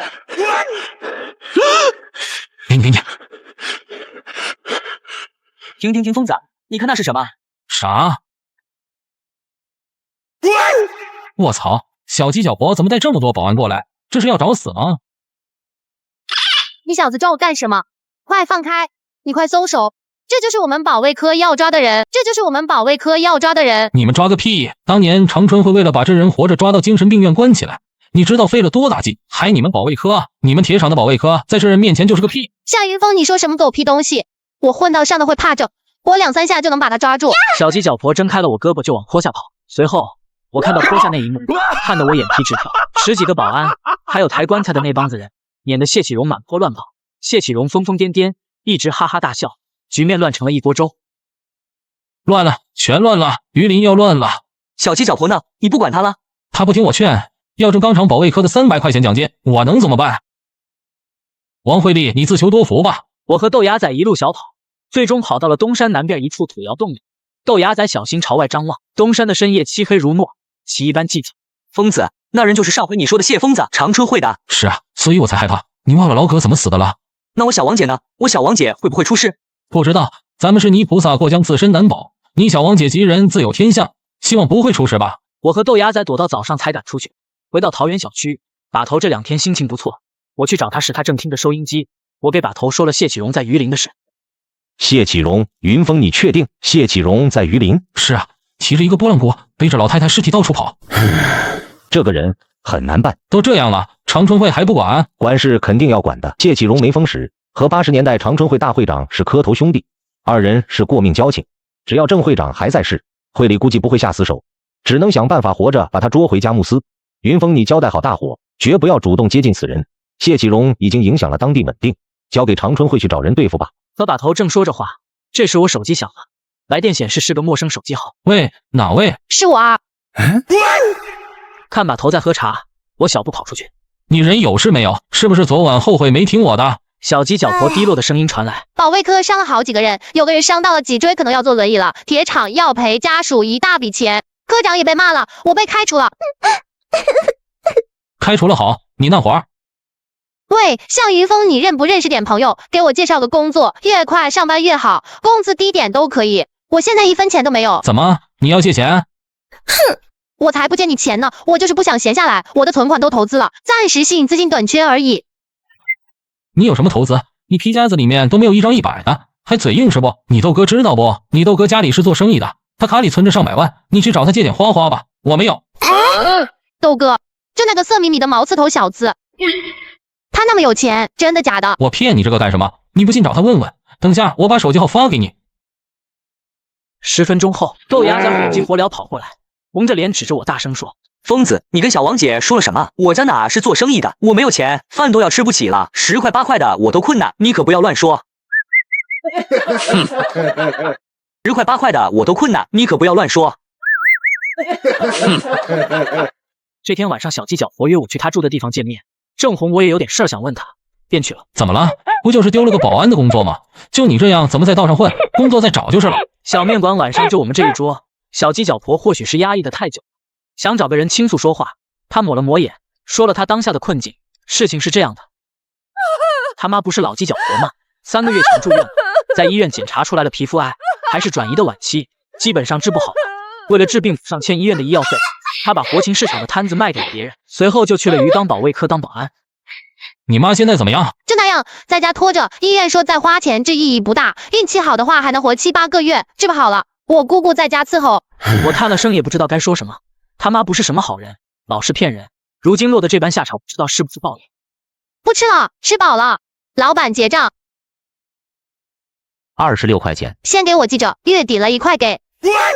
你上月的还没给我结呢。你怕什么？我还能跑了不成？给我记着，过2天发了工资就给你。我掏出钱包准备给钱，小鸡脚婆见状不让我给，走了，明晚我来吃炒饼。我骑摩托车把他送回住的地方。他住在老机修厂，那里没有路灯，全都是很矮的红砖房，10多平米。下坡时不知道是有意无意，他老往我身上蹭。你这没灯啊，这么黑。这不住什么人了，都搬走了不在家，自然没人开灯。刚才吃的菜有点咸，你进来喝口水吧。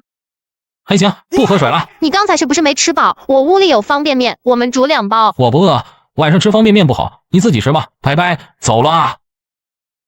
快走远时，我回头看了一眼夜幕下的机修厂，小鸡脚婆靠在门上，一直看我。回到桃园小区，于哥这2天掉入了爱河，每天神神秘秘的早出晚归，神龙见首不见尾。我问他进展到哪一步了，于哥笑着说目前还在发展中，把头忙着找木，豆芽仔忙着看电视，小轩和小米成了好姐妹，天天逛商场买东西。于哥住东屋，和豆芽仔住的是西屋。那天于哥破天荒回来住了。怎么了？这是今晚回来了？小倩今天没去上班，打手机也打不通，不知道去哪了。你看，我就知道，女酒保就是一条野猫，野猫肯定要吃鱼。于哥，我们也不笑话你，是不是把头分给你的钱都被女酒保骗光了？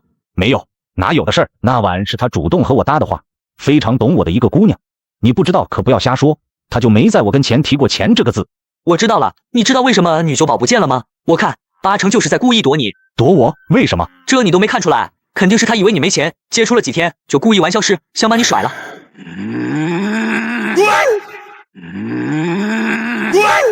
看于哥脸色不好看，我踢了踢豆芽仔，给了他个眼神。于哥叹了声，闷闷不乐的回自己房间，关上了门。而出事也是在这晚后半夜，大概1点多，我正睡着，忽然听到哐当哐当的摇门声，动很大。我的门，是于哥。怎么了？这是出什么情况了？小倩出事了，在医院，我要赶快过去。这个点儿了没车，我骑摩托带你过去。我拉着于哥向榆林第2医院赶去。到了医院，我跟着于哥跑进了大厅，值班小护士正打瞌睡。于哥砰几声拍桌子喊道：人呢？人在哪？刚才你们医院给我打的电话。你是那个女病人的家属吧？3楼手术室。好上3楼，手术室门口站着几个人，警察和医生正在小声说话。见于哥来了，医生问：你叫什么？和李倩文什么关系？我她男朋友。人呢？男朋友，你能不能签字？能签的话先签字，然后去交费。我们这边同步进行，病人情况紧急，能不能救回来还说不好。于哥看着通知书愣了几分钟，他没反应过来。那警察让于哥别离开，说李倩文父母在外地，住得远，正找车往医院赶来。最起码过了2个多小时，医生推门出来，随后躺在手术床上的女酒保也被推了出来。女酒保吸着氧气，头上也包着纱布，眼睛周围有不少淤青外伤，脸色惨白，人还处在昏迷中。女酒保是晚上8点多被人发现的，在渔阳路绿化树林附近，那地方离现在的河滨公园很近。发现她的是一名遛狗的老太太，报警后直接拉到了医院。当时看见受害者手机时，看到了很多你打来的未接电话，就通过医院把她叫来了。下场很惨，要不是被人发现了，过一晚上就要被冻死了。她被人割了舌头，头皮也被扯掉很大一块，全身多处骨折。女酒保李倩文父母在西安一家超市卖大米，他们连夜打车赶过来，已经天亮了。看到自己女儿变成这样子，他妈几乎要哭晕过去。他爸无力的靠在椅子上，整个身子都软。于哥，你冷静点。我没法冷静，我只是觉得李倩文不该得到这样的结果。我想知道是谁下手如此狠毒，我定要把这个人找出来。我不想管这事儿，但看于哥那样，我实在不好开口说什么，只能硬着头皮陪他跑。当天上午我们就去了金太阳了解情况。兄弟啊，小倩在我这儿干了也有1、2年了，业绩一直是第一。她昨晚没来上班，我还疑惑了，是不是生病感冒了？没想到出了这种事。夜班有2个人，那个长辫子女的住哪里？你把人叫来，我问几句话。你说的是刘云吧？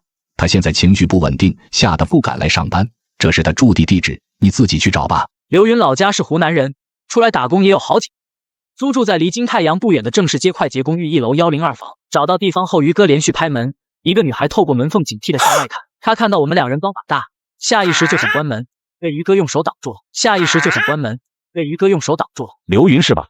你和李倩文一起上班，一起下班，她头皮让人扯掉一大块，舌头让人割了，不知道能不能活着。还有，别说了，你别说了。前几天上夜班，小倩和我说过一件事，李倩文一直就是这样，喜欢交不同的男朋友，最高时保持着同时和9个男的关系暧昧，有时请假一晚上要跑好几个宾馆，但也不知道他来回跑啥。那天晚上12点多，有个戴着棉帽子的男的来酒台喝酒，此人出手阔绰，点的是金太阳最贵的洋酒，并且说话很有礼貌，结账时多给了他们500块钱，说是小费。小云，你别怕，你还记不记得那个给咱们500小费的男的？记得，那是只金龟，那男的真吓人，他整个后背到大腿上全部都是纹身，更可怕的是他后背纹的有蝎子、蜈蚣、长虫子，还有骷髅头、眼镜、或人的舌头，可吓人了。云峰，你怎么看？我们初来乍到，对于林还不熟悉，要想了解那些东西，得找人问。找谁？就找那个未来发誓要在道上混出名堂的小王姐、小鸡脚婆王慧丽。晚上我打电话约她出来吃饭，她很高兴，来的时候还换了新衣服，化了妆。不是就咱俩吗？这是谁？这于哥啊，你忘了？上次我还介绍过，一个姓窦，一个姓于，窦于组合。可能感觉不是单独约会，小王姐兴致平平的跟于哥打招呼，算是又认识了一次。我也没墨迹，直接问道：小王姐啊，跟你打听打听，榆林这里本地的地头蛇知道不？就是手底下养着很多人的那种人。知道啊，谁欺负你了？你报个名号，我就给你摆平了。菜来了，几位尝尝，我们榆林虎的牌，配料都是非物质文化遗产，新店开张，主食免费，好吃的您再来。那就给我拿5张大饼来。好嘞，美女稍等，这就来。你吃得完吗？要那么多？免费啊，我吃不完拿回去啊。我告诉你俩啊，本地混的最厉害的一共有3个人，杭乙路的龙福全王鑫，诺曼底的李飞，还有个2街东周的东北老四。而这3人中，诺曼底李飞混的最厉害，手下人也最多，是本地最大的地头蛇。我去了，你们吃吧。老板结账。咦，小兄弟怎么不吃啊？不好吃吗？谁说不吃了？给我全中盒打包，5张大饼也打包，我等会儿还回来拿。等等，你们3新来的吧？以前怎么没见过你们？哪能啊，你认识不？以前跟过赵小军混的。赵小军？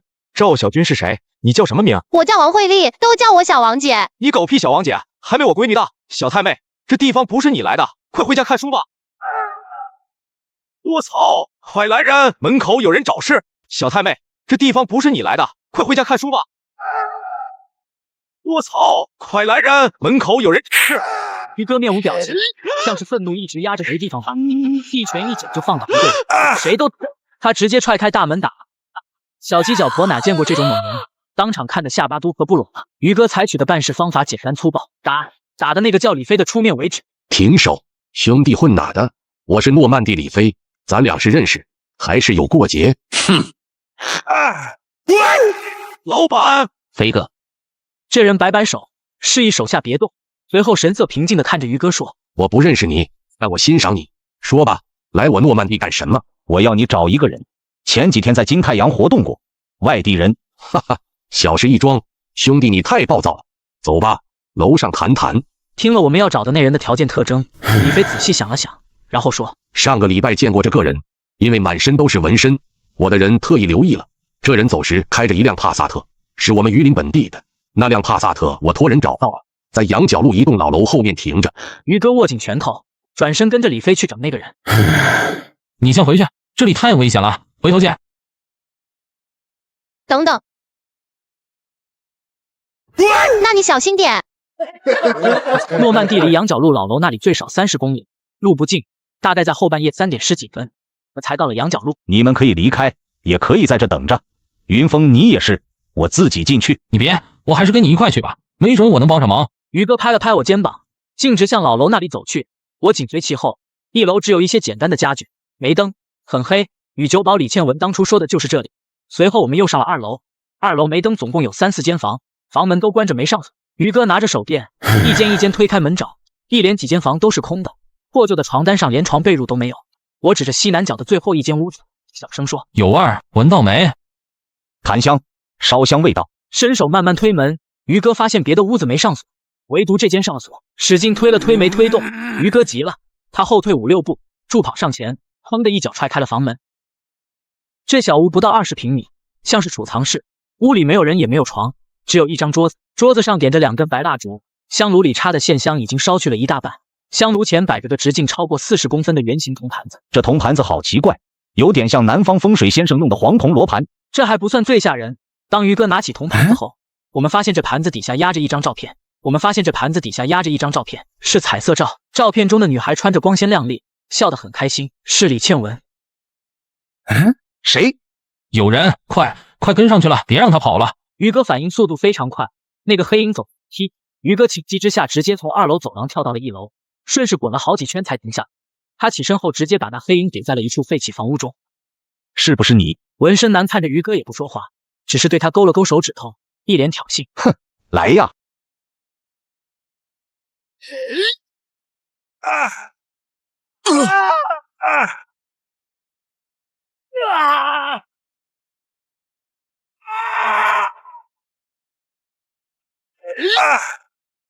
果然还是个练家子，再来！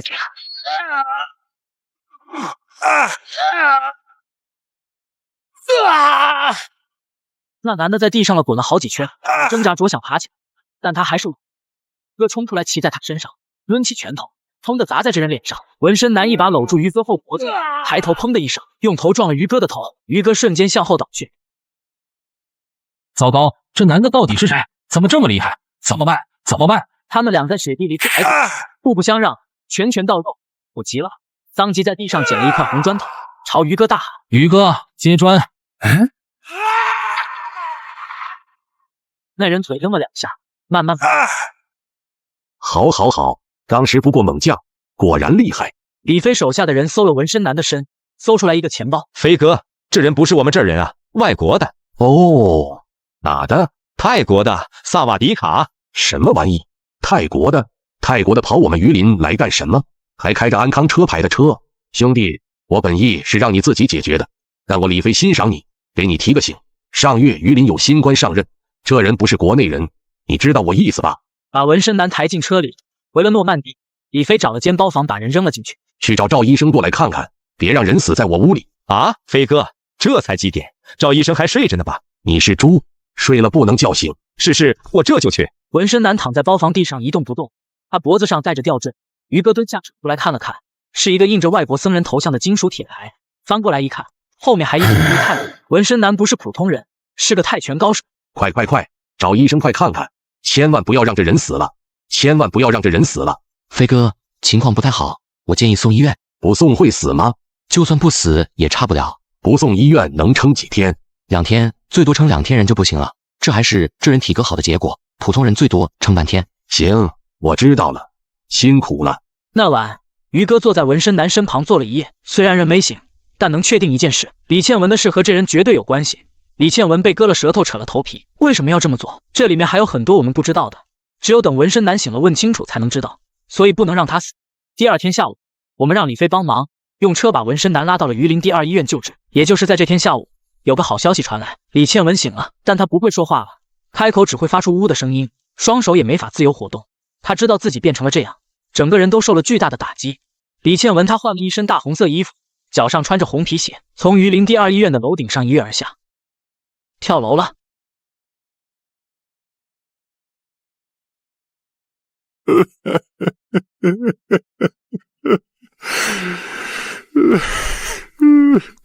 这姑娘受到这样的打击，换作是谁，恐怕心里也不好受。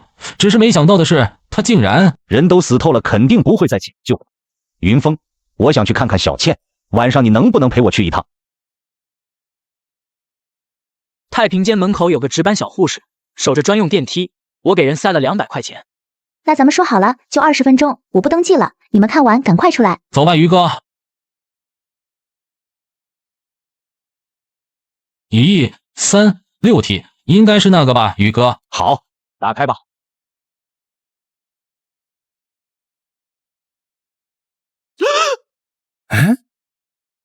我分明记得昨晚上他是闭着眼的，怎么睁眼了？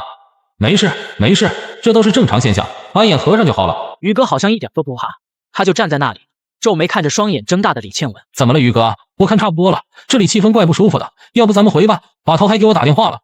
不管怎么说，小倩跟我有过肌肤之亲，我肯定不会不管的。还小倩，你是宁采臣吗？谁是姥姥？人都死了，还管什么管？现在几点？ 11点25，怎么了？于哥这时指着李倩文的尸体说：“还没离开，小倩就在这附近，她肯定是想告诉我一些事。”现在几点？11点25，怎么了？于哥这时指着李倩文的尸体说：“还没离开，小倩就在这附近，她肯定是想告诉我一些事。”你以前是和尚，又不是道士，可别议政，快出去吧。你俩好了没？快出来吧，主任马上过来了，被他发现就完了，快点的。好好好，马上出来，马上。出了太平间，于哥给他是庙里的修士打了个电话，随后一直神神叨叨，还边走边说：“第7天晚上是小倩的回魂夜，修士说到时用竹竿沾上黄纸，在太平间门口每隔半米插下一根竹竿，然后在地上铺一层生石灰粉。”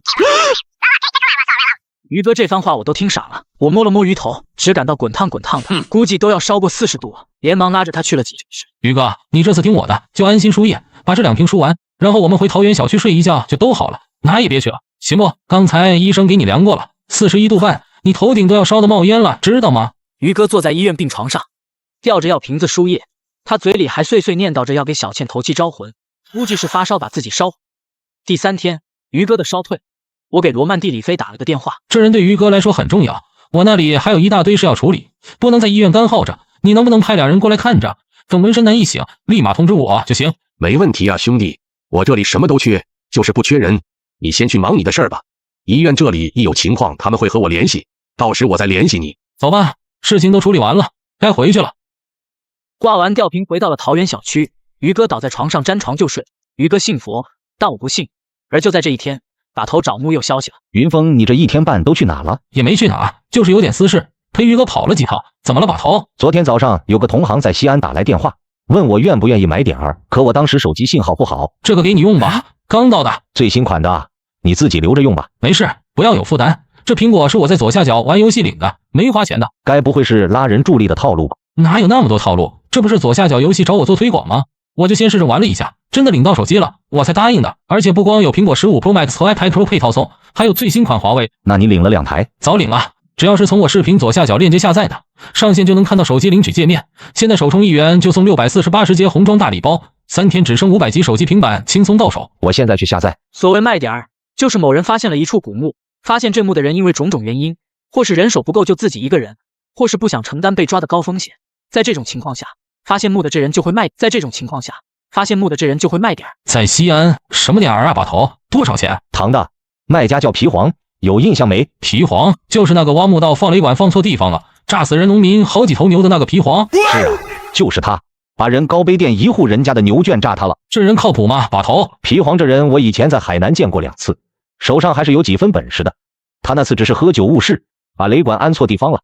这样吧，这次小打小闹，云峰你带队，都听你的，我就不去了，怎么样？啊，把头你不去，让我带队，这我之前真没想到过。想了想，我咬牙道：好，把头，这活儿我去，你就在榆林休息，筹备过年吧。把头放我出去单干，是想培养我当把头的能力。那2天我一直在筹备独自带队的事儿，我一直考虑该怎么分配，该怎么干，要是干不好就丢人了。我正想着心事，于哥突然抱着2个大箱进来了。云峰，你过来看。怎么了，于哥？这都什么东西？于哥撕开封箱子的胶带，倒出来了里头的东西。我看有竹竿、黄纸、柴鸡蛋、小口陶罐，还有2大包生石灰。哥，你这是要干嘛？你不会是……云峰，咱俩关系怎么样？好，咱俩关系很好，过命的交情。你哥我没白疼你，今晚上跟我走吧，东西都准备好了。去哪啊？哥，我晚上要睡觉，明天要买东西，大后天就要去西安了。云峰，左下角提醒我发货了。左下角可是极速链接，当然快了。什么去哪？当然是去医院啊！你忘了，今天晚上过了12点就是小倩的头七。榆林第2医院，当天晚上10点半，我和于哥鬼鬼祟祟推着辆板车，板车上放着2个大箱子，还竖放着一面1米多高的落地镜。做好了这一切，我和于哥就进了太平间。鸡蛋，我们鸡蛋。我找了找，发现装柴鸡蛋的小口罐子没了。我想起来了，刚才坐电梯把鸡蛋罐子放电梯口了。你等着，我上去拿，马上就下来。他说完急匆匆跑出去了，就剩我一个人待在太平间里。我看着落地镜，对镜子中的自己打气壮胆道：怂什么？你是谁？你是北派土夫子，以后是要当眼把头的。你看看你小子那怂逼样，以后怎么混？谁？12点到了，我们把罐子子放下，然后藏起来。于哥眼角余光扫到一辆角落里的推床，应该是来回拉死人用的。我和于哥就藏在床底下，大眼瞪小眼，谁也不敢出声。时间一分一秒过去，不知道地下2层哪来的风，太平间吊的门帘，门没关，凉风进来吹得竹竿上的黄纸上下飘舞。看到没？其实已经来了，不过我们肉眼看不到。要是想看到，就得倒着看。你去看看。李倩文是你女朋友，又不是我女朋友，我出去干什么？还是你去吧。我出去了就不灵了，快去吧。怎样？看到了没有？没有啊，什么都没有。宇哥，咱俩这么傻逼，什么都没有啊。我刚说完这话的下一秒，脸上的笑意瞬间全无。我看到门口有双脚，穿着皮鞋，正站在太平间挂着的门帘后头，一动不动。我吓坏了，连滚带爬钻到了床底下，不是鬼，是个人。这人比我们还鬼鬼祟祟，他不住地向门那边看。等他看到地上的生石灰和竹竿，也吓了一跳。他深吸一口气，绕过了石灰粉，径直走向6号抽屉。6号抽屉装的正是李倩文。他奶奶的，敢动我老婆！站住！这人没想到床底下还藏着人，吓坏了，当即扭头就跑。我俩追着人跑进了解剖室，他不断扔东西砸我。最后于哥瞅准机会一把按住了这人。于哥怒气冲冲地扇了巴掌，一把扯掉了他脸上的口罩。怎么是你？你来干什么？误会，误会，这都是误会。兄弟，你放我起来行不？金太阳老板不住地求了，让于哥把他放开。我没劝住，于哥抓住人后把打了一顿，打成了鼻青脸肿熊猫眼。事情已经水落石出了，这人是金太阳，李倩文的老板，真名叫潘明胜。我和于哥本来是来给李倩文招魂的，结果没招来李倩文，把这人给招来了。有一天，听说在安康有个泰国降头师很灵，姓潘的花了几万块钱，叫纹身男想办法下降头做法搞黄鱼鳞其他的敌听。可不成想，纹身男要的东西是活人的头发、头皮、舌头才能下降。开始时姓潘的没同意，他不敢，他害怕，但人的利益之心最终战胜了恐惧。在姓潘的帮助下，纹身男装成偶遇，接近了李倩文。结果就是这样，李倩文被发现后没死，送到了医院抢救，就是他给的红衣服，并鼓动李倩文跳楼自杀。你现在知道了吧？李倩文就是被他老板给害的，以后别想那些事了。从榆林到西安路不近，这天这趟一共有5个人，打头向云峰，后勤小轩，土工豆芽仔于哥，散土小米，开车自驾去的。我本来不想带小米，是他自己要来的。下午4点多到的西安，我们见到了黄皮。你在动物园上班？是啊，拉长颈鹿拉到金华北路的新动物园，按趟算的，价钱可高。说这个点的是吧？这个点我之前去看过，是个唐墓，就是那位置不太好。什么说法？位置在哪？哪个山上？不在山上，在人家屋里头，关键屋里住着人。还有那栋房子离崇黄派出所有1点而近，10万就10万吧，我弄不了，所以就不讲价了。什么10万？还没开工呢，就张口要10万？看什么看？再看把你脖子给扯断！疯子，黄皮说那墓在人家屋里头，咱们要不要去？废话，当然要去了，人都已经来了。黄皮告诉我们的地方是一个小镇，身旁不足100米的派出所，而那户人家就是一家酒坊，是卖酒的。10万就10万吧，你先回去，我们知道怎么做。OK。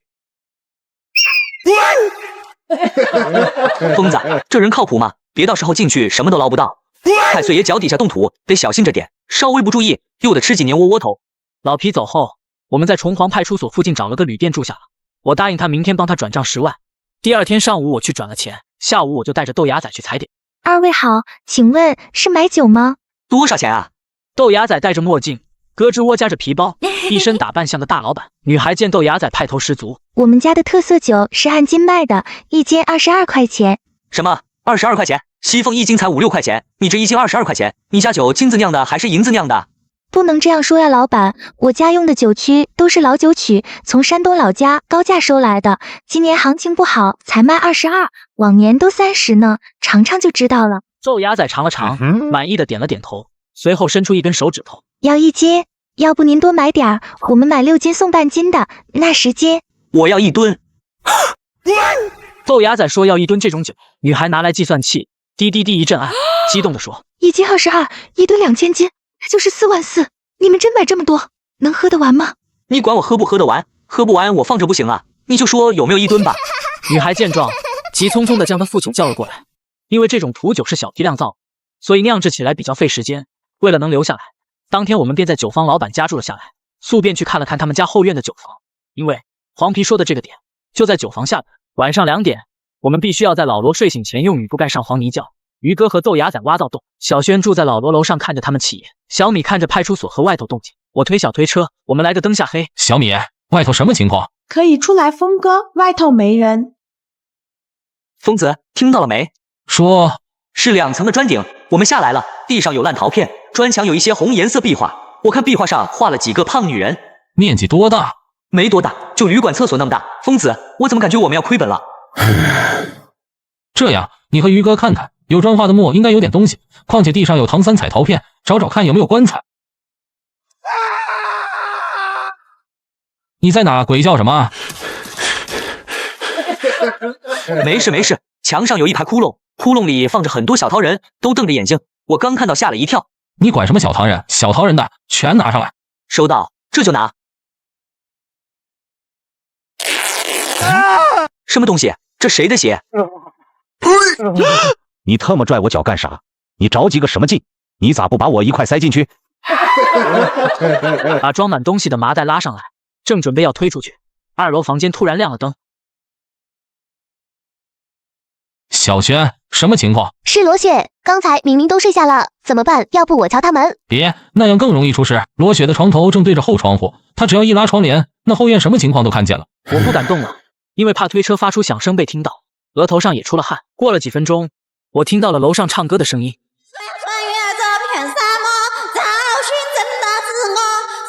我操！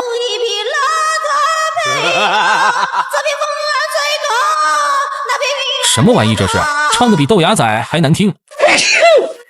疯子，你快点，还有好多小陶人，砖顶有的地方塌了，不少唐三彩罐子都碎了。碎的咱们要不要？不能再等下去了，要是再耽搁下去，天都要亮了。全都拿上来，赶紧的，天要亮了，收工。这一趟下墓买点费是10万，而我们只捡起来一些乱破烂的陶人。而第2天是收尾工作，2件事：一是检查砖木里还有没有好东西；2是要把造重土为田，做好善后工作。看着地上的一堆破烂玩意，我忍不住骂老皮：“你说你卖的什么点儿？一堆破烂玩意，一件金器都没有。”老皮在电话中一个劲说抱歉，其实我听出来了，他肯定心里乐开了花，庆幸自己把点卖给我了，没有自己动手。小敏，怎么样了？这些陶人能粘上吗？应该可以，只是这陶人的断胳膊实在太多了，有时候就把左手粘到右手上了，要拿下来重新粘，固定以后要等24小时。那行吧，先给我2个，我拿出去问问价。晚上我叫豆芽仔，他钻被窝里把自己捂得严严实实，只有脑袋露在外面。豆芽仔小声说：“哎，疯子，我老了不行了，外头太冷了，我胳膊疼，身上也难受，估计感冒了吧？你叫于哥去吧。”你不去也行，卖了东西1分钱都不给你。晚上2点多，我背着双肩包到了八仙宫古玩市场。这时天还黑着，我和豆芽仔走到瓷器摊前看了看。老板，你这兵马俑怎么这么小啊？怎么卖？不贵，8个亿。最低多少？真心要的话，给40块钱吧，买5个送1个。包上吧，买1个，不用找了。说吧，想打听什么？跟您打听个叫池3桶的人。向前走100米，公共厕所左转，右手边一个铜器店。铜器店门口的摊就是池大姐的。老皮让我来找池3桶，那说明这人路子靠谱。顺着他指的路向过走去，刚拐弯，我突然看到前面围了好多人。听别人叫他西安诗人，是写诗的。疯子，要不我们也去写一首的了？我看这人字写的挺好的。你忘了我们是来干什么的啦？正准备离开，豆芽仔这时候又拉住了我。你走不走？不走我走了。不是啊，疯子，你看。豆芽仔指了指那人挂上去的一副诗。起初我没在意，我在人群中看，很奇怪，这人突然看着我笑了，因为浮生醉酒回梦里，一生劳碌只为愁，不拘一格降人才，西安贵人向云峰。卧槽，疯子，巧合吧？这是最后一句有你的名字。这首诗最后一个风字，最后一竖，画得非常长，像一把笔直的利剑插在纸上，气势紧。向云峰，我的名字，他认识我？我不认识你，但有人认识你，我是受人之托，因为你即将大难临头。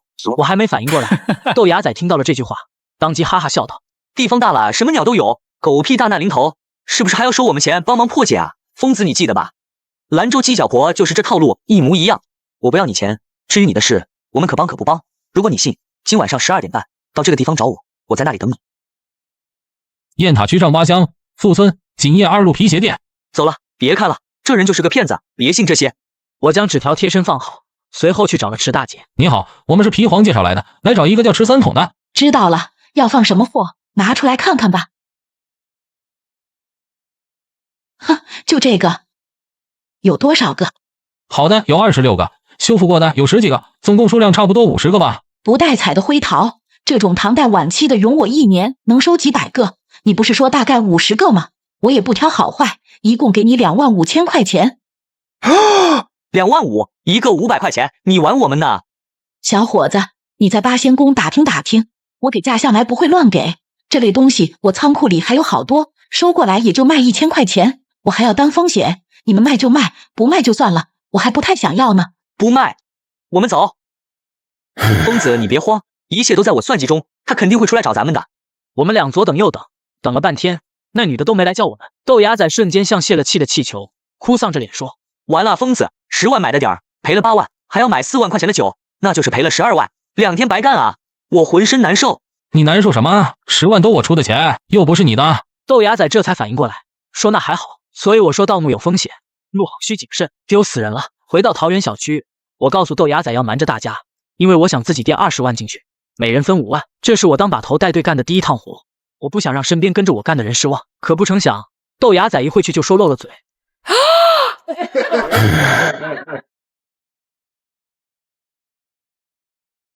峰哥，我看你这几天饭也不按时吃，累了吧？我给你按摩按摩，我以前跟人学过的。我本想拒绝的，但确实挺舒服的，肩膀瞬间不酸了。云峰，刚才吃饭的时候，其实我就看出来了，你是不是有什么心事？你要是没钱了，我这里还有，上次王把头给我的不少，我没花。不是钱的问题，宇哥，是有个地方我今晚想去一趟，你能不能陪我一块去？哦，今天晚上你要去哪？具体我也不清楚，这2天心里老不踏实。等下要是有危险，哥你可得护着点我，别让人把我打死了。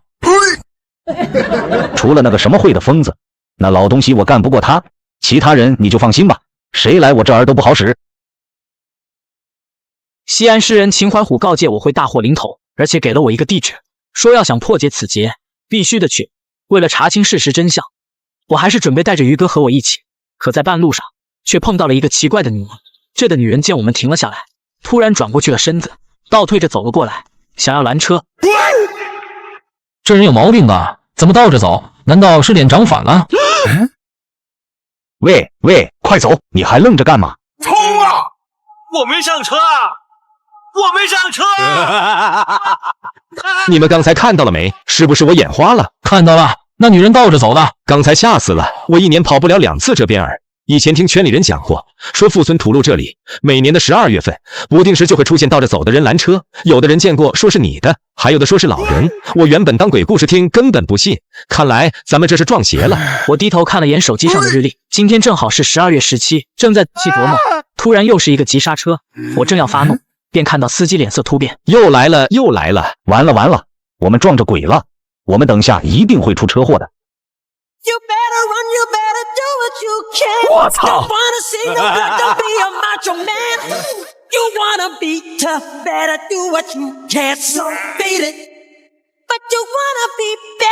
哎呀！爷爷，有人打我！你们干什么的？几点了？大半夜的在马路上蹦跶，想吓死人吗？哎呦，误会，这是我们江家祭祖仪式，每隔2年的12月16号晚上要在富村附近做仪式，中间只能停1次坐车，要一直走到硫酸厂。那这么说，刚才那个女的就是想拦车到老硫酸厂的。敢问你祖上是哪朝哪代哪里的人？这个不方便透露啊，这只是我们江家祭祖的特殊方式而已。这么晚了，你们这是要去哪里？去富村。去富村，那正好，我们住进展村，麻烦各位捎我们1程吧，我只有10块钱了，师傅你就行好吧。2位，你们觉得呢？要不要拼车？那行吧。听到我答应了拼车，老头很高兴，他当即掏出个破手机打电话：圆圆啊，你快回来，今天不行了，明天再寄，我拦了辆车把咱们送回去，你快过来啊！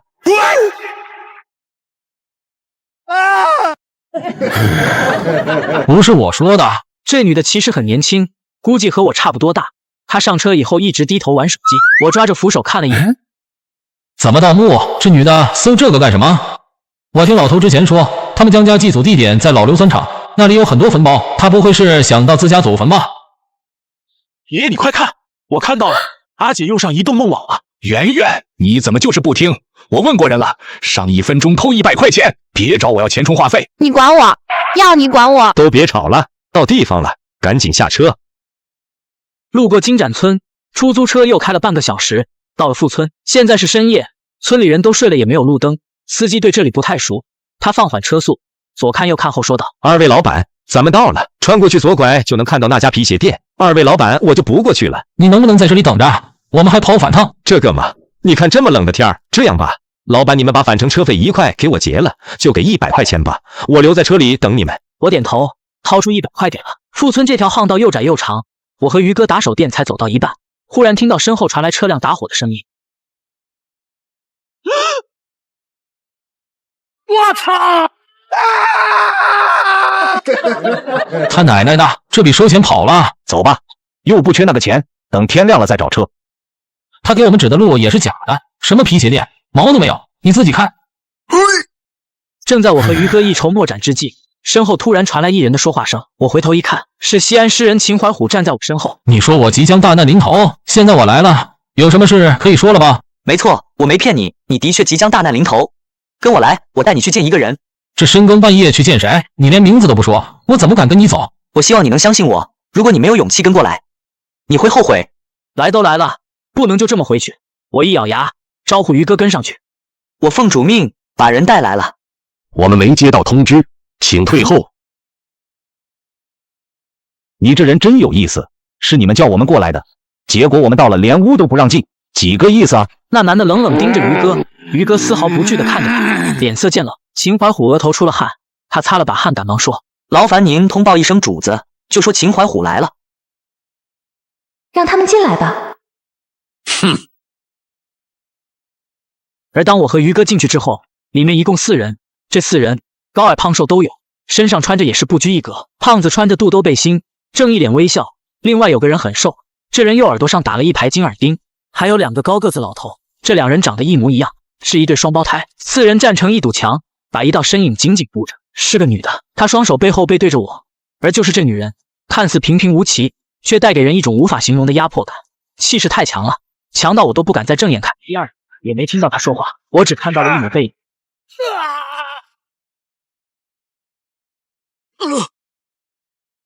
在被蒙上眼之后，我听到了2声相机拍照的声音，还被人按着手摁了手印。我当时不知道这是干什么。后半夜3点多，西安诗人送我们去了富村。你们走吧。秦兄弟，请问刚才那女的是不是姓赵？你不用知道什么，至于她的真实身份，对她来说，3教9流，江湖之人皆是提线木偶。我看着秦怀虎慢慢消失在胡同尽头，这时于哥捂着左胳膊，抬头看天，感叹道：“对不住了，云峰，想不到当今这世道天外有天啊！”你别这么说，于哥，他们人多而已，你能陪我来，我已经很谢谢了。收怎么样？没大事。我点点头，掏出手机犹豫了片刻，还是决定打了通电话。多少年了，我心里其实一直有一种潜意识存在，不管出了什么问题，把头都会替我解决。怎么了，云峰？还没睡吧？把头，你有没有见过赵清婉女士本人？电话中沉默了几十秒，随后我将刚才发生的所有事情原原本本的说了出来。我听到对面有开灯的声音。云峰，一直以来我有件事没怎么提，你知道是什么事吗？我知道，是大哥、三哥和红姐的事。虽然我问过好几次，但把头你一直在刻意回避。云峰，我70多了，还能活几年都不知道，我比你多活半个世纪。你听我的，我不会害你。忘了今晚的事，更不要对任何人提起。你终有一天可以再见到小红。我们如今在夹缝中求生，没人见过赵清婉正脸。她是南梁朝武冠后30代后人，蓝天救援、和平饭店、木偶剧院，这些不过是冰山一角。虽说现在是和平年代，但京城之地，那里的水比我们想的都要深。不管他要你照片手印干什么，只要你还活着，这就够了。打完电话，我心中不害怕了，不但不害怕，我心里更有几分开心。管他是不是赵清婉，管他给我照相按手印干什么，想不通就不想了。重要的是我解开了大半年来的一个心结。把头没有忘记红姐，没有忘记孙家兄弟，我也相信把头说的那句话，江湖漫漫，还会相见。云峰，你看那边。这不是昨天在车上遇到的那个女人吗？这女的不睡觉，大半夜起来做什么饭？我好奇的过去看了看，这女的就是上移动梦网的那个，没记错的话，提灯笼老头叫她圆圆。是你俩？这才几点，天还黑着，你跑河边烧火做饭，家里不能做吗？我看看锅里做的什么。我锅里蒸的什么和你有关系吗？你想吃？行啊，100块钱一个。怎么样，香不香？香，100块钱一个，真是又甜又香。再吃一个半价，只要50块钱。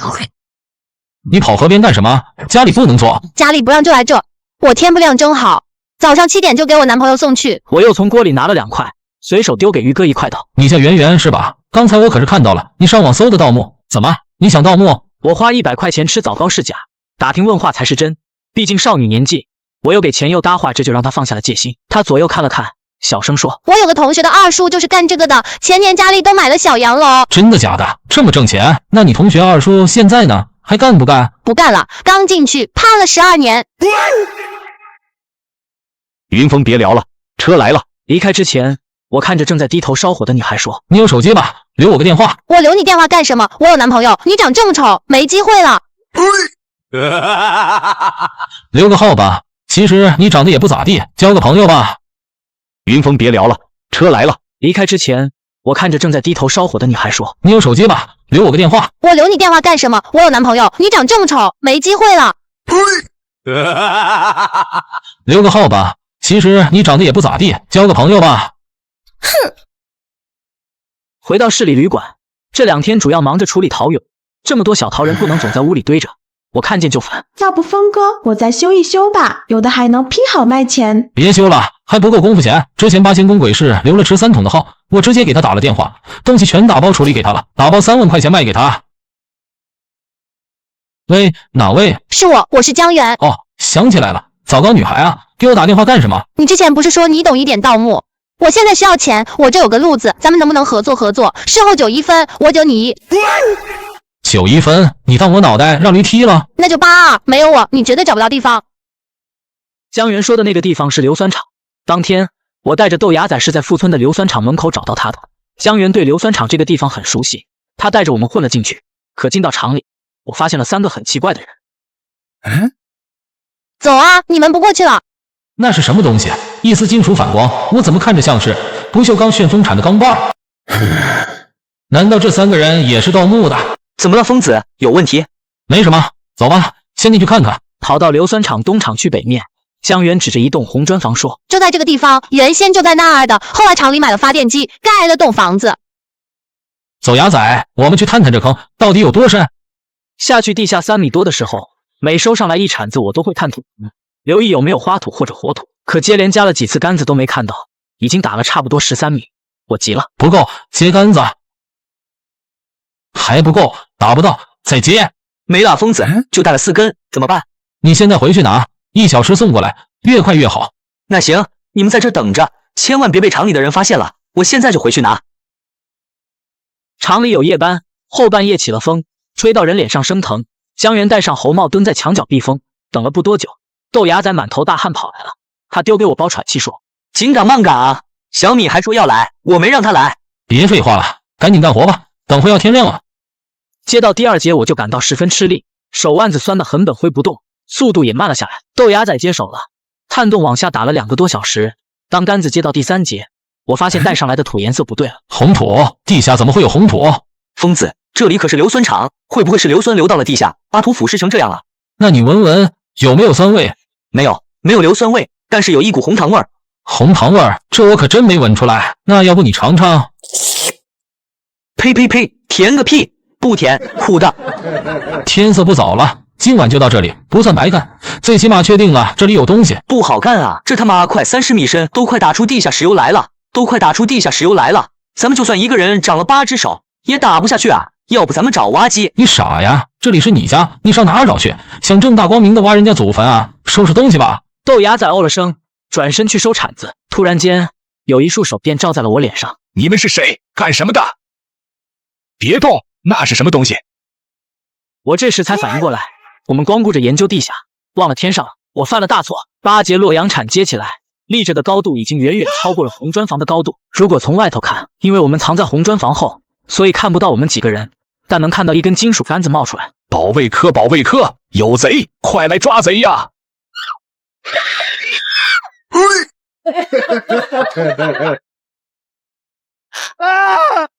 别叫，再叫弄死你！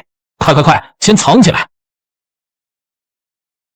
老王，厂区出来的工人数量逐渐增多，都在找这个人。这个叫老王的硫酸厂工人拼命挣扎，豆芽仔啪的扇了他好几巴掌，让他老实点。松开他！疯子你！我让你松开他！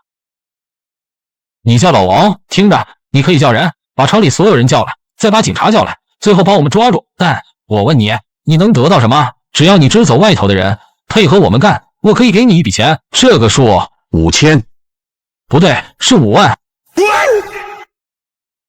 现金？你们可是贼，我怎么能相信？谁知道你会不会是在诓我？你可以跟我回去，我们住的地方有现金，前提是我们能出去。此外，5万只是一部分，如果你接下来能帮我，我还会给你更多。找到了，老王手电在这里，都快来！已经有人找到了砖房门口，这人短暂犹豫了10几秒，他没多废话，直接推门而出。我和豆芽仔忙提包藏到了发电机油桶后头。老王，你怎么跑这里了？手电也掉了。我刚才好像听到是你喊的抓贼，贼呢？在哪？哎，你听错了，我没喊抓贼，我喊的是抓狗，是一条流浪狗，刚才让我撵跑了。是狗，是狗，别闹腾了，这么大动静影响生产，大伙都散了，要不等下又得挨厂长骂。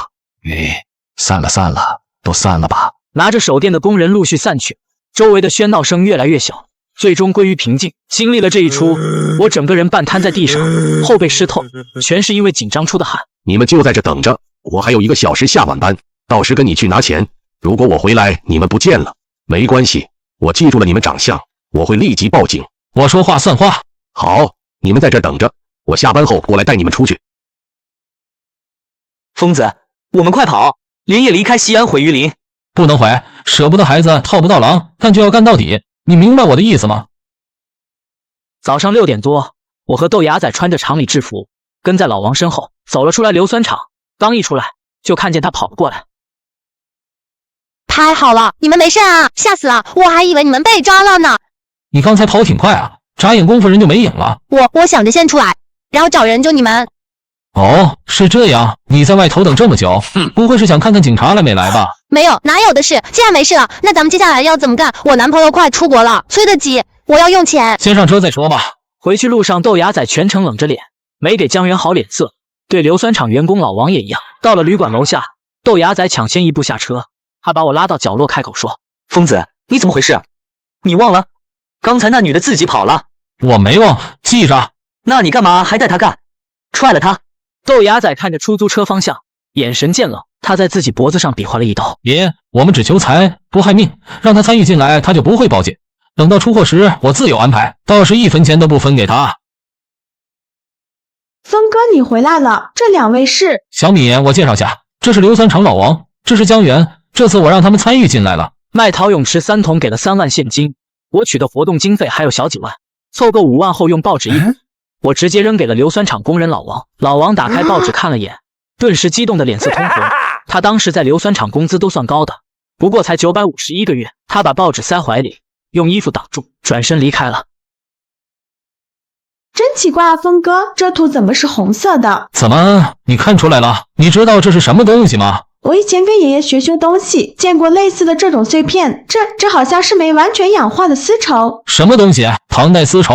开玩笑吧？小米随口这么一说，我越看越像，觉得好像正是丝绸。把头听后也觉得奇怪，大量丝织品氧化在夯土层中。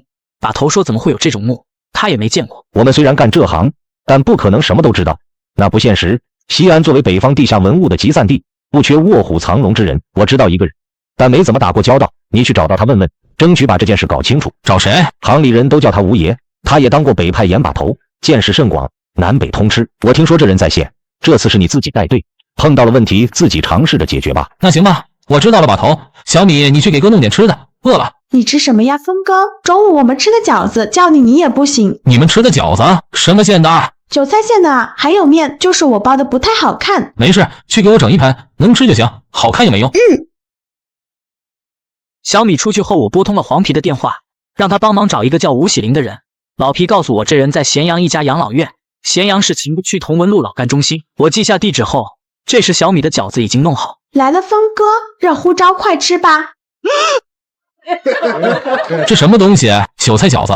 你这饺子怎么这么大？这怎么吃？一盆3个就满了。面太软了，我包不住口，就包的大了点儿。我无奈的摆摆手，这饺子我就当包子吃了。巨型饺子有男人拳头那么大。吃完了小米包的饺子，你这饺子怎么这么大？这怎么吃？一盆3个就满了。面太软了，我包不住口，就包的大了点儿。我无奈的摆摆手，这饺子我就当包子吃了。巨型饺子有男人拳头那么大。吃完了小米包的饺子，当天我就去了咸阳市老干中心。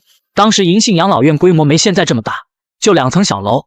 那时养老院门口还有几个老头在下象棋，眼都快看瞎了也不散场。我走过去问了问，大爷给你打听个人，吴喜林是不是住在咱们这里？龚祖子，你个傻子，龚祖子就赢了，滚蛋！我就不拱啊！你说吴喜林啊，他刚吃了饭，应该是去公园溜达了。他抱着一只猫，你到公园一看就看到了。谢谢大爷，你们继续玩，我不打扰了。抱着个猫，在哪里啊？没看见有抱着猫的老头啊！来，瞧一瞧，看一看，你瞧不了吃亏，看不了上当。我被这声叫卖声吸引了，看老头老太们都往那边走，我也跟了过去。是几个卖药的中年人，他们卖的是壮骨粉。当时这东西很流行，装在藿香正气水那样的小瓶子里，一瓶要50多块钱，专门骗老人。其实就是面粉加了一些其他东西，成本不过几毛钱。你们见到的都是真的，这人前2天吃了我们熊家秘方壮骨粉，现在身体壮如小牛，不信你们看。只见2个男的费力抬起来一块大石板，压在了躺着的那人胸口上，石板很厚，这人大喝一声，高高举起大，啪的一声将大石板砸得4分5裂。躺着的这人表演完了胸口碎大石，自顾自地扎破一盒酸奶，开始滋溜溜咬着吸管喝酸奶。怎么会是他？潮汕大力后红眼睛黄天宝，他怎么跑咸阳来了？黄天宝，你还记得我不？向云峰借你袜子的。他点点头，对我招招手，示意我过去。那我近点，你注意点啊！拿来吧你！放我下来，快放我下来！这我不背。红眼睛从裤兜里掏出一盒酸奶，又摸出来一根王中王塞给我，暗自松了口气，看来应该问题不大。这位朋友，你们认识？你咋回事？干什么拉我朋友骗人？什么叫骗人？我熊家3代单传100年秘方壮骨粉乃是。打住！你快别吹牛逼了，你那不是壮骨粉，就是高筋粉，吃不死人就算好了。朋友，我叫连二奎，祖上以前在北平天桥上拉洋片卖老鼠药的，今个来到咸阳，只为讨口饭吃，路过看过不说破，改日必将登门拜访。这人说话有江湖味，我也信他说的。连二奎的意思是让我不要揭穿他，混口饭吃不容易。你放心，我不管你，你在街上卖砒霜都跟我没关系。就是这人，你从哪找来的？你说他是我在水库碰到的，当时他背着一个女的藏在水库桥洞下，要不是我路过刚好看到，他俩就冻死了。女的？那女的在哪？他俩住一起，就在这附近租了一间房子。黄天宝，你洛伊也在？我心里一合计，对红眼睛说：“你带我去看看他。”回关那次我心里还有疑点，比如骆家山最后是如何逃出来的，怎么发现了老学究的计划。现在是晚上8点左右，我找了一圈没找到那个叫吴喜林的，所以选择暂时去见了骆家山。红眼睛和骆家山租住在附近一间平房中。当进到屋里看到这女的，我吓了一跳，还样子没变，但已经坐了轮椅，衣柜上靠着2副木头拐杖。大宝，去外头看着，谁也别让进来。唉，我很意外，没曾想能在这里碰到你，王先生。好一头100年老狐狸，他卖了所有人啊！这女的知道妙音鸟的事？不可能，不可能，老学究都不知道，她怎么会知道？肯定是我多想了。看我面无表情，这女的突然笑了出来。你叫像什么风来着？你也是一头小狐狸，老狐狸教出来的都是小狐狸，脑袋里成天想着怎么害别人。咦，骆家山怎么变矮了？我之前见过2次，他之前身高绝不会低于1.75米，可怎么现在足足矮了我1个头？想不想知道当初回关的秘密？我咽了口唾沫，点点头。他突然一翻白眼，说我又不想说了，除非你告诉我王先生在哪里，或者让他来见我一面。得你先说。那行吧，其实自从你和王把头离开以后，发生了很多事情。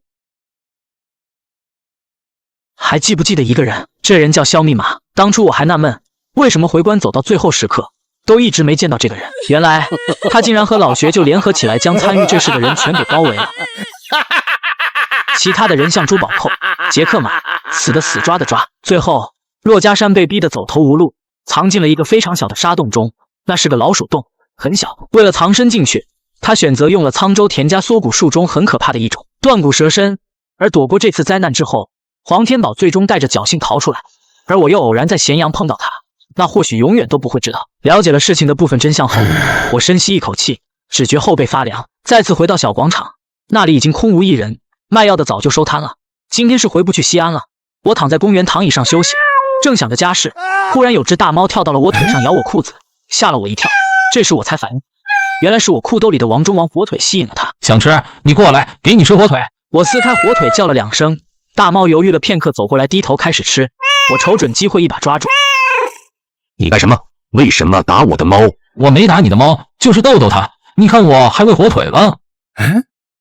白猫，老头，吴喜林。老人家，你是不是叫吴喜林？老人摸着怀中的白猫，闻言愣了愣，见他没有否认，我心里已经有了底。没想到，终于找到他了。我叫夏云峰，专门从西安过来找你的。吴爷，我来找你帮个忙，请你给看样东西。你可认识王先生？走走，不认识。吴爷，你是北派的前辈，我是北派的晚辈，是真碰到了不懂的。估计这天底下只有吴爷你知道了。你这话什么意思？看周围没有人，我伸手从怀中掏出来塑料袋，递给了他。他狐疑的接过塑料袋，打开袋子看了一眼。咦，这夯土，你从哪搞到的？您是不是看出来了什么？能不能告知一二？王先生，我知道，算是好人物。你要想知道你们准备刨的什么坟，跟我来吧，这里不方便说话。我快步走去，紧跟着他进了银杏养老院。吴喜林跟他老伴一块住在养老院。我听他介绍说，他老伴是广西罗平县人，以前住在10万大山里，是个采茶女，现在都岁数大了，准备留在咸阳养老。但不知道为什么，我才刚进来，躺床上的老太太就一直盯着我看，看得我很不舒服。年轻人，你见识还少，不知道那东西是什么很正常。墓里的东西叫荒为，几乎没有完整保存下来的。荒为那是什么东西？是一种葬法，从先秦时已经有出现，是一种棺罩，一种巨大的丝织品棺罩。荒为就是古时候的棺材罩，这个棺材罩很大，里外分着很多层。大的荒为有时不光罩住棺材，还会罩住整个主墓室，把墓室挡在里头。明白了吗？难怪那土是红颜色的，原来在1000年之前就是在外头的，而且已经融合到了夯土层中，是丝绸染料把土变成了红色。既然已经搞清了红土是什么，那我也没有留下来的必要。我心里着急，因为还要和另外一伙盗墓贼抢时间。我起身道：那多谢吴爷解惑，不打扰您休息了。我告诉你的这件事，你要保密。您放心，规矩我懂。他摆摆手，示意我可以走了，出来关上门。我刚走到床边，突然躺床上的老太太一把抓住了我胳膊。大娘，你有事？年轻人，你是不是以前被什么东西咬过？大娘，你说这话什么意思？年轻人，我不会骗人的，我快死了，看不清东西了。你的脸在我看来就像一张白纸。你过来。说完话，老太太拉开床头柜，掏出来一个皮盒子，上着一把小锁。打开锁，老太太从盒里拿出来一张纸，看着像写字用的白纸，但是颜色偏黄，颗粒感很粗，在纸张边缘处写了2个小字：乔治。小伙子，你是哪年生人？是不是独生子？我还没说话，吴喜林突然一把将白纸夺过去，然后硬推着我出了门。出来后，这时屋里传来老太太有气无力的喊声。吴爷立马进屋关上了门。过了有几分钟，他开门出来了。他没几天了，帮不到你，所以让我给你带几句话。什么话？吴老您说。这段时间有没有吃别人给的东西？如果有，不要吃了。来年开春，若是经常感冒头疼，去检查检查身体，一定要去广西找苗医看看。还有最后一件事，小心身边的宠。吴爷说完就走了，把我整得一头雾水。我心里想了想，我身体好得很，不感冒不发烧。还有什么叫被东西咬过？什么叫别吃别人给的东西？他说的虫子，什么虫子？这段时间有没有吃别人给的东西？如果有，不要吃了。来年开春，若是经常感冒头疼，去检查检查身体，一定要去广西找苗医看看。还有最后一件事，小心身边的宠。吴爷说就走了，把我整得一头雾水。我心里想了想，我身体好得很，不感冒不发烧。还有什么叫被东西咬过？什么叫别吃别人给的东西？他说的虫子，什么虫子？这件事没放在心上。老人生病说糊涂话很正常。回到榆林，我把所有人召集过来开会，包括硫酸厂员工老王，只有江源没在。有办法，装发电机的那间红砖房，一般情况下没人去，我跟人换个班，挖出来的土都到那里头，砖房就交给我吧。这办法可以。老王，你得想办法把我们都弄进厂里。还有，我让你打听的那3个人怎么样了？打听清楚了，他们半年前来的，在东苑硫磺区干破碎，3天之后，也就是下个礼拜1，砖房附近就要挖地面，夜班开钩机的就是那个姓牛的。我们打算什么时候动手？就今晚。老王在硫酸厂干了10多年，自然有关系。他当天下午搞来了几身工作服，晚上我们要都换上硫酸厂工作服。小米负责外围放风，其他人包括我在内都得拿铲子挖，要不然时间不够。小米，有没有情况？峰哥，一切正常。绳梯怎么样了？已经接好了。那行，现在就等豆芽仔和于哥他们的消息，希望今晚不要出什么状况。到了后半夜4点多，地面上已经看不到我们人了。深度下去以后，加起轱辘车，小轩摇动摇把儿将土矿卸下去。我们装满后，他再快速摇上来倒掉。挖着挖着，我意识到了一件事，恐怕再怎么努力赶工，今天晚上也打不到墓道里，埋得太深。照这个速度，一晚上下15、6米，最少需要2晚。如果底下墓葬塌了，更加麻烦。于是我说：“收拾东西，收工。今天再干1晚就下去了。老王，你今天白天就在这里，一定要看好，谁都不能进去。”行，我知道了。将轱辘车、绳梯、旋风铲锁到砖房里。小轩和小米、鱼哥是提前回去的，我和豆芽仔就在厂里一直待到了隔天中午12点。这个墓有难度，我就怕白天有人发现了砖房的秘密，所以留了下。白天我老翻来覆去睡不着，豆芽仔呼呼大睡一点不担心，躺不下去了。中午12点多我去了，没想到一出厂门就看到了江源。我怎么打电话你不接啊？都几天了，我们什么时候动手？下礼拜3动手，到时我喊你。你不会是想把我踢出局吧？你可别忘了，你们什么事我都知道，还有是谁带你们找到这里的？那不能，你别多想。那你来这里干什么？还穿着厂里工服，我不傻，你别想糊弄我，真要不带我也行，给我100万，我男朋友下月就要出国。100万，这女的真敢想，你干了什么？开口就要100万，既然她摊牌，我也不想再藏着掖着。可以，我给你钱，你去旅馆拿。真给我？给啊，我们有现金。先给你50万，剩下的过2天再给。你现在就去，到旅馆后找一个叫小轩的女孩要，钱在她那儿。那谢谢你了，只要给了我钱，我什么都不会说的，你放心吧。看他离开的背影，看了一会儿，我转身进了工厂。我装作散步的样子走到砖房那里，咳嗽了2声，老王立即跑出来。没问题吧？放心，我盯着呢，没人过来。今天晚上咱们继续干。那行，有什么情况随时联系。知道盗洞没被人发现，我心里悬着的石头放下去一半，在外头吃了午饭。下午2点多回去了。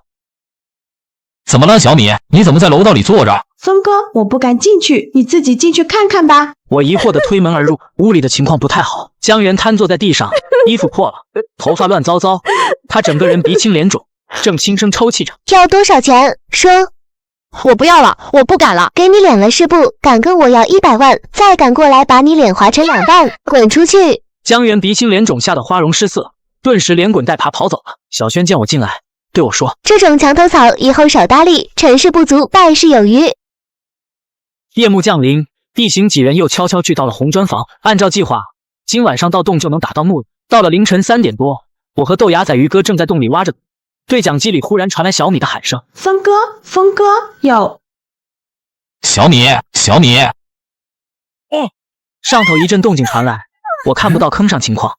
忙抬头打开头灯喊小轩。小轩本来在轱辘车旁边，我一看就能看到，但我现在看不到他人。快上去，出事了！豆芽仔手忙脚乱地抓住绳梯，正准备向上，洞口突然有2束手电照下来，晃得我眼睛睁不开。手电一开，我看清楚了坑上的情况。小轩被人勒住脖子，捂住了嘴，正拼命挣扎，呜呜地叫。没看到老王，但我看清了几个人的长相，是那伙3个人的盗墓贼，为首的叫牛哥。除了这3个人，还有另外一个女的，正一脸怒气地瞪着我。江源，兔崽子们，差点让老子吃了空锅，敢动我们的点儿！卧槽，疯子，这几人要把咱们活埋了，怎么办？江源此时眼睛周围好了点，但脸还肿着。他趴在坑口抵我比了个中指，在坑口上看着这一切一直在笑。快想办法，疯子要死了，我们要被活埋了。放心吧，来年等我们发财了，给你们烧点纸钱，路上拿着花。我手挡在头前，按下对讲机，冷静地说：“老王，怎么胆子那么小？搞定了没？”都照你说的做了。西车间大门我反锁上了，现在没有人能出去，监控也看不到砖房那里。这时，对讲机里传来小米急切的喊声，他在周围放风，还不知道砖房这里已经出了事。峰哥，有人过去了，你们快收！是2个戴帽子的男的，还拿着东西。听到小米这句话，我松了口气，看向一旁的鱼哥。鱼哥点点头，开始双腿撑着盗洞，双臂发力向上攀爬。马蛋，快点！这人爬上来了，弄死他！这人爬上来了，弄死他！鱼哥臂力强，昨天晚上我偷偷让他练习过一次，加上特配的防滑鞋，他向上爬的速度非常快。见状，叫老牛和刘子的也加入进来，尤其是那个老牛，他不知道从哪抱起了一块石头。而就在这时，疯子，这什么情况？上面发生什么事了？别问了，小轩，快把绳子扔下来。上去后，我伸手从怀里掏出一份报纸，报纸折叠着，里头包着5000块钱。辛苦了2位，这是我们之前谈好的。那行，我们活干完了，以后需要的话再来找，随叫随到。对不起，峰哥，我错了，放过我吧，我再也不敢了。你去底下待2天，老实配合。等我们得手后，你或许还能活着见到你男朋友，明白了吗？隔天早上，老王假借包工程的名义将这里给围了起来。于哥去找了一些彩钢瓦，我去找了一辆挖机，但新的问题又出来了。我不会开钩机，你别看我。你呢？我会开叉车，叉鱼的叉车，钩机我也没碰过啊。也是没想到，小米这时候举手说：“别找外人了，我会开。”真的假的啊？你会开？别晚上把我们几个埋了，你都不知道。以前在工地干活，有人教过我，我15岁就会开了。行，不用外人最好。那小米，你试试。我在地上划了线，避开了那个盗洞。小米坐在钩机里一通乱按。你会不会开？不会开，别给人整坏了。我们租来的，一天要200多块钱。我熟悉一下而已。豆哥，你能不能闭嘴？再说话我勾死你！哟呵，来，你勾死我吧！卧槽，你来真的！行了，小米，赶紧挖吧，这玩意比人的效率高太多，一铲子下去能挖个大坑，你注意点。小米越开越熟练，踩油门、拱土、翻斗、倒车、打方向盘、换挡，动作快速可厉害。小轩靠在外侧踩钢瓦上，注意着外面动静。工人都以为这里是正常施工，没人知道我们是干什么的。到后半夜凌晨2点多，看到翻出来的土变了颜色，我立即喊停。豆芽仔和于哥拿上平头铲跑过来，映入眼帘的是几具破烂的棺材。棺材周围是一些生锈的铜扁壶，因为木石塌陷全都混在了一起。我捡到什么装什么，基本上来不及细看，用铲子撬开棺材，露出了里面躺着的死人骨头。我一开骨头，用铲子撩坑里捅了捅，瞬间一股寒意顺着铲把传到我手上，很冷。怎么了，疯子？你伸手进去掏掏。你怎么不掏让我掏？有蛇怎么办？你快点，你手比我长，没有蛇。豆芽仔嘟囔着慢慢伸手下去，感觉够不到，他半个身子都靠了上去。哎，我摸到东西了，这啥？这什么？牙齿？这看起来不像是人的牙齿啊！肯定不是人的，人的牙齿没这么长，很像狗牙。先带走吧，这下面应该没有其他东西。收工。这件事情后，我将这堆东西打包卖了出去，差不多有200多个。我给团队的人分了钱，每个人都有份。这次不但弥补了上次的损失，每个人都大赚了一笔。有几个小鱼人和那个狗牙我留了下来，那3个盗墓贼捡了一条命不会说的。至于吓破胆的江源怎么处理，我给了他2万，这也算是给江源的入伙费。我本来打算就这2天回榆林，但没想到这天晚上接到一个陌生电话，打电话过来的人自称姓张，他让我尽快去一趟邯郸，因为乞丐刘病危了，说是已经到了弥留之际，要见我一面。峰哥，你不和我们回去吗？你们先回去找码头，我有点私事要出趟远门。我和你一块去。不用，你和刘爷不熟，你保护好小米小轩，回去后跟码头说一声，就说我去邯郸走一趟，于哥陪我去就行了。出了什么事他能护着点我，你们在榆林等我，我过年前一定回去。峰哥，你不和我们回去吗？你们先回去找码头，我有点私事要出趟远门。我和你一块去。不用，你和刘爷不熟，你保护好小米小轩，回去后跟码头说一声，就说我去邯郸走一趟，于哥陪我去就行了。突然听到乞丐刘病危的消息，我很着急。第2天一大早就从西安坐上了火车，赶路赶得急，什么东西都没带。到了赵王宾馆门口，那个自称姓张的男人已经在门口等我们了。刘爷不是病重，难道不是应该去医院？你怎么让我们来这里了？我就是在这里等一下你们。刘爷没在邯郸住院，他在武安第一人民医院，马上有车过来接你们过去见他。我电话打过去没人接，刘爷身体一向很好，怎么会突然病危？岁数大了都这样，他指名见你，应该是有话对你说。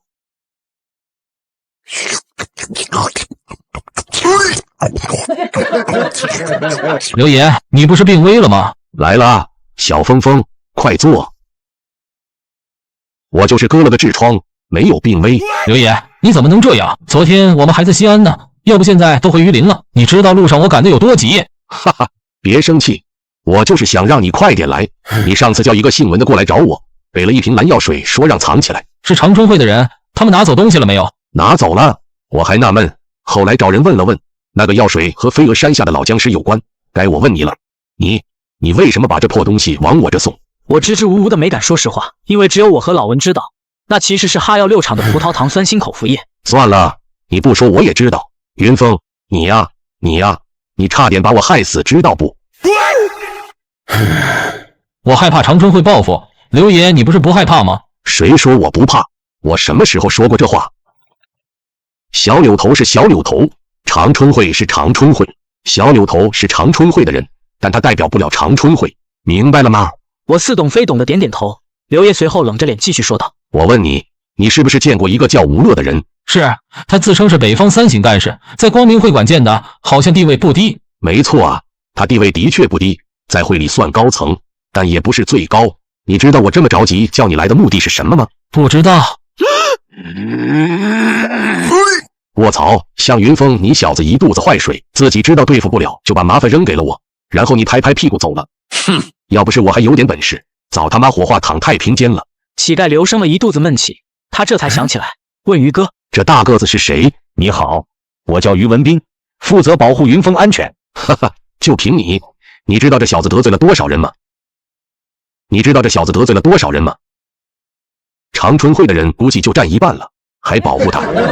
刘爷，你可不要小看于哥，他可是和谢启荣交过手，平手。你小子能别吹牛逼不？你这朋友要是能和谢启荣打成平手，我把头拧下来给你当球踢。那刘爷，你这次找我来是有什么事吗？没别的，我说你听着，吴乐我可以替你挡一阵，但最后肯定挡不住，因为谢启荣的事，长春会已经在从郫县叫人了，他们这次是一定要把谢启荣送回精神病院的。我给你指条路子，就这几天，郫县那几个老不死会路过邯郸，到时你找过去，去送礼，去磕头，去当孙子，他们就算让你吃屎，你都得吃，吃了就没事了，没问题吧？刘爷让我们见的这个人姓甘，甘老头会路过邯郸到武安留几天，具体原因暂时不太清楚，好像来武安和什么钟有关。这天，他带着我去了一个地方。他有个小孙子，和这男孩搞好关系就能见到他爷爷，只要他爷爷喜欢你，吴乐就不会再找你麻烦。那刘爷，你带我来这做什么？直接去他家不就行了吗？你别管那些，人岁数越大，耳根子越软，尤其是对自己孙子孙女，这是我给你指的一条活命的捷径。快去，他就在这条街。在路边下了车，我径直朝集市入口走去。男孩18岁，看起来很普通。我走过去问：“你捅这狗干啥？”我乐意，要你管。你玩这狗有啥意思啊？走，哥带你去玩点更刺激的。我不去，爷爷说不让走远，等会儿要回去吃饭了。不远，就在前面，我们去玩一会儿，再回去吃饭，没人知道。说不去就不去，你这人怎么这么烦？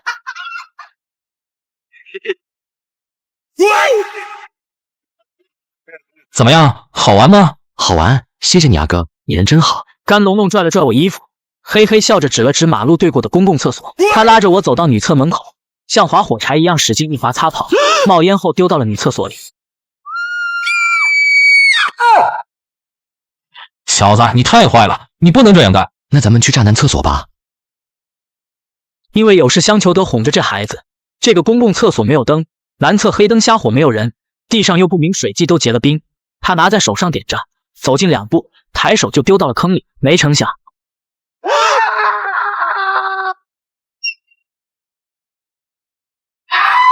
我操！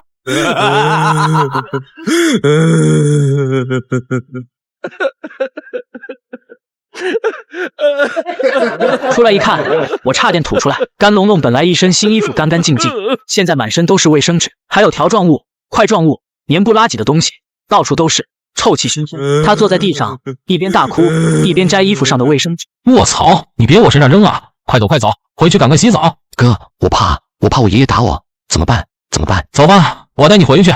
走吧，我带你回去。领着他进了蓝天宾馆，门口保安都捂着鼻子远远跑开。他住的是3楼，门打开，我看到了一名看起来知书达理的中年女人。你是？这是你家龙龙吧？我来给你送过来了，赶快给他洗洗。说完，我移开步子，露出来了藏在我身后的甘龙龙。父母不嫌孩子脏，但一顿打是少不了的。302住着甘龙龙和他妈妈，303住着一个老人。这老人闻讯赶来后，看都没看我一眼，直接去看他孙子了。半个小时后，老人让我进去。你叫什么？我孙子怎么成这样了？都是误会，你孙子在外头玩，出了意外，是我救了他。我是乞丐刘的朋友，有事情特意来找甘老您。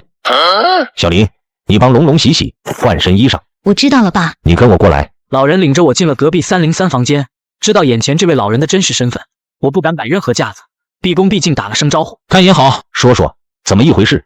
我是路过邯郸，带着家人来旅游的，你怎么会认识乞丐刘这个人？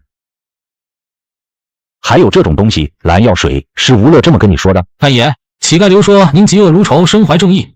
我和长春会结仇就是因为蓝药水，如今这东西早已不在我手上，下落不明了。之前骗吴乐那次，实在是无奈之下的保命之举。我们这1年多以来，东躲西躲，受了不少，还望甘爷您出手相救。郑大胆啊，郑大胆！该走就走吧，别硬撑着了。这世上怎么会有那种药水？多活几年又能怎样？不过是在苟延残喘，自欺欺人。你刚才说你叫什么来着？向云发。好，我知道了，你走吧。走，您答应救我了。等过2天忙完那件事，我亲自把吴乐叫来问问，如果事情真如你所说，那样惠理的确是因为郑大胆的病以大欺小。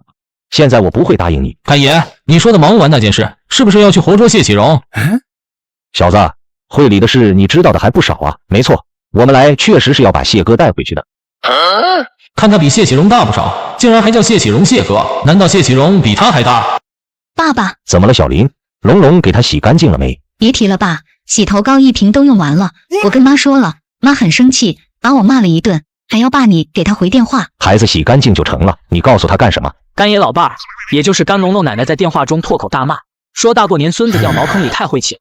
这是在他们四川那边叫招晦，必须要在新年到来之前除掉晦气。怎么除晦？就是吃百家米百家饭，拿个破布袋上街，跟人家里头借米，每家每户给抓一把，凑够100个人了，就算完成了百家米。你闹哪样啊？我是谁？我什么身份？你让我上街去要饭，北方10省谁敢让我这么干？你是狗屁！你到底去不去？你非得跑还带鼓捣你那什么破钟？我让儿媳妇戒毒，实在不好我明天坐飞机过去。要是你没能龙龙吃上百家米，要是你敢捣鬼，你就跟你那破钟过日子吧。爸，你也听到了，妈说的话我不敢不听。明天我去这附近跟人要米，也不知道人家给不给，丢死人了。别去，我不去，你也不能去。唉，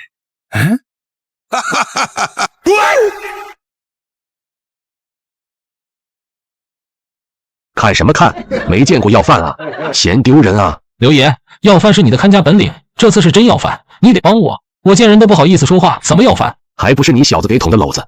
不过也罢，帮了你就等于帮了我，走吧。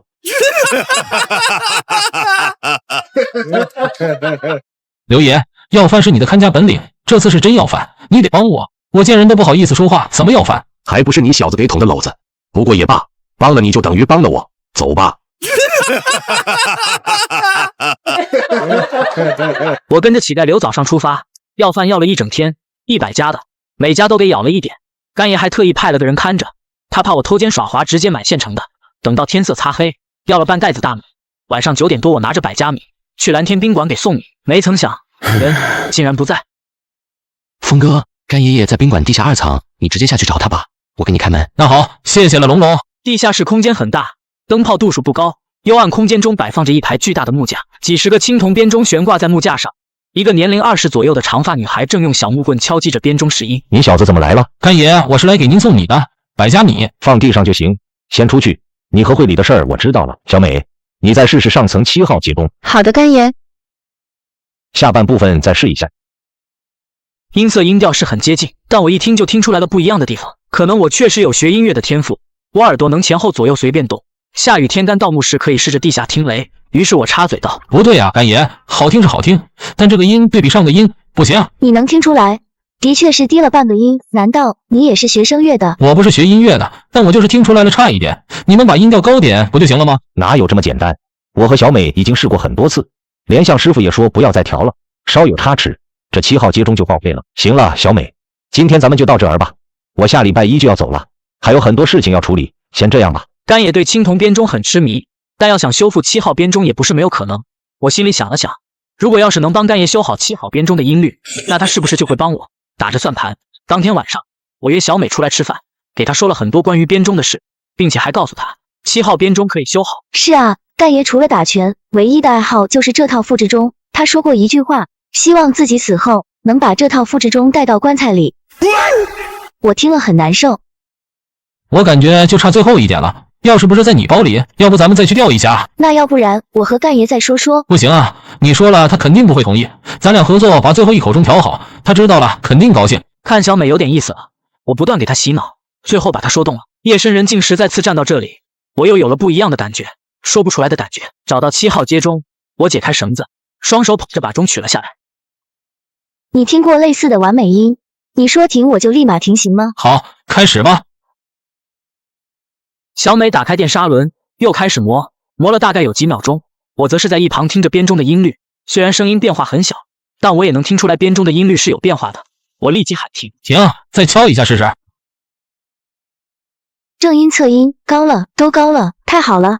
是啊，但只是高了一点，照刚才的步骤再来一次，下一次就是最完美的7节音，下一次就是最完美的7节音。好，我们再来一次，这次一定能成功。你说停我就停。砂轮打开，又开始继续打磨编钟的音没区。我也很紧张，手心都出了汗。不过短短几十秒的功夫，感觉到了那个临界点。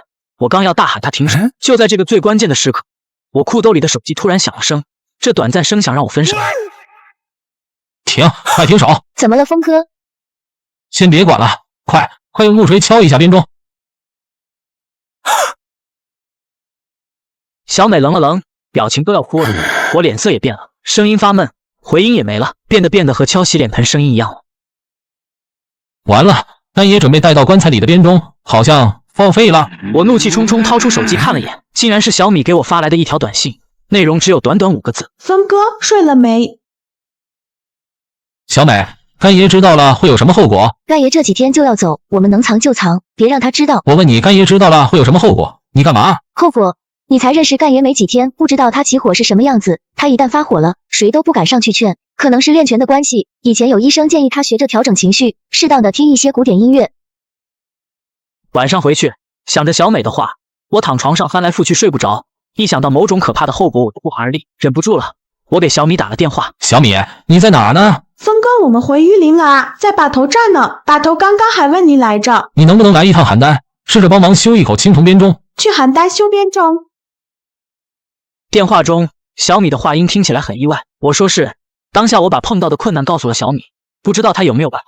没想到的是，小米竟然把廖波也给带了过来。我心中大喜，啥也别说，说干就干。这祸虽然是我自己闯的，但也和小米有直接关系。但我没说出来，因为眼下是紧要关头的时候。问题又来了，没材料，修编钟是需相同的材料，来得及，他们什么都没带。于是我想起了干爷说之前帮他调编钟的那个人，向光，向师傅。不过天色已晚，我安排小米和廖爷跟我回去。此事之前已经告诉了乞丐刘爷，他把我骂了一顿。刘爷，这是廖伯徒弟小米。屋子大，我今晚有事不住这里，你们随便找个房间住吧，我先走了。也是没想到，小米一来到客厅，就从厨房端了一盆饺子出来，和上次吃那个一样，饺子还是包得很大，还是韭菜馅的。怎么样，峰哥？我看冰柜里有韭菜有鸡蛋，就做了饺子，味道还可以吧？可以，味道不错。一盆里有3个，我吃了2个就很饱了。是啊，峰哥，你怎么不吃了？吃饱了，明天早上再吃。哎呀，还有一个，峰哥你吃完行吗？要不然我生气了。动都不想动，真吃不下，撑得慌。那我来喂你。来，张嘴。隔天早上，我带着小米、廖伯来到了向师傅家里。并且表明了来意。你们要找7号接钟？没有啊，那东西我只给干师傅做了一套，没有多余的，所以最后一口钟不完美，我才劝他别调了。向师傅，我们不需要7号钟原件。几年前你复制那套曾侯乙编钟，肯定融过不少战国青铜器。您仔细想想，编钟肯定是用混铸加分铸的方法做的，这期间一定会产生多余的材料。见向师傅不为所动，廖伯又继续说：这样吧，我们也不白拿，另外再给你1万块钱，行不行？真没了。当时为了找到最合适的合金比例，我做了大量实验，都消耗完了。胡说！你床底下还有一堆破铜烂铁而已，当宝贝有什么用？他老婆说完话，直接进了卧室。几分钟后，提了个麻袋出来，砰的将麻袋扔到了地上。向师傅看着地上的袋子，一脸肉痛。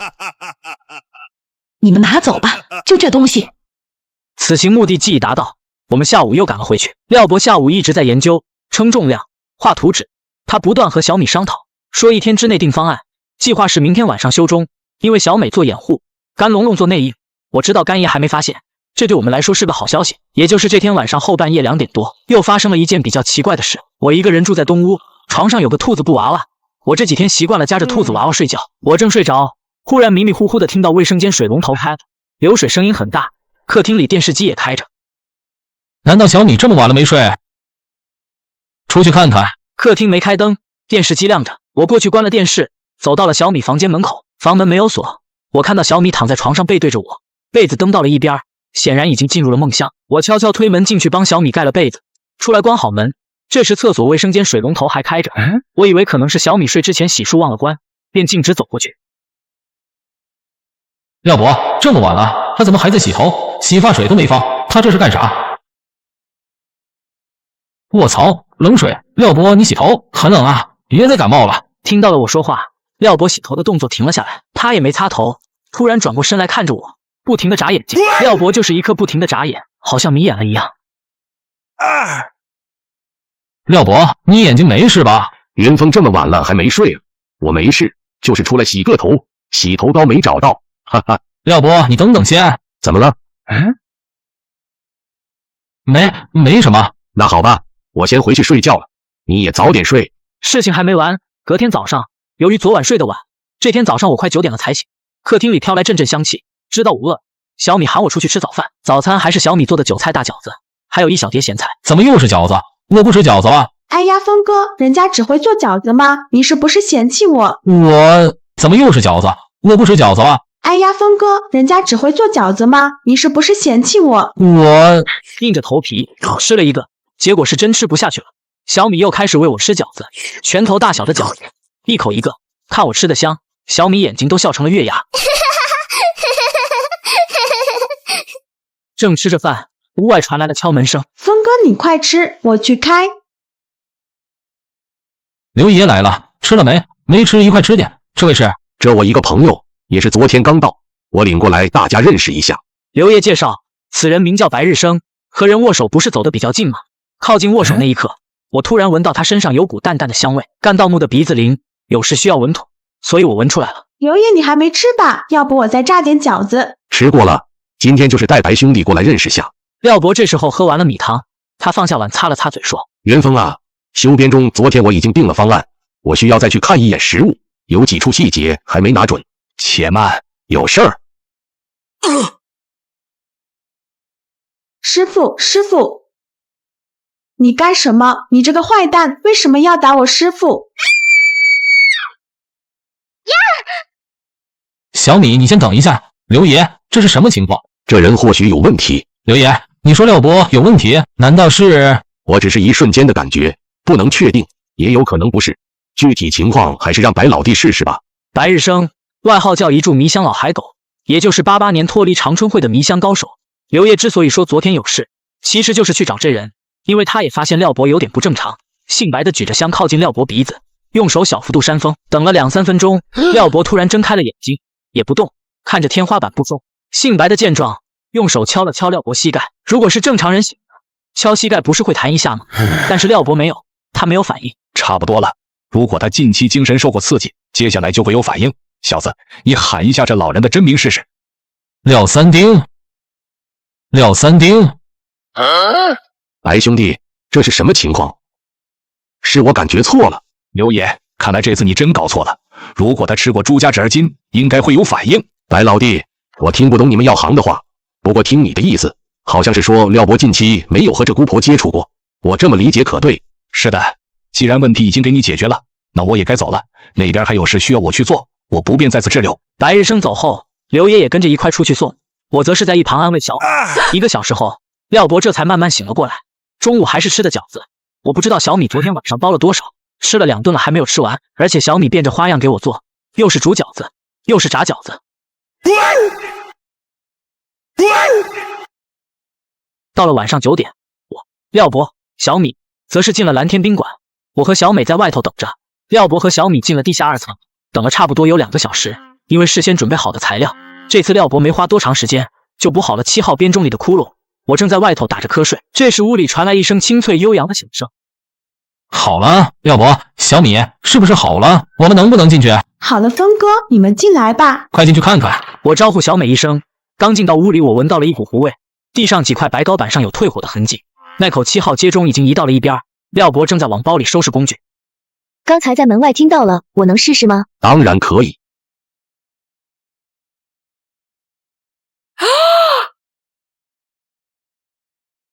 一钟双音，音色完美。太谢谢你了，峰哥，这次你们可真是帮大忙了。不用谢我，这是廖伯和小米的功劳。这次不仅修好了之前的窟窿，而且还将音色发挥的这么完美。那就这样吧，天很晚了，我们就回去吧。干爷，你还没睡？干爷冷着脸，一步步走到了编钟前，他伸手摸着挂在最上层的7号接钟，像是在安慰一位多年的老友一般，用木锤轻轻敲击了2下。干爷放下木锤，闭上眼睛仔细聆听了片刻，脸上露出了一丝微笑，睁开眼睛，他转过头对我说道：向云峰，我干巴巴欠了你一个人情。干爷言重，这是我应该做的。另外，只要干爷记得我之前说的事就行了。我手上没有蓝药水，我想要的就是让程师傅不要再找我麻烦了。哈哈，后天出发，你跟我北上去榆林，等把谢师傅的事结束了，我让吴乐当着你的面保证，我们长春会不会再以大欺小。虽然我也要回榆林，但我更加不想见到谢启荣。想起来他我就害怕，我脸色一变。干爷，我就不和你一道了，您说一声就行了。那不行，如果的确是吴乐做错了，我会让他当面跟你道歉，坦坦荡荡，问心无愧。所以你身为当事人，是要和我走一趟的。那干爷，你一定要保证我安全，不能让任何人害我，尤其是谢启荣。谢师傅他并非会内第一，马王爷身体好时，一个人就能对付他。这次包括我在内，会里从郫县召了4名高手过来，想来谢师傅是必败的。我后天上午出发，有专车，你到时收拾一下，跟我一块去。后半夜3点多，闷闷不乐回到住的地方，我一头栽在沙发上不想动。只见小米端着一个不锈钢盆过来了，他把盆子放到我眼前，我一看，盆里有3个大饺子。卧槽，昨天吃了煮饺子、炸饺子，现在又变成了蒸饺子，拿走拿走，我不吃了。吃吧，快吃饺子。峰哥，快吃饺子，很好吃的。小米廖伯今天是怎么了？怎么老是让我吃饺子？小米廖伯今天是怎么了？怎么老是让我吃饺子？我说了我不吃，快拿走。我后退2步，小米和廖伯对视一眼，2人忽然露出一丝微笑。他们拿着蒸饺走过来，我跑开2步，一把拍掉了廖伯手上的蒸饺，蒸饺掉在地上，借着屋里的灯光，我低头看了看，只见饺子馅里好像有很多小虫子，灰白色的，在韭菜馅里钻来钻去。没关系，峰哥，等下我来收拾，我这儿还有一个。你别过来，你再过来我要叫了。你叫吧，叫破喉咙也没人搭理你。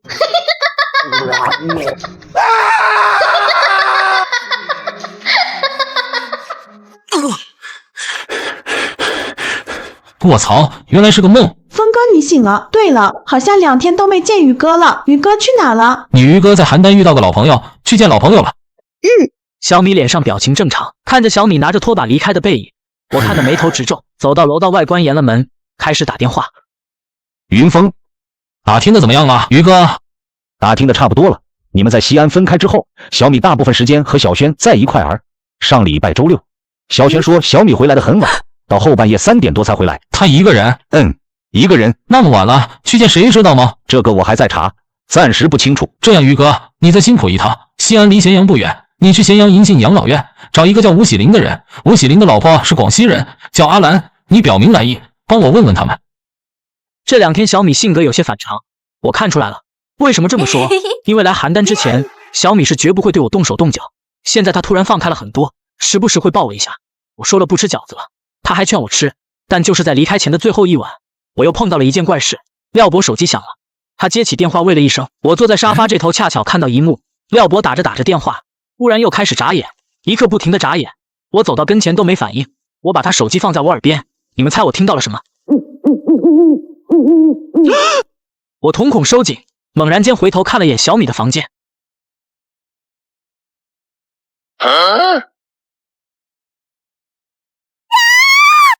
小米，起来，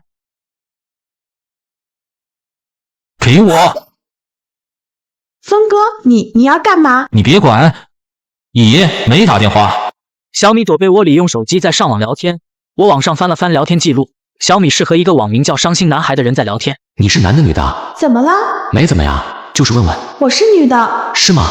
宝，你是哪的人啊？谁是宝？你好恶心，我不跟你聊了。峰哥，怎么了？哦，没事。峰哥，你不要多想，我没有跟伤心男孩聊天，是他主动加我聊天。没事没事，你睡吧，晚安。我不由得又怀疑了，难道是我这2天睡眠不足，太紧张，幻听了？早上9点多，我和干爷上了车，因为差生没有位置，所以只能让小米和廖伯坐火车回榆林。为什么去榆林？因为谢启荣还在榆林。干爷，你来了。来了，人都到齐了吗？先说说谢哥吧，说详细点。眼镜男点点头，掏出了几张冲洗出来的照片，他拿起其中1张给所有人看。谢启荣还穿着那身女士白色长款羽绒服，只不过比1个多月前脏了不少，拉着个绳子，绳子后拖着一辆木头板车，车上绑了一大堆东西，好像有盆子、铁锅什么的。这是化肥厂监控拍下来的，是近期1张照片。此外，根据我们的人反馈情况来看，谢师傅打死了新楼巷公司的2名电工，后者当场死亡，打伤了鱼缸保卫科的3名保安，1名重伤至今未醒，把一个老太太尸体丢到了一户人家门口。为了吃饭，偷了大概18只鸡。眼镜男念完了1张纸，又准备拿另1张，干爷摆了摆手：“行了，别念了。看来老郑这次压力很大。若是谢师傅离开榆林去了别的城市，老郑怕是更难做。老楚，你和我同岁，好多年没交手了，你怎么看现在的谢师傅？不好说，已经快有30年没见了，我们都已经老了。如果出了意外，我没办法，我会下死手。那就这样，锁定谢师傅藏身位置，明天和当地沟通一下，我们调整一下状态，明天晚上动手。会里人正在交谈，大院里开进来了一辆没牌车，亮着车灯，从车上下来一个中年人，一步不停地进来了。是吴乐，他看到我后皱了皱眉，没说话。吴乐，这人你认识？认识，他叫向云峰，和会里有些过节。哈哈，有过节，具体原因我已经查清楚了。这世上哪有什么长生不老的药水了？你们这帮人整天就一起跟着副会长胡闹，活了一辈子了，谁能不死？干爷，不是长生不死，是可以帮人续命。我不管那些事，这个年轻人我已经给过他机会，以后不许再找他的麻烦，懂了吗？吴干事，你们要的蓝药水真不在我手上，至于在哪我不知道，你要是不信，去香港那个报亭问问。那好，此事我会查清楚。会里人找你不光是因为药水，什么？还有什么事？你自己心里应该清楚，以后小心。吴乐说的其他事情我不清楚，但我知道这事肯定没有这么简单。当天下午，我接到了于哥的电话，我委托宇哥去银杏养老院问吴喜林老伴小米的情况，可没曾想，云峰，人见到了，出事了。吴喜林老伴看来快不行了，医院来养老院做了插管。那老婆婆还记得你，她念叨着说你身边有纯，还说你要是不听她的话，活不到来年开春。此话当真？当真。我这2天又眼皮跳，感觉会发生什么大事。你过来一趟吧，尽快，我在养老院等你。好，就这1-2天过去，我们在养老院碰头。长春会抓捕谢启荣的地方就在榆林最大的化肥厂，早已荒废不用。这里离小鸡脚婆住的地方不远，车子停稳，下了车，差不多10个人聚到了一起。干爷，根据会里前几天调查，晚11点半到12点之间，谢师傅会拉着板车回到机修厂，这条路是必经之路。吴乐那边呢？回干爷，吴干事已经办好了，今晚不会有警察过来，机修厂外围住的人已经全部搬走了。好，等下谢师傅露面，你们不要出手，我们来就好。如果他还认我们几个，或许会放弃抵抗；如果不认，干爷看向其他人，3名老者点点头，达成了一致。夜色如墨，所有人藏在路边，等着最后一刻到来。晚11点45，远处出现了一抹白色身影，很多人都听到了拉板车和吹口哨的声音。一个瘦高个拖着板车向我们这边走来，车上放着一些乱七八糟的东西，有只死鸡绑在最上头，鸡头冲下耷拉着悬空，车每走一步，鸡头便来回摇摆着。谢启荣边拉车边大声吆喝：拉废品，废品拉！我是拉车小行家，刮风下雨都不怕，有货我就出去拉。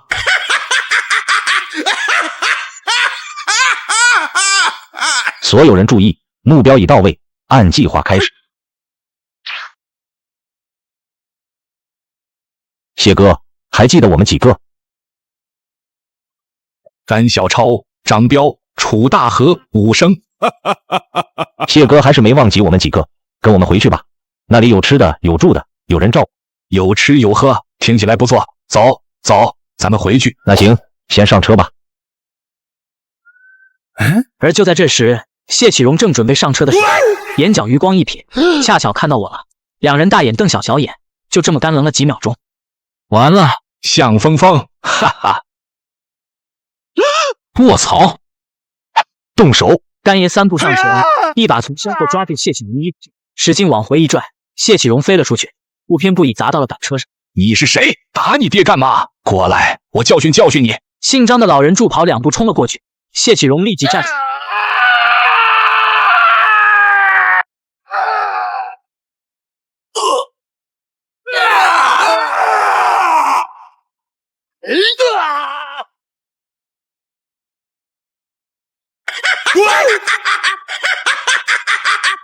老三，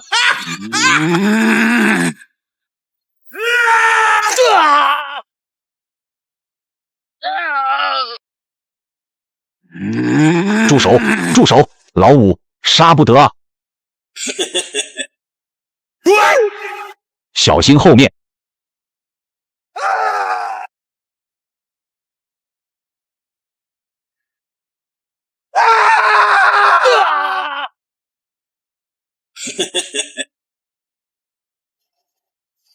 谢师傅，我们输了。不是你们输了，是你们老了，而我越活越年轻，还是得练气呀。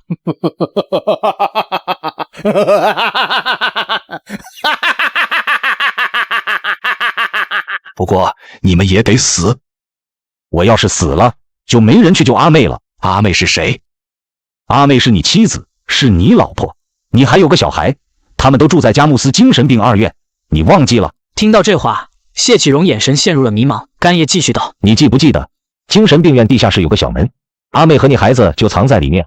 谢师傅，你去看看吧。你糊弄鬼呢！我他妈还是童子，炼精化气，知道不知道？我化了50年了，都化完了，去哪生孩子？是在你没化完之前有的。行了行了，你别扯淡，我想起来你是谁了，你不是老干吗？我不杀你了，走吧。怎么，你还想打？现在已经没有继续下去的必要了。谢师傅，人我带走了，会里还会来人的。哼，高福正大胆，谁来都不好使，我是不会跟你们回去的。一共3辆车，2辆都走了。我在最后一辆车里对司机喊：走啊！你愣着干什么？别杀我，谢师傅。小峰峰，你好啊，我们又见面了。别跑，给我站住！小峰峰，你给我站住！月光下，谢疯子单手高举着拨浪鼓，满脸微笑，大长腿一跨2米，飞快地朝我追来。人在极度惊吓时，往往能爆发出自身潜力。击修场3米多高的围墙，我一个箭步爬上前翻了过去。佛祖保佑，佛祖保佑！找不到我，找不到我！哈哈，找到你了！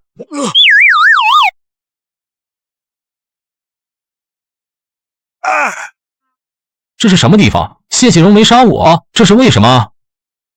先出去看看。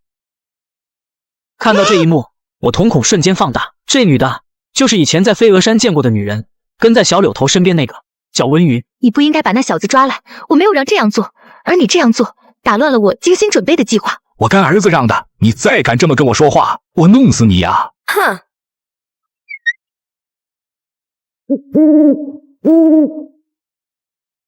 不过是个疯子，终究上不得台面，难成气候。跟我来。不要装了，我知道你早就醒了。你跟陈红一个样，一只臭虫而已。红姐在哪？你不用知道。如果你想见陈红，我给你个机会，吃了褶筋，当我的狗。怎么不吃？由不得你，你没有选择的机会。去吧，让他吃了。如果你想见陈红，我给你个机会，吃了褶筋，当我的狗。怎么不吃？由不得你，你没有选择的机会。去吧，让他吃了。我惊恐地看着这一幕，已经准备拼命了。谢启荣拿着小纸包看了眼，突然间毫无预兆的一把塞到了自己嘴里，一边吃一边笑。你怎么可能？你怎么可能没有被控制？这不可能！呀！你别过来，向云峰，救我！快救我！我惊恐地注视着这一幕。谢启荣1米9多的身高，他单手掐脖子，把这女提了起来。1秒，嘎的一声，我听到了清脆的骨头断裂声。哼，一点也不知道尊老爱幼，该死！主子死了，那只白猫头鹰咕咕叫着往天上飞。谢启荣抬头一看，当即捡起一根木棍高高举起来，大喊大叫着去追天上的猫头鹰去了。我还在缸里，他像是把我给忘了，一人一鸟，眨眼消失在了河滩上。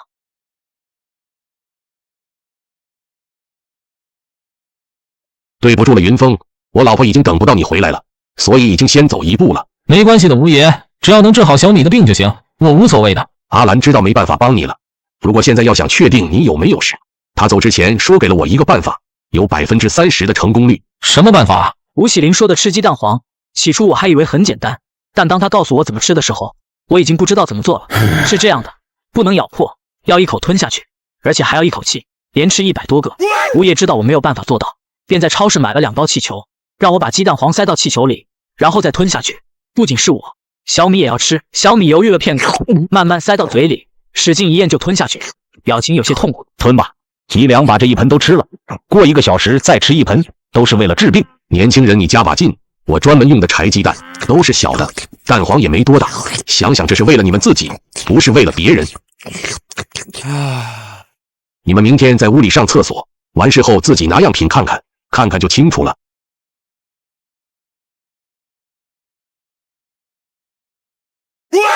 我肚子里怎么会有这么多虫子？这怎么可能？看来阿兰没有看错，年轻人，你被人整了。当初阿兰让你别吃别人的东西，你不信不听，咎由自取了。我没吃，我就吃了饺子。小米脸色煞白，红着眼不断摇头说：“我不知道，我不知道，我死也不会害你的，峰哥。”算了，这不怪你，吴爷，我该怎么办？我还这么年轻，不想死。放心吧，阿兰交代过，阿兰的老家乔纸婆没有了，我也只能让鬼草婆出山。你过2天和我去一趟吧。那小米怎么办？抱歉，你这位朋友是什么情况我不清楚，不过据我所知，他应该是中了这姑婆的纸儿金，这玩意不好弄啊，这玩意不好弄啊，这个只能你自己想办法。天下3大邪术，光湘西就占了2个巫蛊和赶尸。赵爷是有传承的赶尸人，他应该和本地黑苗有接触。于是我拨通了湘西赵爷的电话。赵爷，你这次一定要帮我。小米现在中了这姑婆的纸儿金，听说你们湘西那边有黑苗，我想试试看能不能治好小米的病。我倒没什么事，就是路有点远，深山黑苗脾气古怪，估计不会离开深山。这样吧，我下午收拾一下，和徒弟去一趟，去把那个病了的孩子接来。湘西赵爷已经答应了来接小米。第2天上午11点多，我在车站接到了湘西赵爷。赵爷变化不大，一只袖口空空荡荡，这手是被乞丐刘砍掉。辛苦辛苦，赵爷，咱们先去吃饭。不用，先看那孩子。回到银杏养老院，湘西赵爷看了小米的情况，他说有些复杂，和当初红姐情况有些类似。湘西赵爷打量周围环境，皱眉说：“隔行如隔山，术业有专攻，这问题我也是一知半解。不如不说，还是抓紧吧，只有到了我的地盘才安全。”那赵爷，小米这次治病需要多长时间？不清楚了，估计也得2年吧。峰哥，我不想走，我不想离开你，我不想离开小萱姐和豆芽仔，我不想去那么远的地方。听话。小米眼眶红了，我眼眶也红了。我抢笑着说：“小米，你不会孤单，到时候廖伯会去陪你。你到了苗寨要听人话，让你吃什么就吃什么，寄人篱下不要闹脾气，我等你回来。”小米就这么走了，越哭越凶。看着他离去的背影，我不由得感叹。接着吴爷瞪了我一眼：“走吧，还是先顾好你自己吧，自己命都快没了，还去顾别人。”广西西部深山里，大后山苗寨村的苗语很特殊。吴爷带着我来到了一处偏僻的小房子。戴大耳环的古婆语速很快，她突然指着我，叽里呱啦讲了一堆。吴爷介绍道：“古婆说她看出来了，你肚子里有虫，她可以帮你打虫，但有一个条件。”什么条件？要钱的话可以，她开个数就行。这我真没想到。古婆说你长得不错，治好你后，你要跟她回去，要到插门娶她孙女。吴爷，你没听错，苗族还有倒插门，那我不成赘婿了。没错，你说的很对。老头老婆婆听不懂普通话，吴爷也是心大，他想了想说：“小子你啊，给你支个招，你先什么都答应下来，等治好了你就跑路。天下这么大，苗寨里连部电话都没有，谁能找到你？”云峰，吴爷说的对，四海为家，你天南地北哪都走，骗的人多了去了，也不差这一回。实在不行，我跟老婆婆商量商量，让我留下来倒插门，我就看这小姑娘挺顺眼的。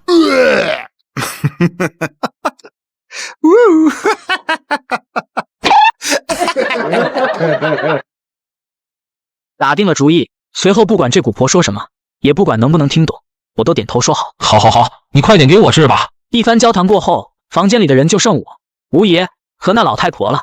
鬼草婆看了我一会儿，忽然在我面前蹲下，我还没反应过来，只觉一股冰冷至极的寒意顺着脚底板传来，冷得我差点站起来。原来是鬼草婆把我双脚按水里了。忍住，才刚开始你小子就不行了。不是啊，这水太凉了。他说什么？他说让你忍一忍，尽量不要发出声音打扰他，别说话了。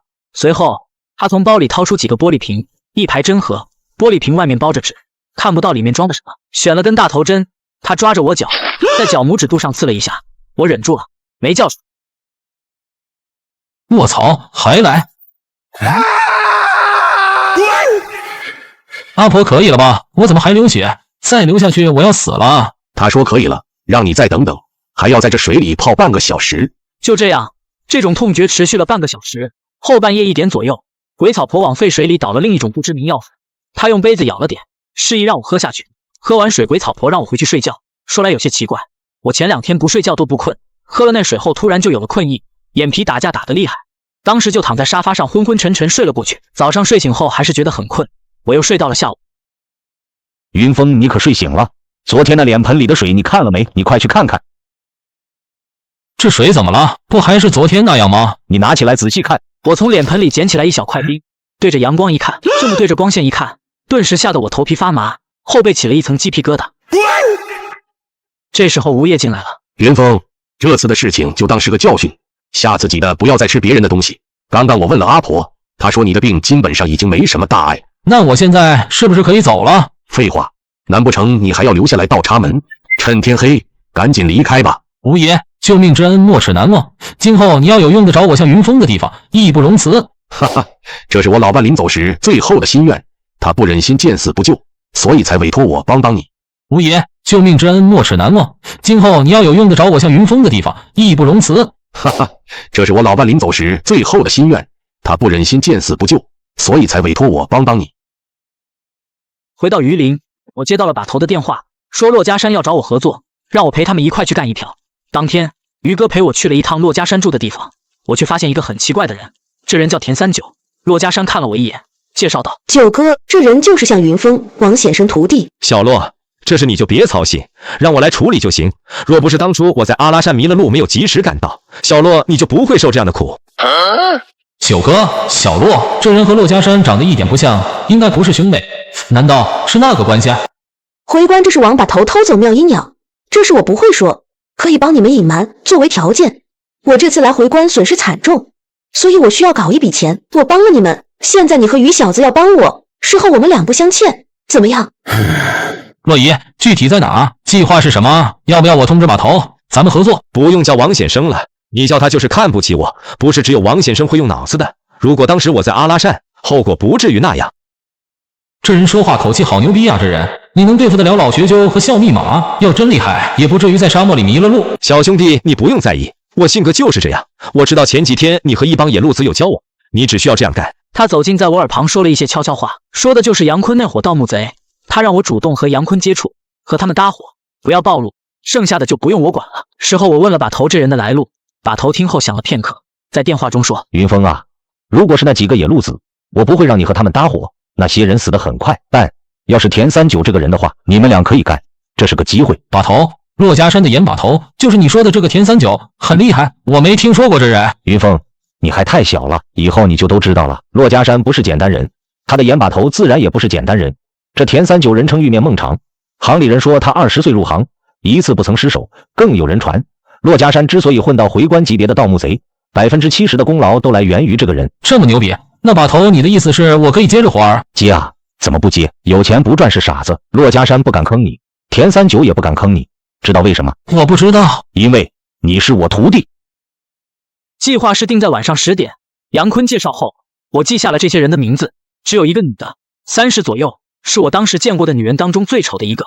这女的叫婷婷，其他都是男的，一个叫赵老鼠，一个瘦子外号叫水泵，还有个叫三包。目标是咸阳滨州不远处开元寺塔。田三九没有来，他的母的就是让我帮着这伙人成功拿到开元寺塔塔底的东西。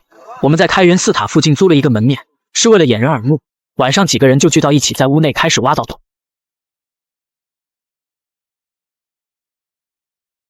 我操，是不是卡石头上了？这拽不动啊！水棒，你劲都使哪了？是不是都使给婷婷了？稳犊子，真卡住了，搭把手。你们等一下，里面好像有什么反光的东西，是不是挖到什么？我看看。这一看不要紧，黄毛脸色刷得白了，我也吓得话都说不完整，开始本能的向后退。是蛇，一大团蛇。怎么会有这么多蛇？哪来的？哎呀！别跑！你们跑什么？三包吓得直接用木板盖住了洞口，盗洞里光线瞬间暗了下来，最后跑出来的水泵见洞口盖住，顿时破口大骂。先别管他们，走，跟我过去看看。我不去，要去你自己去看。有什么大不了的？你看你俩胆子小的，我去就我去。这次爬回去，我看清楚了，水泵一搞刨出来几十条蛇，长的1米多，短的有小半米，蛇都钻到地底下洞里动了，算自然现象。想了想，觉得不对劲，我小心的避开地上几条团花蛇，仔细看了看墙面，我发现了一个向右蔓延的小洞口，空心的，拳头那么大。难道到地宫了？没有吧，这还差得远。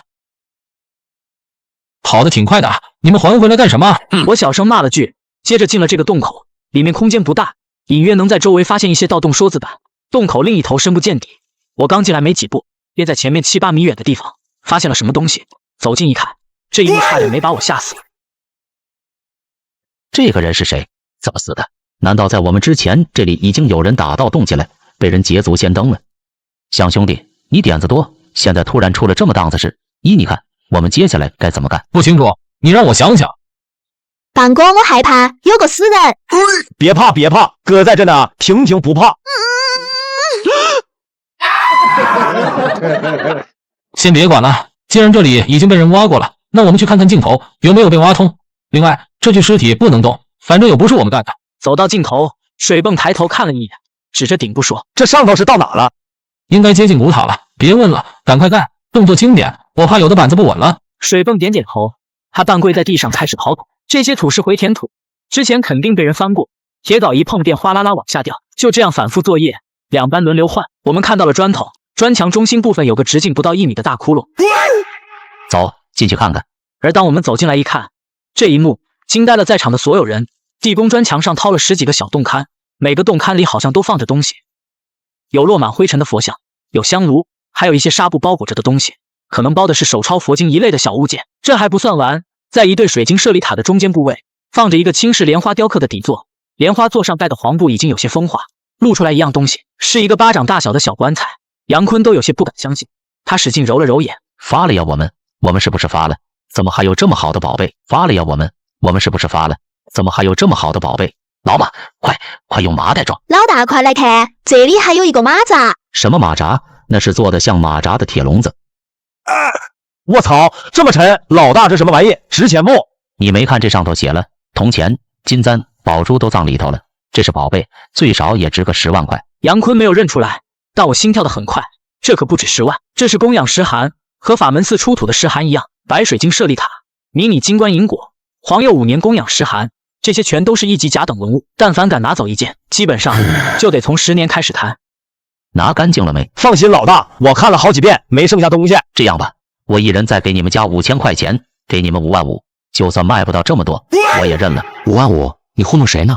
这些东西加起来恐怕还不止这个数吧？5万5啊，这么多钱，好几年我都挣不到。杨哥对咱们够意思了，你别贪心了。见婷婷帮他说话，杨坤满意的点了点头，他又看着我说：“你是新来的，按规矩是没有钱的，不过你也出了力，过2天等东西卖了，我分你这个数。”1万块钱，那还不够我去洗个脚，打饭要饭的。这是我表面上对他们恭恭敬敬，实则实在担心田39让这伙野路子来帮忙挖，现在东西在这伙人手里，想要他们把东西交出来，想必是不可能的，除非杀人越货。见他们几个下去回填盗洞，我则是进了厕所，听到门外没什么动静，拨通了手机。我问你，你到底想干什么？你知道昨晚上出了多少货？接着说。阿育王塔、金冠、白水晶舍利塔全让杨坤拿手里了，我不知道你要干嘛？难道你想杀人越货？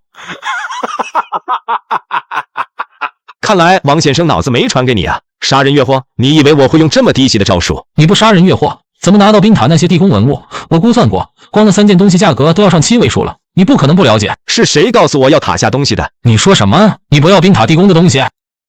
明天晚上过了12点，就是正月18，是黄道吉日啊！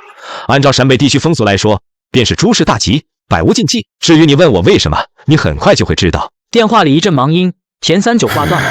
我在心里猜测种种可能，想不出一个合理的解释。片刻后，田39出现在了我面前，他淡然一笑，2指并拢，啪的打了个响指，然后说：“好了，吉时已到。”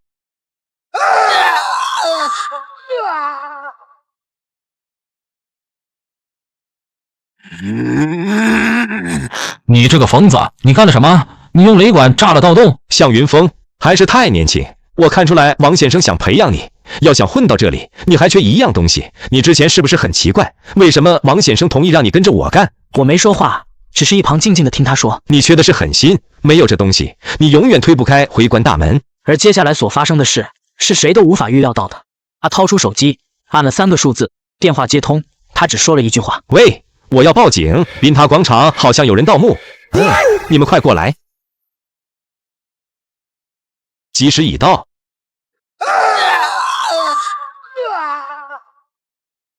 我万万没想到，田39竟然直接报警了。没想到他会突然这么干，因为我是杨坤团队成员之一。最多15分钟，警察就会来。我劝你还是赶快离开，盗洞里的人不可能活下来。一来我想表现诚意，二来我想给王先生一个面子，所以临走前我跟你透个底。人我杀了，东西我不要，我有另外目标。就为了你那破目标，你杀了这么多人？无所谓，你可能有所察觉，黄毛和魏小刚是我的人。滨塔地宫下的东西有辨识度，无论流到哪里，那些人都会去追索。你简直就是个疯子！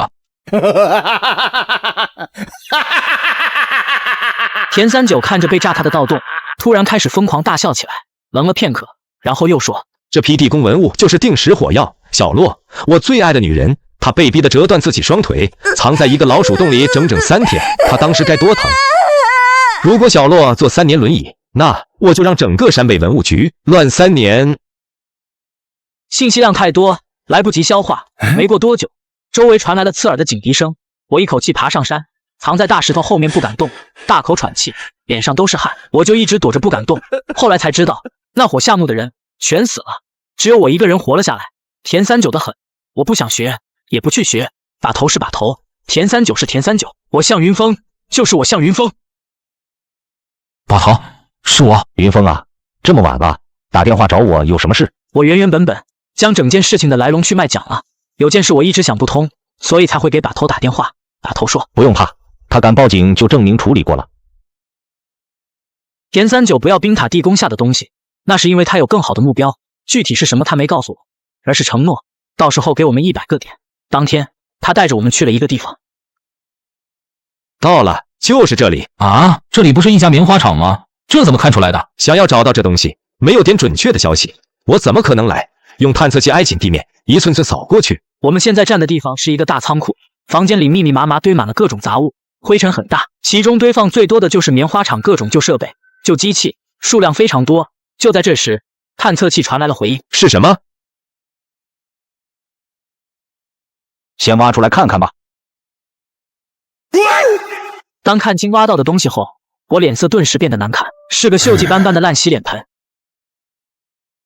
找，给我继续找，东西绝对在这里某个地方。关上仓库大门，从太阳落山时开始，一直到黑的什么都看不见了。凡是露出来，我们几乎用探测器扫了水泥地每一寸地方，一无所获，除了之前挖到的烂洗脸盆，水泥地下连根毛都没有。田九额头上青筋暴起，气得一脚踢了破水盆，后仰躺着倒在了地上。你们看，那是什么？没什么，不就是房顶吗？咋了？我知道了，这里以前是2楼，不在地下。走，去房顶。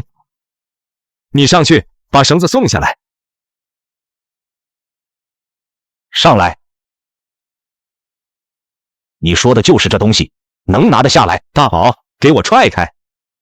红眼睛得令下手，他每踹一脚，我有种错觉，感觉整个房顶都在晃。片刻后，房顶的烟直接掉进了房子。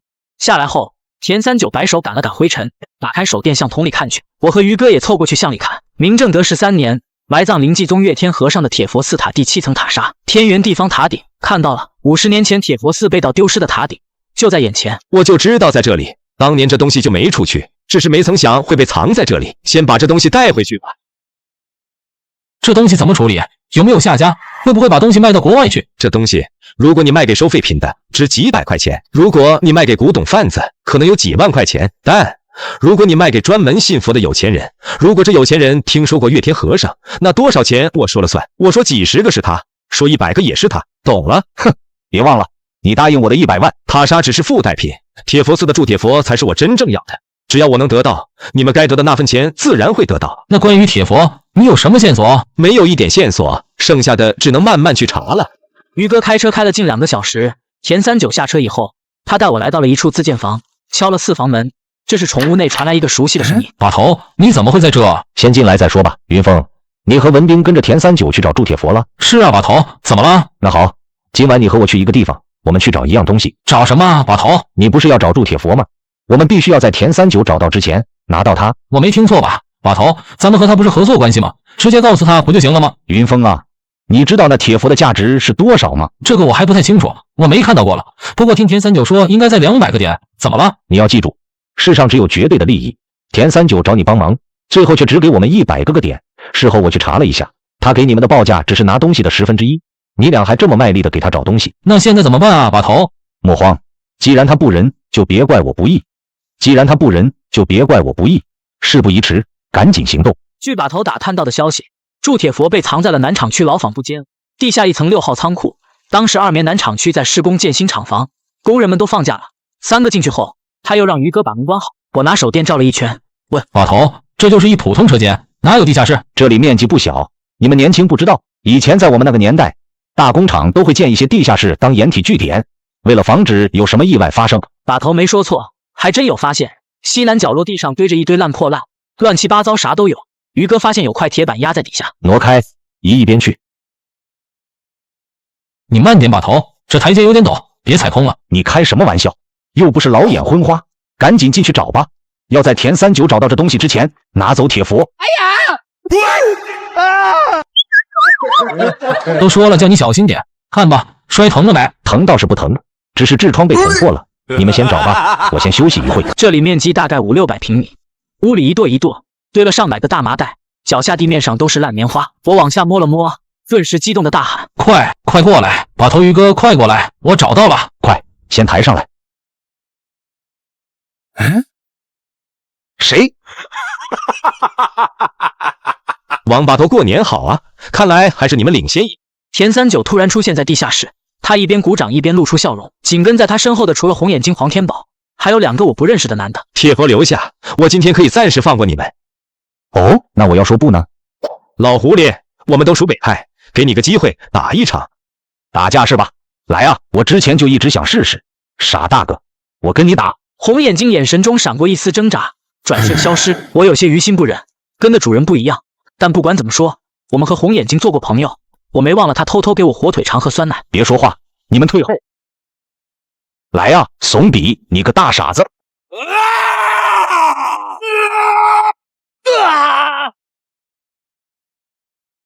老狐狸，我们都属北派，给你个机会打一场。打架是吧？来啊！我之前就一直想试试。傻大个，我跟你打。红眼睛眼神中闪过一丝挣扎，转瞬消失。我有些于心不忍，跟的主人不一样，但不管怎么说，我们和红眼睛做过朋友，我没忘了他偷偷给我火腿肠和酸奶。别说话，你们退后。来啊，怂比，你个大傻子！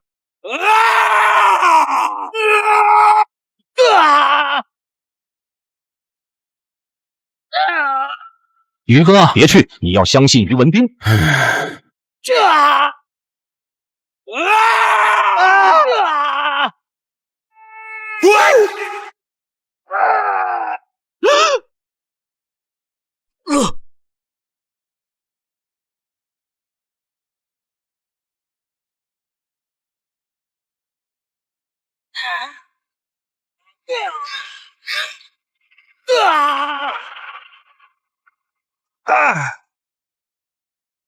够了！能压制天生神力的大宝于文斌，厉害啊！这场你赢了，那么我这可是还有2个人，谁来打？你来。谁他妈怕你？来就来。你王先生，你这徒弟怕是撑不过2分钟。接下来就你了，我怕你这年纪的身子骨遭不住啊。我不行啊，我年纪太大了。不过我不用跟你动手，你没发现我少了人？把头笑着说。田39脸上笑容戛然而止，他似乎想到了什么。你感动他？我也不想害一个残疾坐轮椅的女人，这要看你。王先生，你知道我的弱点，当然我自己也知道自己的弱点。你以为我会让你动小洛？你以为我会毫无准备？我告诉你，已经晚了。你那2个人只要敢去，有去无回。小洛现在在的地方，整个咸阳市除了我，没有人能找到他。原来豆芽仔小轩没来，是把头让他们去抓骆家山了。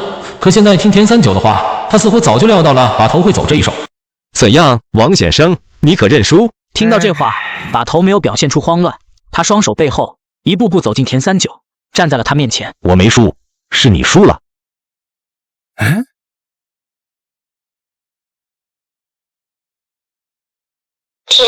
田哥，救我！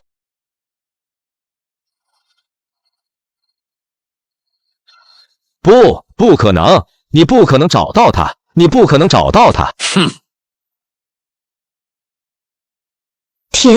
田哥，我的腿。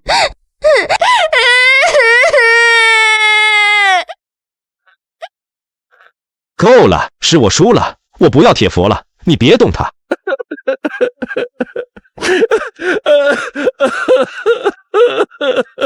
抬起头来，你听着，要想让他活，决定权不在我，在他。把头单手指向我，我愣在了原地。田三九一步步向我走来，走到我身前1米处，他突然扑通一声双膝跪地，给我跪下了。像把头，我田三九，求你放了他。铁佛，我不要了，我求你。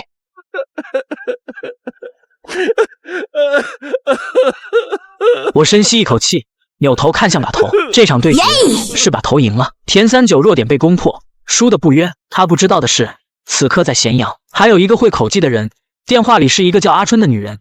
原来这几天一直没看见豆芽仔和小轩，是因为把头让豆芽仔和小轩去找这个人了。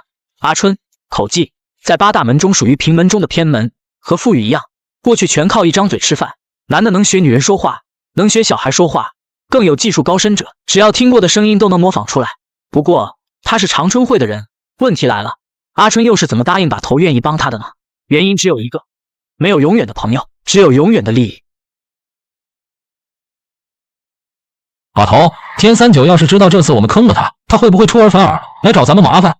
输了就是输了，就算反应过来，他也不会再来找我们。玉面孟尝算是一个厉害人物，他赢得起，同时也输得起。云峰，对了，你准备以后在道上叫个什么名？想好了没？什么起名？我老了，现在身体也不是很好。如果以后有一天我不在了，你要靠自己，你要带着手下兄弟们。所以我刚才给你铺了第1条路，玉面孟尝给你下跪，这是很快就会在道上传开，以后会有更多人知道你。把头的话我听了很感动，的确，道上很多人都有自己外号，或者说是代号，而把头给我的代号就是神眼风。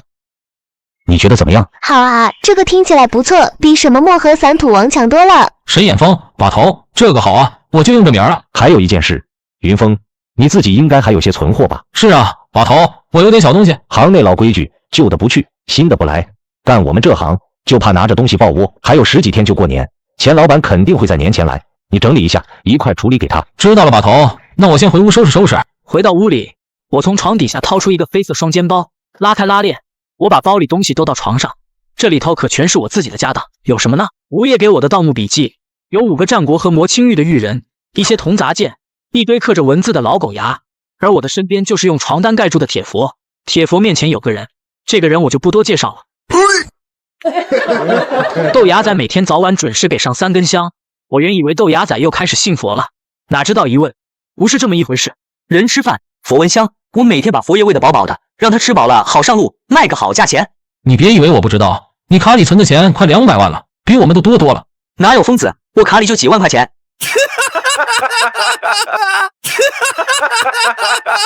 你俩聊什么？这么高兴？把头，你来了。钱老板什么时候来看我们的播？大概还要4天左右，从南方坐飞机过来，到了会联系我们。年后你去买辆车，考个驾照，以后要用的。行，我知道了，把头。云峰，云峰，怎么了？你看。小轩指着手中报纸让我看，是1月17银川报社发的本地报纸。撰稿人：本报特约记者甘璇。专栏还配有好几张图片，有护特人小孩放羊的照片，没有阿吉。不过我看到了皮肤黝黑的呼噜叔，是甘记者啊！原来他早回银川了，是你订的报纸？不是，我没订，这房东订的。他是银川人，一订1个季度，每天早上都有人送。我闲得没事了就看一看。我坐在椅子上看报纸，小轩钻在被窝里眨着眼睛看我，看了大概有几分钟。忽然，我在报纸上发现了一个重要的消息，上面写了一条寻人启事，准确说是一条寻尸启事。内容是银川北边郊区的一条小河里发现一具尸体。看到这个熟悉的身影，我连忙吓得手足无措，报纸啪的掉在地上，我颓然的坐在椅子上发呆。你怎么了，银峰？脸色怎么难看？没错，就是他，绝对不会错。小仙，你先睡，和把头说一声，我出趟远门。这都几点了？要不要我陪你去？不用了，我走了，很快回来。报纸上发的寻人启事我一眼便认出来了，那人正是我们在银川的一位好朋友刘志远。胡哥，你跑不跑长途？能带我去一趟银川吗？银川？兄弟啊，那超过500公里了啊，你要打车去？别问了，走吧，胡哥，到地方我给你2000块钱。西塔附近的一个修理厂，老板是一个40、50岁的中年男子，他跟在志源哥身边20多年了。当初刚子和我落入金凤凰的圈套，就是他背叛了刘志源，害得刚子被人活活打死。我永远都忘不了这个人。告诉我，是不是你？不是我的错，我劝过，他不听我的，我能怎么办？是你，当初就是你出卖了他们。不错，是我，我能怎么办？你告诉我，我要是不这么干，他们会杀了我老婆和女儿。想起了刚子和他的鸟，我眼睛也红了。天还不亮，气氛沉闷，两个大男人都不说一句话。2个月了，在医院太平间上面放的话，没人敢去认尸。你离开有段时间了，还不知道银川已经变天，金凤凰入狱了。现在的老大是阿扎，也就是在那一天金老二出事后，志源哥知道这是最好的机会，所以他和10几个人选择了动手。最后他们败了，因为人太少了。阿扎如今在哪？我去见他。光头六哥报给了我地址，走到门口时我停下来，背对着他说：六哥，不管怎么说，你后半辈子都会活在自责当中。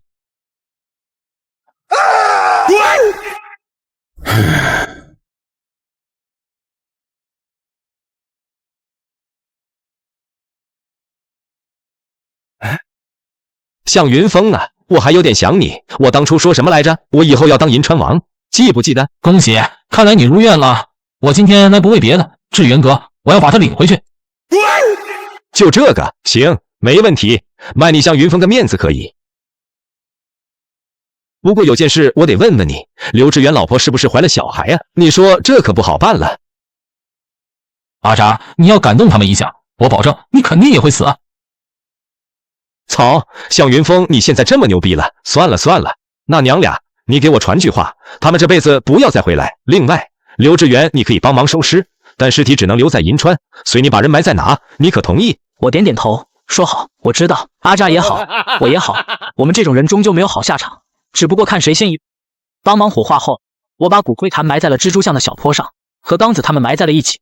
那里其实风景不错，等到春天了，到处开的是野花。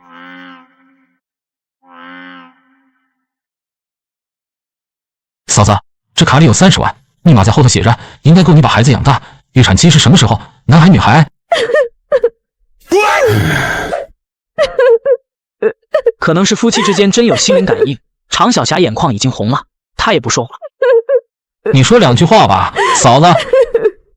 我早就知道，迟早会有这么一天，我会把孩子养大，是个男孩，名字我已经想好了。什么名字？他叫刘银川。疯子，你可回来了！你这一消失就2天啊！牙仔，把头呢？把头说要去见赵爷，他让咱们晚上去岁月咖啡厅，去和钱老板的接头人碰头。小轩鱼哥，你俩去不去？我不去，8点就开始演《流星花园》第2部，我要追剧。我也不去了，在家休息。你们有事了跟我打电话就行。我没说什么，我估计他是因为和红眼睛打那一架，受了点内伤。到了接头地点，我们没看见人，只是没想到的是，已经超出了约定的时间，钱老板依旧没有来。豆芽仔掏出手机大喊：“你是钱老板的人吧？我们到了，已经过了半个钟头了，你在哪？”不好意思，我这出了点状况，可能还要等半个小时，麻烦2位再等一下。行吧行吧，你到了打电话。他妈的，怎么不守时？说好的9点，又变成10点半了。哇哦！哎，快看疯子，那美女一直在看咱们。咋了？你想泡人家？哪有，只是从来没见过这么漂亮的女孩子。哥哥，我叫兰兰，想不想请我唱首歌啊？你不冷啊？这外头零下7、8度，你不穿秋裤还光着腿，这以后上岁数了肯定会得风湿病、关节疼。妹妹，唱一首歌多少钱？那我唱一首给哥哥你看，30块钱。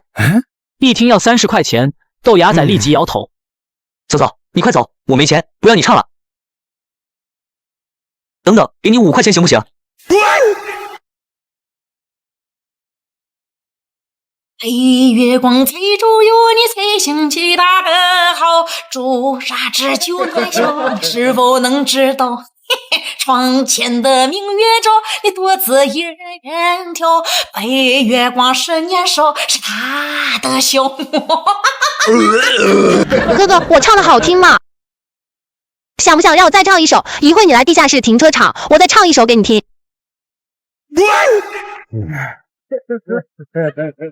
喂，你清醒点，这骗钱的。我知道，他这是在钓鱼。你以为我是鱼哥啊？我是谁啊？你这个猪啊你！我让你憋屈，你别给我添麻烦行吗？喂，向把头，我车子坏到地下车库了，你能来帮帮忙吗？你看吧，老天爷都帮我，走吧。没办法，豆芽仔一个人我不放心。下到车库，我看到那人站在萨特特前头，正笑着冲我们招手。可刚走到一半，我停下脚步，伸手拉住了豆芽仔。这怎么有2个人的人影？难道是我看错了？我留了个心眼，想了想，朝前喊：“大哥啊，你车上有没有带别人？”没有，就我一个。怎么了？听到这话，我连忙拉着豆芽仔往门外跑去。还没走到出口，那个自称叫兰兰的歌女突然出现在停车场出口。豆芽仔看我脸色不好看，他有些心虚地说：“那个美女，改天吧，我们有事要走了。疯子，你等我2分钟，我过去跟他说一声，马上回来。”看不远处，豆芽仔和那女孩在说话。这时我心里莫名多了一种危机感，也说不上来哪有问题，就是直觉。只是没想到，这一刻竟然会来得这么快。上车，别叫，敢叫你命就没了。快点！兄弟，有话好好说，你是不是找错人了？刀尖已经扎到了肉，我吃痛，不敢动，被刀逼着慢慢进来停车场。随后我被一脚踹进了车里。等看清楚了眼前的这人，我愣住了。这人我见过一面，他是长春会那个叫楚大河老人的孙子。当时他背后背着一把刀，刀柄上还刻着29军几个字，就是干爷那伙人中的楚老。也就是这把刀砍掉了谢启荣一只手。我跟你没仇，不想杀你，但谢启荣对你感兴趣，只要用你当诱饵，就能让他落幕。所以你要配合我，不然……你搞错了，我根本不知道谢启荣现在在哪。你可知道，那战过后，我爷爷被姓谢的打得重伤不治，他还是没活下来。我自小跟着爷爷习武，苦练楚家刀法。我要报仇，我要亲手报仇，就用我们楚家的川刀。天哥，搞定了！豆芽仔呢？你们把豆芽仔怎么了？哼，色鬼一个！等他醒过来，我们找到地方了。2位，那我是不是能走了？我跟他俩可没关系，就是今天刚认识。车留下，滚吧！钱老板现人打开车门，扭头就跑。随后这男的用刀顶着我，女的坐到驾驶位，发动车子离开了停车场。兄弟冷静，我真不知道谢启荣在哪，我和你无冤无仇，咱们犯不着这样。闭嘴！老子叫楚小天，别以为我不知道你是干什么的，你就是个盗墓贼。马王爷已经到了榆林，在他对谢启荣出手之前，我会先一步动手。我要用你当引子，引姓谢的出来。当初爷爷能砍掉他一只手，我楚小天就能要了他的命。血债血偿。没错，天哥，血债血偿。我无奈闭上眼，脑海中浮现出了波浪谷的样子。去的地点不是榆林市内，是榆林一个地方很偏的乡镇。车停在了一家养殖场门口，大门紧闭，一片黑灯瞎火。下了车，楚小天拖着我进了腹肌的一个草丛里，低头翻了翻手机，沉声说：“没错，就是这里。秦爷说，根据内部情报，姓谢的2天前曾在这里出没，应该是他杀了养殖场妇女老板，自己住进去了。”天哥，我太年轻，不知道马王爷是谁，但听别人说是很厉害的人。我们只求报仇，不管用什么手段都行。天哥，你一定不要拖大。你放心，兰兰，我知道你的意思，我不会拖大。狮子搏兔，应用全力。紧接着，养鸡场大门吱的一声开了，楚小天也连忙伏下，一个黑影鬼鬼祟祟的探出来，脑袋向外推开门，跪着走，右手像是有什么重物在雪地里拖着走。走出来几步，等看清楚了一点，我瞳孔瞬间放大，是谢启荣。机会来了，看好这小子，我去杀了这老家伙。狗贼，用你头给我爷爷陪葬吧！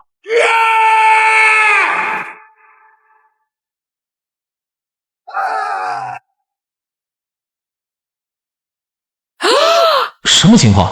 楚小天没靠近谢启荣，竟然直接倒下了。我被这一幕吓到了。等谢启荣走到楚小天面前，我才看清楚，谢启荣手中不知何时竟然多了一把手枪。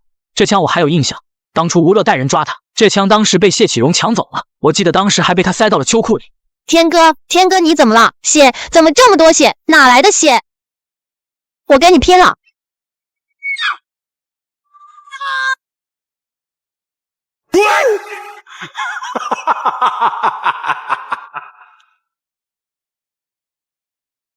我操！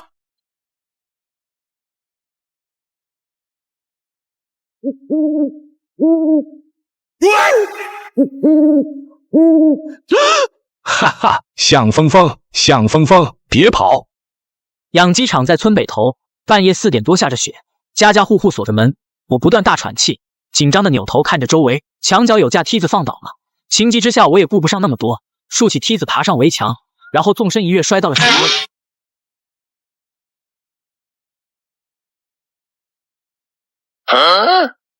难道走了？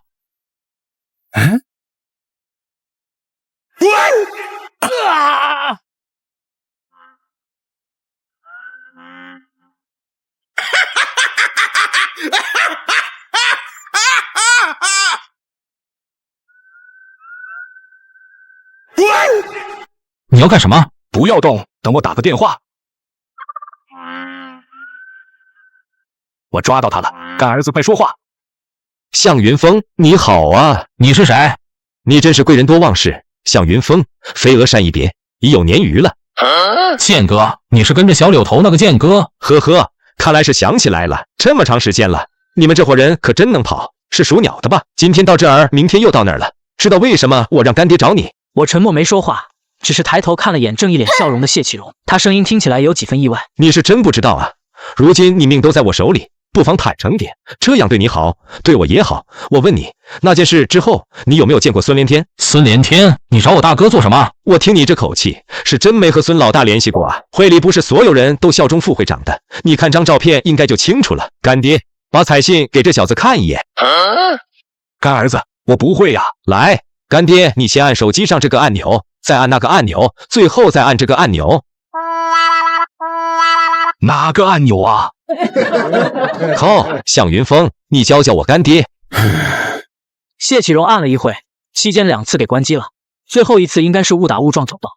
他递到我眼前让我看，是一张很小的照片，照片中一个人戴着黑墨镜，他无意中抬头，刚好被照了下来。虽然模糊，但我一眼就认出来了，是孙老大。而且看照片背景，是在香港西大路附近的那个报亭。闭上眼，那一刻，大量信息在我脑海中都串起来了。没想到，最后取走蓝药水的那个人，竟然会是孙老大。我一直以为是李征拿走了，没想到竟然是大哥给取走的。他拿那玩意做什么？难道是为了给二哥治病？喂，说话，让你听电话，你他妈睡着了？干爹，帮我看着这小子，别让他死了，我马上坐车到榆林来。谢启荣打了个哈欠，无精打采地说：“干儿子啊，我是不是以前有个老婆和孩子啊？”干爹，你不要听谁瞎说，你从来就没有过老婆孩子，从来没有过，是我把你从佳木斯救出来的。干爹，你记住，这世上你只有我这一个干儿子，他们都说你疯了，只有我知道你没疯，我爱你，干爹。我也爱你呀，干儿子，你快来吧。挂了电话，谢启荣随手摇动拨浪鼓，他高兴地哼着歌对我说：“哈哈，向峰峰，你听到了没？老干骗了我，就该弄死他。我没有老婆儿子，我就是我。”假的，都是假的。隔天，谢启荣丢给我一只死鸡，他让我吃鸡。谢启荣咬了一嘴鸡毛，指着我说：“吃啊！告诉你，这个吃鸡呀，就得多吃鸡毛，少吃肉，这样才能补中益气，延年益寿。”我不吃，你拿开！哼！你干什么？走开！咦，竟然还是个童子，好啊！20载童子身，阳寿内敛，气运充足，好苗子！你给我炼精化气吧！你就算打死我，我也不会跟你学的，你给我滚开！哼！你看看我，有谁比我还年轻？我画了50年，越画越年轻，等着呀！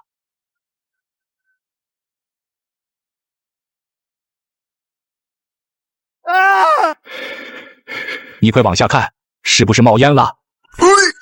这第一步叫激发阳气，就是用寒冷把你多余的阳气给激出来。他提着拨浪鼓来回踱步，转身对我说道：“现在忍住，两腿并拢，脚趾向下发力，闭眼吐气，一沉丹田，牙齿对齐，舌底上颚。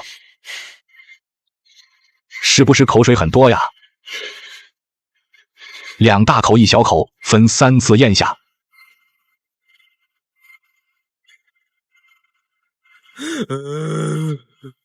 怎么样？现在是不是觉得暖洋洋的？我没感觉到暖洋洋，只是感觉自己要冻死了，下边都快没知觉了。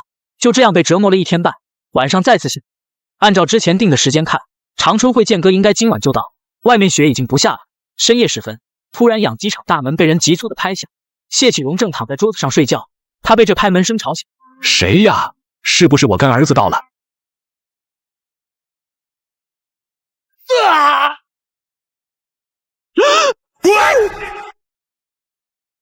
我操，什么情况？啊呸！是你，马灯泡！你不在郫县治病，竟然过来找我了！哈哈，郑大胆，好大的面子！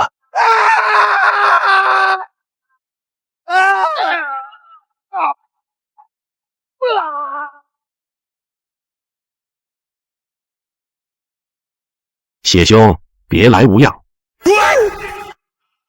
大爷，我做梦都没有想到，走进来这满头白发的小老头，竟然会是养老院那个卖尿大爷。那一瞬间，我甚至大脑都短路了。哈哈，小友，我本以为会隔个1年半载，没想到咱们这么快又见面了。大爷，你是皮线马王爷？老人笑着点点头。此时谢启荣一个鲤鱼打挺翻起来，他快速后退2步，拉开距离，隔空指着说：“马灯炮，我就是死也不会回去的，有种你就打死我！小心，他有枪。”谢兄，你闯了这么多祸，是因为老郑念着旧情放任你不管，但你自己可曾想过，你是被人利用了？我知道你还记得当年那件事，放下吧，车已经在门口了，跟他们回去。回去后，你老婆孩子的骨灰我会交给你。你放屁！我跟儿子说了，那都是假的，都是假的！你们这一群骗子，你们都是骗子！我不回去。把人装上车，记得捆好。马老，您用不用坐我们的车走？我不了，我还有话对这位小友说，这次你们要看好了，不要再让他跑出来了。女医生看了我一眼，点头退了出去。等解开绳子的那一瞬间，我双膝发软，差点瘫倒。老人一把扶住我，他拍了拍我后背，说：“小伙子，受苦了，回去后记得喝点姜汤暖暖身子，别感冒了。”大爷，你什么都别问，也什么都别说，哪来的就回哪去。对了，还有一件事，小伙子，万一他有教你什么炼精化气的法子，你千万不要瞎学，要不然最后会疯的。我连夜离开了古地昂村，光着脚走出村子，回到咸阳。小轩他们已是着急万分，看到我狼狈的站在门口，小轩红着眼一把抱住了我，什么都没说。好了，没事了，我这不是回来了吗？云峰，进来。那我进去了，等下出来再跟你们说。坐下后，我将事情的前因后果讲。把头听后，轻轻放下茶杯，用意味深长的眼神看着我说：“你知道老大的事了，云峰，你信我吗？”我当然信把头你。或许当初我们就不该去顺德，但世上没有后悔药。老大的决定经过了我的同意，那是他们选的路，所以你不要怪他们。把头说的就是孙老大拿走蓝药水的那事。当然，对于蓝药水能起死回生这事，我肯定是不信的。但要是大哥真的能拿那东西救回二哥的性命，那我向云峰这些年的罪也算没白受。于哥，你真的决定要走了吗？是啊，我已经攒够了开武馆的钱，所以我还是想自己回去开一家武馆。于哥，我觉得你开武馆肯定不挣钱。现在和平社会，谁还去学武啊？你看，要是没人去学，你的武馆肯定要倒闭。就是，没人学，肯定倒闭。你们几个不能盼我点好，还没开就说我倒闭，万一我的武馆招生爆满，火了呢？不可能，哥啊，你想想小倩多好的女孩，你要是以后不跟我们一块了，还怎么碰到那么好的女孩？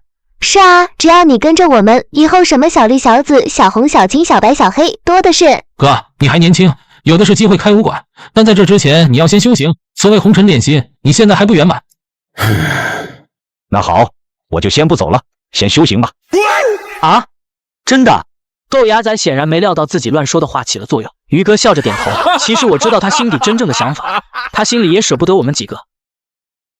大年30，家里来了客人，我看到饭桌上多了2个人，我只认识一个湘西赵爷，于是我问把头，这位是？来，云峰，介绍下，山东禹城薛丁薛师傅，你师叔，认识下。赵爷我就不介绍了，大家都很熟了。我师叔薛丁50岁出头，这人之前不太了解，没想到他算我师叔，也是事后把头告诉我的。哈哈，先生客气了，神眼峰。最近咱们道上可是传开了，没想到今天见到这么年轻，我这当长辈的来得及，也没准备什么红包，勿怪啊。薛师叔哪里的话，您抬举了。老薛，我了解你，咱们把头死后你一直单干，你这次这么突然来找我，是有事吧？确实是有事，先生，你还记不记得王军华这个人？王军华是当年离开咱们的那个土工。是啊，他出事了，2个月前他带着几个去了永州道县，然后再没有了一点消息。道县这人是去鬼仔岭了。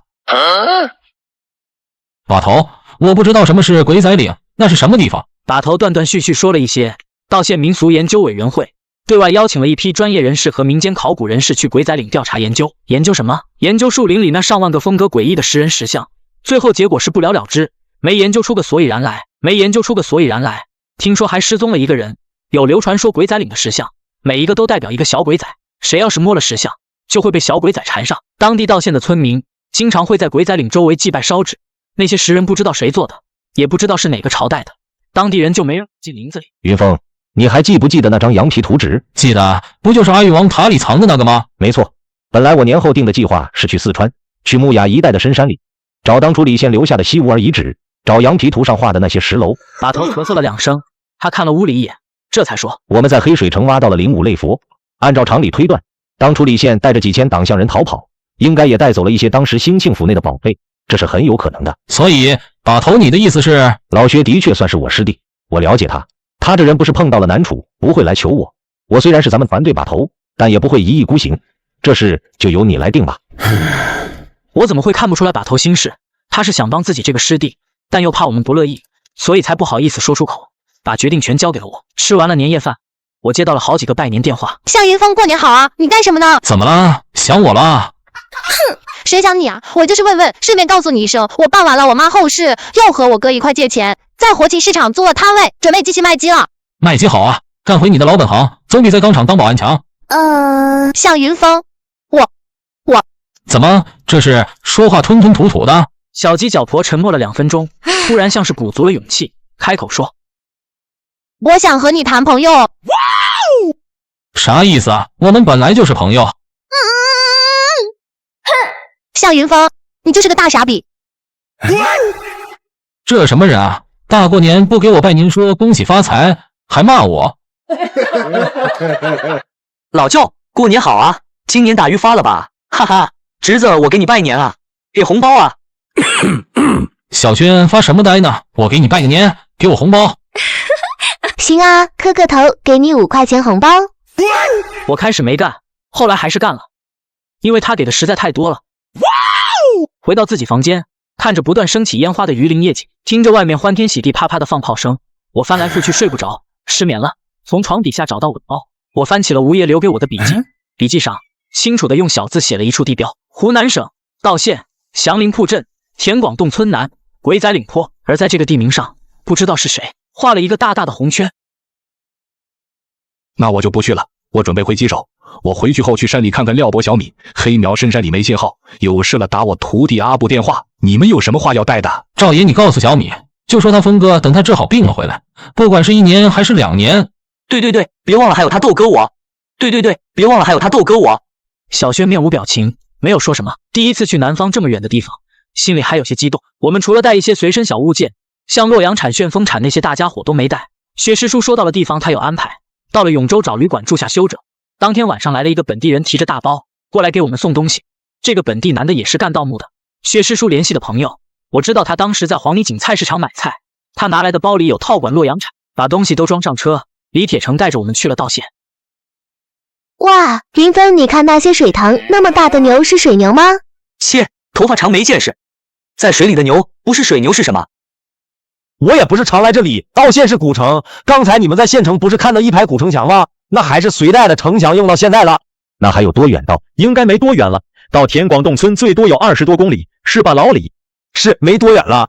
那好，等下你们听我的安排。这天色眼看着也不早了，到村里后我们找个地方先安顿下来再说。傍晚6点多到了田广4村，走在村里小路上，我发现这里都是很老的老瓦房。老哥，等等，是这样的，我们是外地来旅游的，能不能麻烦你帮个忙打听打听，看谁家的老房子不住人了，我们租下来住几天。他说村里有啥好旅游的，还说要住房子的话不用麻烦别人，他家就有不住的老宅，就是太脏了要打扫。那还等什么？这天眼看着黑了，自己租房子住总比住别人家好。那好吧。这栋老宅在村子北边，老瓦房有东西2个屋，就是有一点不好，没有电。我们要充电只能去别人家充。邻居家是一个老太太和她孙女住，她家算半个瑶族人。老太太孙女在县城上学，16还是17岁，我们都叫她小唐。品事的时候我会去和老太太聊天，也就是在那一天，话题自然就被我有意无意的扯到了肥仔岭。你们想去仔仔岭？也不是，就是好奇打听打听那个地方离这里多远啊？仔仔岭不能去，我爸说那个地方有阴兵过道，戴着草帽，穿着破衣裳，要是和他对视一眼，魂魄就被勾走了，就算救回来了也是植物人。我们村里就有2个这样的植物人。那小唐，如果我们想去鬼仔岭旅游呢，能去吗？要想穿过仔仔岭，必须去牙婆那里写一个红对联，写上自己名字，在白天中午12点整，让牙婆带着对联和纸钱在仔仔庙下烧了。这样一来，就是告诉阴兵有人要路过，让他们行个方便。